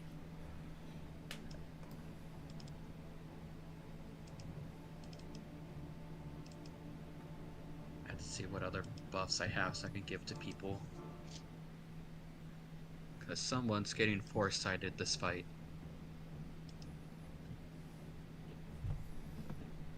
Hey, sorry about that. I'm back.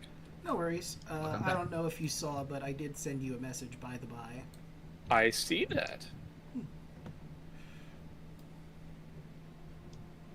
Would I love to do something about that?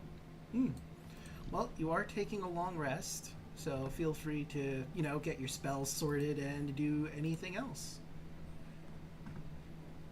That's a good point. I mean, we're still technically on Be Right Back. Did anyone want to have any roleplay scenes before the Nether Dragon, perhaps in universe, talk about your plans before you went night-night? Took a proper rest? I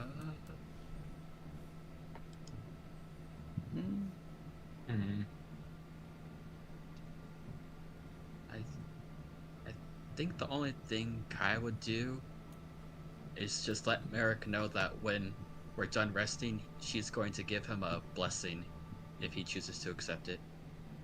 I know Merrick is all iffy on accepting godly help, but this one may be useful. I mean, yeah, I guess. Cool. I'm just putting that in chat so you'll know for when the fight happens. Okay, so that is not happening right now, obviously. You're going to set that up before the fight proper. Nice. Yeah, just so you can read up on it and know beforehand. Oh, attack rolls everything. Hell yeah. Yep. Nice. So then... You feel inspired for whatever that means. Interesting. Didn't really think about how I'm gonna stay on that dragon's back. I mean, that is probably something you're going to want to figure out before it comes into practice. How many times can you use Dimension Door? Let's look at the Cape of the Mount Bank.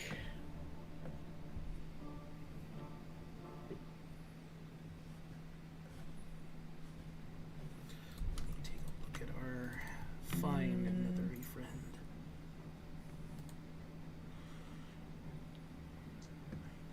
Let's see. I can only use it once.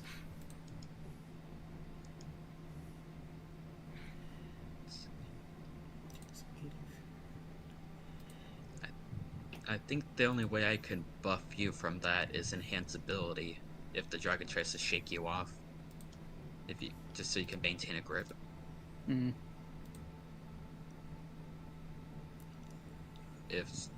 I'm not sure if Draco will allow that. I'm sorry, I was working on something in the background. What was it? If we give enhanceability onto Andros, so you can have advantage on any checks if the dragon tries to throw him off the back. I mean, it would be basically strength versus strength, I think. So I don't see why you couldn't give him enhanceability for that purpose. Strength versus strength. All right. Are we missing anyone still? Yelling. Yelling. Yep. I mean, if we do strength versus strength, It Luna should will not probably be me. Luna should be the one to do it. It should not be me. If it was Dex, I would have said, yeah, sure, why not? But it's not. Yeah, it'll be best to do Luna because Luna has advantage on strength saving throws. Because I think, like, you're physically trying to hang on to it while it is trying to whip you off, so strength just makes the most sense. I could see an argument for Dex, but I feel like strength applies more if you're hanging on for dear life. Yeah, I actually that have should okay be- strength. It should be Luna. Luna has a Yeah. 30 strength. Yeah, Then yep. Yeah, we'll just daylight you then, and you just gotta get onto its back. Luna can fly up there. That shouldn't be an issue. Yep, because she got them wangs. Cool, that'll open up my concentration for other stuff.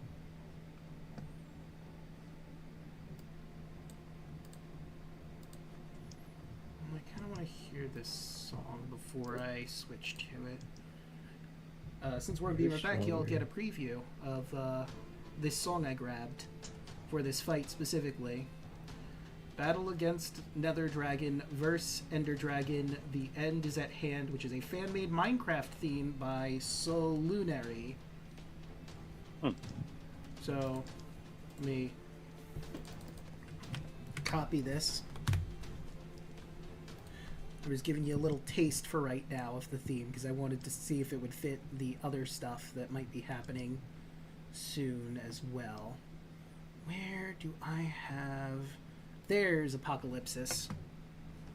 And for anyone interested, whoop, look that up on YouTube and it should pull up that song.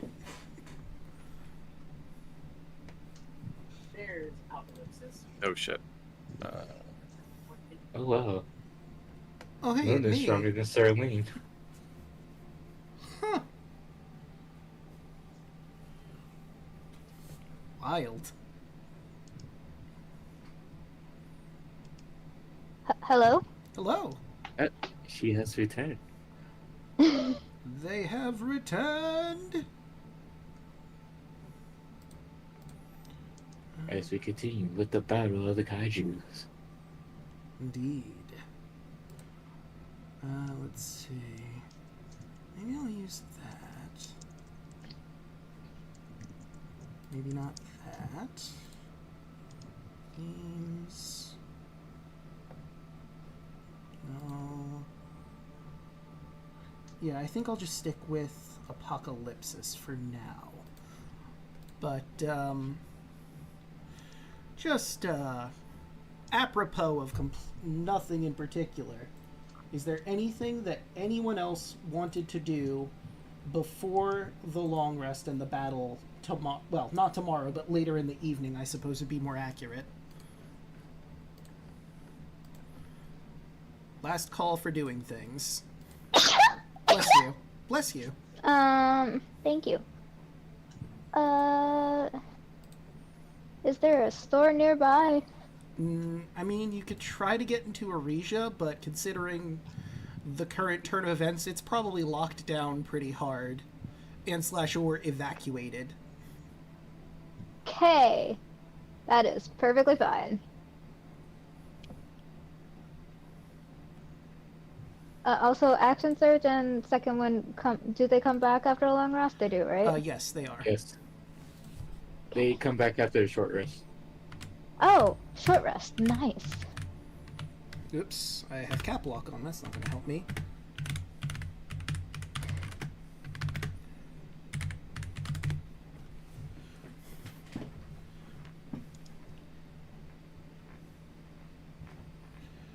And, okay, there it goes.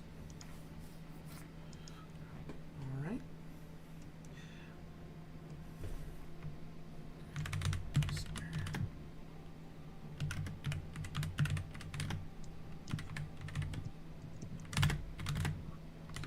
And just, you know what, I'll just do a quick roll call for it out of curiosity. What's everyone's passive perception? I mean, it's kind of hard to miss a shadow dragon flying through the sky, but just so I have a base idea what everyone's passive is. 15. Can we see? Oh. Passive perception is 19. Carla is 16. Luna is 17. Serlene.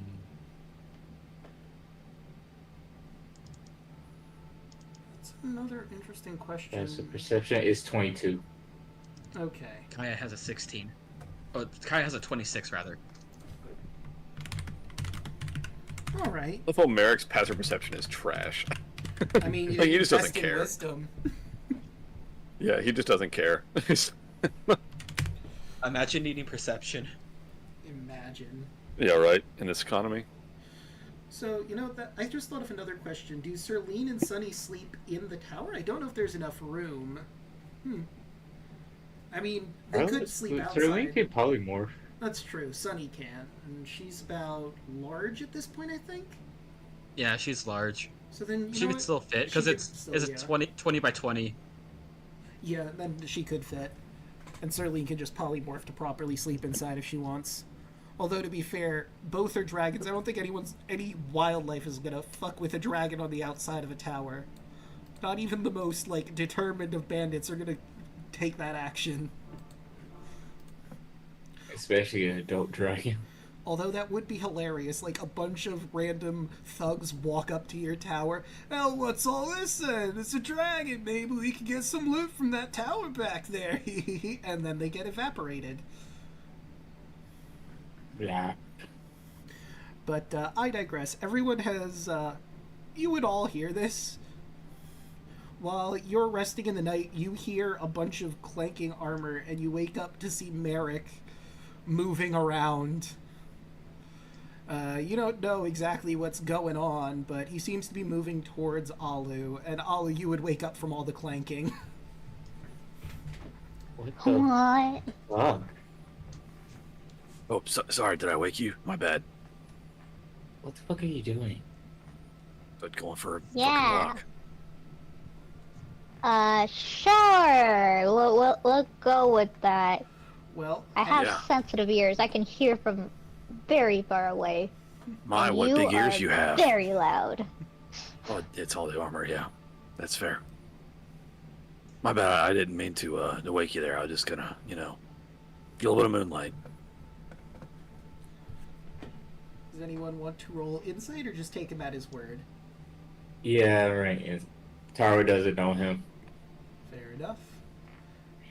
Oh, And insight as well. Merrick, roll your persuasion or deception to me, and I will Okay. tell them if they beat it or not. Say the second one is Luna. Oh my god. I feel like Ollie would be too sleepy to care. Ollie needs that long rest. Yeah. Damn, that's really Insight. sad. I'm not going to tell you what he rolled yet, but there Hey, was a natural hey, 20 on Draco, the real opposite. quick. What if... Alright, what if I whisper this to you? Can I whisper... Alright, I'm gonna type it to you in the In roll 20, or... I don't know if I use, like, if I... Let me see if I do this, if it'll... Okay, it did whisper it, cool. Okay, it did whisper to me, so let me see. Sweet. Gain advantage. Da-da-da. Okay. And would you have done this beforehand, or... Yes, that was my intention, was to do so. Okay. Sorry, I meant to... I had it, like, typed in Discord and didn't hit send. Gotcha, okay. Alright, so let's see. Okay. Saving that one for rainy day. Alright, so given everyone's roles, you know, it does seem plausible maybe he's going to clear out his head. You are going to fight a pretty harrowing foe. And Merrick might just need a moment to, calm down, go for a nice evening stroll to relax his nerves. Yeah, I'm kind of worried about this dragon. If it's immune to most of what I can do, I don't think I'm gonna be very much help. Oh, don't be a bitch, Taro says. Excuse you? You looking in a fucking mirror or something? Did I stutter? That's what I'm asking. You looking in a mirror, bitch?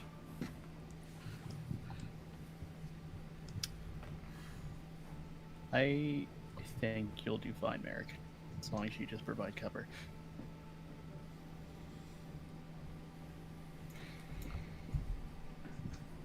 Yeah, and do that.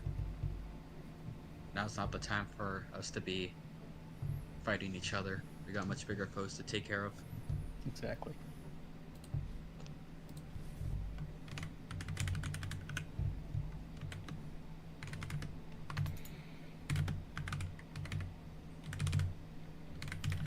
Alright.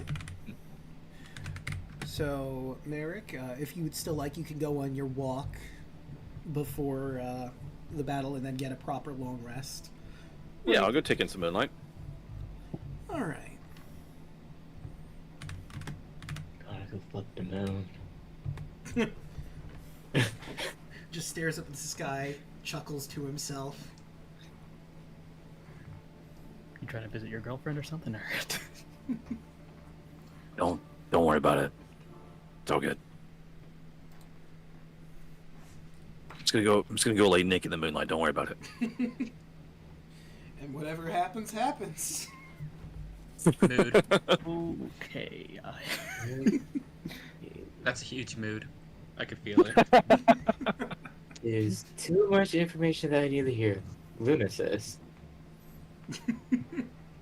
You'll understand when you're older.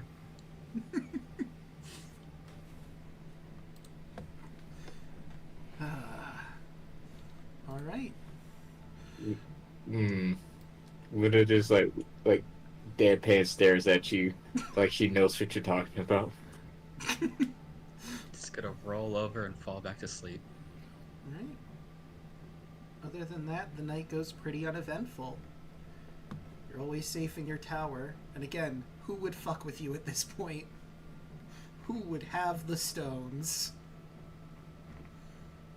Well, I can think of like a handful of people, but they're off doing their own shit.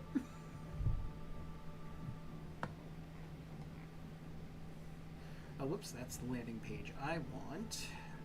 Oh, no, wait, we're already on the map. What am I? Oh, no, wait, yes, I do want to move you to the battle map. I haven't, like, properly set up, like, flora, fauna, or anything on the map yet, but if you guys want to position yourselves, the dragon will be coming from... oh, wait, am I on the... yeah, I'm on the GM's layer. The dragon will be coming from this direction, basically. If you want to position yourselves wherever.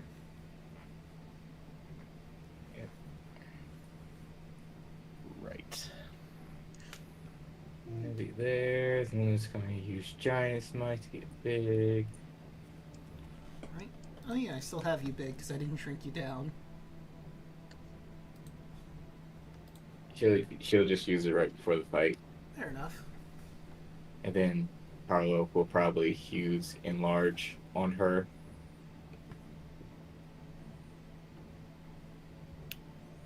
Then get on Sonny. Alright.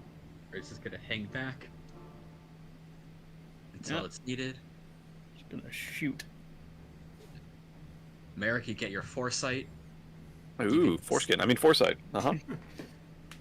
Cool. You can see it. You can see into the dimension somehow. I don't even know how the magic works. Mhm. She kind of just like rubs her hand on your head, and then you just kind of see everything. Nice. It's drugs. Yeah. I may not. Drugs. I'm just giving you LSD. Here you go, man. That's fair. Man, I can't Drugs are believe- bad, okay? I say I can't believe that Kai is the dealer, but never mind. Yeah, I can totally believe that. Draco, That's right. I still have those shriveled up mushrooms They from the got beginning of the game. That is gotta when be rotted out That- at this point. Yep. 5-year-old rotted trippy ass mushrooms. That is how I cast foresight. Take this expired shroom. He's been building it all this time because Those she things knew are extra dank. she knew this is exactly what she needed for that spell. Hey man, you gotta try the shrooms. You don't even know. So I don't have anything to like fly or anything. I just have really long range on my Eldritch Blast. So that's kind of what I'm leaning on, but I have nothing to like fly or anything. I mean, you could ride with. FYI. Well, I don't know if Tarla and Serlene are willing to give you a boosty. Nope. No, I'm good. Sit here on the ground. Fuck it. Do you wanna switch? I mean, I'm just saying, like, I have 600 feet range, so as long as it doesn't fly off, I'll be fine. But if the fight goes elsewhere, I'm like, well. We'll pick you up. Okay. Carlo sighs and throws her hoverboard at him. Oh, interesting. All right, so I guess just send him the details on your hoverboard. Sweet. Merrick immediately tries to do a kickflip. Sick nasty. Sick It's nasty. just, it's just 40 feet flight speed. Ooh, very cool. Thank you. Okay, and Yelling, does Alu have the chariot? No. I think that would be back on the Ultros, wouldn't it? Didn't I give it for certain? I mean, you can ride with Tarlo on Serlene.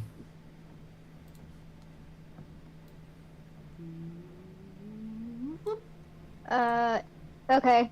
Sure, that's fine. Actually, no, it'll put you there. There we go. Thanks for moving Alu for me. No problem. Right, so Decision? What is a decision? I Battle realized the something. dragons. You might want to. I think I'm actually going to have you do an active perception check because you're battling it at night. So it has something that it would definitely do while it's flying. And I will roll this off screen so it doesn't show up in roll 20 at all. Who has which That's a one? 32. Okay. I'm double checking for dark vision for a second.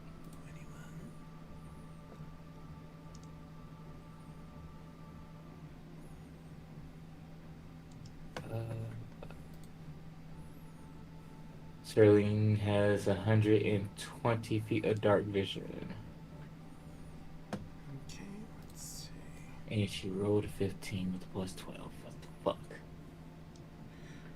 Womp womp womp. Carla. Sunny ain't paying attention. Fair. Luna.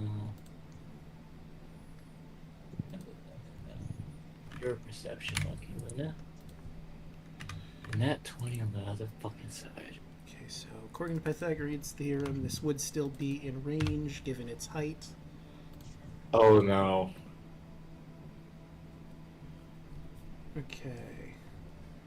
Alright, let's see. Alright, so. Let's just put that on Luna real quick. Okay, let me get on there and I will have Luna producing light. And Dynamic lighting, bright light. she's most likely going to spread her wings when the fight actually starts. 60 feet. That's fair. And I'm going to activate on the battle map for dynamic lighting. Okay. Just to make this work a little smoother so we have the vibes right. Did it not? Turn on dynamic lighting. I don't have daylight mode on. Why is it not doing what I want it to? Oh no, it It's is. doing it It's on daylight. Road.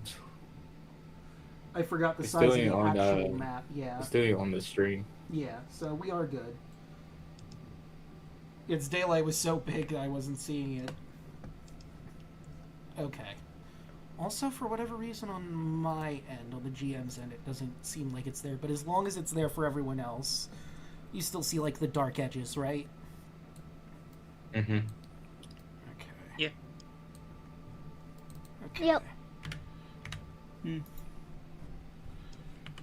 Oh, whoops, I didn't mean to do that. I was trying to do something on my end over here.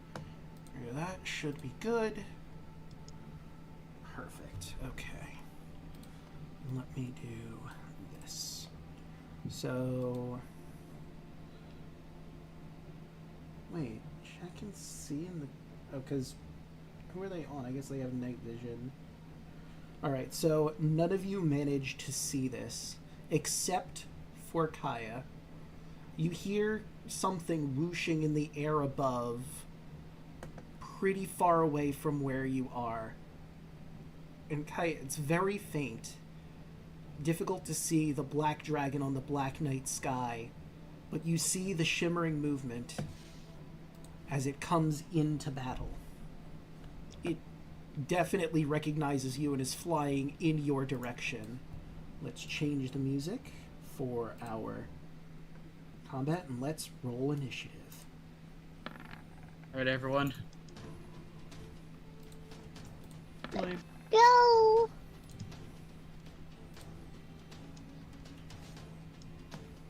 Ha! That one. Let's go. Bump, bump. Nat 1, it's a Second try. 0. Oh boy. Well, I guess Oh, Merrick's wow. going last. Yeah. Yeah. And the See you guys next dragon fight. A little didn't bit do better much now. Why did it put... Oh, no, wait, that makes sense. 6-4-0. Yeah, Merrick did not want to fight this thing. Yeah, no, I can see why. That's why I gave you the drugs, man. You don't have to worry about it. Oh, does Foresight give you anything on initiative? Doesn't it give you like? Can be surprised at attack rolls, ability checks, saving throws, other. No.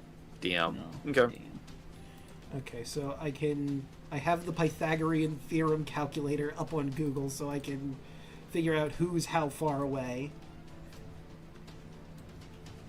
But Kaya would go first. The Nether Dragon is 70 feet in the air right now, flying towards you. Alright, let's see. How far? There'll be a 60-foot line. Well, actually, I gotta get within 60 feet of it, so going up.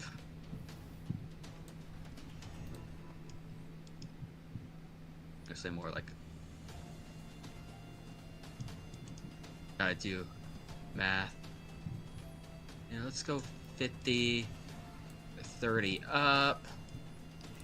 30. Yeah, we'll be within range.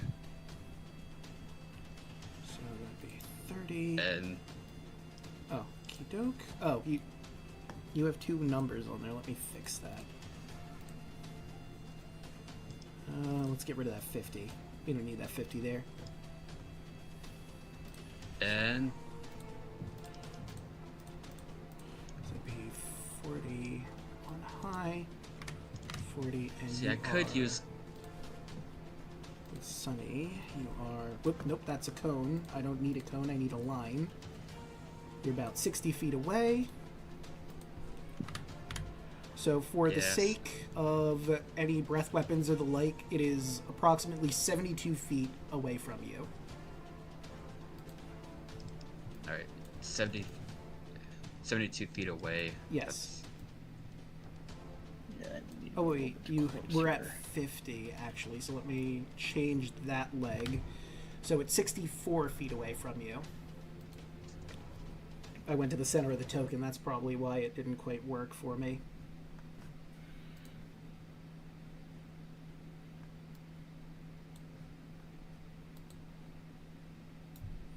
You know, we'll just make it easy. Sunny's gonna dash. Just make it a little bit closer. Yeah, we're gonna dash so we get on level, so we're 70 feet up. Okay. With it. 70. Or just, yeah, we'll stay on level with it, so we'll still be Right, so 50. 55. Alright. And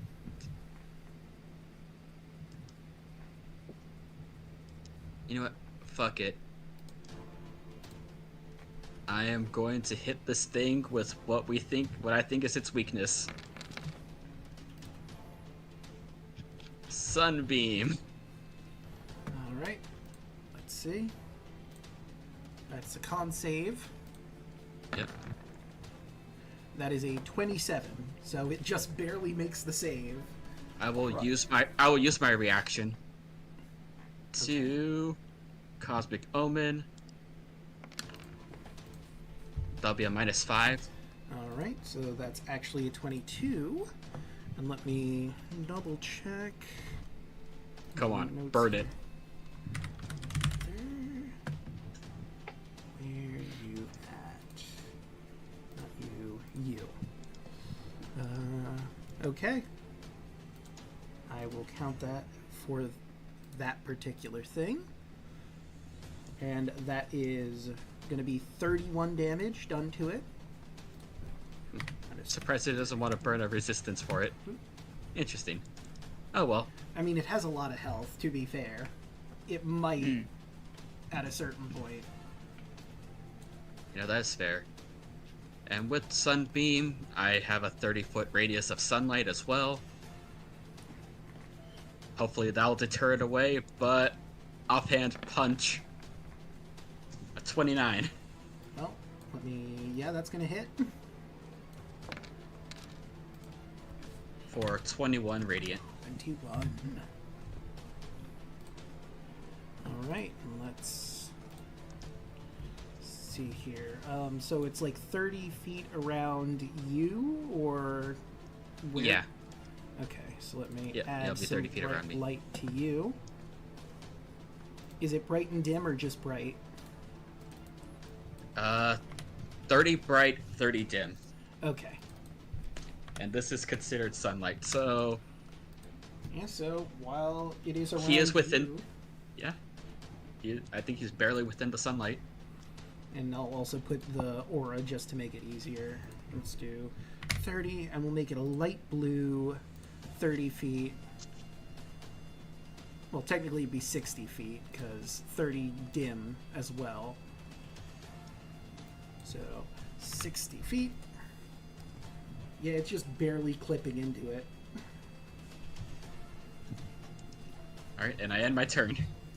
Alright, and that brings us to Andros on Dragonback.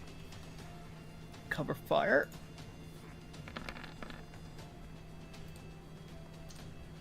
Alright, that's certainly going to hit.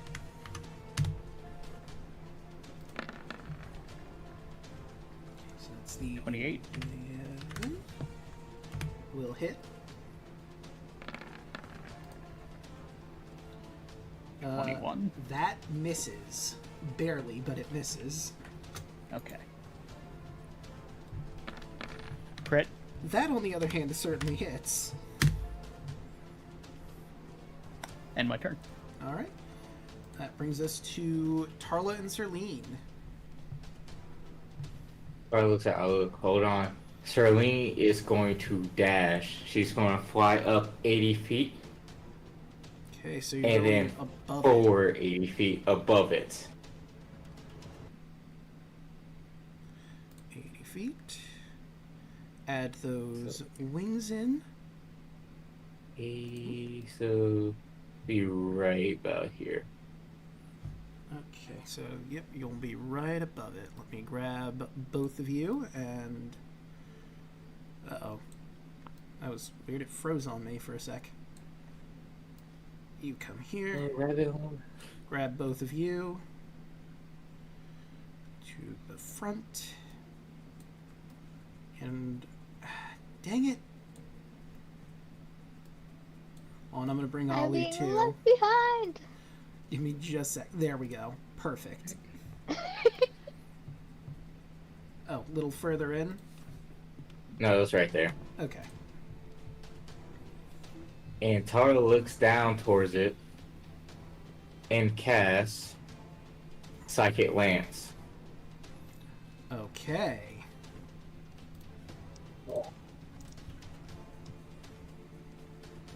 Dex. Oh, I just rolled a flat con last time. I didn't roll its con save. Well, now I know for next time. But it does I not need to have make a con DC save. 20 intelligence saving throw or take 26 points of psychic damage. It says 17 there. Wonder why. I still have the instruments. Ah, okay. Well, that's an 8. It's gonna use... Well... You did... 26 plus... Well, not plus 5.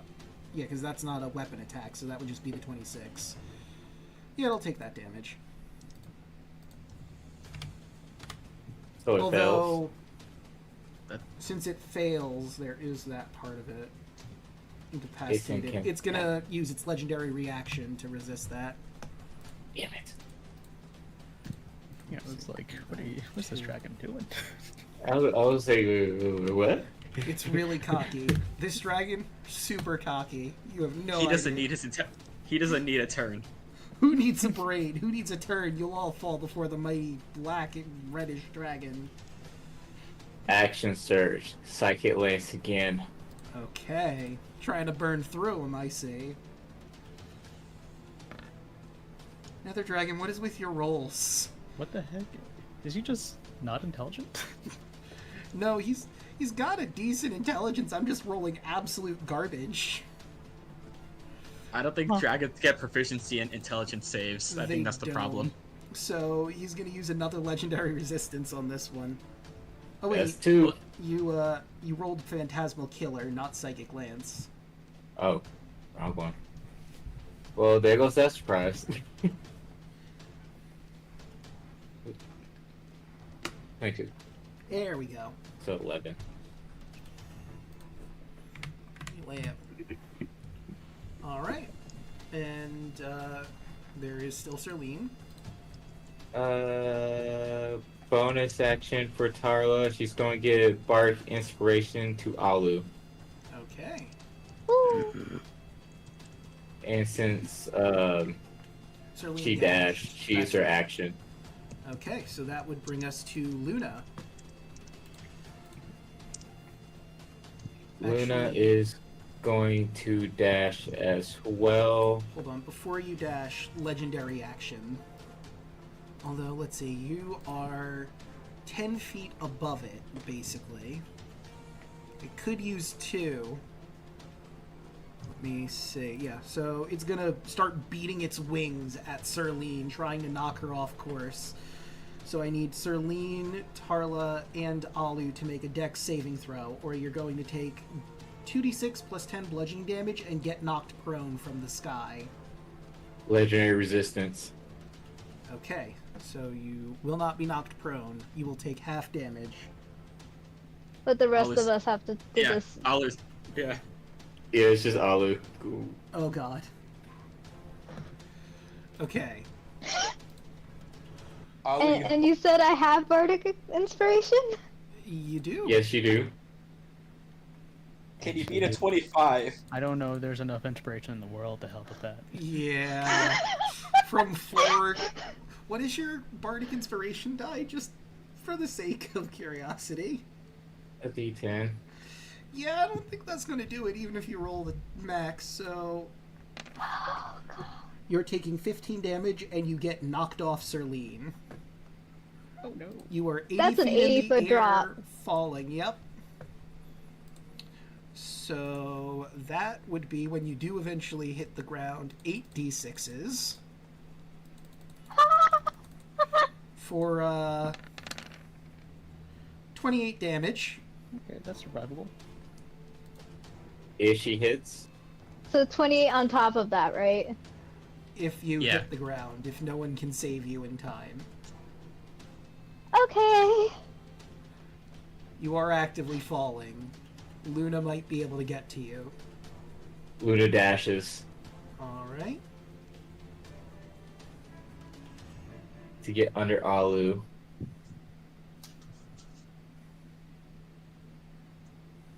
Luna's going to action surge to dash again to catch Alu. Okay, so you're activating your wings and flying up. Yep. We'll say that Alu falls about 20 feet by the time you catch him, so that would put him So at... Luna would be like at 30 feet up in the air because she's dashing 60 and going up 30. Okay, so 20... Okay. Okay, That- so that you're was- only 30 feet up. That was Alu falls 1, 2, 3, 4, 5. 50 so feet. 50 feet. And that would be 5 d6s before you stopped them. Because you're gonna... They're gonna hit you. Mm-hmm. So they are hitting a solid object. So I will re-roll that. So Ollie, you're taking 15 damage. Which is significantly lower than the first one, so that is much better.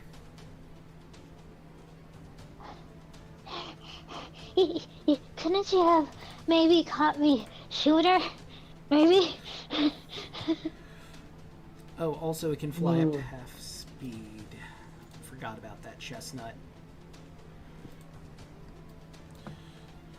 So, after the wing blast and Alu gets caught, the Nether Dragon has flown up above Serlene, now 90 feet in the air. And it's going to look down at you, but it does not have its action. It's Alu's turn. Okay. Okay. Can I I'm going to Sword of Fate. With do not hurt us being the command. Or the thing. Okay. Alright, I forget. Does it make the save? Or it does not make the save? You can create above head, line of sight, sword except for the affected creature. Cannot harm us. Target breaks this condition if they target the spellcaster or companion with attached spell that causes damage. Target creature breaks condition, it just takes the slashing damage as it slices down. Okay. So there isn't actually a save associated with this, that's just a trigger that happens. Got it. Okay. This time the sword looks a little bit different. Oh, by all means. Could be because we're fighting this dragon. But it seems to be sizzling a little bit.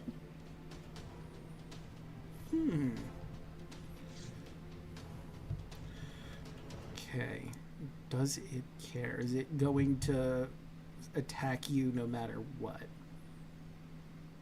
Can also do the combo. And it's specifically you cannot harm us. And that's all encompassing of everyone. Okay. So it is above Serlene. It could definitely get both of you if it decides to ignore your command and blast you. I guess I'll go from here. Serlene and Tarla obviously get hit. You guys are further down. So that would be Alu and Luna. Did Alu end it her turn? All right. Well, you used Sword of Fate. Was there any bonus actions you wanted to do?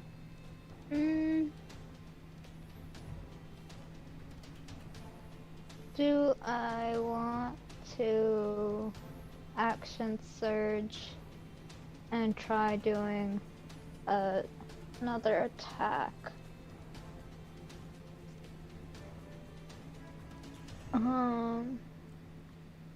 I'm not close enough to actually hit the thing, am I? No. No. Because I fell a lot. Yeah, we're 60 feet away. Exactly 60? Yep.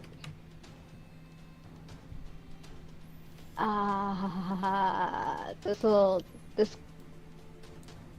How fire resistant is everyone? Okay, so that would only happen. Okay. Pretty fireproof over here. Yeah, Andrew We're is not the fire most resistant? fireproof. Yeah. Tarla and Charlene, not so much. I mean, the Nether Dragon's also 90 feet in the air right now. What's the range of Sunbeam? 60-foot line. Oh, it's a line. Then you're directly under, so you'll miss if you'll miss Serlene and Tarla if you do that.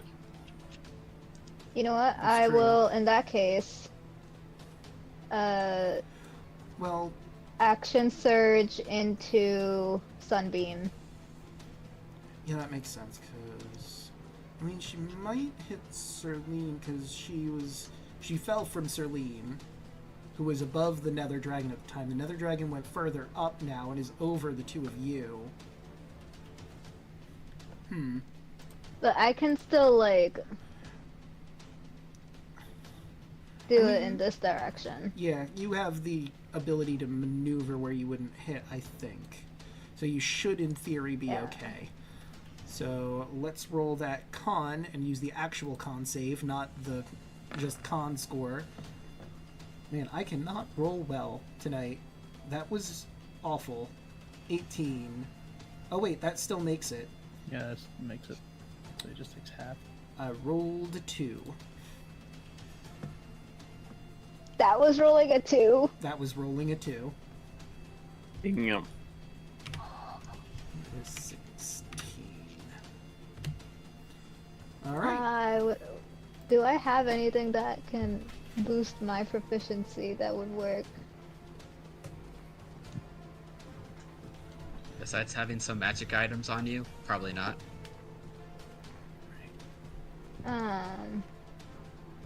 I don't think any of the other magic items can boost that proficiency, right? No, I don't believe you have one that does that.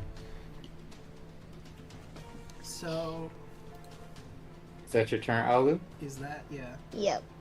So, it is. Legendary action. Okay. Wing attack. Ah, okay.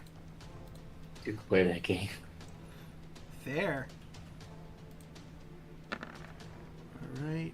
And that is 16, which isn't enough, so it's gonna burn its last legendary resistance to not get knocked prone.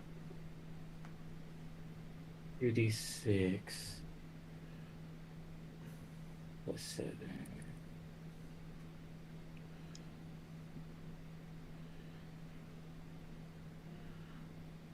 Wait a minute. Or 8 for half. Okay.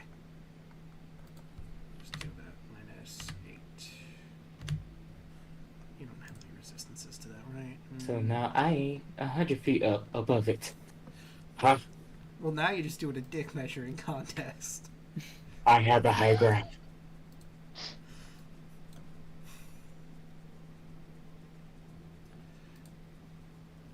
And plus, it keeps the real threat above it.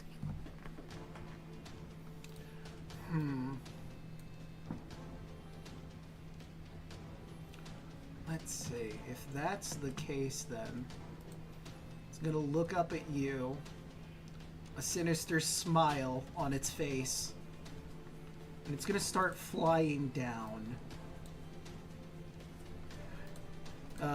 You speak Draconic, right? Yes. Well, if you don't want to play with me, your friends will do. And it's gonna go down to, let's say, 70 feet. And it's gonna angle its breath so that it's going down. It's trying to hit both Alu and Luna and Andros and Sunny and Kaya with its breath weapon. Since it's on level, Oh no! I'm in danger! it's going to be a bit difficult to do if it angles it downwards. Bring it on! But let's see. Yeah, it's like if it flies to 70, then it will have to shoot straight in order to hit the crew back here. So it can either choose to hit the two of them or hit the two of you, not both.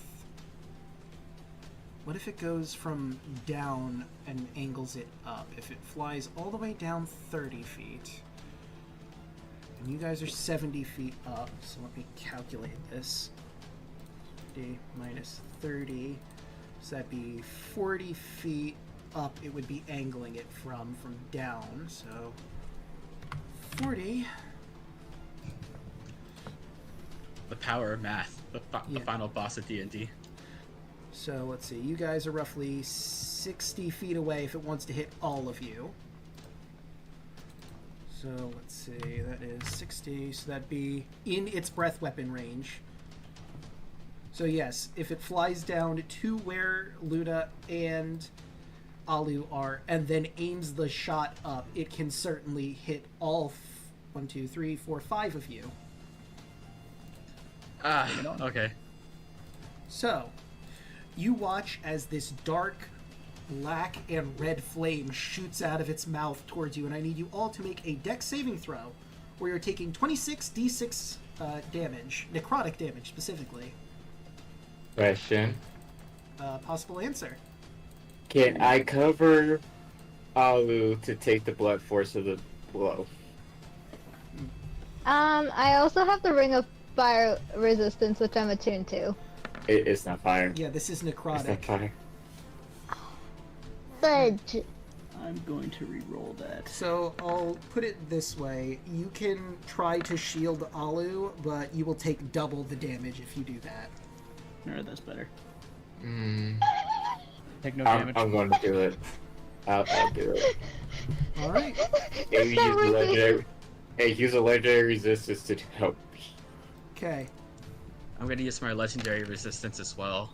that's fair, because that's 90 damage if you failed to save. Holy shit. So Take Luna note. takes 90. Oof. I'm really glad Ow. we rolled that. Divided by Well, I 2, or 45 if you've made the save, or used your legendary resistance, Or have evasion and take no damage. or have evasion Ah. take no damage. You're just on Sunny's back, dodging around. Wait, that was a necrotic dex flames. save? That was a Yeah. dex save, yes. Shield Master. I take no damage. Shield. Good for you. Mass. Feels pretty good to be a monk. Let me take a look at this. Wait. I feel like use I. shields not just protect, offer defense while you're wielding You're a shield. If incapacitated. you attack action, if you're incapacitated. Dan, what I have the feeling Except an that effect allows you to make a Kaya dex and save Sunny to took the take brunt of the blast for you. only half damage. How do you evade Use your this? reaction to take no. Okay, so yeah, True that monk would in bullshit. fact be only. Okay.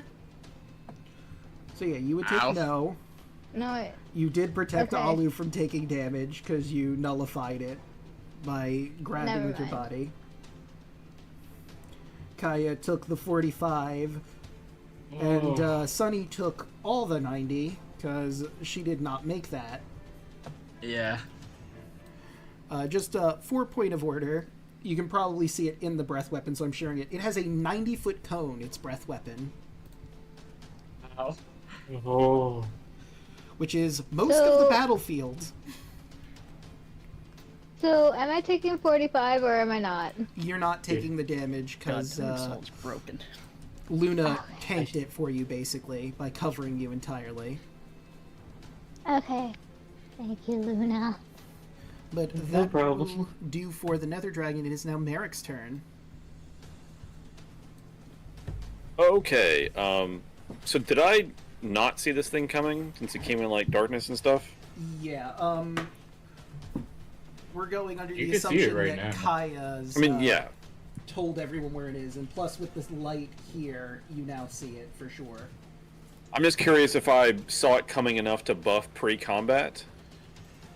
I would say that Kaya would be able to let you know when it was Okay. around where you guys were to give you that opportunity. Okay, so I would have popped Dragon Burst, which gives me my bonus damage. And then at this point, let's just do some Eldritch Blast. All right. I'd love to Hex, but that's got a range limit, so just gonna Eldritch Blast it up. Everything's They with all- advantage, buddy. Hell yeah, let's go. Alright. Here we go, Eldritch Blast! Well, that's gonna Oh. hit. My god. That's awesome. Alright. So that's 1, 2, That will not, and a 4. and that will. So you missed on the second one, but all the others hit. So roll All right, 3 sweet. Eldritch Blasts.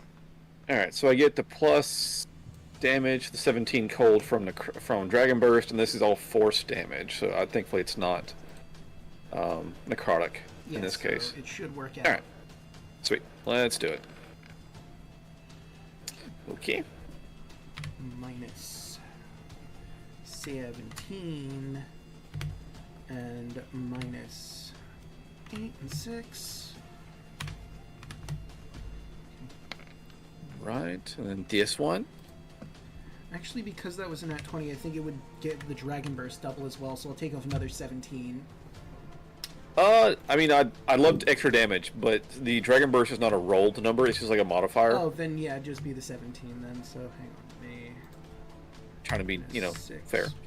I appreciate that. It's a free 17 damage on every hit, so like I'll, 1, 2, 3, 4. No, that's fair. That's still Yeah. really good. Actually, you know what, too? I actually need to be better about this. It's actually once per turn, so the second one doesn't get... it's just the first attack on every turn So for plus Dragon Burst. 17. Okay. So I will take that off for the second one. Or for the third one, I mean. Alright. Okay. I'll be better about that, my bad. No worries. I was like, man, this is broken. Really caught it. It's not that broken.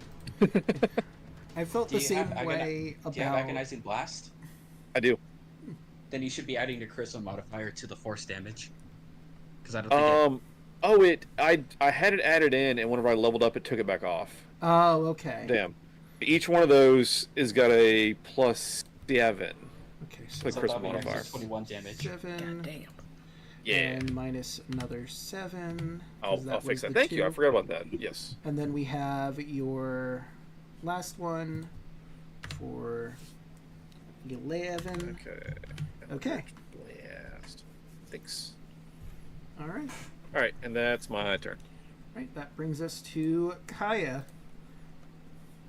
You feel your skin rotting from that breath. That was horrible.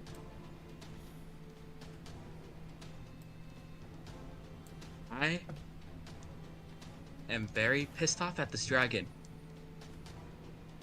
Fair. Fuck you. Fuck your dreams. Fuck your nightmares. DC 26 intelligence save. Okay. You are not here to play. So that's a 20, and it It has fails. no legendary resistances to speak of. So, Draco, this is what happens. Its intelligence and charisma become a 1. It cannot cast spells, activate magic items, understand any language, or communicate. It can repeat the save at the end of 30 days. Okay. But it also takes 46 damage, so let me roll that. So, I mean, it's What probably not the going to matter heck? for this fight. So I'm just going to change it in here. So its intelligence and charisma is a 1 now, you said? Yep. This thing is literally dumber than a rock. Well, now it's just an aggressive, slobbering beast. It cannot strategize anymore. Yeah, so don't think anymore, Draco. Got it. Just violently going to attack everything around it. Yep. So I'm not sure if I helped us, or I made it much worse. By the way, legendary action, I almost forgot. I'm gonna try to shove a potion into Sunny, and Andros, we're gonna reposition. That's fair. I'll just roll something. I'll just roll my dice in the.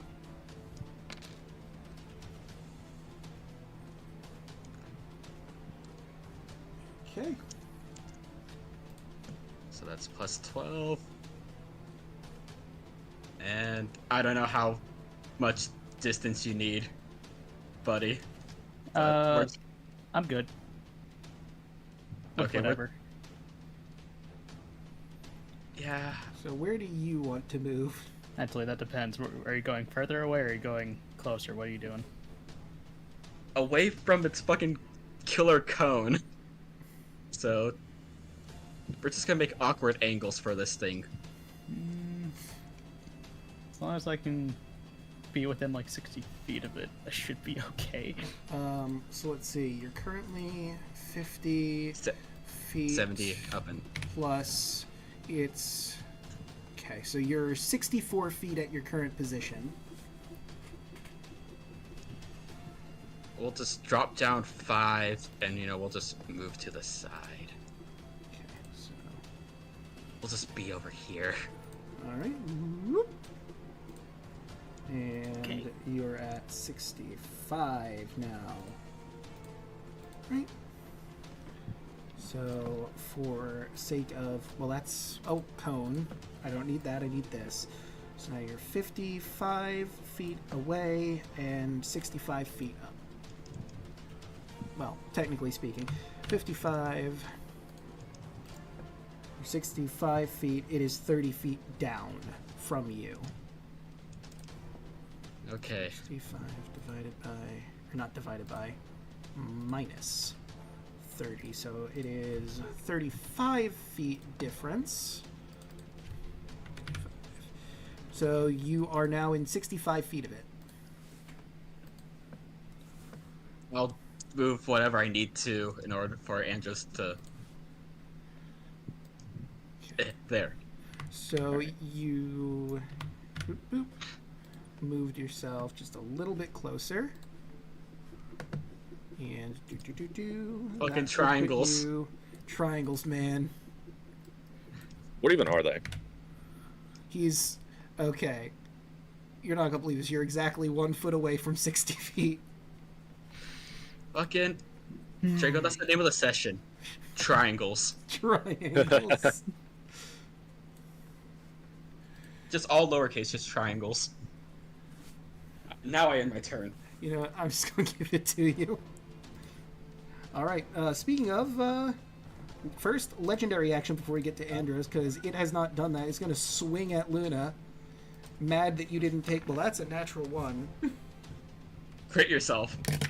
Let's see. I rolled 10 on our fumble chart. Oh my god, that's kind of hilarious. And it's thematic, because you feeble-minded. It's confused. The turn ends. It's not really on a turn. This is a legendary action. But ends its turn, and now it's at the bottom of the initiative order for the next round. Alright, everyone, fuck it up. So we're just gonna... Well, next round. So I guess I'll still have it take its turn, and then once we get to the top of the turn order, I will put the Nether Dragon at the end of the turn order. Now it's Andros' turn. Great.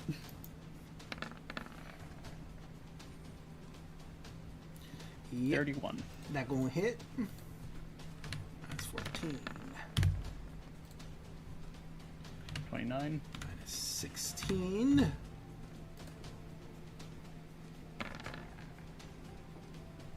28. Minus 13. Actually, you know, because of its position, you can't see its health bar, so just for the sake of ease, I'm going to move it down so you can actually see it.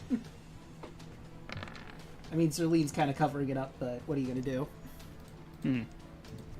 23. Minus 20. Alright. And does that do it for Andros? Yep. Right. Legendary action number 2, it's going to try swinging its tail at Luna again. That is a 27 to hit. Well, that hits. And you will take 18 bludgeoning. That's not bad. Could be worse. Does that also hit me? No. It was... Well, You are being held by Luna right now.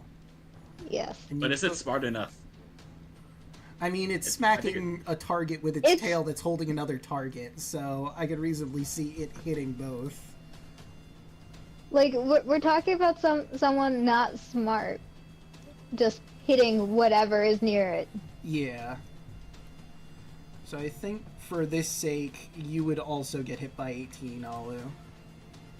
Because it's just Do I need to do slamming a tail. my own save for that? Oh, it's not a save. It rolled to hit you, and a 27 definitely hits.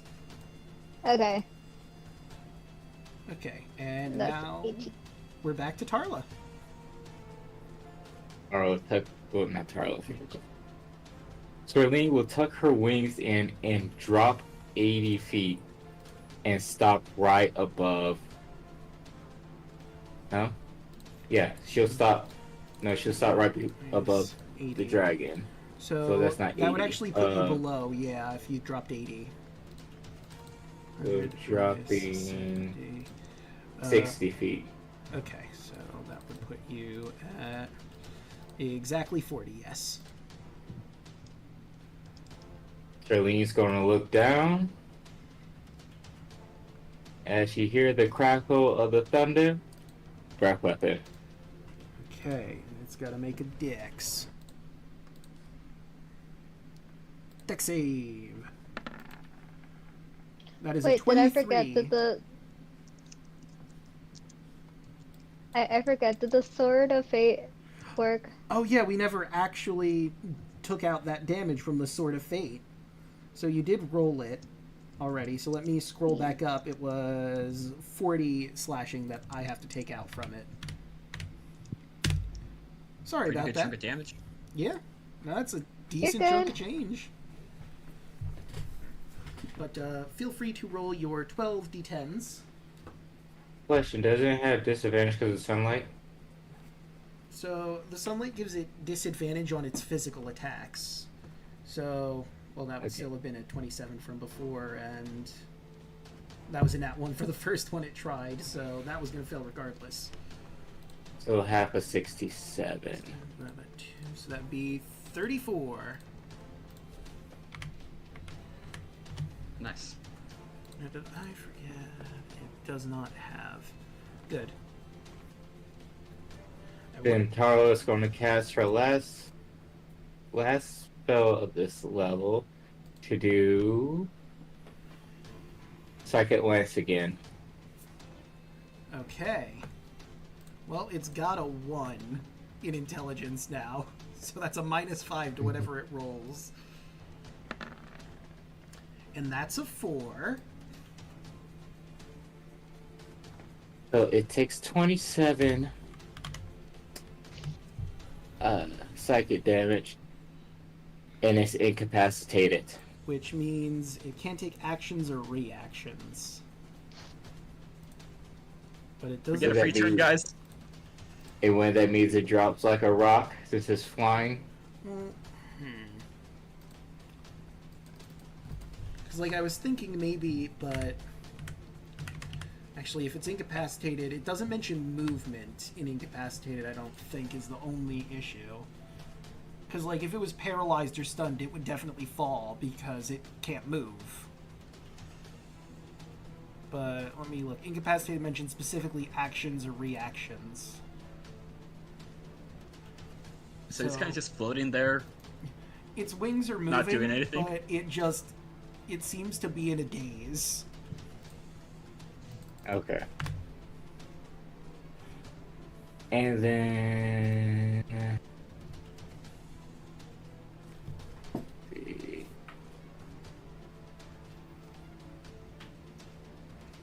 Tyler will give Bark inspiration to Andros. Okay. Okay. And that will be Tarlo's turn. All right.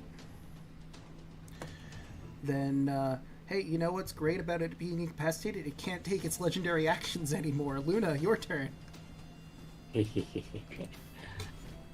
Okay. Luna's doing some swinging. First swing. 32. That is going to hit.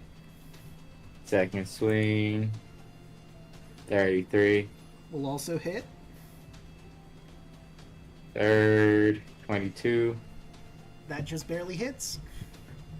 Whole Arm Master. 20. That one misses. Okay. So that's the first one, second one, and third one. The lightning damage is going to go off on the first one. All right. So let's see. And they also all get a +4 because you... No, shut up. No, never mind. So hold on. 9 large. 31. You didn't use the lightning on the first one, right? On the first one, yes. Oh, so you did use it. Okay, so that would be minus an additional 6. Okay. And then the second one is 26. Right, and the third one hit, so you get one more.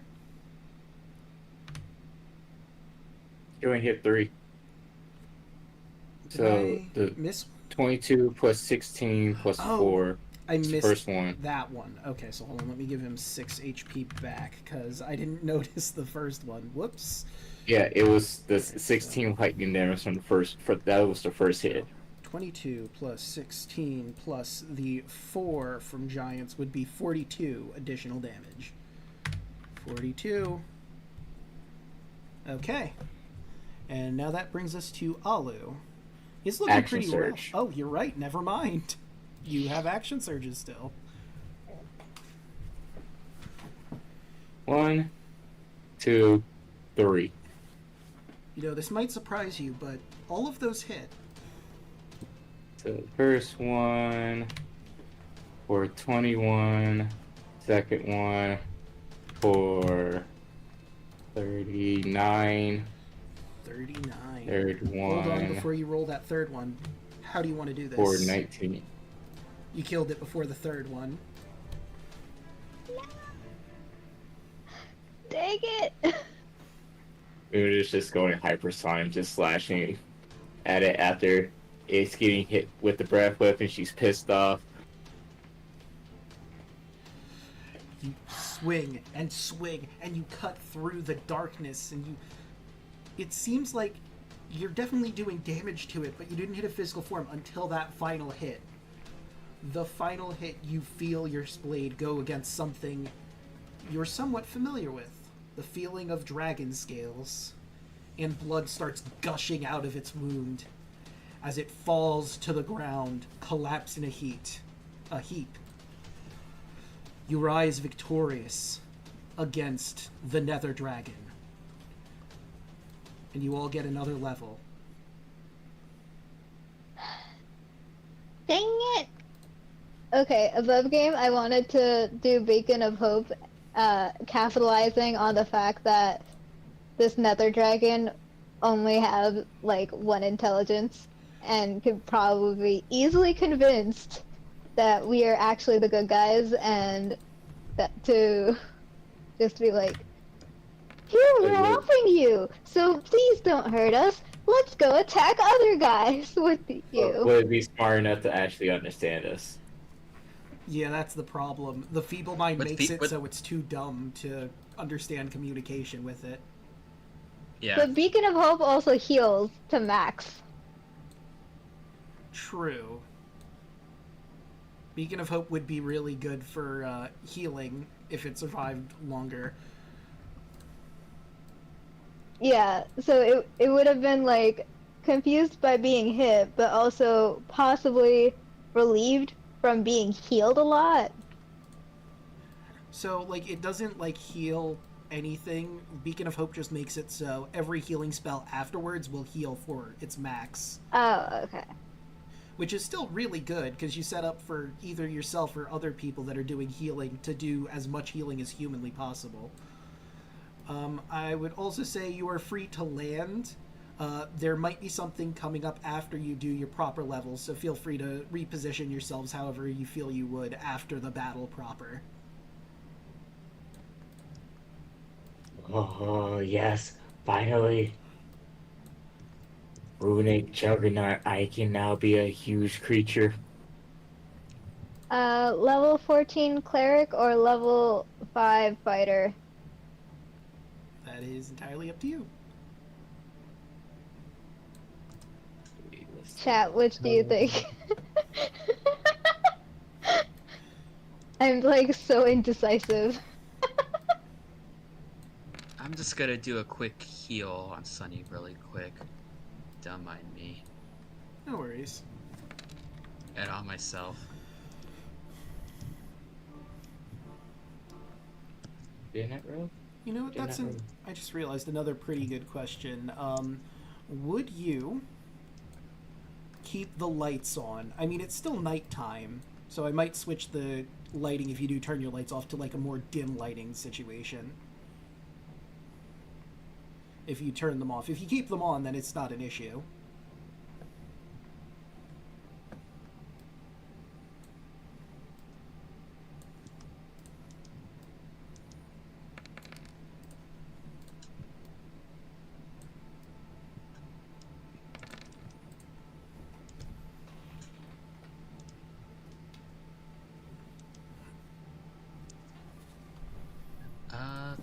I would keep the light on. Alright.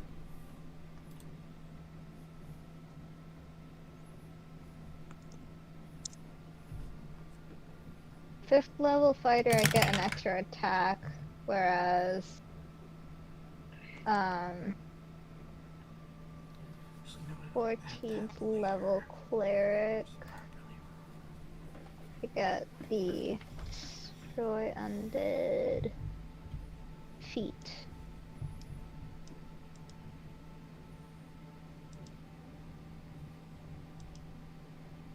I mean, it just depends. It depends if you want to actually like run up and hit someone with a weapon or not. True.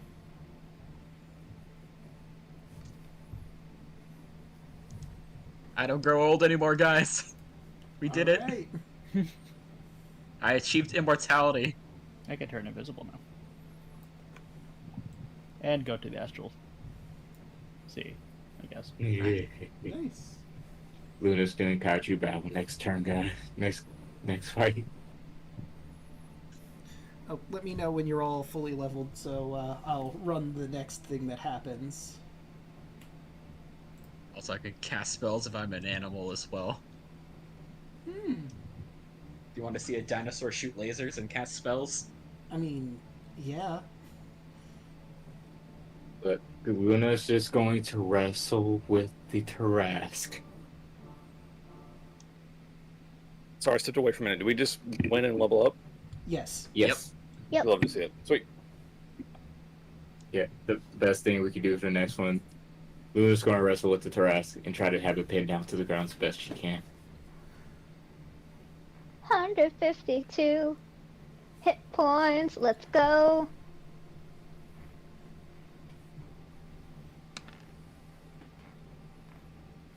I roll the average. Huzzah. Not, hey, it's Better better than than nothing. rolling below. I mean, yeah. Better than low. You're not wrong.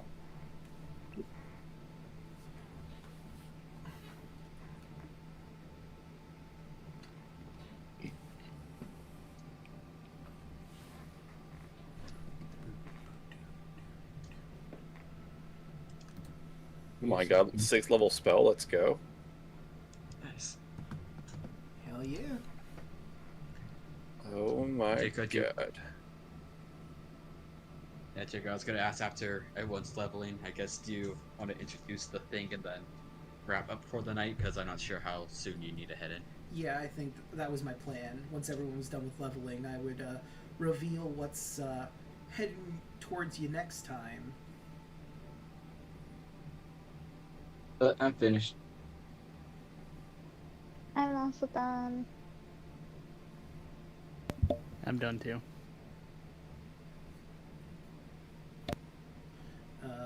Merrick, are you still doing your stuff? Yeah, sorry, I'm trying to look at these spells. No worries. I mean, there's a lot of options, I'm sure. Yeah, oh my god, 6th level spells. And they're insane, so. Mm-hmm.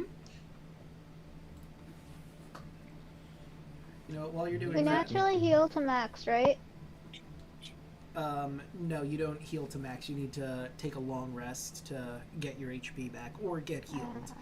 You can still drink potions or use your healing spells before what's going to happen is happening. I'll give you that lull period to heal up. Gold cage. In that case, I'll use Beacon of Hope and Cure Wounds as in conjunction with each other. Okay. You also have the Alright, wait. Caduceus. Oh yeah, you do have the Oh, yeah. Caduceus that has some spells. You could just you could just use the heal spell on yourself. I'll use Heal Spell on myself. All right. That's a free 70. There you go. I forget how low I was before the frickin' thing reset my health. So you took the breath weapon, right? No. No. They were guarded from it by Luna. However, they did get hit by a tail attack when that connected. I don't remember how And much fell that was from the for. sky. And About fell. 50 feet. Yeah, so let me scroll up. The jumping from I think 70 would have healed me fully. Yeah, we'll just Yeah, say so- you're so full I'd be health as fine. enemies. yeah, the Okay. drop was only like 15 damage, and then the tail slap was like 18. Or it was I So think it was like that would 20 be something. 4 charges of the Caduceus But left. still, that would be enough to heal it all the way. That will use a charge, so keep track of how many Yeah, charges. I you have. reduced it. Okay, perfect. And you know what? While Merrick's getting sorted out, what do you guys think is going to happen next? Chat, everyone in the call. More you I don't know, but I don't like it. We're gonna fight another dragon. Interesting. Any idea? Alright, Is I it gonna know. be I a know. Sphinx? I don't know why. I think Lutheria is going to come out of nowhere for this one. Is she I gonna wonder show if up that right now? Sphinx is coming up. She just has like boxing Because we gloves did for fight a some Sphinx reason. at one Yo, point, let's and then the go, Sphinx I'm was ready. like,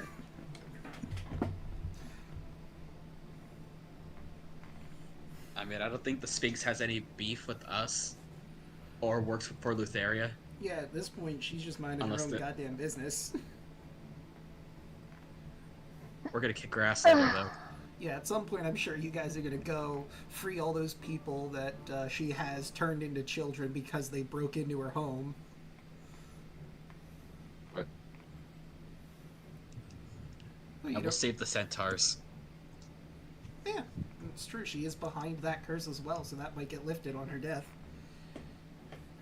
Bubba says the Spanish Inquisition, an interesting idea. No one expects it.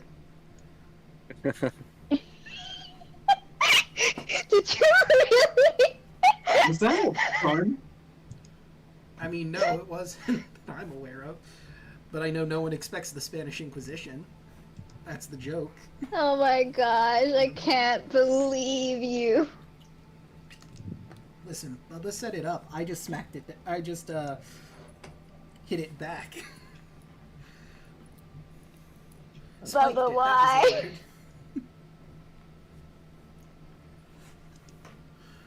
Well, all interesting guesses.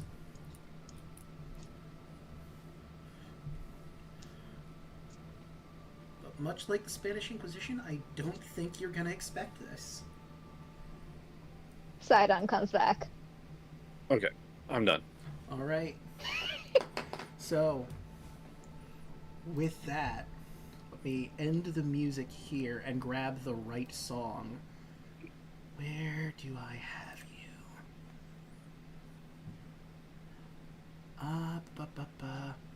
Did I really not grab a... oh yeah, I guess I didn't grab a theme, so let me grab his battle music then. Where are you? You'll be able to have the battle theme next time. Well, whatever special one you want True. for it. This works. Did any of you like land, or are you in the sky? Still. Luna and Tarla and Sterling will land.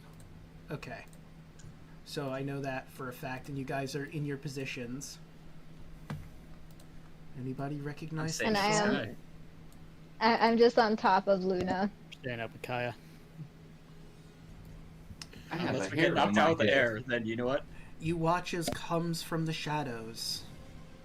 A shadow of your past. Kaya, your hairs stand on end. Which is wild considering your current position. As out from the shadows you see 3 20-foot tall people. 2 you don't recognize, but the one in the center, you do. Seems you've grown a bit since the last time we saw each other. I underestimated you. It won't happen again. As you see Sidon and 2 of his children What? walk up. Oh, get fucked. Called it! Called two, it! Even though motherfucker. it was a joke! Even though it was a joke, I called it! You did. You got it at the It last smells second. like bitch in here. They dead. Go We got home. this. How many times do we have to teach you this lesson, old man? I Also, will send alongside you back, him I'll send you back to the afterlife. are this woman, Ooh. seems to be his daughter, and this man. Oh, have we met this person? Yeah, no, he was the one that was wrestling with the Kraken. Yeah, you know what? I think that was the exact same one. So, I remember this because Alu was shipping them. It's embedded in my head. It was this one. yes. This is probably why I remember. Like, this person looks familiar. I wonder why. Sidon's also gonna point to Luna with a glaive that looks similar to hers but isn't quite right. You have something of mine. I want it back. Arlo looks at his glaive. Well, you have something that I want. Gimme.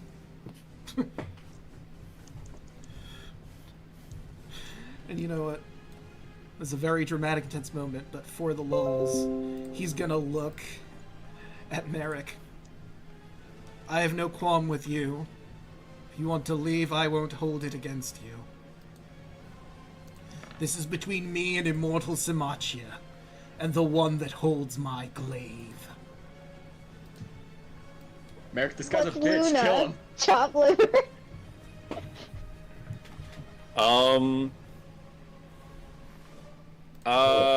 I think, you know what? For giggles, Merrick's just gonna turn invisible. Fair enough. I love this. Carl looks at her. I knew he was a bitch. And Dare spends 4 key points to turn invisible. He's letting you leave. But Carla with that, touched her and Sterling, she goes invisible. I'm not giving everyone the chance to go invisible. I'm letting him I think do it. I think it's for the comedy effect. Mostly. Everyone just bamps out. It's gonna happen eventually. I mean, if that's how you want to spend your turn, you can try to turn invisible. No, she's not gonna do it. Alright. That was Hey, too guys. funny. Hey guys, what if I just teleport us away from this? I mean, Just say fuck I you. mean- We'll deal with you another time. No. I want to be his ass again. alright, I'm sorry, I completely forgot. Was Sunny on the ground at this point? I don't think No, I- we're up in the sky. Okay, so you're actually in the sky. Yep. Okay. So yeah, we'll end with that. Let's start going around the horn. Starting with Brodden, how'd you like tonight's session? It was fun. It was pretty funny to just make the dragon stupid before it kind of, just died. Yeah? I was expecting a fight after this one, but I was really tempted to plane shift it after dropping its charisma to 1. So there's no chance for it to save as I sent it to heaven. That'd be so fucking But- wild. Yeah, just, support everyone here. That's me. Alright, Hoshi, how'd you like tonight's session? Oh, I joined tonight's session. I had fun. I saved Alu from falling. Another one of my character got the final blow on the Nether Titans. And now I'm about to beat 3 Titans to a Pope.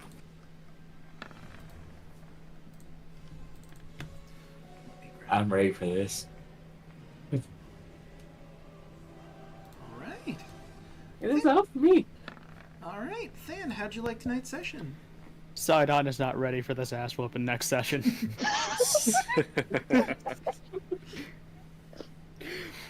He has not met the new team here, No. so I am ready to beat his ass. Break his kneecaps. Yeah, pretty much break his kneecaps. I'm pretty sure he's not immune to stunning, from what I remember. Oh my god. But yeah, I had fun.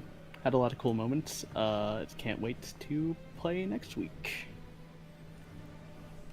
Hell yeah. That's it for me. And, Alek, what do you have going on? How'd you like tonight's session? Oh, hello. My sincerest apologies. We had an event, in a different town that went way over time.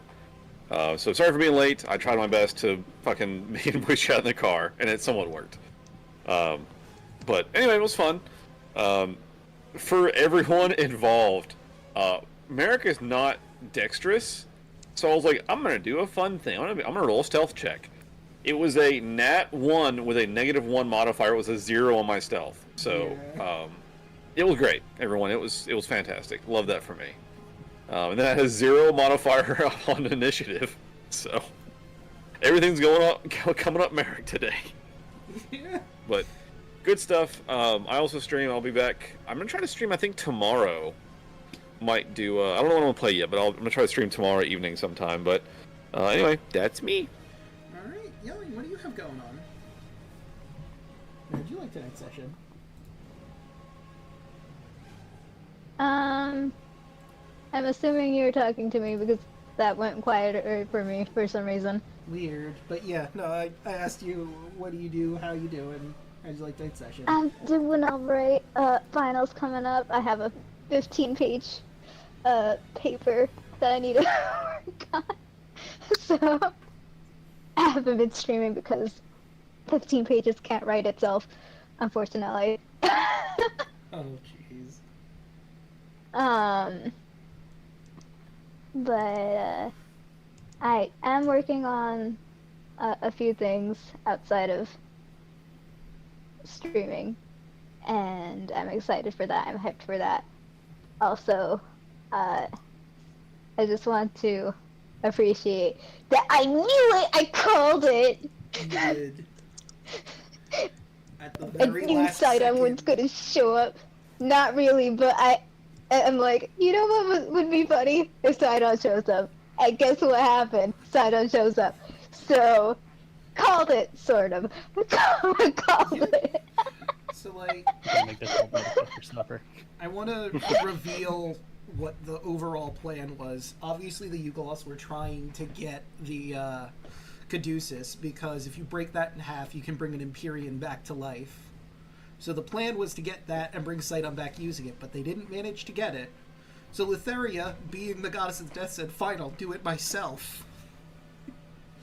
The only reason, like, the two ways that could have gone, if they had gotten the staff, you would no longer have the Caduceus, and Sidon would be back. You have the better situation of Letheria remembers she's goddess of death and pulls her husband back from the grave.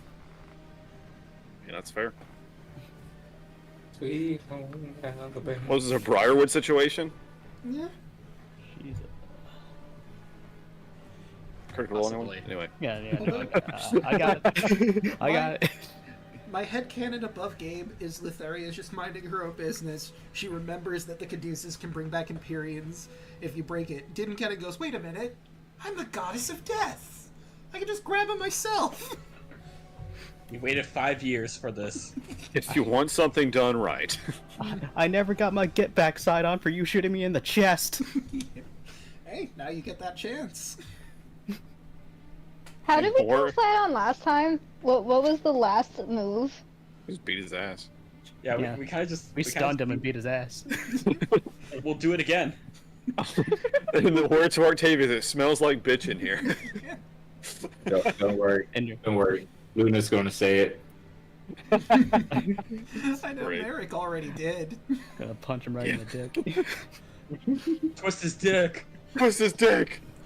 Oh, right, I forgot to That's do gonna my, be my stunning strike. Oh my god.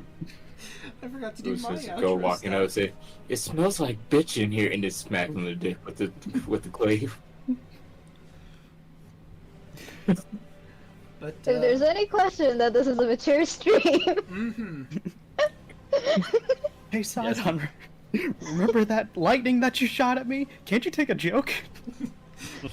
No. It was just a prank, bro. God, why are you so sensitive? But I digress. I forgot to do my outro stuff. You've already found me here. I stream Monday, Tuesday, Wednesday, Thursday, and Fridays. Monday, you can catch me doing more Crosscode DLC, Crosscode A New Home. We've met back up with Lay and our friends, and, you know, the Evatars get to live out their lives in a brand new area, and we went to the Azure Archipelago. A whole new area that's a beach, so beach episode, maybe? Tuesday, you can catch a whole bunch of us here as we do some party games. I think we're going to do Content Warning this coming Tuesday. Should be fun. Whole new game that I was just introduced to. Of course. On Wednesday, you can find me here doing Wind Waker. We've just managed to get the Master Sword, and we're gonna go show that stupid fucking bird who's boss by beating its face in. Oh, and I guess Ganondorf's there too. Probably kick his ass. Alright, and save our sister and the other girls that are there. And maybe salty about being thrown across the ocean. Just a bit. Fair. Thursday, you can catch me in DeLuna here as we go through Kingdom Hearts 3. We just made it to the toy box. We gotta find out what happened to Andy's toys, and Andy, and his mom, and his baby sister, because they just fucking vanished. That's a problem. And last but certainly not least, you can catch all of our friends here as they fight Sidon and his 2 children that decided to show up with him. Will they teach this old man the lesson again, or will he and his children manage to get the upper hand? We'll have to tune in to find out. But with all that said and done, how about we find someone to raid? I'm feeling... The raid messages just triangles. No, see, I was thinking, like, triangles is good, but I was also thinking either, like, he has returned, or... No. How many times did you... It has to be triangles. Oh shit. We live? We leave I it? owe somebody money. Indeed. You do. Oh my god. It was me. Right. No. Damn, I was gonna say it was me. Shit. Missed my It's chance. none of you. Ooh, Take my we could money. do like My money, a I need bet. it now. We could do like a bet on when we think start time is gonna be next week. I mean, you technically could. It depends on when I have work. That's the key factor. True. Does this stuff. Let's make sure everything is properly set up with the React image. Before we get into everything proper, you're set to Odyssey, everyone's in, they have their proper tokens. I think we're good on that front at least. Ad will run. So how's everyone doing tonight? Alright. Yeah.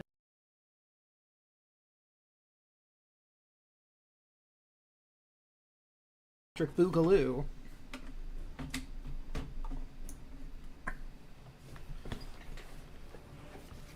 Oop. Move that a little closer. Well, geez, don't everyone talk all at once.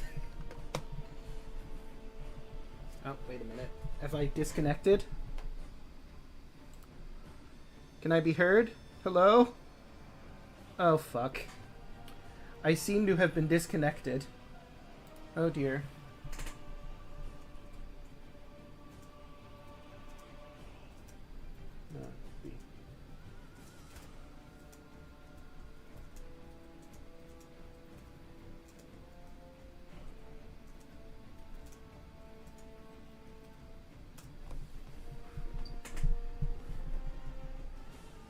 What if I try... No, I don't want to unplug it. Alright, smooth. Okay. Yep. Can I be heard now? Yes, welcome back. Okay.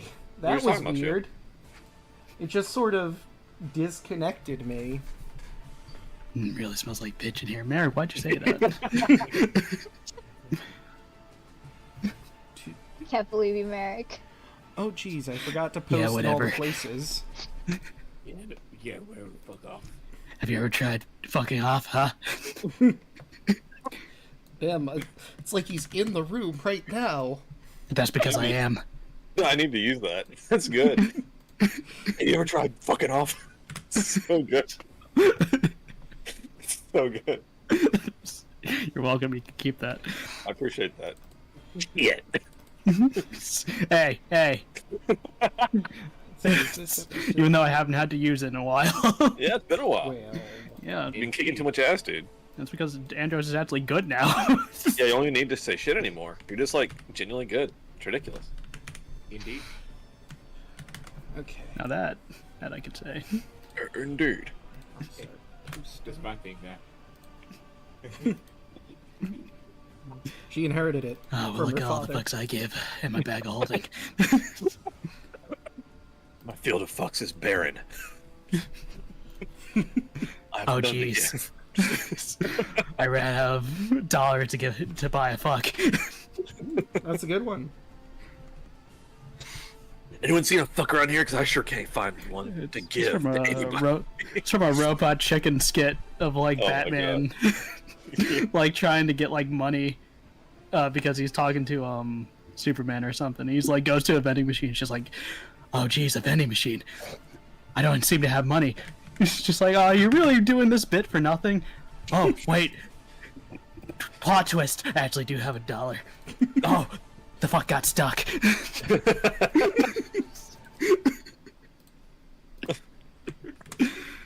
Dude, Dude, Robot Chicken's fucking good. Yeah? Like, that comedy was just... It's my brand of just random bullshit and pop culture references. Yeah, it's great. I can find that clip. I'm gonna send it to you, Alec. Please do. Let me start posting everywhere, because I was unable to do so before. Okay, well, now that I can be heard, I can ask this question. How does everybody feel about Battle Against Sidon 2 Electric Boogaloo? Oh, I'm gonna fuck him up. Yeah, we don't put them I'm gonna make him wish that he's dead in retirement. Just shove my fist so far up as it's gonna be a puppet. Whoa. Does that answer your question? I think it does, you know? I think, after some consideration, it does. Can you tell I hate this man? I got that impression, and you know what? I'm glad. I'm glad I made him hateable enough that you really fucking hate his guts. He shot me in the fucking chest for no reason. That was a good time. There was a Good stuff. reason he shot you in the chest, because he But why wanted to me kill you. specifically and Thud? Well, Thud there was obviously a reason for, but Bud was begging for it. Yeah, it was just spillover damage. Jake, I also have a question. Mm-hmm. Because I remember that Luna was still big when we ended last session, and we level up. Does Runic Juggernaut plays into account right now? I mean, it is a feature, not a spell or anything. So I imagine, yeah, it'd be in play. I guess a huge size then. Well, also, I guess. So that's just you can go into big with that, or does it automatically make your increase to huge? You learn to emphasize your runic power transformation as a result. Extra damage dealt with giant smite features, and when you use the feature, your size has increased to huge. And while you are that size, your reach is increased by 5 feet. Okay, so then I would say that since you're already still in large size, you stay large, but the next time you use it, you'll be huge. But realistically speaking, you could turn it off and turn it back on again to get that effect. I'm not going to be too much of a stickler in regards to that very specific instance. Activate the flashlight. Click. I really need to make a lurk command. People pop in and use lurk, and I don't have a command there. I need to set that up properly at some point. That'd be great. It's just something I don't really think about a lot. But anyone who is lurking, I do appreciate you for being there, lurking in the shadows, watching, waiting. Commiserating. Indeed. But, with all of that said and done, I believe this was spoken to in the hidden channels from chat, but who would like to do the recap tonight? I foolishly volunteered, not remembering that last session I was in a car driving for half the session on a terrible phone connection, trying to do Roll20 from mobile, which was awful. But I will do my best. Hilarious. And yeah, it was great. So anyway, sorry, let me get it. All right. So, we had just killed the it was Behemoth, I think, right? Something like that. Mm-hmm. And then like this group of like bug men and like this fox guy and crap kind of showed up, and we fought them, and they were doing like these big like gas clouds and stuff. That went on for like way too long. That took a while, but we did kill them. Then we went after the Nether Dragon. You know, of course he's immune to like everything I can do, which is not great for me personally. But that fight went pretty well. I know Kaya like enfeebled it, made it dumb. It's pretty cool. That was a pretty cool little fight. Anyway, we did that. Like the whole session was like 2 fights. That was the whole thing.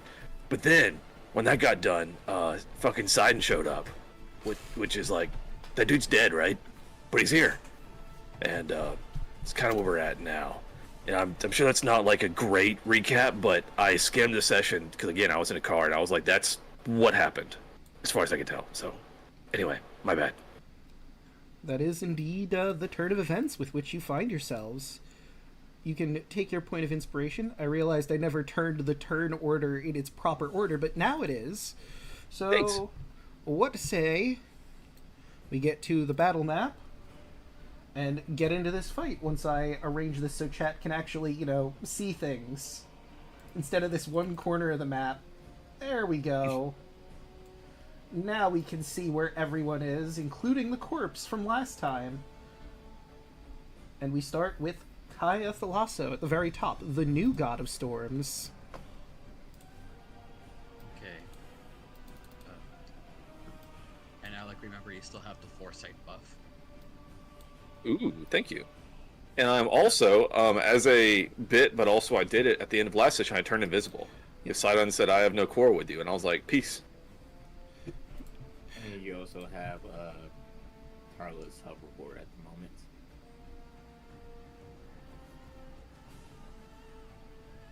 Right. Gotta use movement to dive down over here.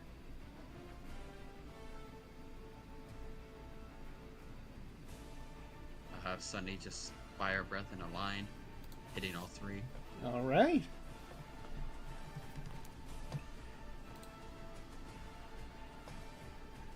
If the game just wants to roll that. And Roll20 feels like, getting around to it. All right, let's see how they do. Let's see, Sidon, I'll start with the man of the hour. Oh, just hits it. Because I apparently rolled absolute garbage. But hey. Wow. Next up are two young Empyreans. Whoop. Yala and Hergeron, who rolled the exact same garbage, apparently. Actually... So that's 32 cut in half for a 16. I'm pretty sure they don't have any resistances to fire. Nope.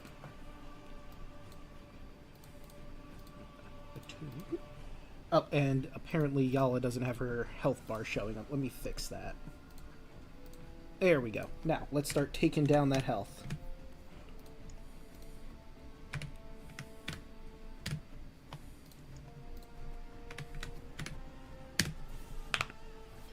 Alright.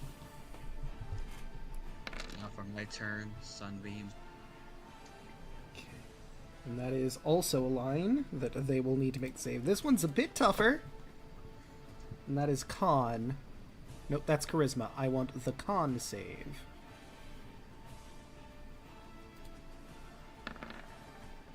Sidon, for fuck's sake. Why am I rolling absolute dog shit? Alright, he's gonna use doing that. he's gonna use legendary resistance to auto succeed. And Con save. You're trained in Con. Okay, well, his children did better. So those who fail are also blinded. Ah. Okie doke. Alright, so that's cut in half for them. That'd be 30, so 15.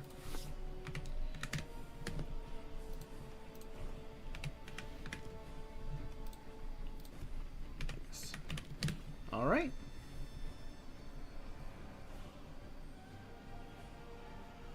And I end my turn. Alright, that will bring us to Yala. Hergeron's probably going to deal with the two of you. Well, technically it's three of you over there. So she is going to look out towards where there's a very large bulk of people. And she is going to cast Ice Storm. And let's see, what level is that for her? Oh, yeah, just the base. Level 4. Whoop. And let me get the circle out for you so you can see what it looks like. Let's see, so it's a 20-foot... Oh, okay, easy enough. We'll make that linger. Focused on Serlene, if I'm remembering correctly. Yep, 20-foot radius, 40-foot high cylinder.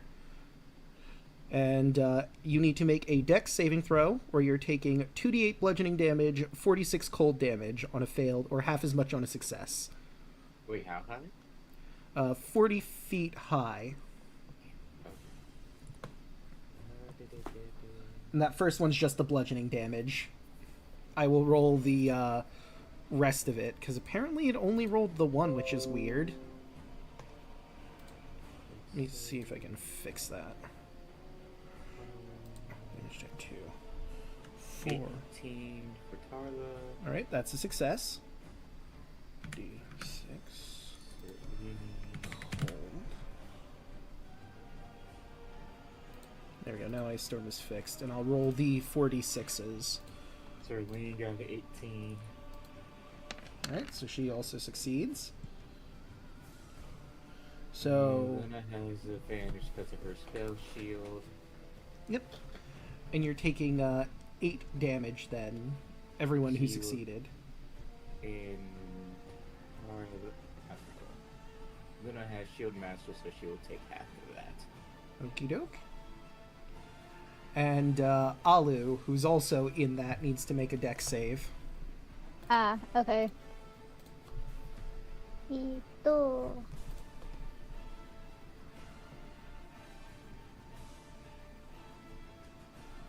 Dexterity.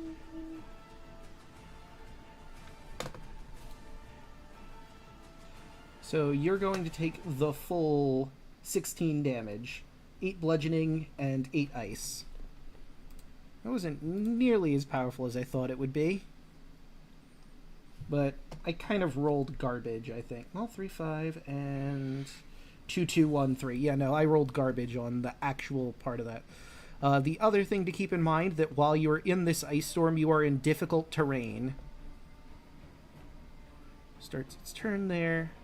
And you need to make the dex save when you start your turn there, or when you enter it for the first time. You know, Moonbeam rules. Oh, and Alu failed. There's a second part of this that I just realized. On a failed save, it falls prone. If a creature starts its turn in the spell's area, it's concentrating on the spell, it needs to make a con save. But you are still 30 feet in the air, Alu, and you've just fallen prone. But I think Luna was holding you at this point, right? Yes. So you Because don't Luna fall. saved me from falling. Yeah. So it almost happened a second time, and I could have this be like a comedic, the soap slips out of Luna's hands and you gotta run and get Alu again, but I don't think you would have loosened your grip at that point, even being bombarded by ice and snow. As funny as that would be.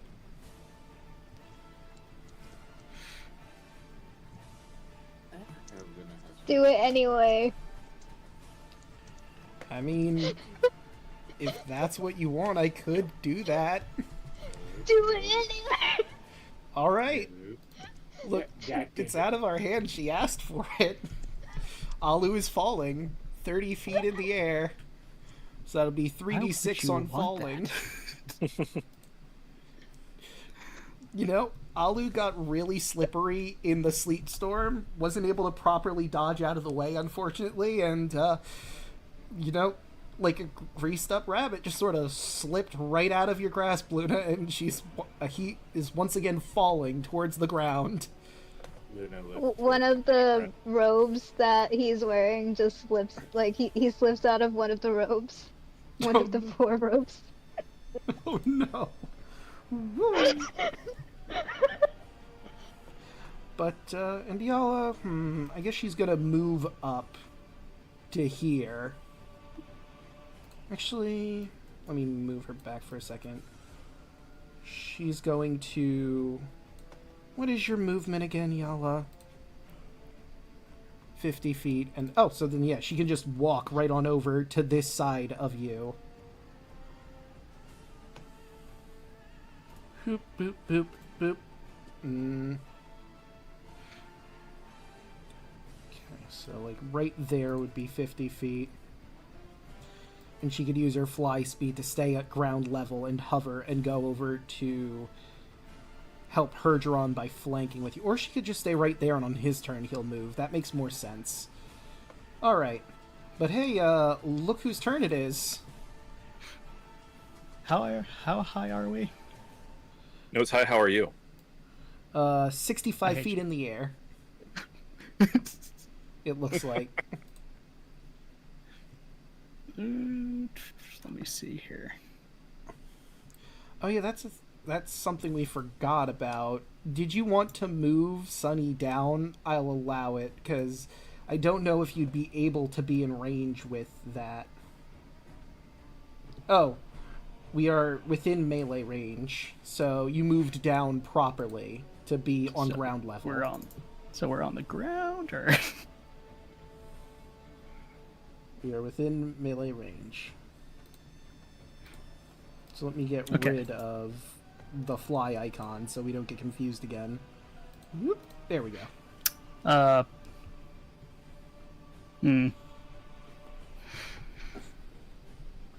really want to go after the old man.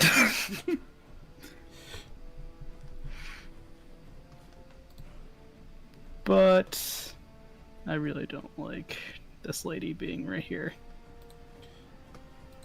So I'm gonna go after her first. Fair enough. Stunning strike. I whispered that. You sure did. But it hits. 23 though. And that would be 18 plus 8, 26 damage. Alright, roll that con. You going for a stunning strike on her. Yep. That is a 17. Does that... Nope. Alright, she's going to use 1 legendary resistance for it. It's not once per turn. So, Sure. I'm gonna do it again. That'll hit. Alright, make another con. Alright, let's see how she do. Can Yala manage to beat out your stunning strike? 28, yes she can. Okay. Stunning strike again. Jesus. You know, I think that hits. Okay. Jesus. Plus 3, plus 14, plus 15 for 51 damage. And let's see that con. The nat one on the other side, but 23 manages to beat you out. One more time. Let's see, 32 definitely hits for 25 damage, minus 25. And... whoops, nope, that's Sidon sheet. We need her sheet for another con. 16, you finally got her. Yep. Oh my god. Ridiculous. Stunned. That's the end of my turn. Right, and that will bring us to Tarla. Also, is your spell concentration?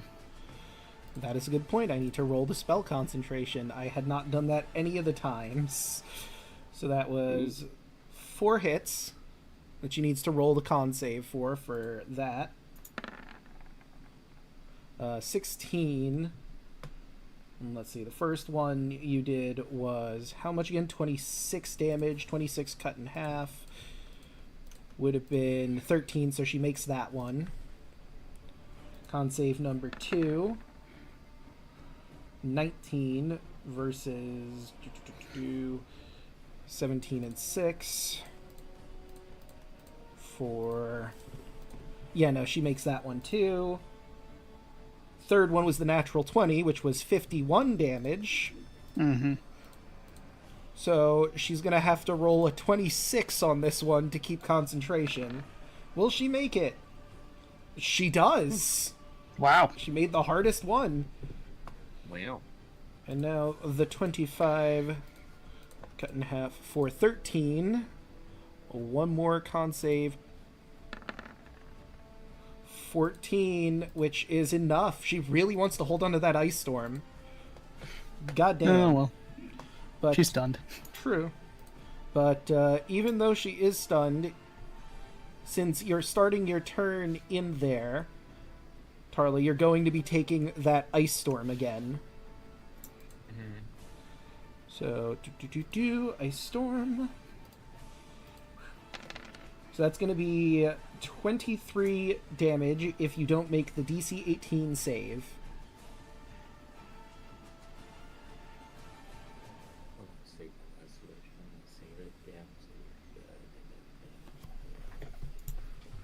Oops.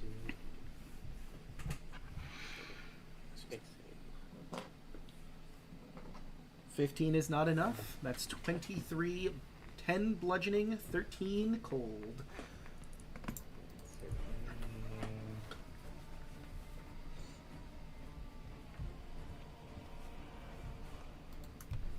Yeah, I'm gonna use my last legendary resistance. Okay. So then half of that 23 is going to be 12.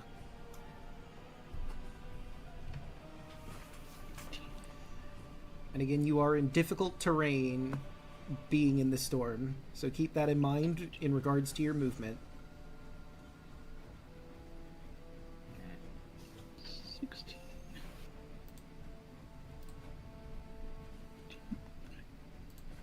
So it'll take how much to move out? Let's see, from there, that would be 20 feet of movement to get to the edge of the storm. And then to get out of the storm, another 10 feet.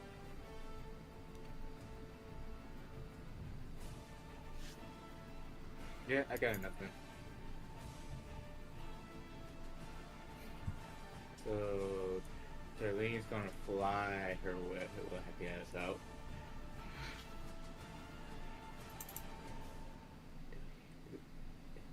Here.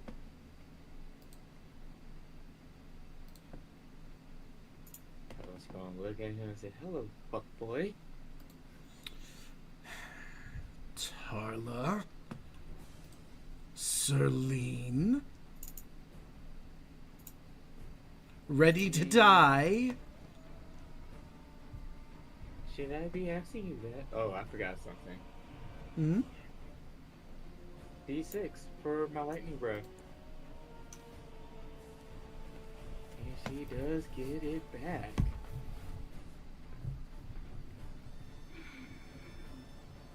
Serlene's going to use her lightning breath.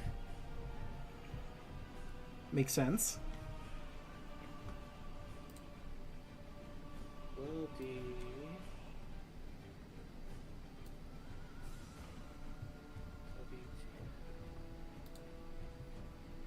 for 64 points of damage. Alright, let's see if he makes that save. That is Dex again. It's just his flat Dex. That is 16. He will use a legendary resistance.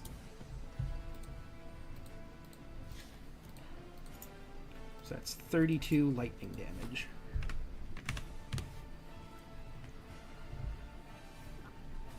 And then bonus action, Taro's going to summon her Echo behind Sidon. Alright, let's grab your Echo.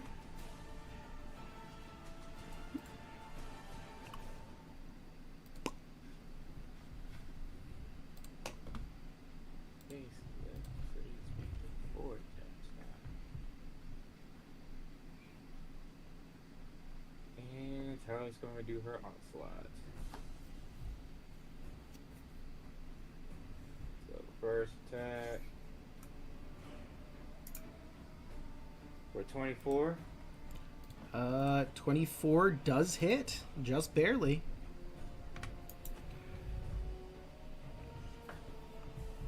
For 15. No, 14. Yeah, 14. Second attack. 26. That hits.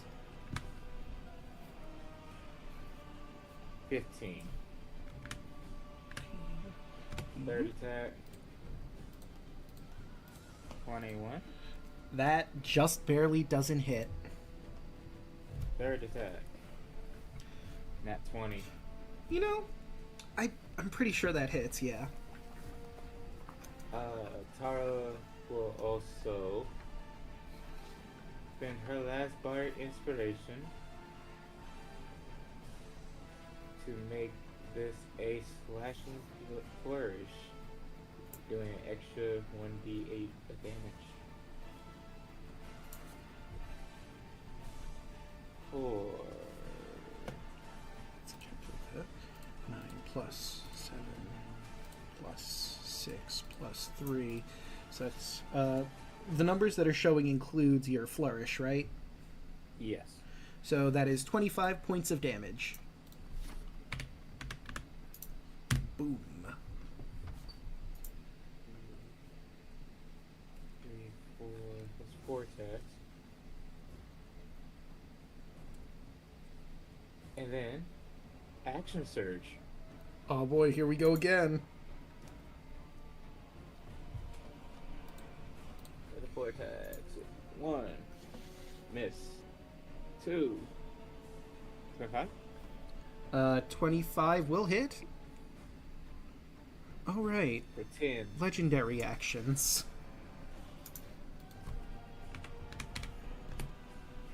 Attack number 3. 16 misses. Attack number 4. 13 misses. All right. And that is Harlow's turn. So before we move on to their turns, I got some bad news. All 3 of these fighters have legendary actions. No.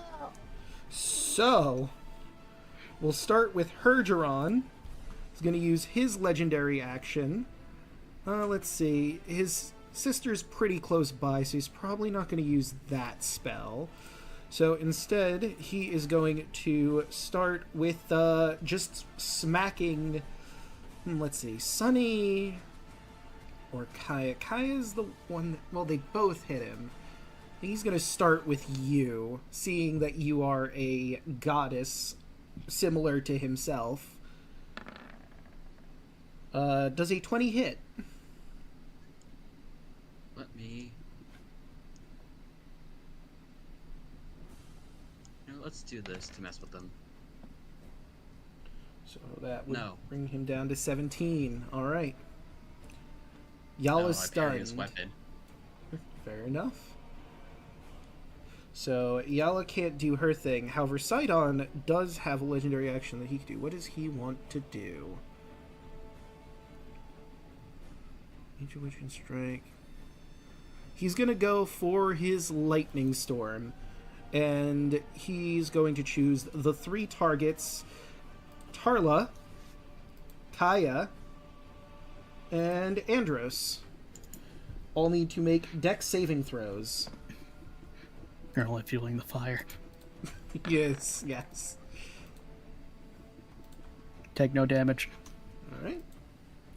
All right. So, What's this here? you need to beat a 23. But looks like both Kaya and Tarla failed. They are taking 25 lightning damage. Carla's not taking anything. Why? Carla is Sterling. Oh, that's right. How could I forget? You are stronger now. Carla looks at Sidon and does a wicked ass grin. Legendary action. All right.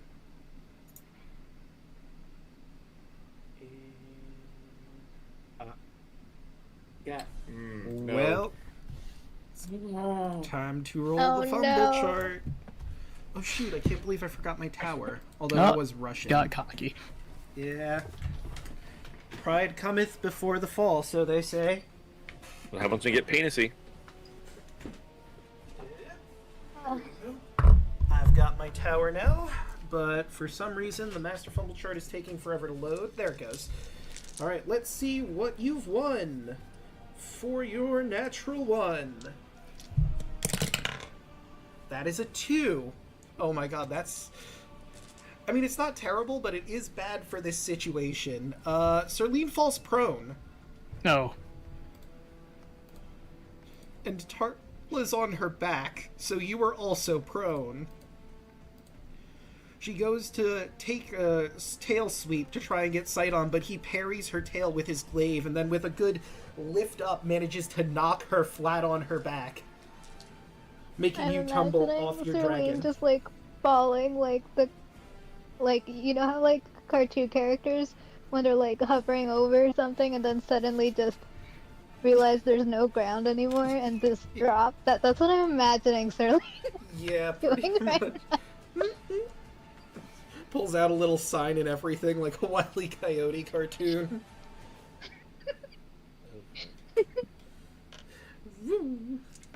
Alright, so the two of you are prone. And that is all the legendary actions that could have happened. It is now Herdron's actual turn. He's going to try to flank with his sister. Let's see. Let me take a look at that really quick. That is a... Just want to see...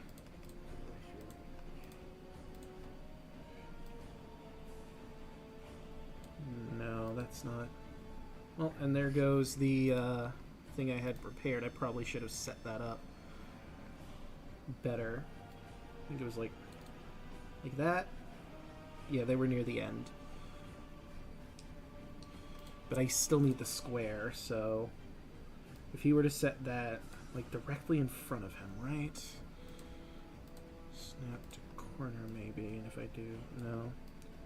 I think it does have to be in the center. Or edge, maybe? No, either way, he's going to hit his sister. So instead, he's just going to, on this side of you, swing at Kaya again. That is a 24 to hit. For 16, I'm going to say slashing damage.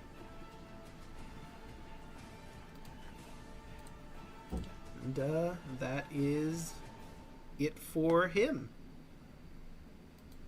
And before Sidon's turn, he has, you guessed it, a legendary action, which he's going to use to attack again.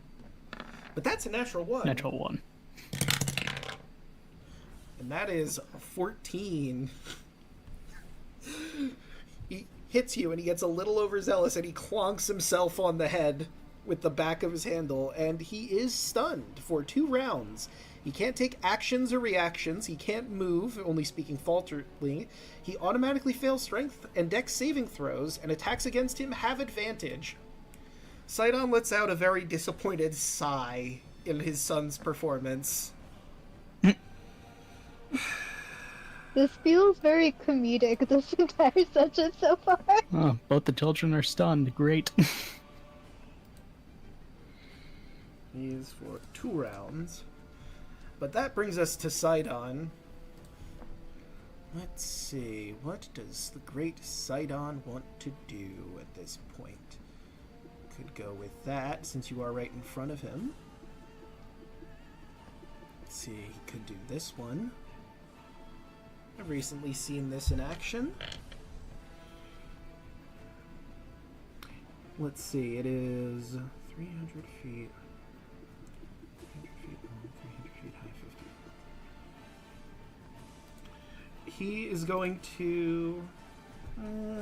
actually, I just hit Tsunami, but now that I think about it, that would hit his... If he moves, maybe he could adjust that, but you would get opportunity attacks, so he's probably not going to use Tsunami in this instance. Wait, you can make the wall up to 300 feet and 300 feet high and 50 feet thick. So, he can also make it less than that.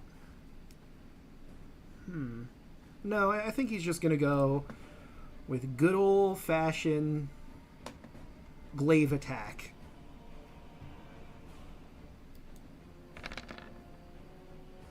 That is a 26 to hit. We'll go with Tarla again. And Well, that is technically, it will be with disadvantage. so that would be 23 to hit. It still hits. Also, you're 'Cause I just prone, remember so that would Where have get the been disadvantage flat. from? Yeah, where the did breastplates of Mitros. right? Giants So and Titan has I disadvantage think on it's their attacks against opponents wearing this breastplate. yeah, so I think it's just neutral because prone would have given him advantage. Attack roll against creature has advantage if the attacker's within 5 feet. Otherwise, it's disadvantage. So yeah, the two neutralize each other, and it's just that 26. So you take 22 slashing damage, and I need you to make a DC 15 con save, or you are also going to be stunned until the end of Sidon's next turn.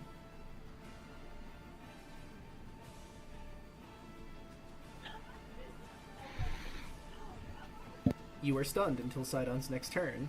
Inspiration. Alright, roll again. Better. That is better. You managed to succeed. You are not stunned. Right, and that'll do for his turn. But before Luna comes in, Sidon still has one more legendary action before his... Actually, he took his turn. He has all 3. So, here's another lightning storm. He has learned his lesson, however. And he's going to attack... Let's say Kaya, Sunny, and Andros. I need dex saves from all 3. Okay, Andros fails. I'm making an advantage. 26. Why do you do it at advantage again? Because with my my gloves, Right. I can choose. Okay, so then you're fine Here you with the go. 26. Con save makes unsuccessful harm attack and number terminally instead of regaining hit point. Wait. Constitution score is 20 when you wear these gloves. This property. Da da da. After making successful unarmed strike, your number of hit points equal to the force damage dealt. Alternatively, instead of regaining hit points in this way, I don't see it. Wait. No, keep reading. You can choose to gain advantage on it. Attack roll, ability check, or saving throw. There it is. Before the end of your next turn. Okay. So yeah, you're good. So No damage. Oh wow, that was an absolute garbage roll. Damn. So Oh no! What could you do with the 9 damage? So Kai and Sunny roll that dex save or take 9 damage. Whatever will they do? 5 if you succeed.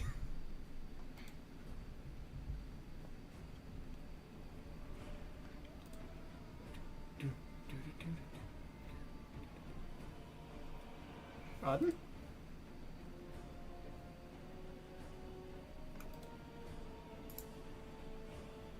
He's muted.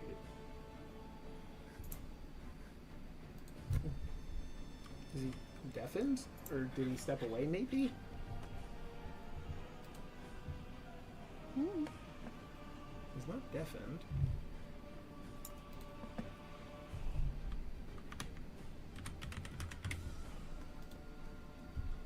I mean, I guess I could roll it.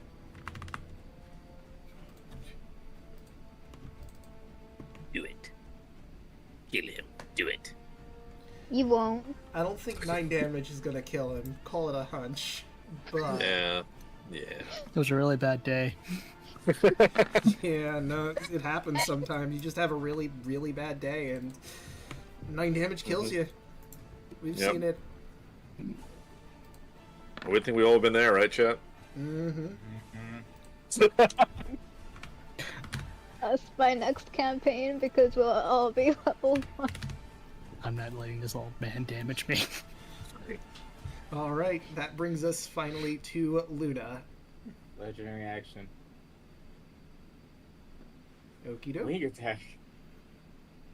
Well, you are prone, right? I guess you could beat your wings on the ground.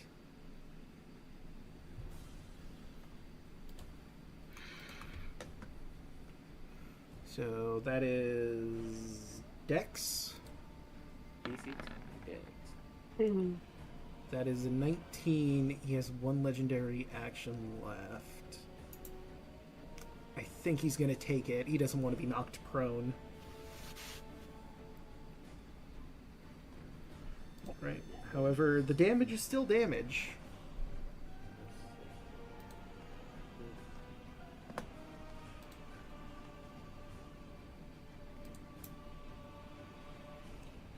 Two nat ones.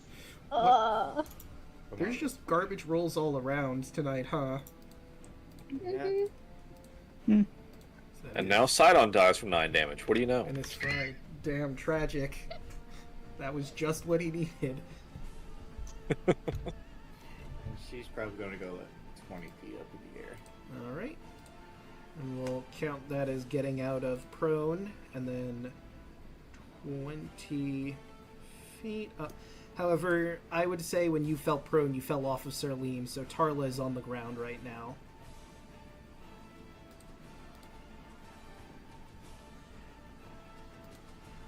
Okay.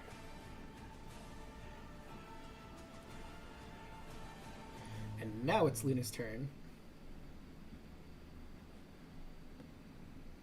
Let's see if I have to make it again. Let me go back to the spell really quick. Ice Storm. It is a dex save.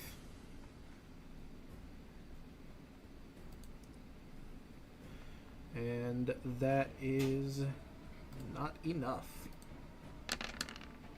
So you will be taking 12 bludgeoning and 12 cold damage. So 12. Well, Shield Master. let me look at that again. It's been a bit. Shield. Been a Master. while. It's been a Been a while. while. Shield following. If you take an attack action, if you're not incapacitated, you can add your shield's AC to any dex saving throws you make against a spell. And if you're subjugated to an effect that allows you to make a dex saving throw to take only half damage, you can use your reaction to take no damage. You succeed on the saving throw. Okay, so yeah, so it'd be half. So okay. So 6 bludgeoning and 6 ice. And it is difficult terrain, so movement is doubled. So from your current position, if I could get the line, there we go. Wait, do I have that set on? Is that set on snap to corner? It was. Okay. So it's 10 feet to get out of the storm proper. Actually, you'd be like on the edge with 10 feet. So 10 feet, 20 feet to get out of the storm and put you right here. Oh, wait. Question. I am broadcasting. We're good. Yes. What about Alu? You are still holding Alu. Okay. No, Olive fell. Olive slipped out. Oh, right. Alu is currently falling. Again.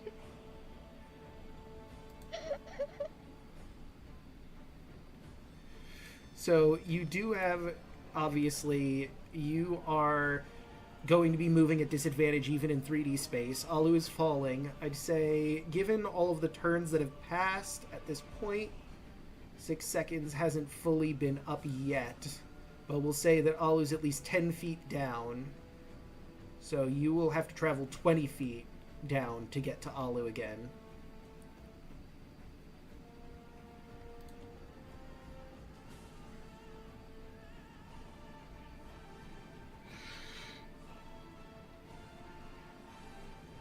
And Alu. Okay, she's gonna.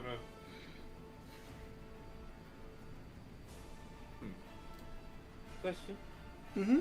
Well, So if you just stop flying altogether and just drop straight down, can she catch Alu and then catch herself in the air? I would say you're still going to have the difficult terrain imposed in.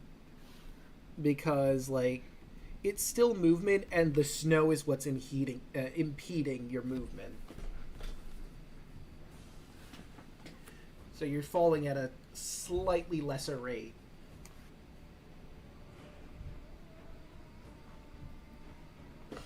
Wait, am I 20 down or 10 down? So you're 10 feet down from where you were, which was 30 feet in the air, so now you're 20 feet. Okay. And we'll say on your turn you hit the ground.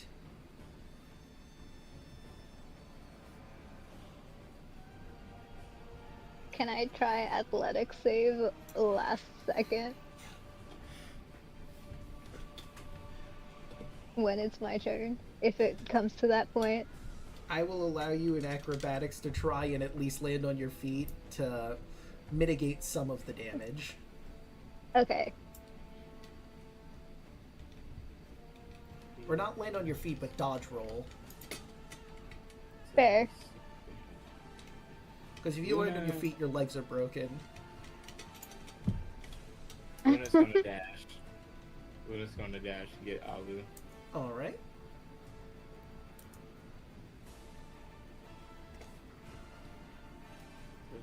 She goes down 20 feet.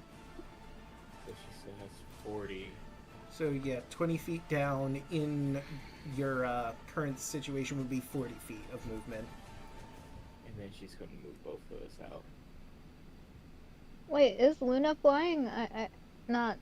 Yeah, Luna Yeah. has wings and was flying. Ah. You're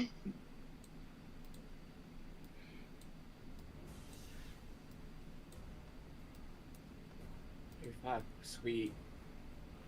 How much fly speed do you have? I have 30. That's why I was dashing. So that'd be a total of 60. Mm-hmm.